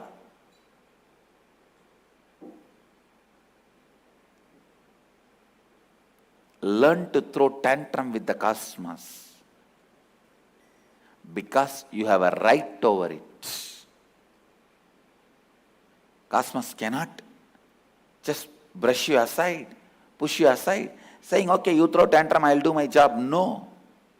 Understand, if you read the Vedic literature, so many references will be there. A rishi is sitting in one forest, corner of the forest, under a tree and meditating. Indra's throne burns. Mahadeva's Kailasa shakes. Vishnu wakes up from his Vaikuntha snake bed, rushes to attend. Have you not read these stories? What it means? Your tantrum cannot be neglected. Be a strong seeker, intense seeker. Never allow the worship of ignorance. Never allow worship of ignorance. I tell you, whatever you lost, wealth, time, energy, youth, I am telling you, everything is useless, stupid. You can gain 10 times, 100 times more anything you lost just if you acquire one thing, seeking. If you stop worshipping ignorance, losing the spiritual seeking is the biggest curse. If you have not lost the spiritual seeking, don't worry, nothing is lost. It means you know how to throw tantrum and make the cosmic mother open the treasury go down for us. Seeking is nothing but your ability to throw tantrum and get the attention of the cosmic mother. I am telling you, just sit under one tree with a depth and decision of seeking. Simply Kailasa has to shiver. Kailasa will shake. Don't try to be Ravana, trying to shake the Kailasa. You will be caught under. Just be a yogi. Vishnu cannot sleep there. Vaikuntha will have a tsunami. He has to come down and attend to you. Because after all, Vaikuntha, Kailasa and all is nothing but a parallel universe of you. Your Anagata Chakra. The parallel universe of your Anagata Chakra is Vaikuntha. Parallel universe of your Anya is Kailasa. If you shake your Anya, Kailasa has to wake up and Mahadeva has to appear in front of you.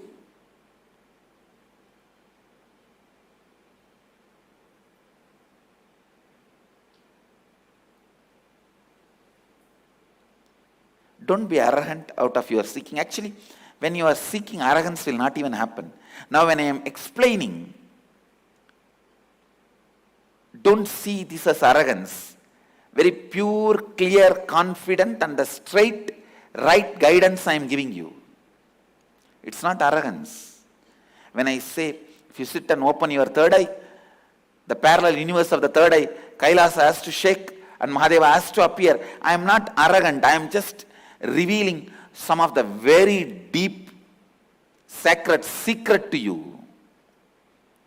If you sit and open your Anahata Chakra with the depth of seeking, simply the Narayana has to wake up from his Yoga Nidra and appear in front of you. Oh my son, what do you want?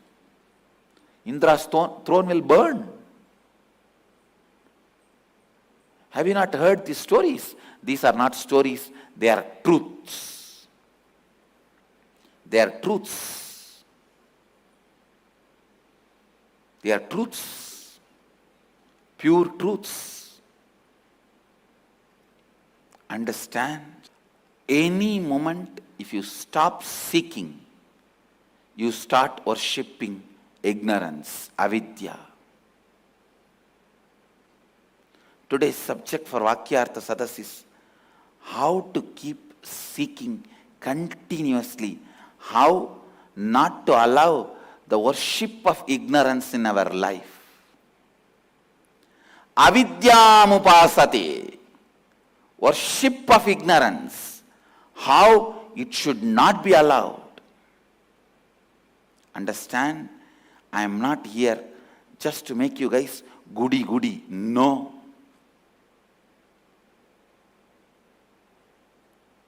I am here to make you intense, powerful beings radiating miracle powers.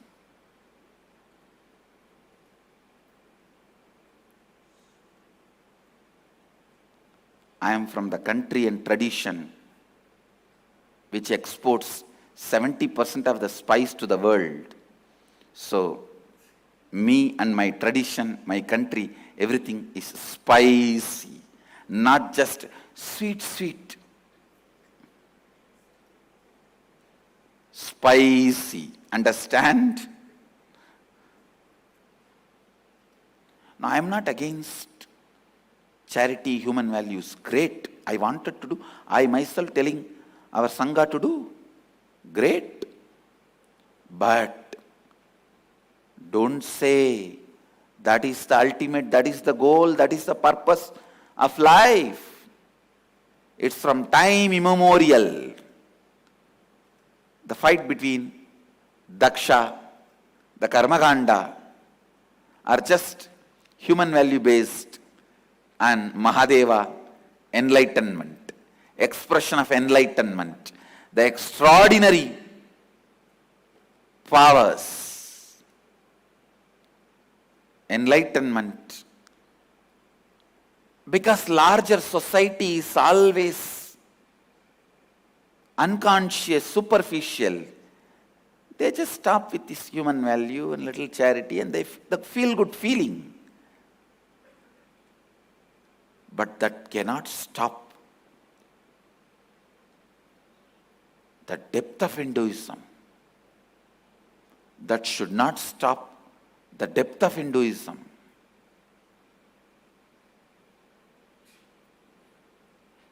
Fight continues between the Brahminical tradition and Shaivite traditions. From the time immemorial, started between Daksha and Mahadeva. Still continues.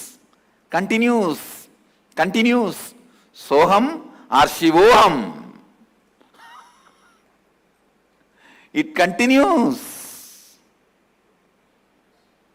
When you stop seeking, you settle down for just little happiness, charity, being good, little love, compassion. All these are great, but not greatest.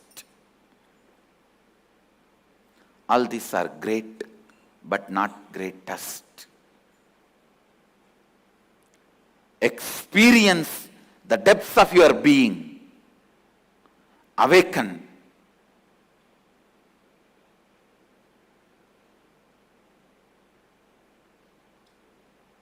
The Shiva in you. Let Shivoham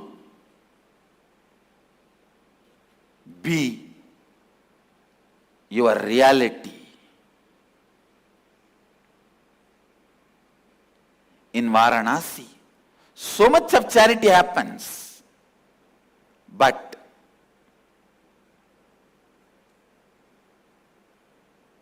Varanasi doesn't stop there. You can't brand Varanasi as a city where so much charity happens. No. In Varanasi, nobody needs to beg. You will get everything. Just sit in the banks of Ganga. You will get food, clothes, shelter, blanket, money, whatever you want. Including bang, if you want to have. You will get everything. But Varanasi doesn't stop there. It doesn't end there.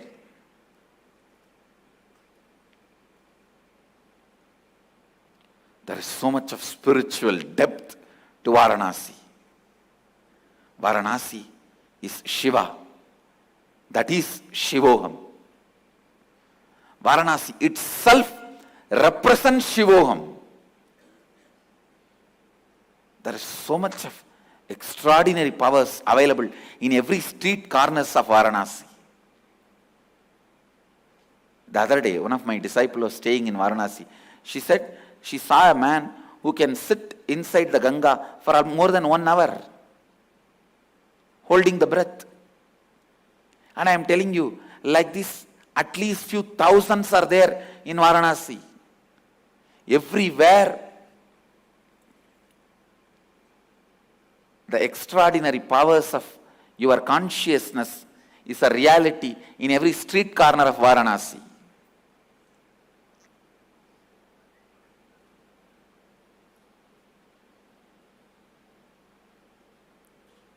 Be a seeker and feel blessed.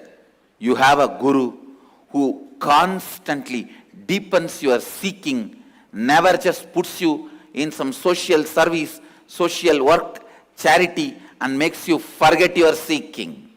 Even my charity work is based on only seeking. Making more and more people a seeker is the greatest charity you will do. I will do charity only in that line.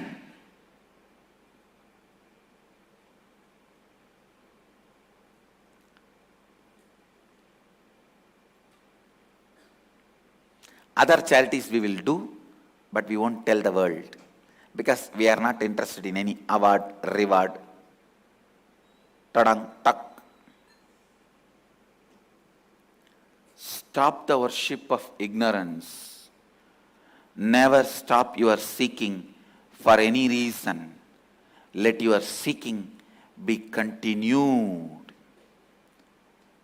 Keep your seeking alive, awakened, continuously.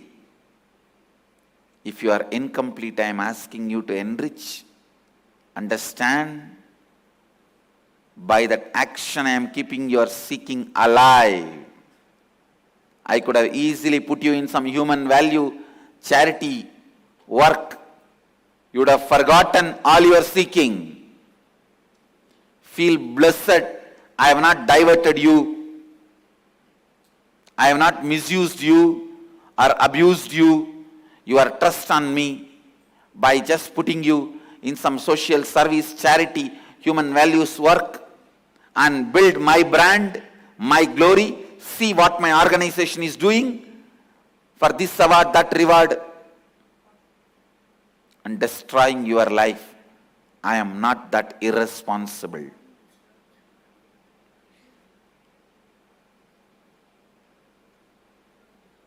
Even our charity should be jnana dana.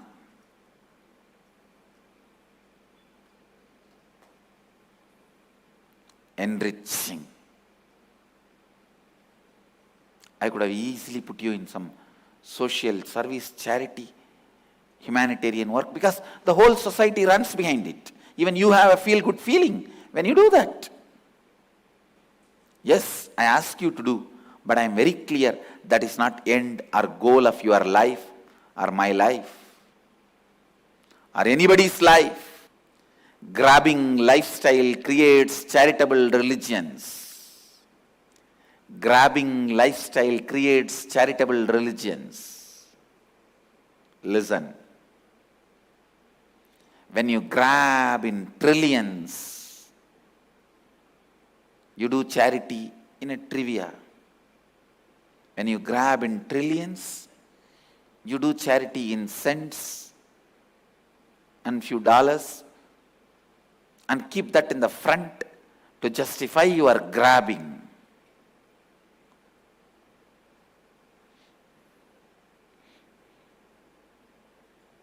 Understand, life doesn't end.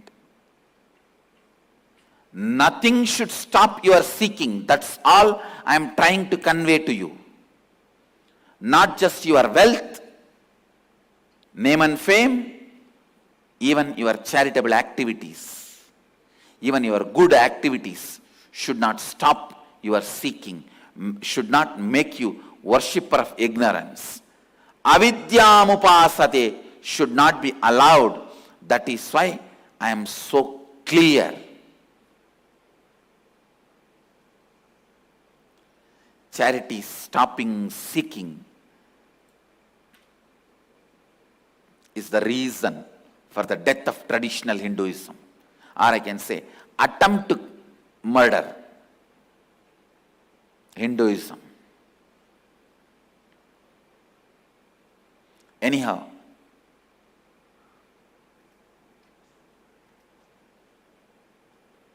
come to Varanasi to revive your seeking. Tasting Varanasi with the Shivoham experience will just revive your seeking. Reclaim your seeking. Make yourself alive again.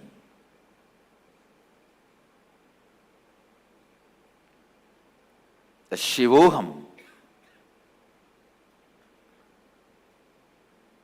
the very experience of Shivoham will make yourself so alive and seeking.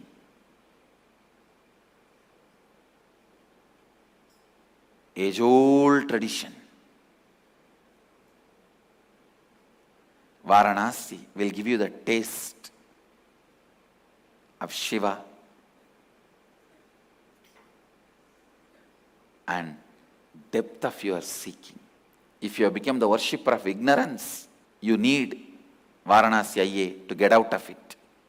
If you feel stuck, you need Varanasi to start flowing again. Even Daksha Prajapati, after getting the sense by Veerabhadra, went away to Varanasi for enlightenment. Daksha Prajapati spent his last years in Varanasi searching for enlightenment. Mahadeva's blessings, because just human value based lifestyle is not ultimate. We will not allow the death of traditional Hinduism. I bless you all.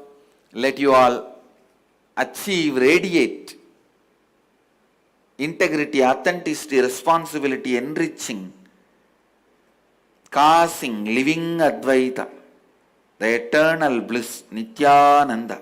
Thank you. Be blissful.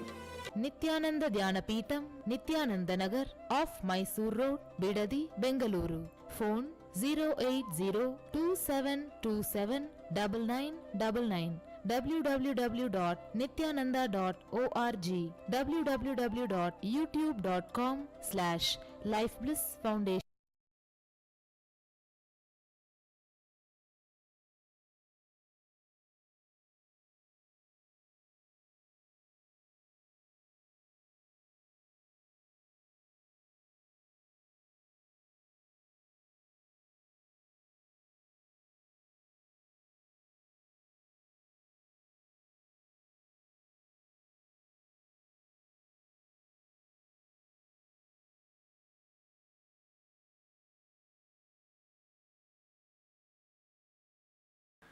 Nithyanandeshwara Samarambam, Nithyanandeshwari Madhyamam, Asmadacharya Parayantam, Vande Guru Paramparam.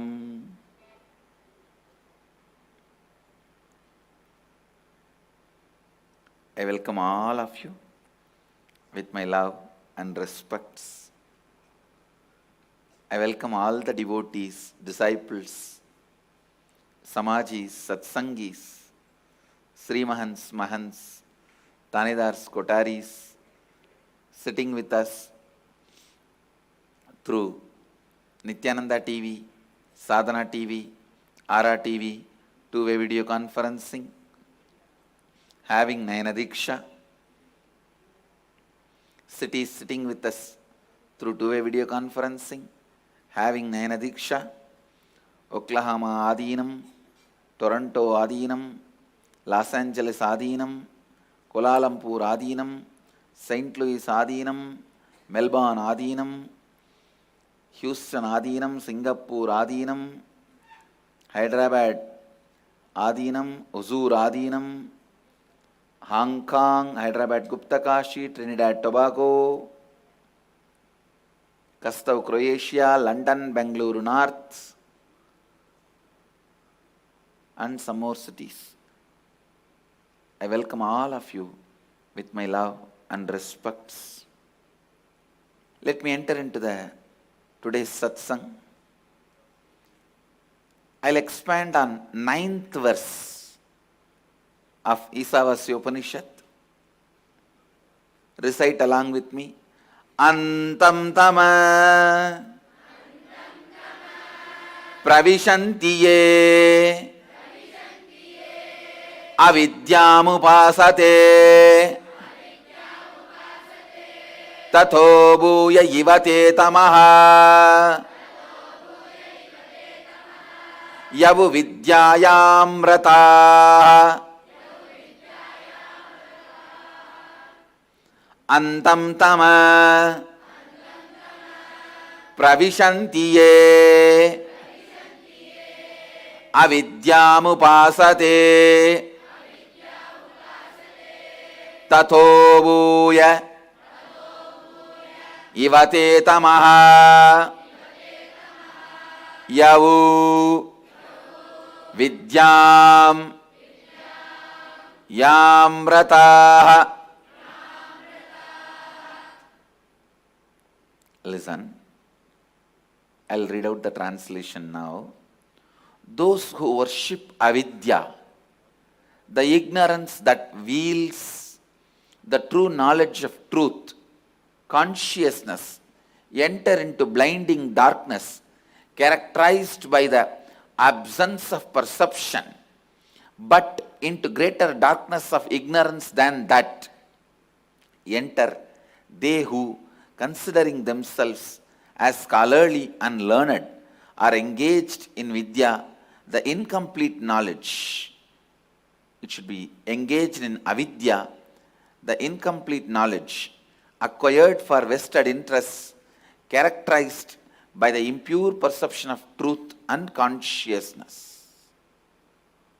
Listen, I'll explain step by step. Listen, I'll explain the key point in this verse directly.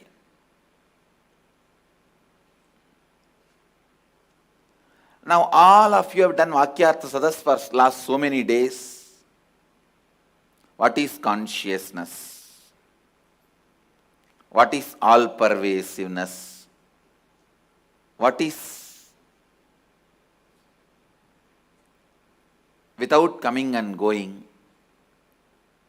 What is muscleless, woundless? All this you would have done. At one point, you will feel stuck.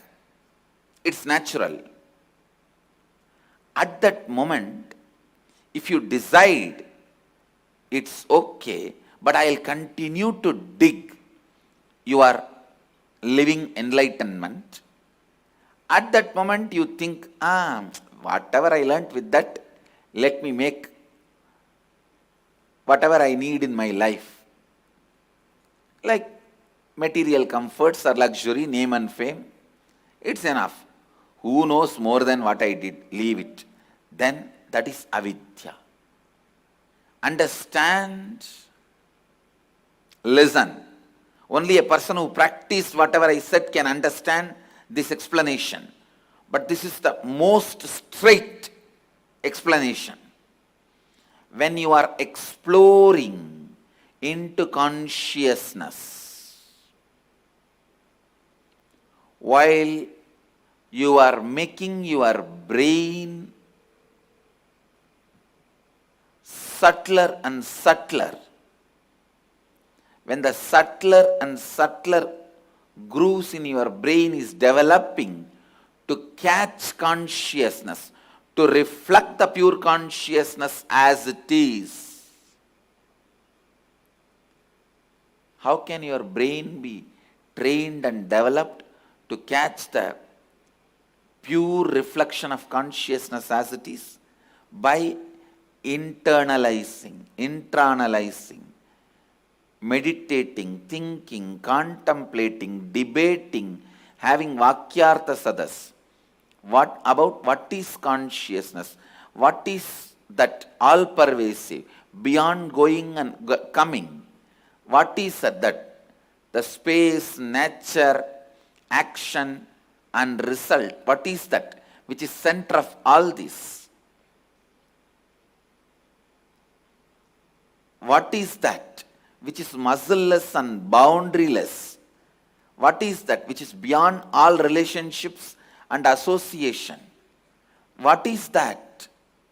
When you contemplate, and I tell you, no one needs to become a believer. The contemplation on consciousness itself will make you so sure you are that consciousness. I tell you. When I had the experience of third eye awakening and able to see everything around me, it did not take more than microsecond to know I am that. What a fool that I considered this as me. Please listen. By nature, the highest thing your brain can reflect, it associates itself with that. If you think sex is the highest experience, you associate yourself with that. If you think eating is the strongest experience, you associate yourself with that. If you think Krishna is the highest experience, you feel you are Krishna. If you think Mahadeva is the highest experience, you will feel you are Mahadeva. If you think consciousness is the highest experience, you will feel you are consciousness. The subtlest grooves in your brain develops to reflect the pure consciousness as it is when you contemplate on what is consciousness as guided by the Upanishads. Upanishads are guiding you. Consciousness as no space. It is beyond the space. There is no coming and going. It is the center of space, nature, action, responsibility, result. But it is not bound by any of that. It is center of all that. I am sitting in this chair, but I am not bound to this chair. That is why this chair belongs to me.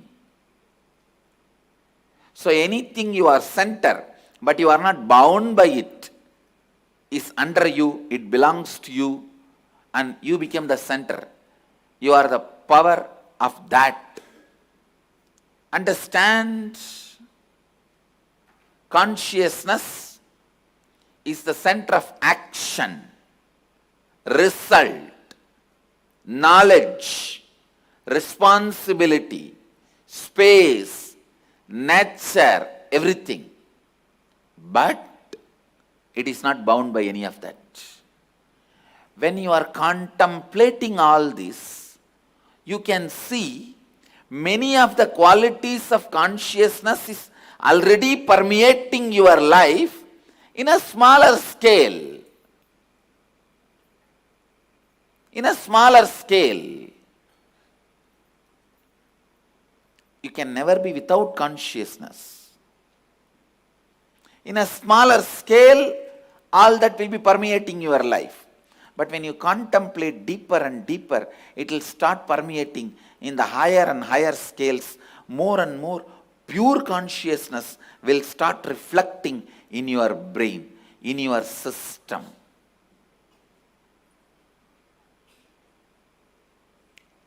Understand? A person, understand, here no compromise, no compromise, nothing can come in between you and you realizing your consciousness. Nothing can come in between you and your enlightenment. That's the beauty of Hindu tradition. First we teach you to become enlightened, then we ask you to worship. That is what is Advaita Bhakti, Jnanavarishta Bhakti. Because the Advaita gives you the powerfulness and completion. After that, your bhakti, you will be overflowing with the God which you created out of your very being. You will not be standing in front of anybody and begging and praying. Prarthana should not be translated as prayer. No. No.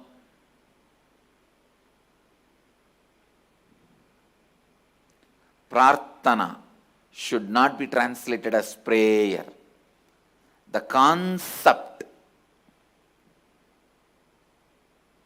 we have in Agamas, the reason for worshipping, reason for doing rituals is straight from the space of Shivoham. Actually, the whole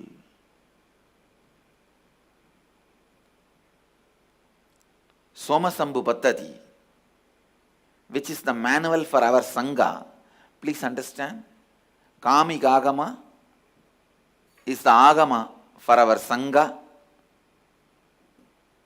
Somasambhu Pattati is the manual wrote based on Kamik Agama, is the manual for our Sangha. Pattadi means manual.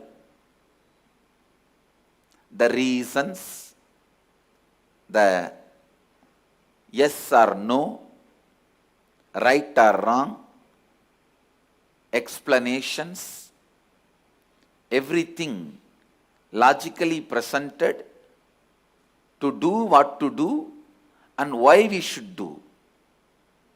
All this is beautifully presented based on Kamikagama in Somasambhu Pattadi.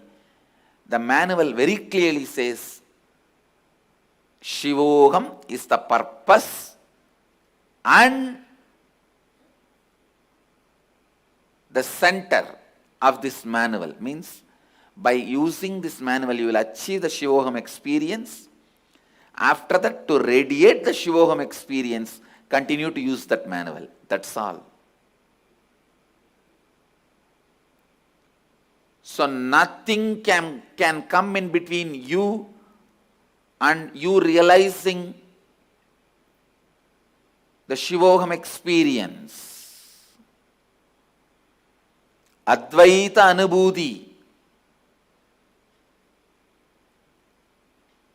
More and more internalize. When you internalize more and more, dig out more and more, you are living enlightenment. I am telling you, if you just find the taste of internalizing, manana, vakyartha sadas, you will understand that becomes your stronger experience. Consciousness becomes your stronger experience. You start associating yourself with that. Associating yourself with your pure consciousness is completion, meditation, dhyana, samadhi, unclutching, enlightenment.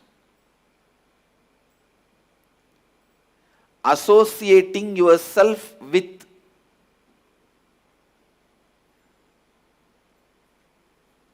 consciousness, the pure consciousness, as Upanishads describe,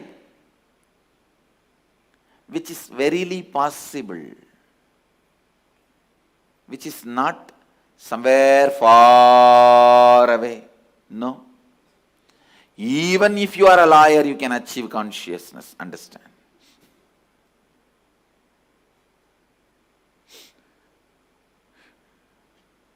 Nothing can be the reason. It's abstraction. Abstractly. Any amount of logic can be awakened, used inside you. Any amount of right or wrong can be awakened, and you can go on brooding over it. Please understand. Go on contemplating. Go on doing Vakyartha Sadas. Go on thinking, what is consciousness? Automatically, your brain will start catching that as you. Associate that as you. When your brain associates itself with consciousness as that itself, it will start cognizing, taking actions, decisions, everything based on that.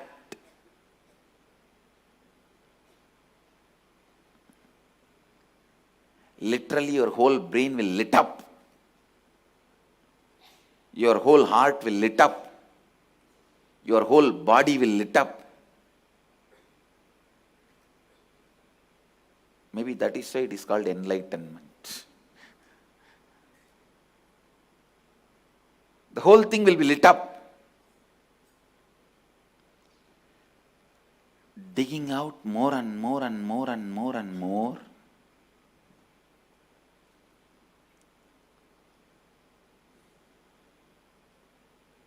Exploring more and more and more makes you live enlightenment.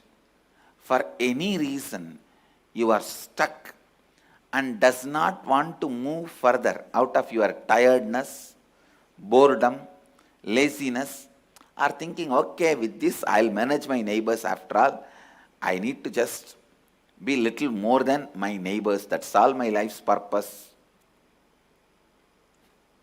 Two liars saw a bear in the forest. One fellow started running. The other liar shouted, What do you think? By running you will be able to escape from the bear? He said, no, I just have to outrun you, that's all.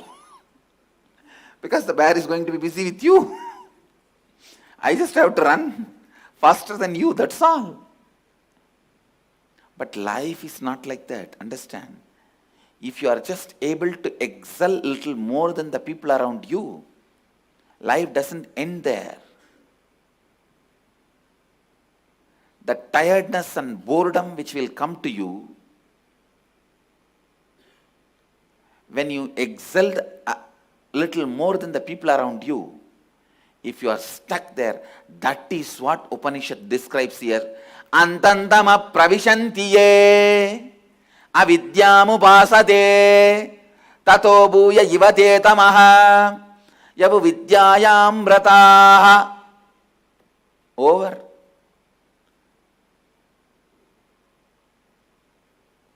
Over. Everything is over. Please understand.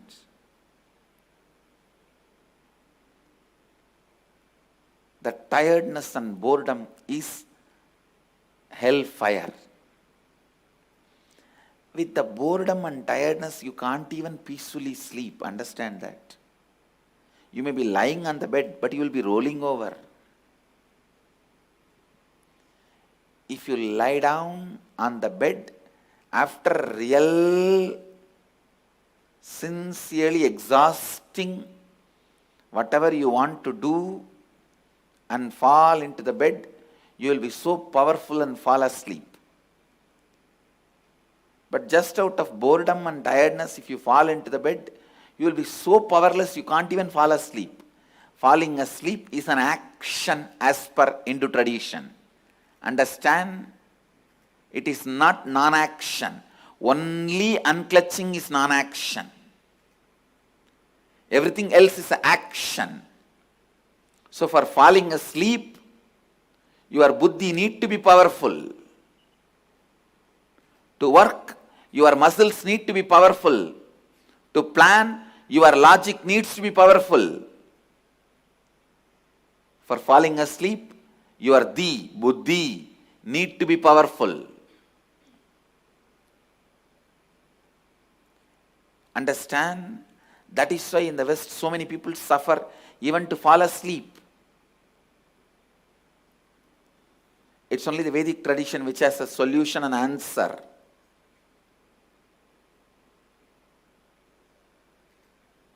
I am telling you, let anybody teach any religion. You can practice all that in the daytime. But if you want to fall asleep, the only religion you can practice is Hinduism, nothing else. Nothing else will teach you to fall asleep. Any amount of any size bed you can buy, any number of pills you can swallow. It's only the Vedic tradition which can give you rest or help you to fall asleep, because falling asleep is an action. It is not collapsing on the bed as you have been taught from the beginning. Your buddhi needs to be powerful.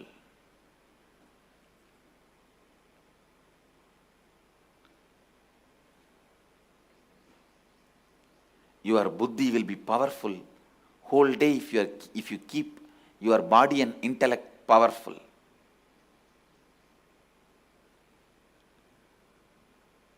Whole day if you are acting, alive, not entertaining the boredom and tiredness, then just you can stretch your body, it will fall into samadhi. It will fall into the state of yoga nidra.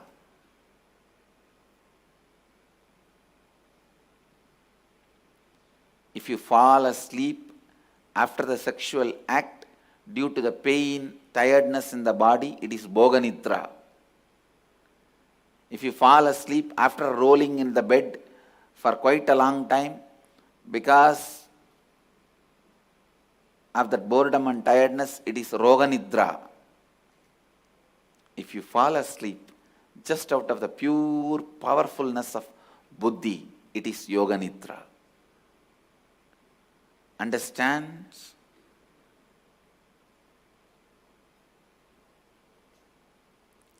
Entertaining boredom in your life is hellfire. You can see many days out of boredom and rejection, when you lie on your bed, you can't even fall asleep. You will be just rolling, tossing. That is hellfire, understand? That is hellfire. Align your body and intellect straight.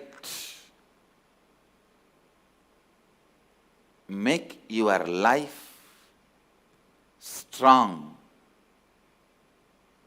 Make yourself as much as possible useful to yourself and to the world. And continue to explore the subtle and subtle truths described by Upanishads as consciousness. Understand?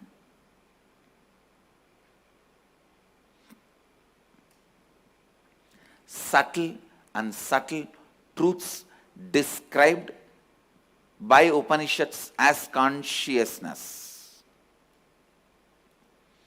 Actually meditating on those concepts grows an extra intra-organ in your system, what I call third eye or buddhi.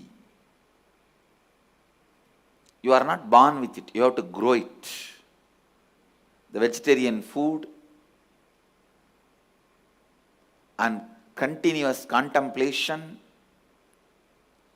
everything used in the Shaivite lifestyle directly connects to awakening and building of buddhi. Man whose buddhi is awakened will never entertain boredom in the life.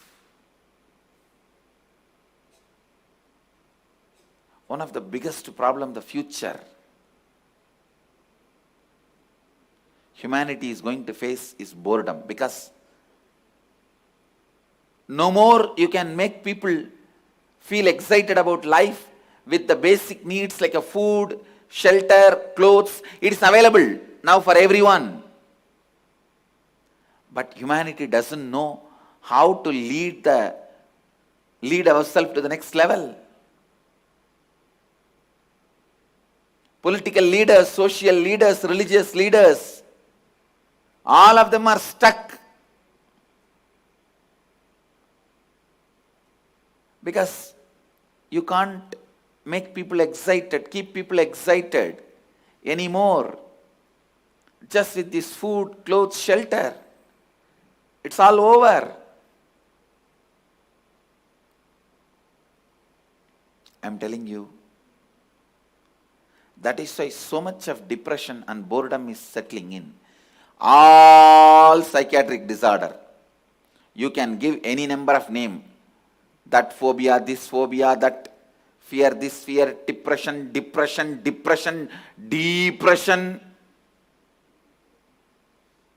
Any number of name you can give. Depression,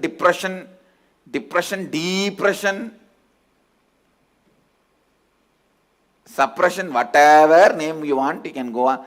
This disorder, bipolar, tripolar, fourpolar, sixpolar, whatever name you want to give, you can do everything. But all mental disorders boils down to one word: boredom. That's all.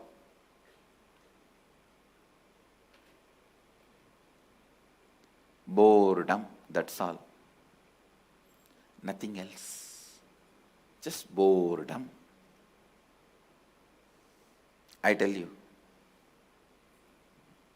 my Diksha Guru, Swami Ranganathananda, at that time he was Vice President of Ramakrishna Mission. I wanted to tell this story. Later on he became president, and now he's left the body. He has attained Mahasamadhi. Once few sadhus and brahmacharis were sitting at his feet. He was not very healthy, he was very fragile. His health was very fragile, and he will just eat one or two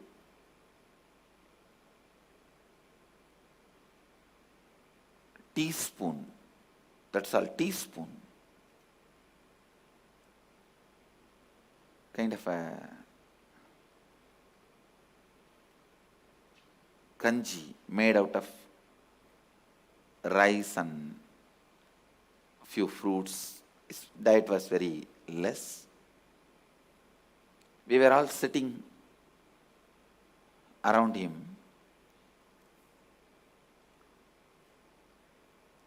But whole day he will be always excited, joyful. Suddenly some sadhu turned the subject towards few elderly sadhus who are depressed in Arogya Bhavan of Belur Mutt. In Ramakrishna Mutt, they have a place where all the elderly sadhus, after they retire from their active life, they rest and do spiritual practices and prepare themselves for enlightenment, Jivan Mukti, Videha Mukti.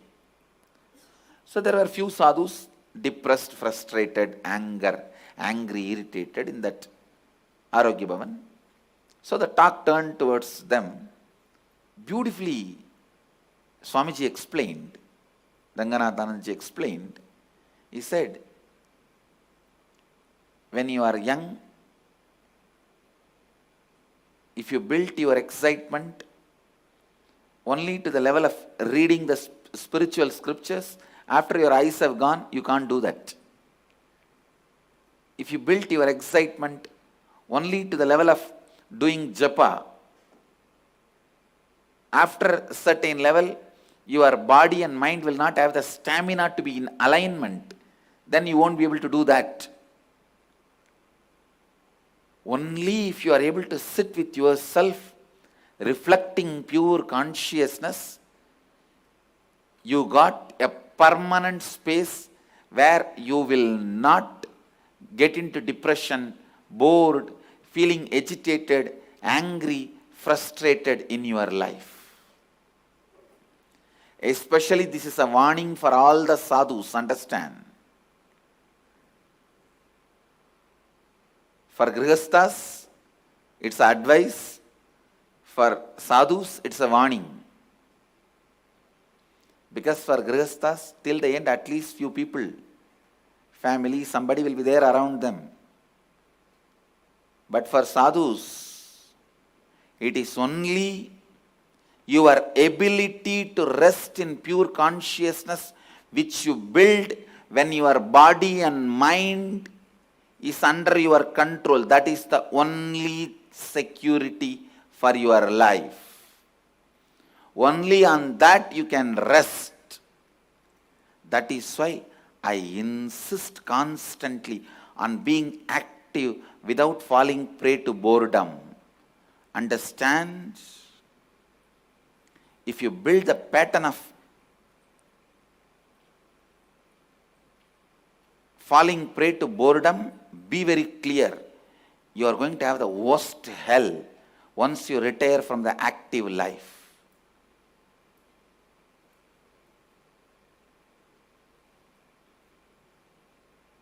After retiring from the active life, life will be hell. If you have not built that space of ability to sit unclutched. Still I remember that one small but very powerful word. I actually paraphrased from whatever he said because it was a long conversation with few sadhus. In that, this bit still I remember.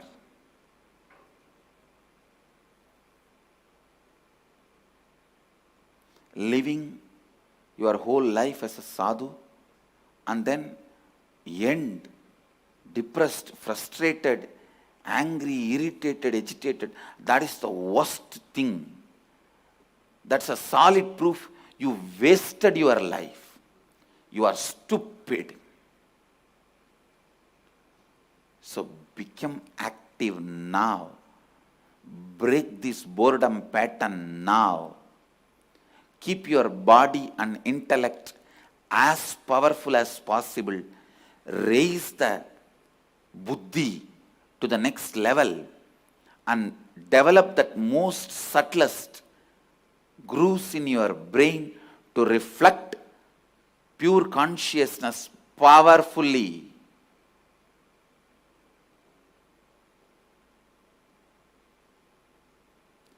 That is the only safe haven for you. I have seen hundreds and hundreds of stupid intellectuals, pandits, stuck in few words here and there they read, few techniques here and there they tried.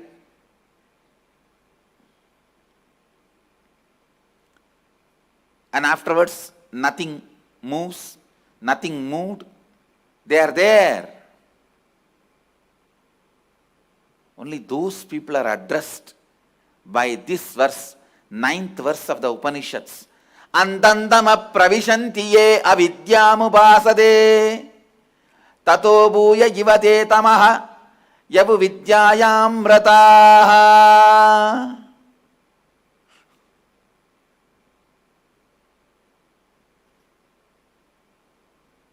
Understand?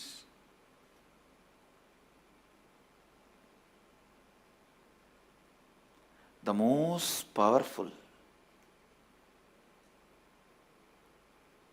most important advice Upanishad wants to give you, the most powerful sacred secret Upanishad wants to reveal in this verse: do not allow boredom and tiredness. Let your body be Agni, fire. Let your mind be light, intensely alive. Let your consciousness be Swayam Prakasha, self-effulgent, always radiant.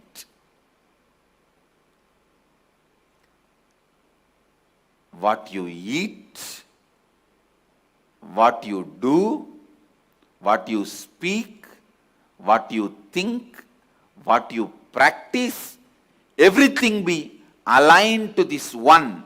How to reflect highest concept of consciousness in your brain.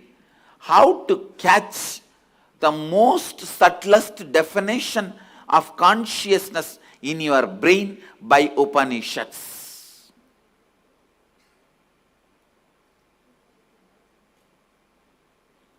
Actually, in the Shivoham process, that's all I do. Just connecting with your brain and making it grow subtler and subtler and subtler. The subtle grooves start developing. So you simply start reflecting.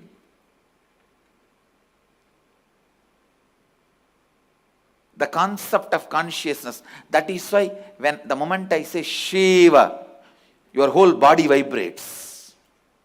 It means your brain is catching.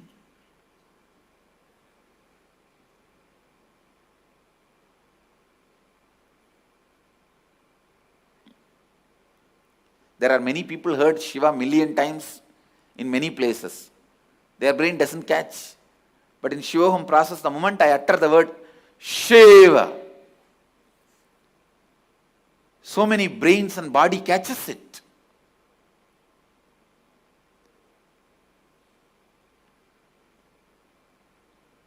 So the moment you catch that experience, you associate automatically yourself with it. Seeing God, experiencing God as you is not two action. It is one actually. Seeing is experiencing. The moment you see, seer and the seen and seeing will become one, then seer, seen, seer, seer, seen, seeing, all these three merges into one, then you are called seer. Rishi. Boredom can never be justified with any reason. Spend anything in your life, do anything in your life to get into the lifestyle and place where boredom is not entertained or engaged. Boredom is never allowed. That's the one thing never allowed inside Dhyanapīఠam.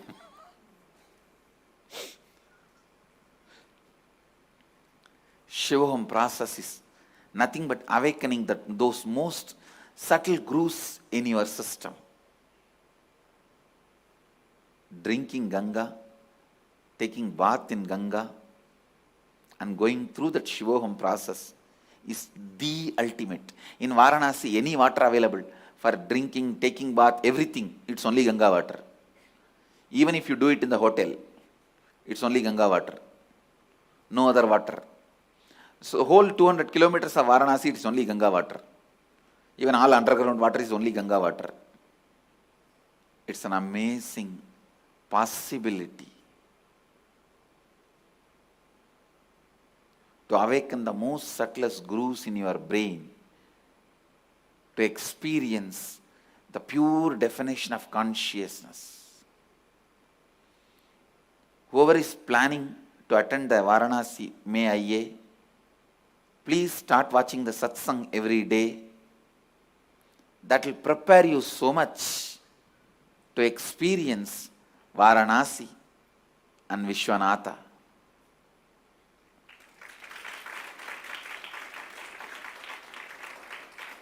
Varanasi and Vishwanatha.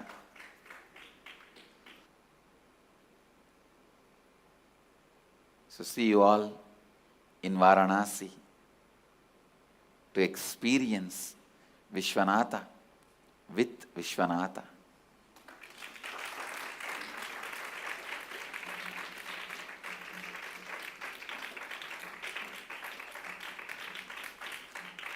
I bless you all.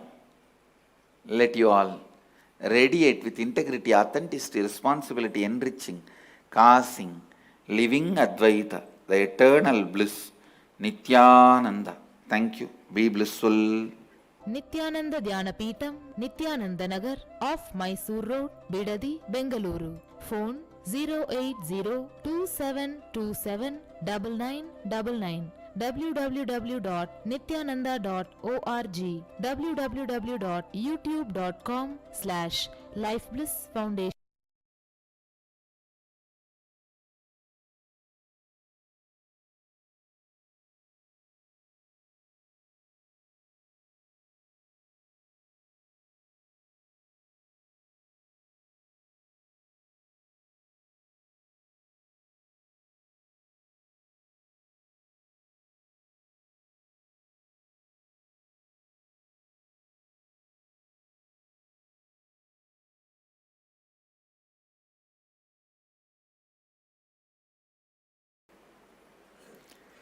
Nithyanandeshwara Samarambam, Nithyanandeshwari Madhyamam, Asmadacharya Paryantam, Vande Guru Paramparam.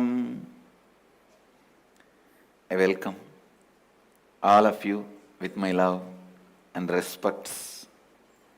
I welcome all the devotees, disciples, Samajis, Satsangis, Sri Mahants, Mahants, Tanidars, Kotaris, visitors, viewers, every one of you sitting with us through Nithyananda TV, Sadhana TV, Ara TV, two-way video conferencing, and here in Bidadi campus. I welcome every one of you with my love and blessings. Today, the Vedic New Year, beginning of the Vedic New Year.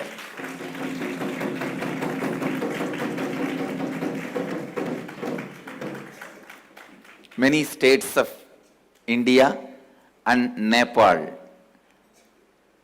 all of us celebrate the New Year celebration. Manmatanama Varsha, the year with the name of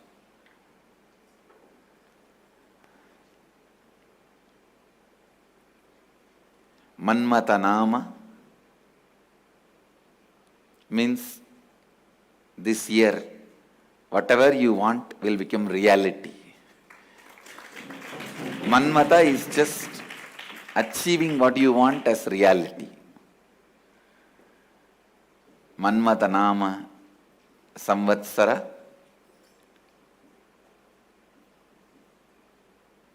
Tamil New Year, in Kerala, Malayalam New Year and Bengali New Year. Many states of Tamil Nadu, many states of India follow this calendar, and Nepal also follow this calendar. So, my blessings to all of you on this auspicious occasion of Vedic New Year. Manmatanama Samvatsara New Year blessings to every one of you. Above all, Today is also one more important day.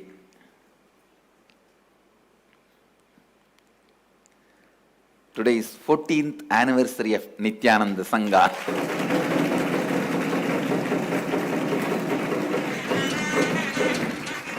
Actually, if you look the history back, Bidadi is not the first ashram I created. It's in Erode, on the banks of Kaveri,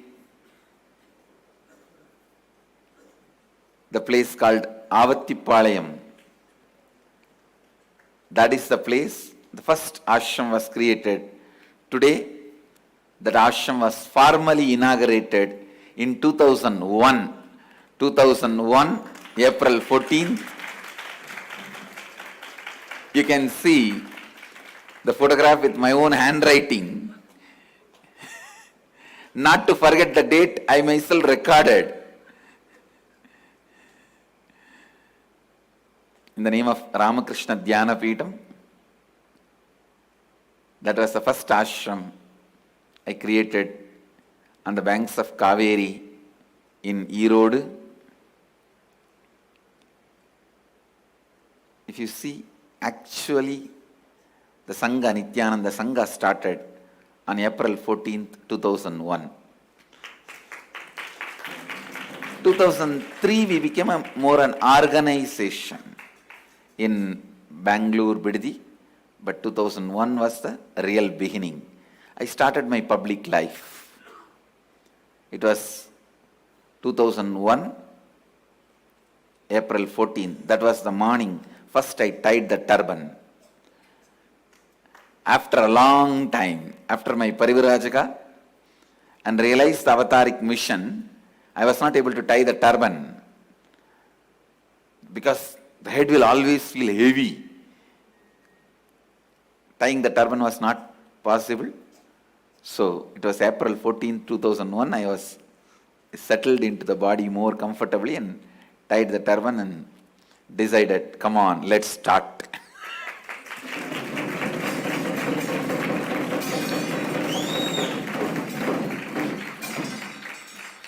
And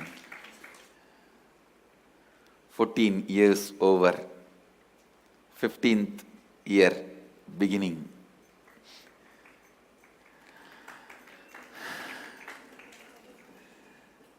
Today is the same day. We started the Ohio Adinam also. Ohio Adinam was also started on this very day. The Kumbhabhishekam of Nithyanandeshwara Hindu temple in Ohio was done. 8th anniversary of Nithyanandeshwara Hindu temple, Ohio Adinam, today. And they are offering 108 Naivedyam. I accept the offerings. I bless this Nithyananda Sangha. Let you grow, grow, grow and serve the whole universe forever.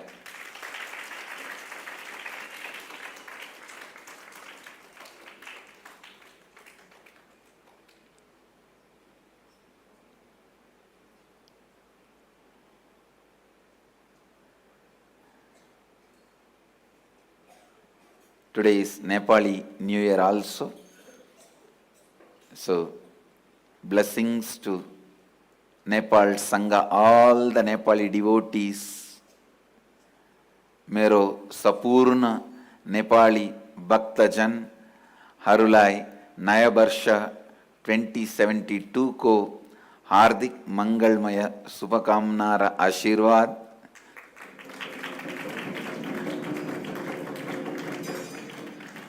All the devotees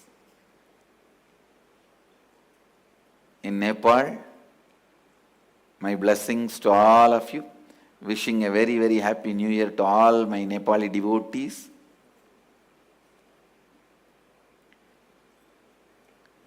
And all the devotees in Tamil Nadu, தமிழகத்தில் தமிழ் உலகே, தமிழகம் மாத்திரமின்றி உலகம் முழுவதும் இருக்கும் தமிழர்கள் அனைவருக்கும் எனது இனிய தமிழ் புத்தாண்டு நல்வாழ்த்துக்கள்.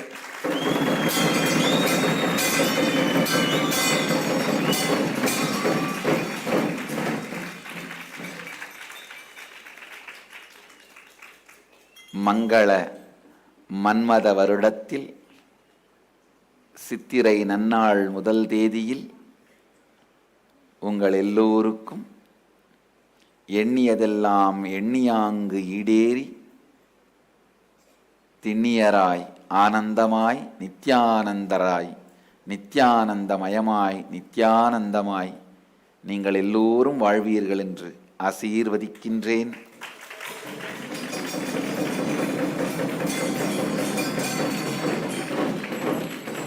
இதே நாளில் 14 ஆண்டுகளுக்கு முன்பு உருவானது நமது நித்யானந்த சங்கம்.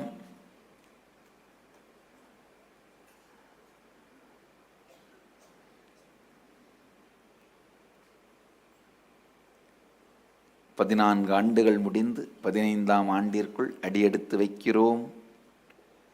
இந்த சங்கமும் சங்கம் சார்ந்த பக்தர்கள், சங்கத்தின் அங்கமான தங்கங்களான நீங்கள் எல்லோரும்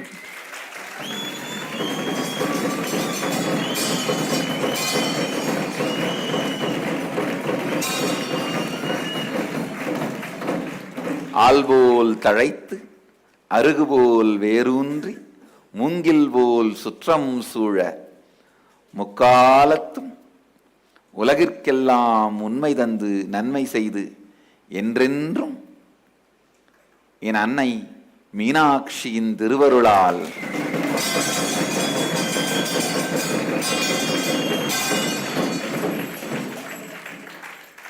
நித்யானந்தமாய் வாழ்ந்து நித்யானந்தத்தில் நிறைந்து நித்யானந்தமாய் இருப்பீர்களாக என்று முழுமையாக ஆசீர்வதிக்கிறேன். ஆனந்தமாக இருங்கள்.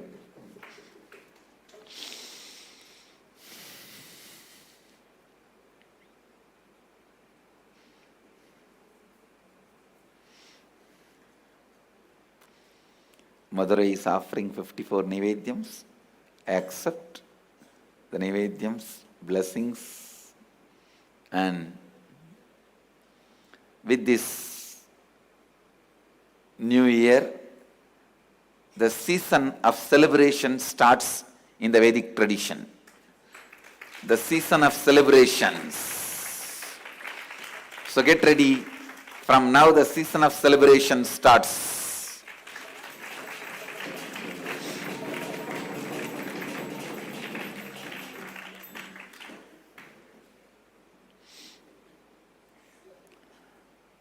Today, we also have some book release. Nithyananda, on this auspicious occasion of the Vedic New Year and the 14th anniversary of the Nithyananda Sangha, the Nithyananda University Press has a very special release today. The Cosmic Truths, Akashic Records, read through Swamiji on the topics birth, death, life and beyond. Akashic Records are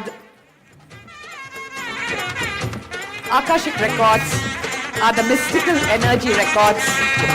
Anandam Anandam Nithyanandame, Nithyanandam Anandam Nithyanandame, Anandam Anandam Nithyanandame, Nithyanandam Anandam Nithyanandame, Nithyanandame, Nithyanandame, Govinda Gopala Keshava Madhava Narayana Rajiva Lochana Adi Sanatana Nithyanandam Anandam Anandam Nithyanandame, Nithyanandam Anandam Nithyanandame.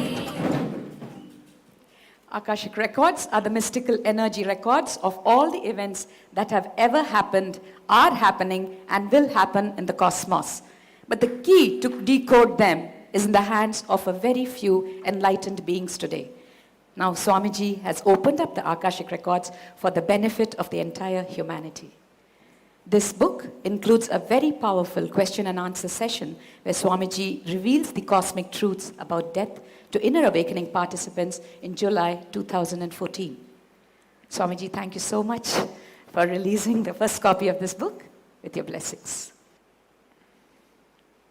Today Avati Palayam Ashram is also offering Annadan. My blessings for it to go well. Let's enter into today's satsang. I'll continue to expand on 8th verse of Ishavasya Upanishad because there is so much to explore in that verse. Saparyagat Shukramagayam Avranam Asnaviram Suddhamabhava Viddam Kavirmanishi Paribuhu Swayambhur Yada Tatya Dortan Vyadadas Chaswadibhyaha Samabhyaha.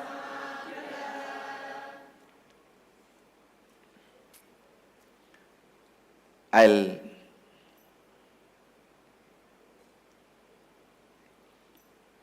read out the translation.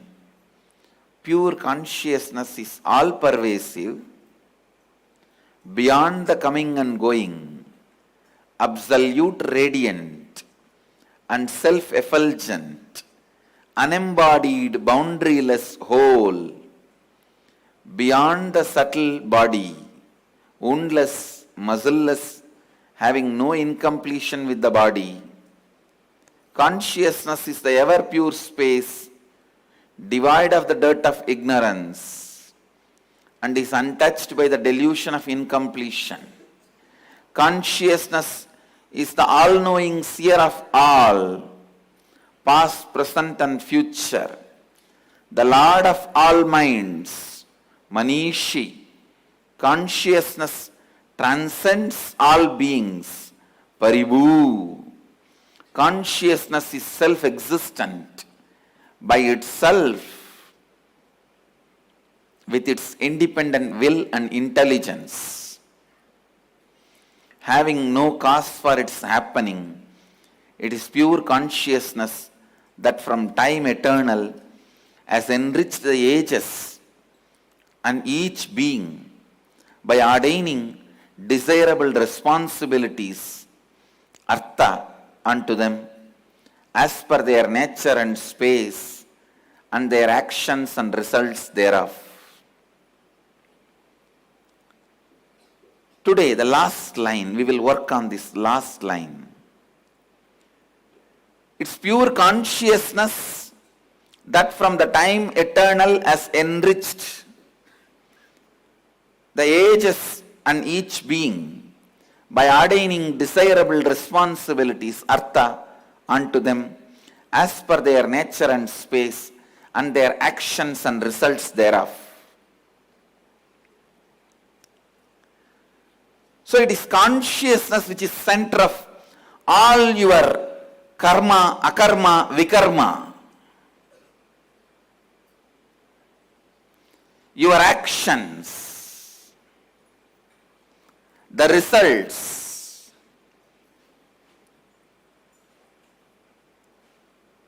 doing, non-doing, liberation from doing and non-doing, all this finally boils down to one, that is consciousness. You can achieve the space of non-doing, real non-doing, only by experiencing consciousness. You can achieve the space and achieve what you want by doing only being the center of consciousness. Please understand. If you want to achieve what you want to achieve, you need to cognize your consciousness. If you want to achieve the non-doing, you need to cognize your consciousness. Whether you want to achieve something by doing or achieve non-doing, everything, the consciousness need to be centered. Sometimes my satsangs, means my words, look too small to express what I am feeling. My paper and pen looks too small, too little to express the poem inside me. The examples I am giving, the painting I am painting with the words, look too small compared to what I need to paint.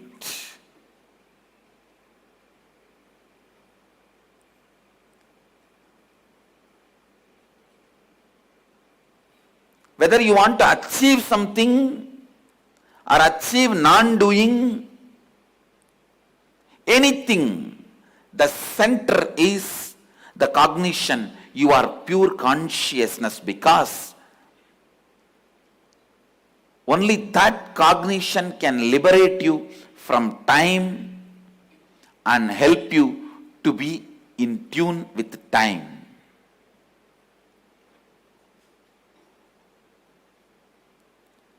Only that helps you to be in tune with the time and liberates you from time.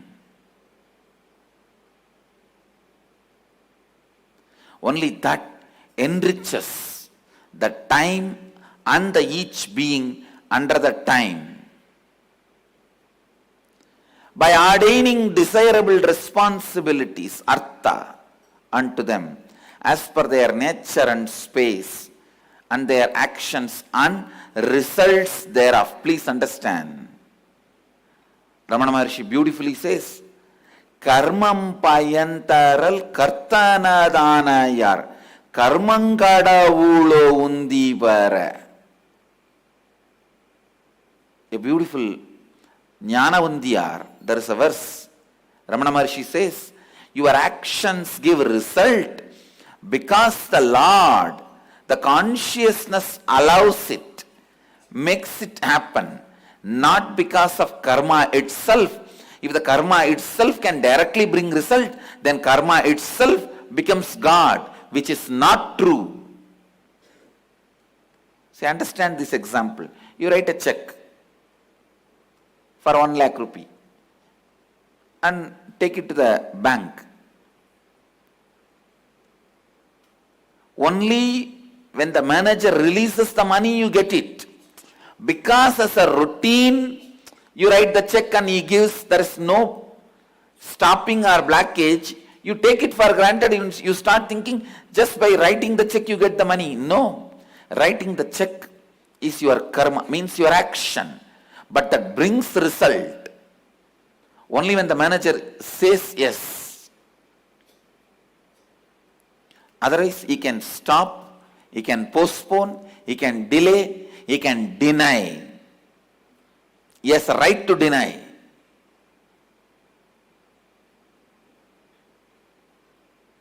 Of course, then you have so many other legal recourse, that and all is different. But the action does not bring result in automated way. Even though things are made automatic for the sake of convenience, understand in the cosmos also, even though things happen automatically for your convenience sake, don't ever assume the karma by itself can bring result, because karma is not Lord. Karmam payantaral kartanadhanayal kanmam kadavulo undi vara.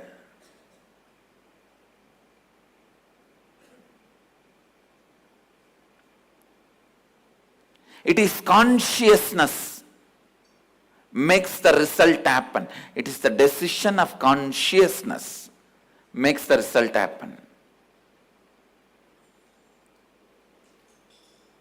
Actually, I feel I should not even put my hand on my heart when I explain the word consciousness. When I put that, all of you assume our consciousness is inside. No. I should just keep the word like, hand like this. When I speak about consciousness, neither in nor out. It is. Or I should put the hand like this. Consciousness. Because sometimes what I express in the body language also should be in tune with the truth.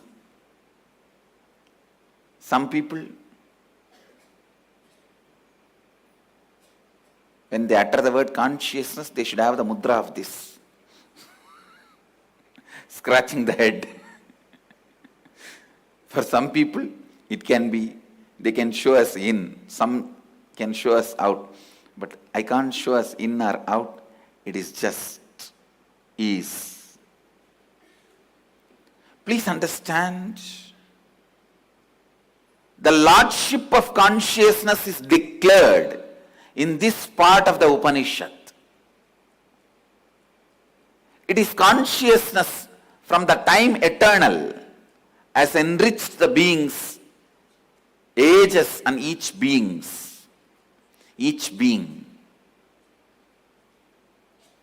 By ordaining responsibilities desired by them as per their nature and space and their actions and results thereof.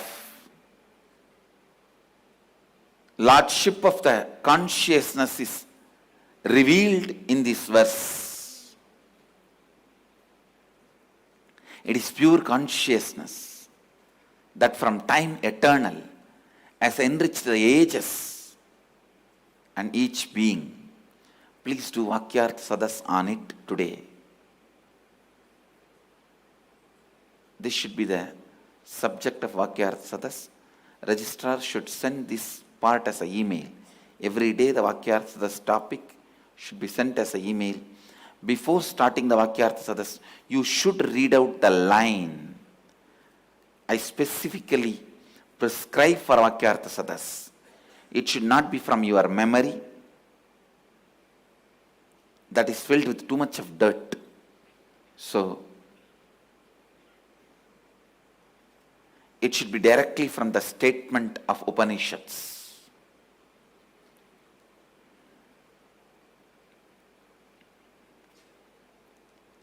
So listen, it is pure consciousness that from time eternal has enriched the ages and each being by ordaining desirable responsibilities unto them as per their nature and space and their actions and results thereof. Do Vakyartha Sadas on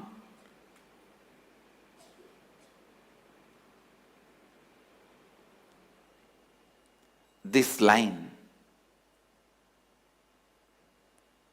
Discuss, debate, internalize. It is consciousness responsible for our nature, for the space, for our responsibilities, and our actions and results thereof. So surrendering to our consciousness, meditating on our consciousness can completely reprogram us. We can alter and change our life as we want. We can change our nature and space, our responsibilities and actions. We can change our results without even changing the nature and space. We can change the results without responsibilities. We can change the nature or without changing the space. Please understand all this responsibility, your nature, your space, your action, your result. All these are there.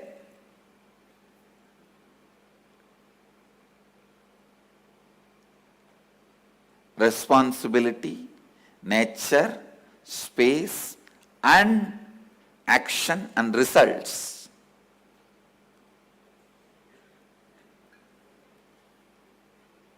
If you are working with any one of them, it has to change only systematically. Your responsibilities has to change, then your nature has to change, then your space has to change, then results will change. But if you work with consciousness, anything can be changed without changing anything, or everything can be changed. That is why you call what I am doing as miracles, because you know only one system of working. Responsibility changing, nature changing, space changing, results changing. But when I am working with you, you don't need to go through this.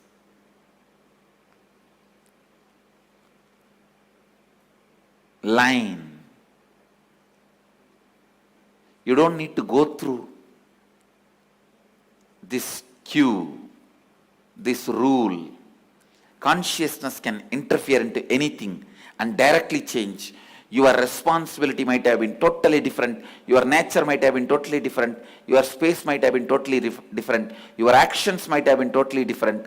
But the consciousness can change the result. Straight interfere and change the result. That is what you call as miracles. You feel, what? How can this be? My actions, everything was different. How suddenly the result is different?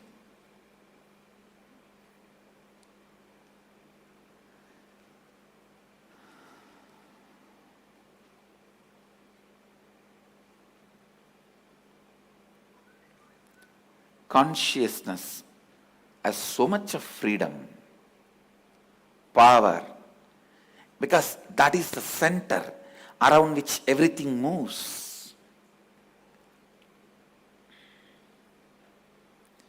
When you experience consciousness with your pure intelligence, you experience that as time. When you experience consciousness with your visualization capability, you experience that as a space. When you experience consciousness with your logic, you experience that as your nature. When you experience your consciousness with your desires, you experience that as a responsibility. When you taste your consciousness as a joy, you call that as a result. Meditate on this line. Meditate on this line, you will understand. An enlightened being can directly give you the joy through consciousness. That is why you feel the result of your life is achieved. That is why you feel life is a miracle. When you touch the consciousness and experience the consciousness. Consciousness. Meditate on this line, you will understand what I mean by this word. Your desires could have been different. Your responsibility could have been different. Your nature could have been different. Your space could have been different. Your actions could have been different. Results can just be different. That is why Mahadeva is able to initiate even a black sparrow and liberate. Enlightenment just for a few idlis, roadside idlis.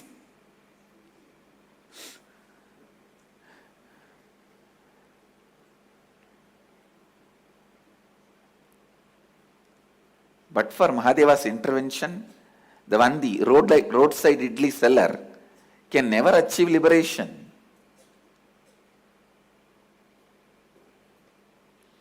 I am telling you, the intervention of consciousness is possible because consciousness is the center.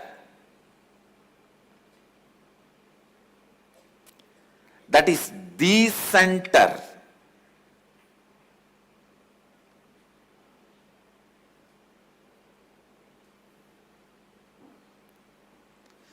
constantly cognize your consciousness. You are not son of somebody, you are not father of somebody, you are not daughter of somebody, you are not wife of somebody, you are not brother of somebody, you are not son of somebody, you are not even disciple of somebody.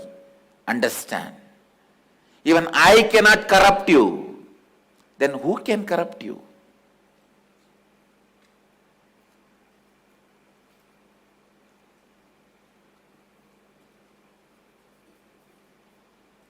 You are pure consciousness. You can cherish your disciplehood, enjoy your discipleship, celebrate your discipleship as a nostalgia, as a sweet nostalgia. How I bow down to Mahadeva, how I fall flat in front of the deities in the temple, just as nostalgia. In those days, when you came as Arunagiri Yogeshwara, how I enjoyed you. So I remember those beautiful vacation moments. Now I am bowing down to you. That's all. Nothing more.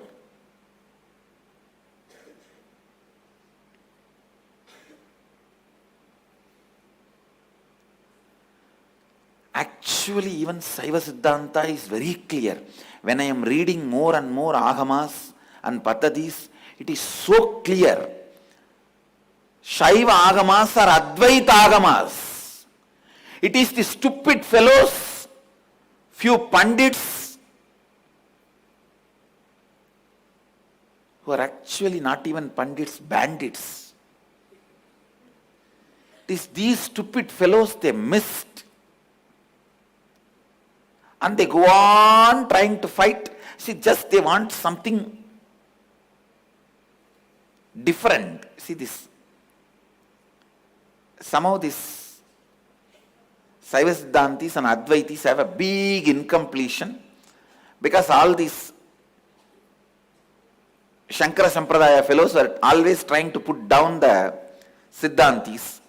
Siddhantis always try to put down the Smartas. This community problem, you should solve it in the community level. You can't bring that and post it on the philosophy and destroy the truth of the philosophy. These stupid fellows wanted to claim something different from Advaita, because they feel if they accept Advaita, they become subordinate to Smartas. If there is a community issue, solve it. Like a Tevar, Counter, Mudaliyar. Don't bring that and impose it on the spiritual philosophy. Just because you need to tell something new, different. These fellows are saying that Siddhanta is duality. God is separate and you are separate.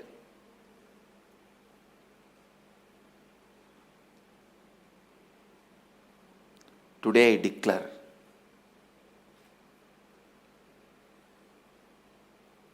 if I have experienced Mahadeva, if I am the embodiment and incarnation of Mahadeva, I will establish the truth of Saiva Siddhanta, the reality of Saiva Siddhanta, which is Suddhatvaida to the world again.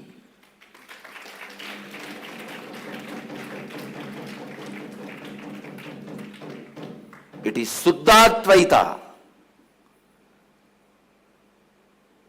In Shaiva Agamas, there are Advaita Agamas and Dvaita Agamas,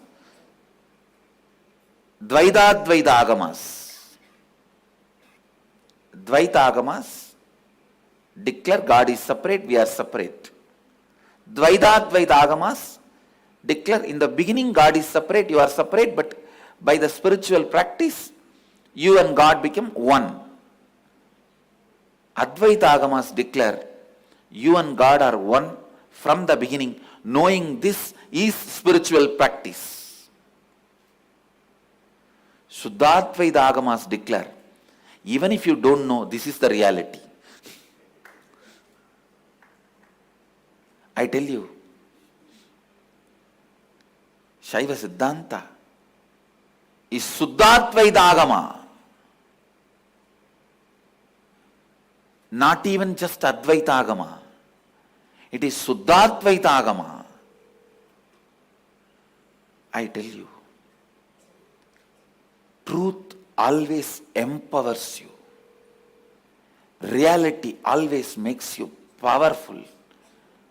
Nothing can make you so powerful than pure Advaita. Dvaita can make you egoistic.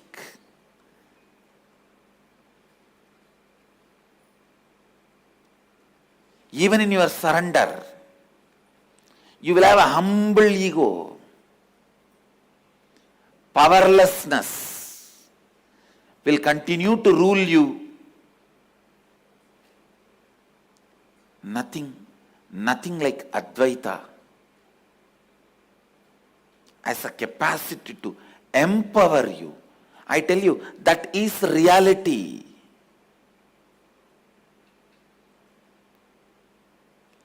The action, result, nature, space, responsibility, everything is pure consciousness.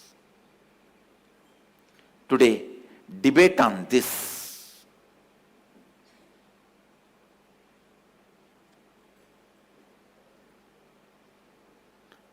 Do not remember the bondages from the body, through the body as part of you.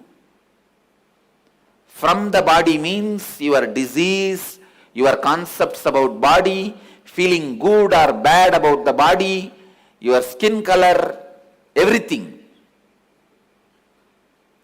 Through the body means feeling I am son of somebody, father of somebody, daughter of somebody, sister of somebody. Even disciple of somebody. No.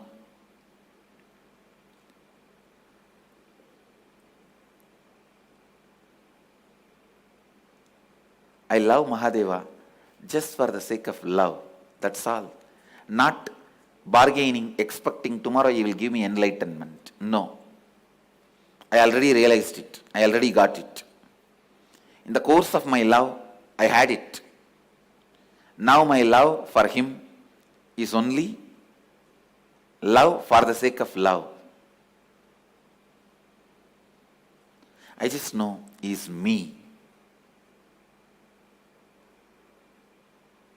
All my aspirations are his aspirations. All my inspirations are his inspiration. All my desires are his desires. All my powers are his powers.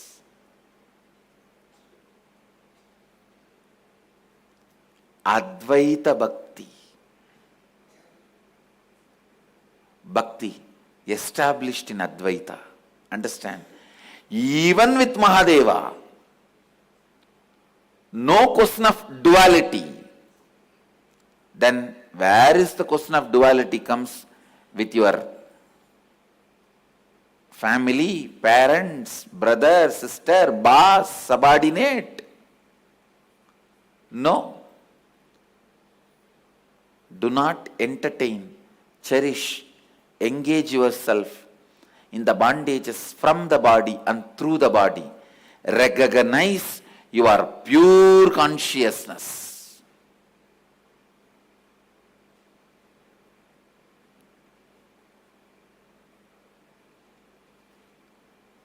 When you recognize your pure consciousness and live your life, it becomes leela and drama. No incompletion will have place.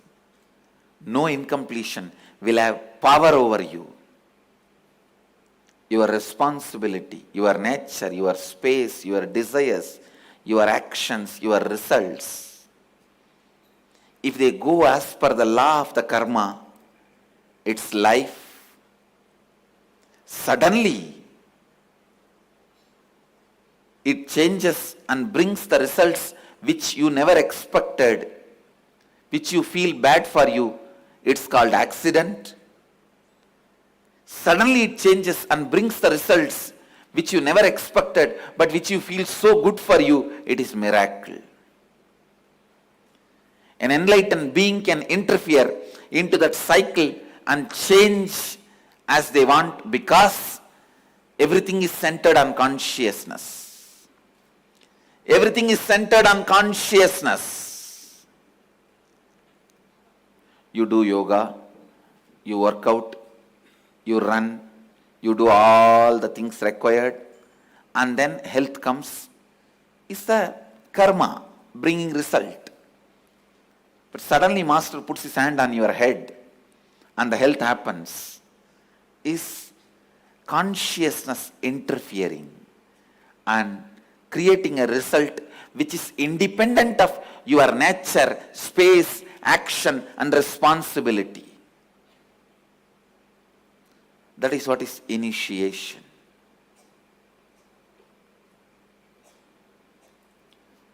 Understand, in every being, only if a intervention of the consciousness happens, the ball starts rolling in a new direction and the progress towards the enlightenment will start happening.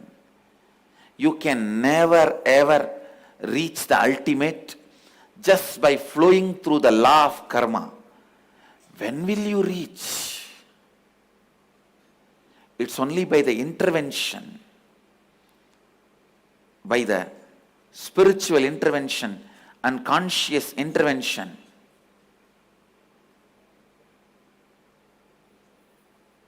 The results can change. You can reach enlightenment.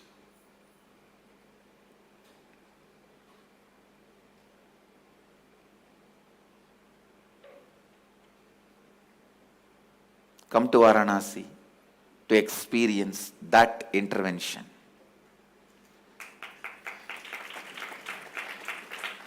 I invite every one of you to be in Varanasi to experience that intervention.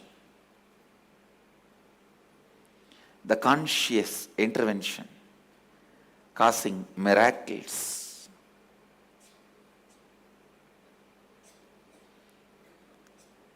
Changing the results independent of action and space, responsibility and nature. Somewhere this karma chakra need to be broken and you need to be given a new energy, inspiration.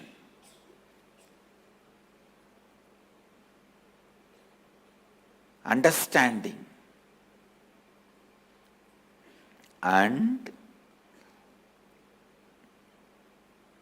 possibility. If you are always stuck with this action result cycle, you will never ever be given a chance to taste the possibility. Possibility, the taste of possibility can be given to you only when the divine intervention happens. Mahadeva intervenes in your life in the form of the master. He assumes the form of the master just to liberate people from the karma chakra, give inspiration, joy, bliss, and cause miracles and enlightenment. Come to Varanasi to liberate yourself from karma videha bhumi, going beyond the karma and going beyond the bondages of the body.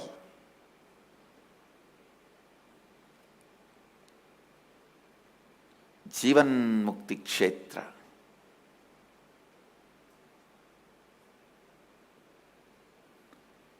In tradition, it says any sannyasi should not stay in any place more than 3 days. But Varanasi is exempted.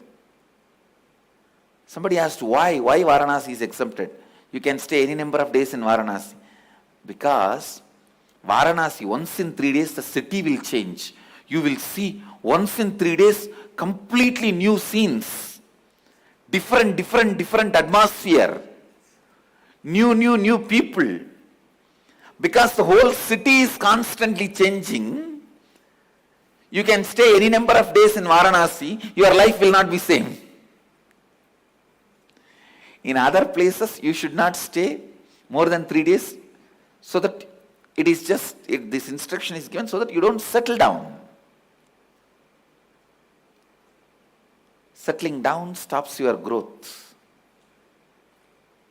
With a living master, you can never settle down. In Varanasi, you can stay as long as you want because it will never let you settle down.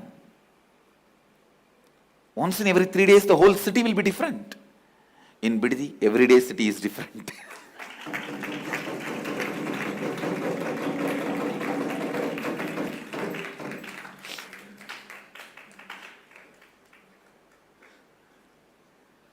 One day you get the rose, one day you get the Trishul. One day you get the lotus. One day you do Guru Puja. Next day Guru does Puja to you.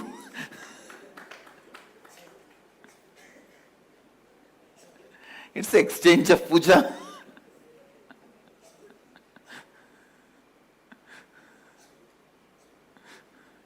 And what not.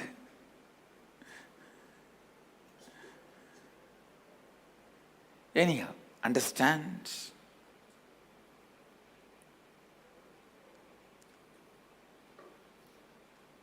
The basic truth. Everything is centered on consciousness.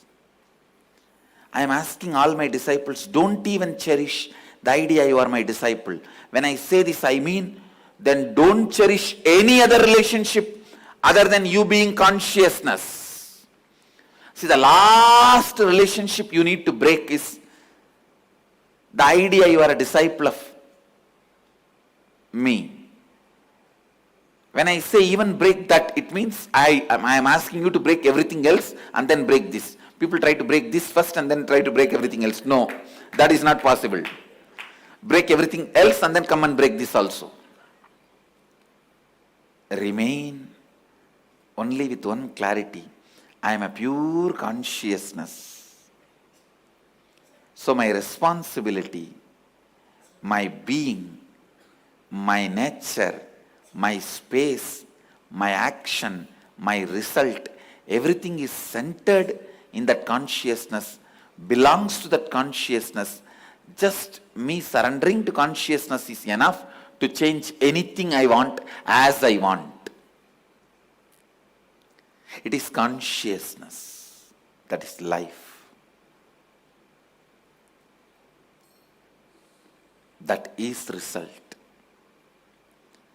Touch with the consciousness can be million times beautiful, amazing, fulfilling than any pleasure, any fruit of life you are expecting. So decide to cognize yourself as pure consciousness. I bless you all. Let you all radiate with integrity, authenticity, responsibility, enriching, causing, living Advaita, the eternal bliss, Nithyananda. Thank you. Be blissful. Nithyananda Dhyana Peetam, Nithyananda Nagar, off Mysore Road, Bidadi, Bengaluru. Phone 08027279999. www.nithyananda.org, www.youtube.com/lifeblissfoundation.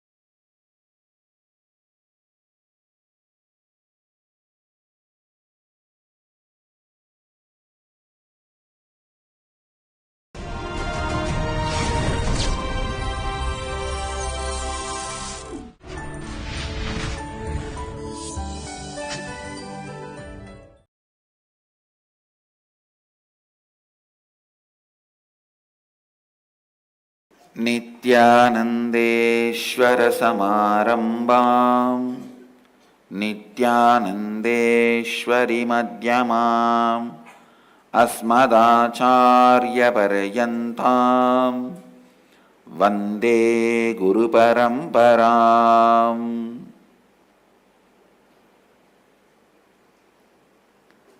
I welcome all of you with my love and respects.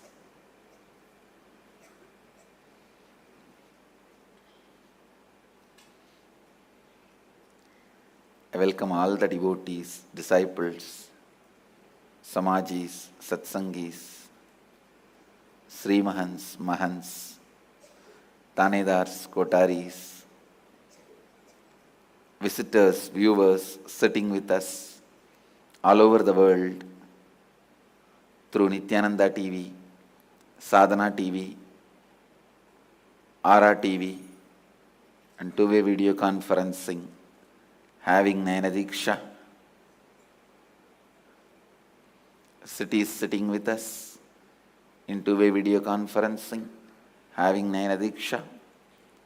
Kuala Lumpur Adinam, San Jose Adinam, Seattle Adinam, New York Adinam, Toronto Adinam, Guadalupe Adinam, Oklahoma Adinam, St. Louis Adinam, Melbourne Adinam, Wilmington, North Carolina, Ohio Adinam, Suva, Fiji, Los Angeles Adinam, Varanasi Adinam, Warrington, Houston Adinam, Calgary Amarnath, Singapore Adinam, Dubai Adinam, Doncaster UK, London, Surrey Canada, Bangalore North, Hosur Adinam, Hyderabad Adinam, Trinidad Tobago, Hong Kong Sirgari, China, Guptakashi, Hyderabad, and some more cities. I welcome all of you with my love and respects. Today, first thing, we are launching a program of 10,008 minutes for peace. Please understand, people whose third eye is awakened, if they sit and do a sankalpa, create a will, it will simply become reality. So, not only I am going to create yogis whose third eyes are awakened, I am going to put them to use that energy in the direction of creating a world peace. We are not doing this for Nobel Prize. We are very clear. We are really, really interested in the world peace. We don't want to talk about it. We want to work for it. We are not interested in any award, reward, peace, prize. No. But we will do it. We will make it happen.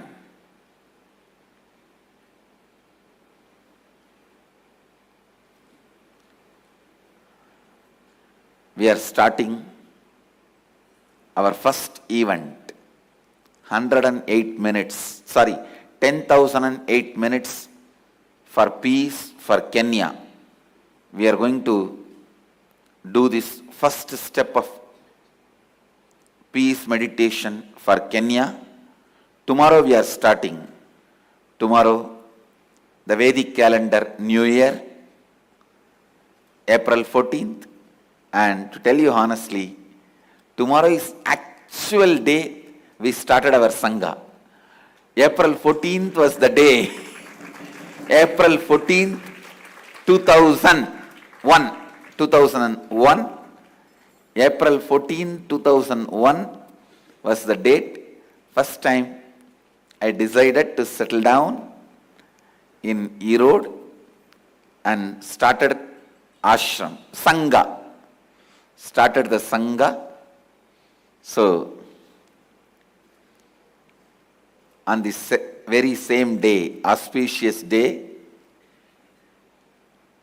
tomorrow we will be doing 1008 minutes for peace for Kenya.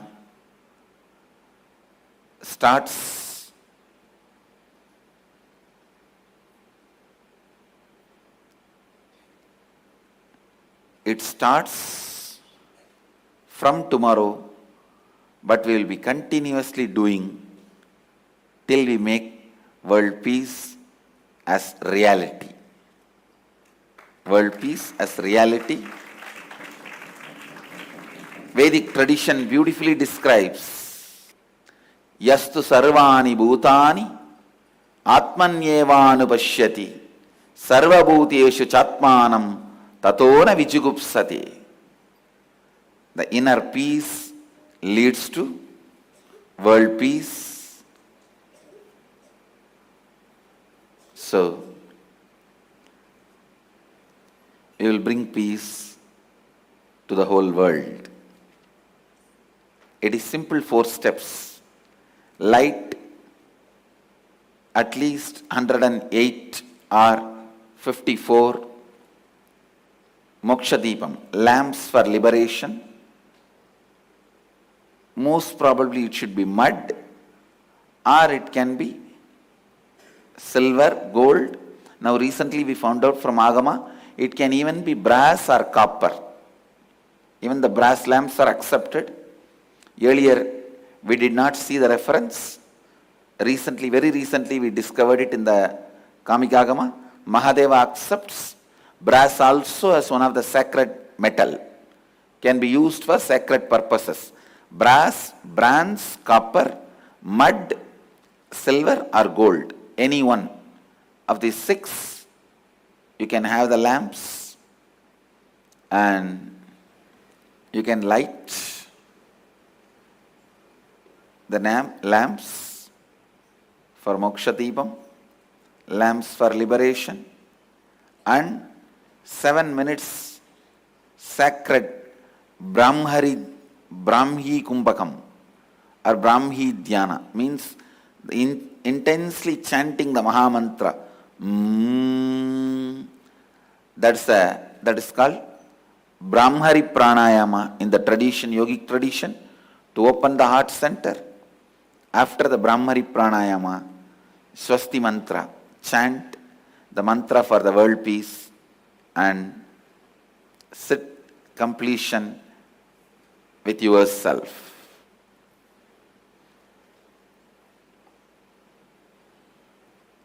I tell you, very soon,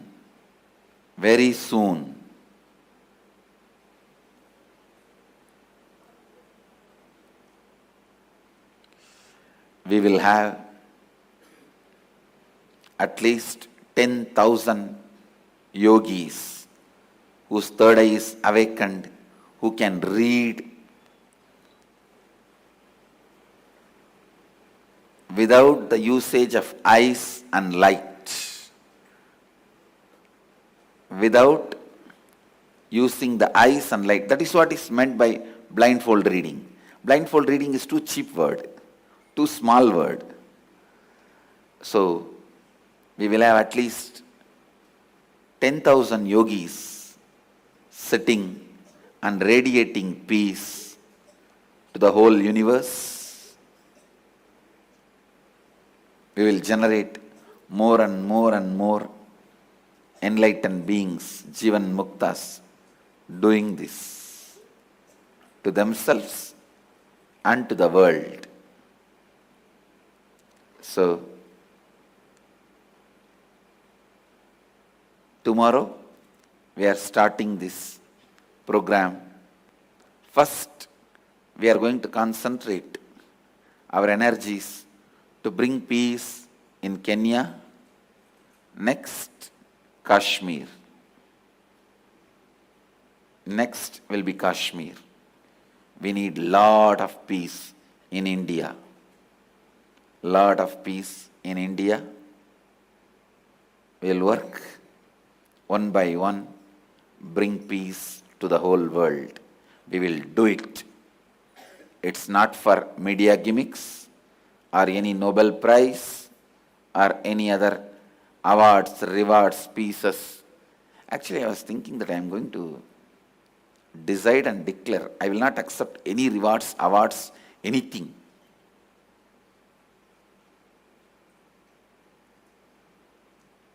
Many offers have come, many requests have come. No, nothing.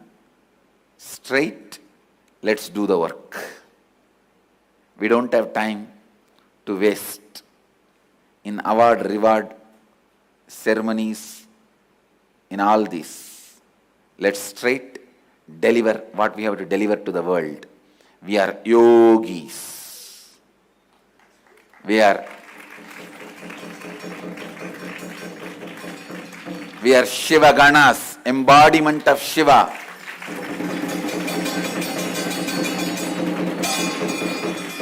Imagine Shiva stretching his neck out for any award, reward. Doesn't match. Rejected.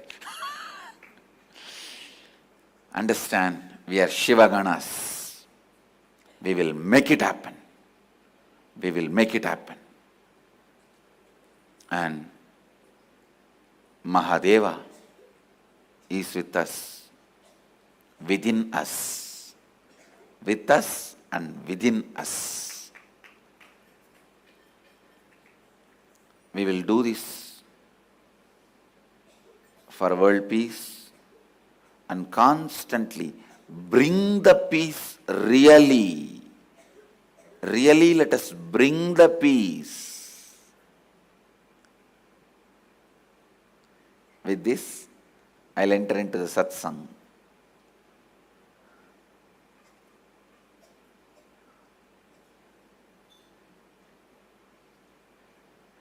I'll continue on the 8th verse of the Ishavasya Upanishad. Saparyaka chukramagayavam avranam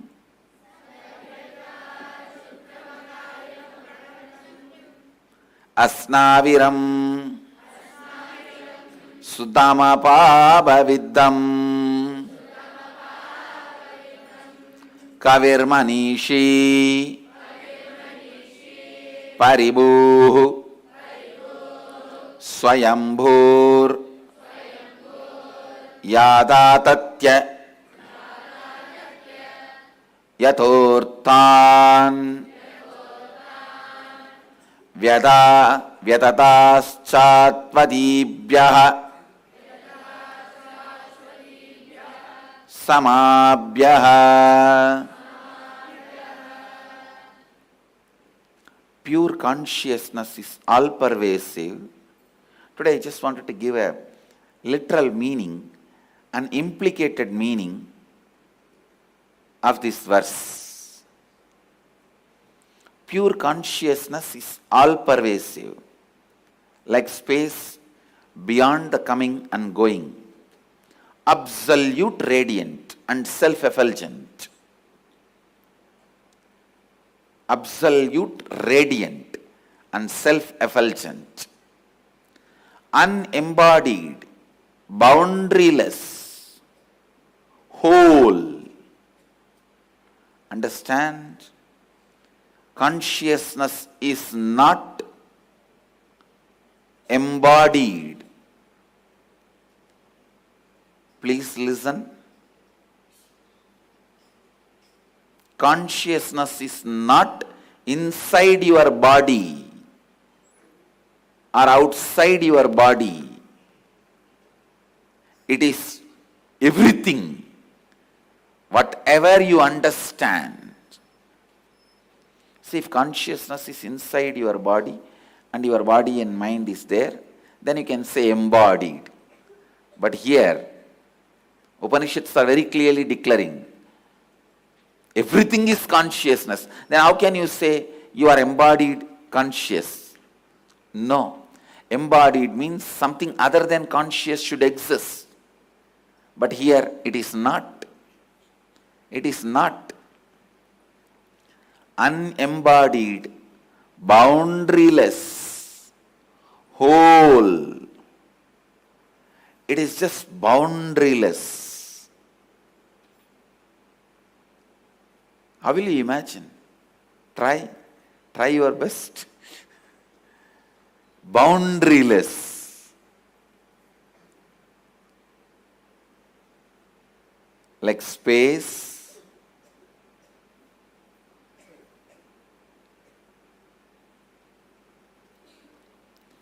Boundaryless whole.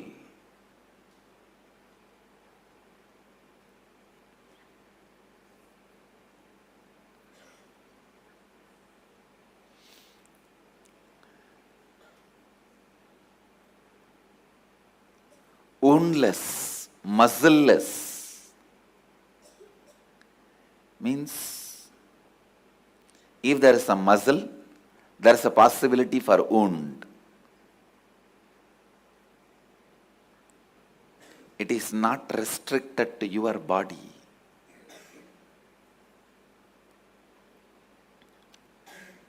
It's beyond any possibility of wounds, muscles, having no incompletion with the body means you being consciousness does not mean you will destroy the body. No. No incompletions with the body. Beyond the gross body, consciousness is the ever pure space, devoid of the dirt of ignorance, beyond the causal body, and is untouched by the delusion of incompletion. Consciousness is the all-knowing, seer of all, past, present, future. Kavihi, the Lord of all minds, Manishi. Consciousness transcends all beings. I think each line I have to spend at least 1 year to explain.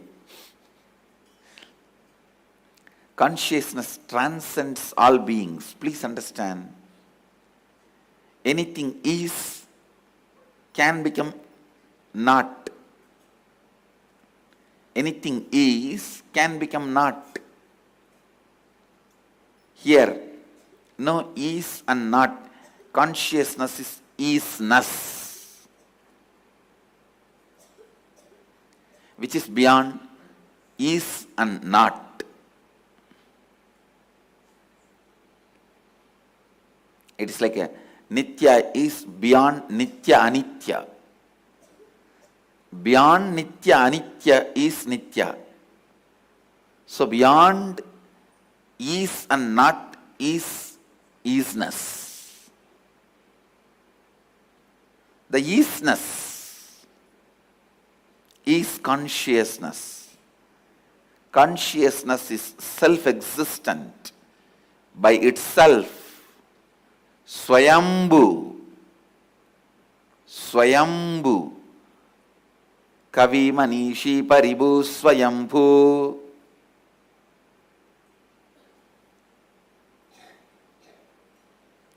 With its independent will and intelligence. Understand? It is not some dead light kind of a thing. No. It has independent will and intelligence, having no cause for its happening, means it is not caused by something. It's pure consciousness. From time eternal, has enriched the ages and each being by ordaining desirable responsibilities unto them as per their nature and space and their actions and results thereof.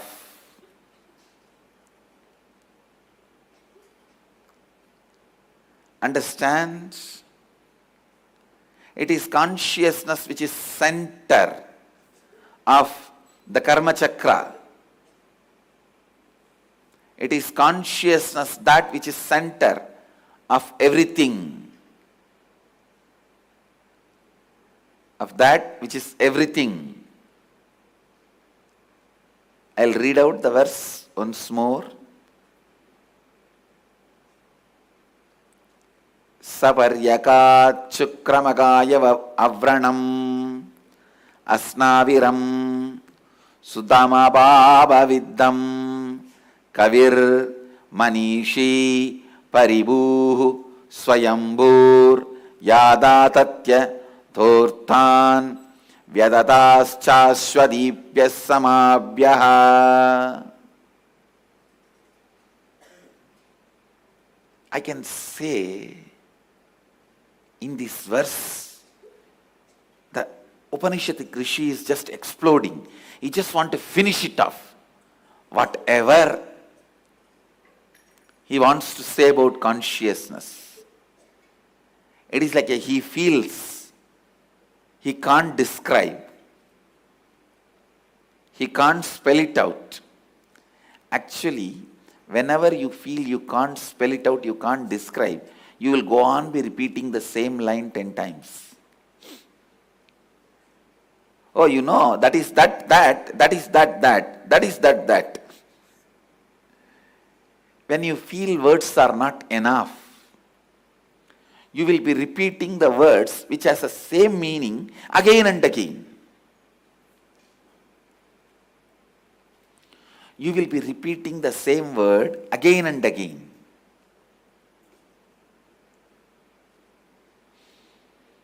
Paribu, Swayambhu, all these words may be different words, but in depth if you see the same meaning. But Upanishadic Rishis are repeating.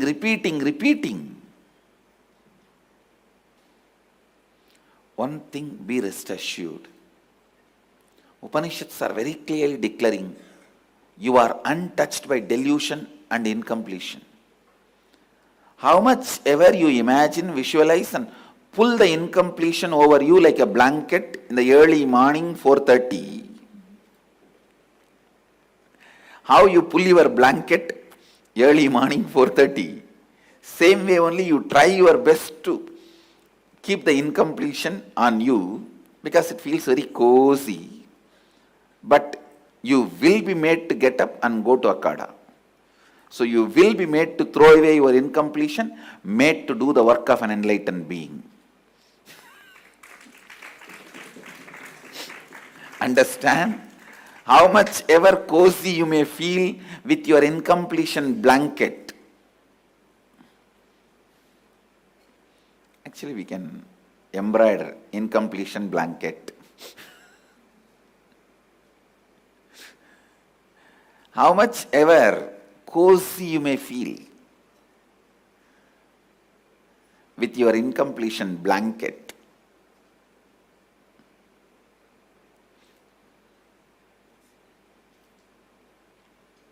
you are not touched by incompletions. Upanishads very clearly say you are untouched by delusion and incompletion. Untouched by delusion and incompletion. When Upanishads declare this about you, this is you. No one else has a right to tell you anything about you. When Upanishads declare you don't have incompletions, understand, including your Guru, no one has a right to violate the declarations of Upanishads. Even I can show your incompletions only to help you to get out of your delusion. Incompletions can never become permanent in you. No. You are untouched by incompletions. That's the truth. That's the right introduction to you about you. I can forcibly show you your incompletions so that you can get out of it and be in the space of being untouched. Sometimes if 4 or 5 blankets are put on you, you will feel suffocated and throw away all the blankets at a time. That can be used as a technique, but you can never be described as incompletion. You are untouched by incompletions. You are untouched by incompletions. Be very clear about it.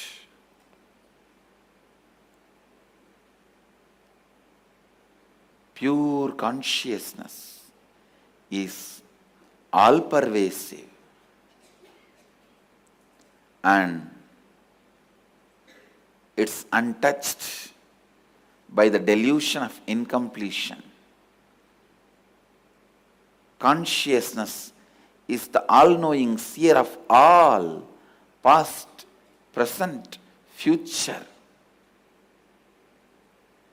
I really wanted the Vakyartha Sadas to go on, and I really want everyone to participate in this Vakyartha Sadas. Because only when you sit and talk, debate, you will even spend your time on thinking about it. Otherwise, all the time, you are worried about your pickles. Stupid. No, everything you worried is nothing more than a pickle. Whether you are worried about your house, car, all that is only a pickle for life. The rice of the life, food of the life is only enlightenment. But you are so worried about all the stupid pickles, colors and varieties of pickles. You miss the main food of life. So please understand, everyone should spend at least an hour in your life on Vakyartha Sadas, debating, internalizing, discussing about the Upanishadic truths, because only when you sit and discuss, you will think about it. You forgot the process of contemplation. When you are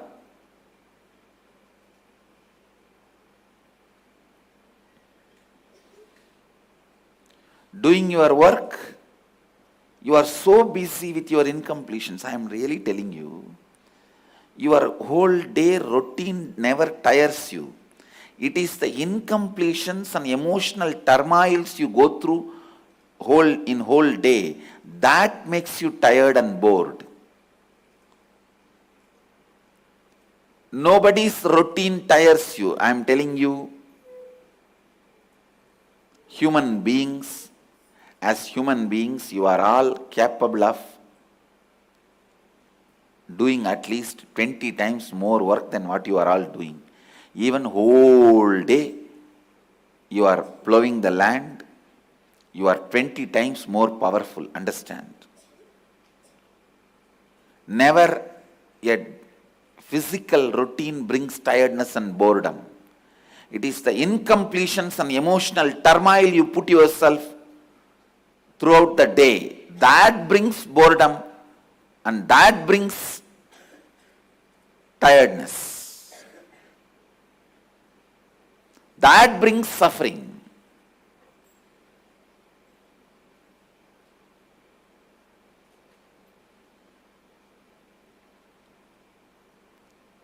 So when you do this Vakyartha Sadas, debate, that's the only time you will think about all these higher truths.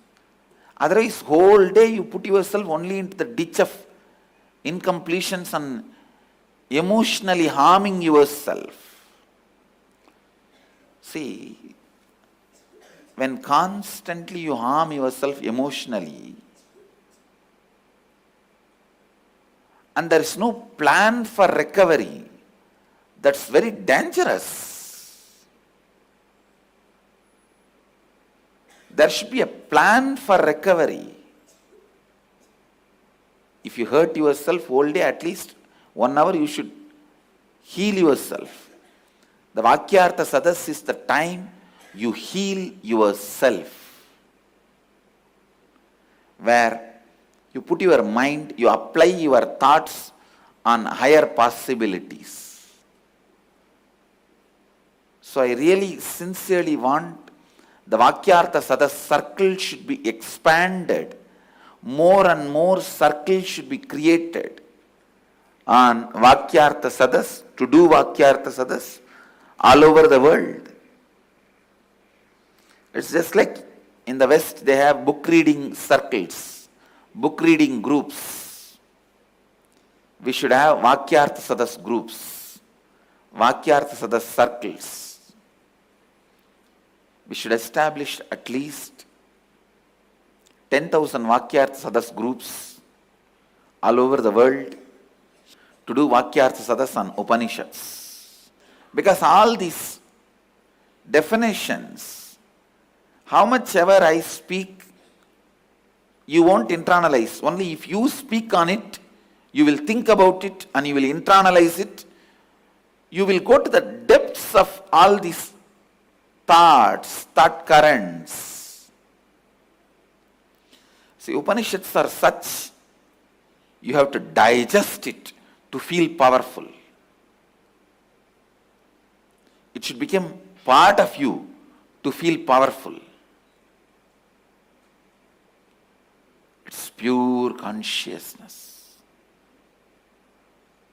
From the time eternal means it exists before even time started. Time is much lower plane.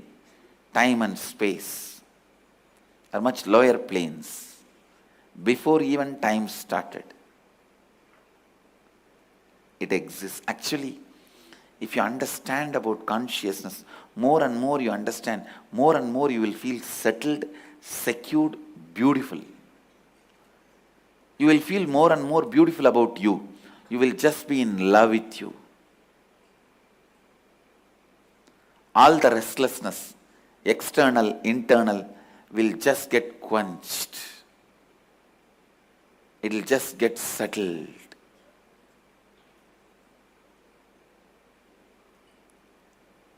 Vakyartha Sadas on consciousness, thinking about consciousness can bring so much of peace and joy. So much of peace and bliss. Just like how you remember your moments with Guru, how you are filled with joy and excitement, same way, meditating on consciousness can fill you with that same depth of joy and excitement.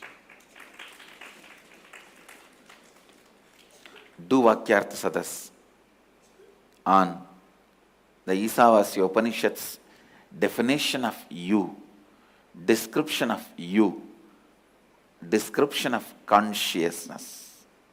I bless you all. Let you all radiate with integrity, authenticity, responsibility, enriching, causing, living Advaita, the eternal bliss, Nithyananda. Thank you. Be blissful. Nithyananda Dhyanapītam, Nithyananda Nagar, off Mysore Road, Bidadi, Bengaluru. Phone 08027279999. www.nithyananda.org, www.youtube.com/lifeblissfoundation.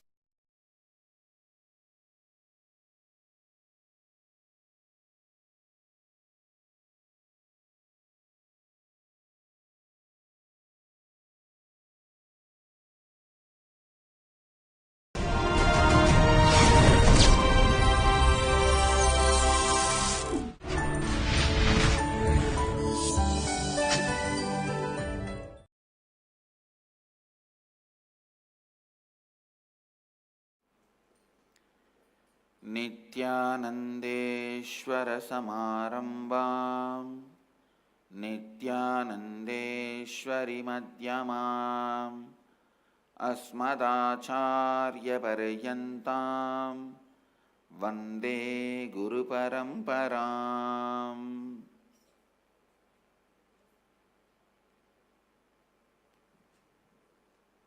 I welcome all of you with my love and respects. I welcome all the devotees, disciples, Samajis, Satsangis, Sri Mahans, Mahans, Tanedars, Kotaris,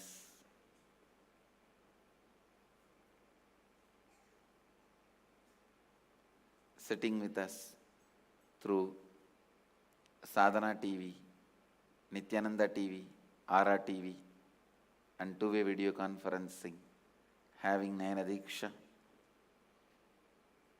Cities sitting with us, having Nayana Diksha.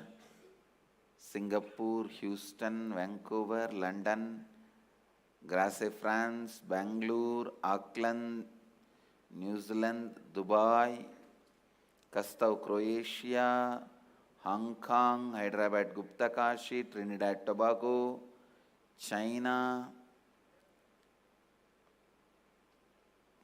Port Washington, New York, and Snehamayi, Varanasi, Phoenix, Toronto, Oman, Melbourne, Los Angeles, Ohio, Seattle, Guadalupe, Kuala Lumpur, San Jose,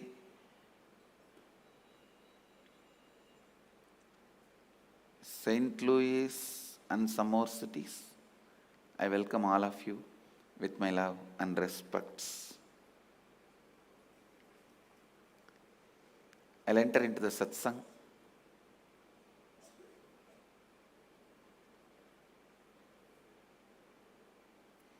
I'll continue to expand on the 8th verse of the Ishavasya Upanishad.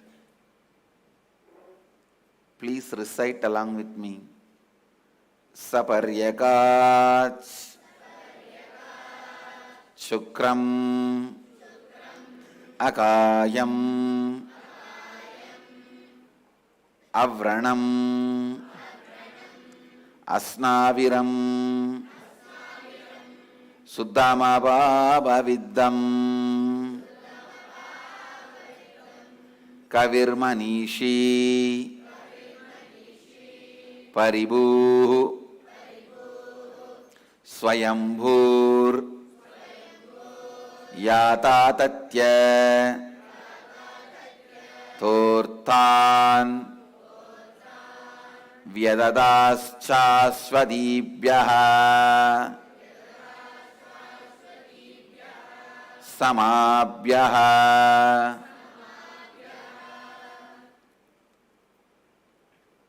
I was expanding. Pure consciousness is all pervasive, beyond the coming and going, absolute, radiant and self-effulgent, unembodied, boundaryless whole, woundless, muscleless, having no incompletion with the body. Consciousness is the ever pure space, devoid of the dirt of ignorance, beyond causal body, and is untouched by the delusion of incompletion. Listen.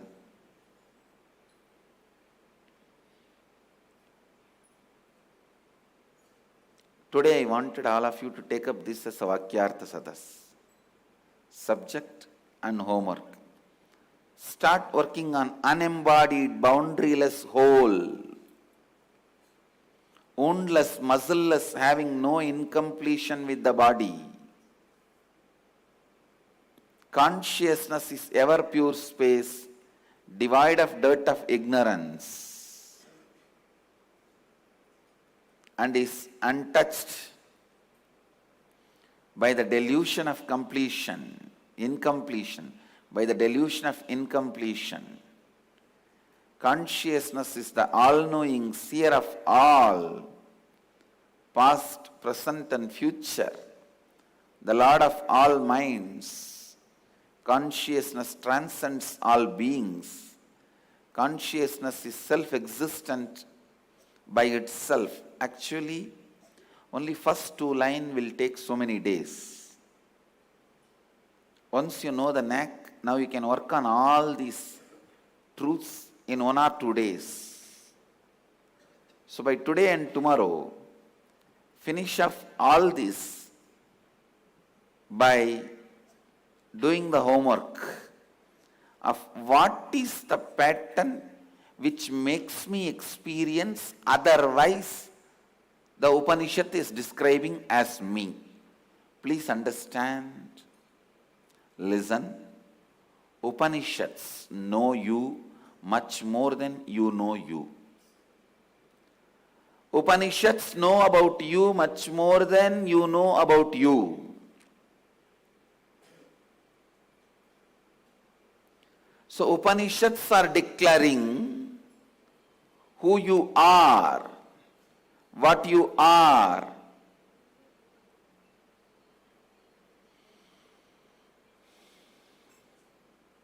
Who you are and what you are.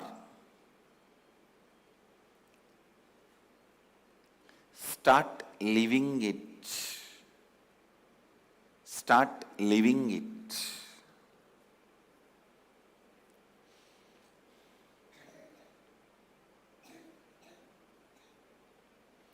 Whatever you cognize as you other than what Upanishads have declared you as you,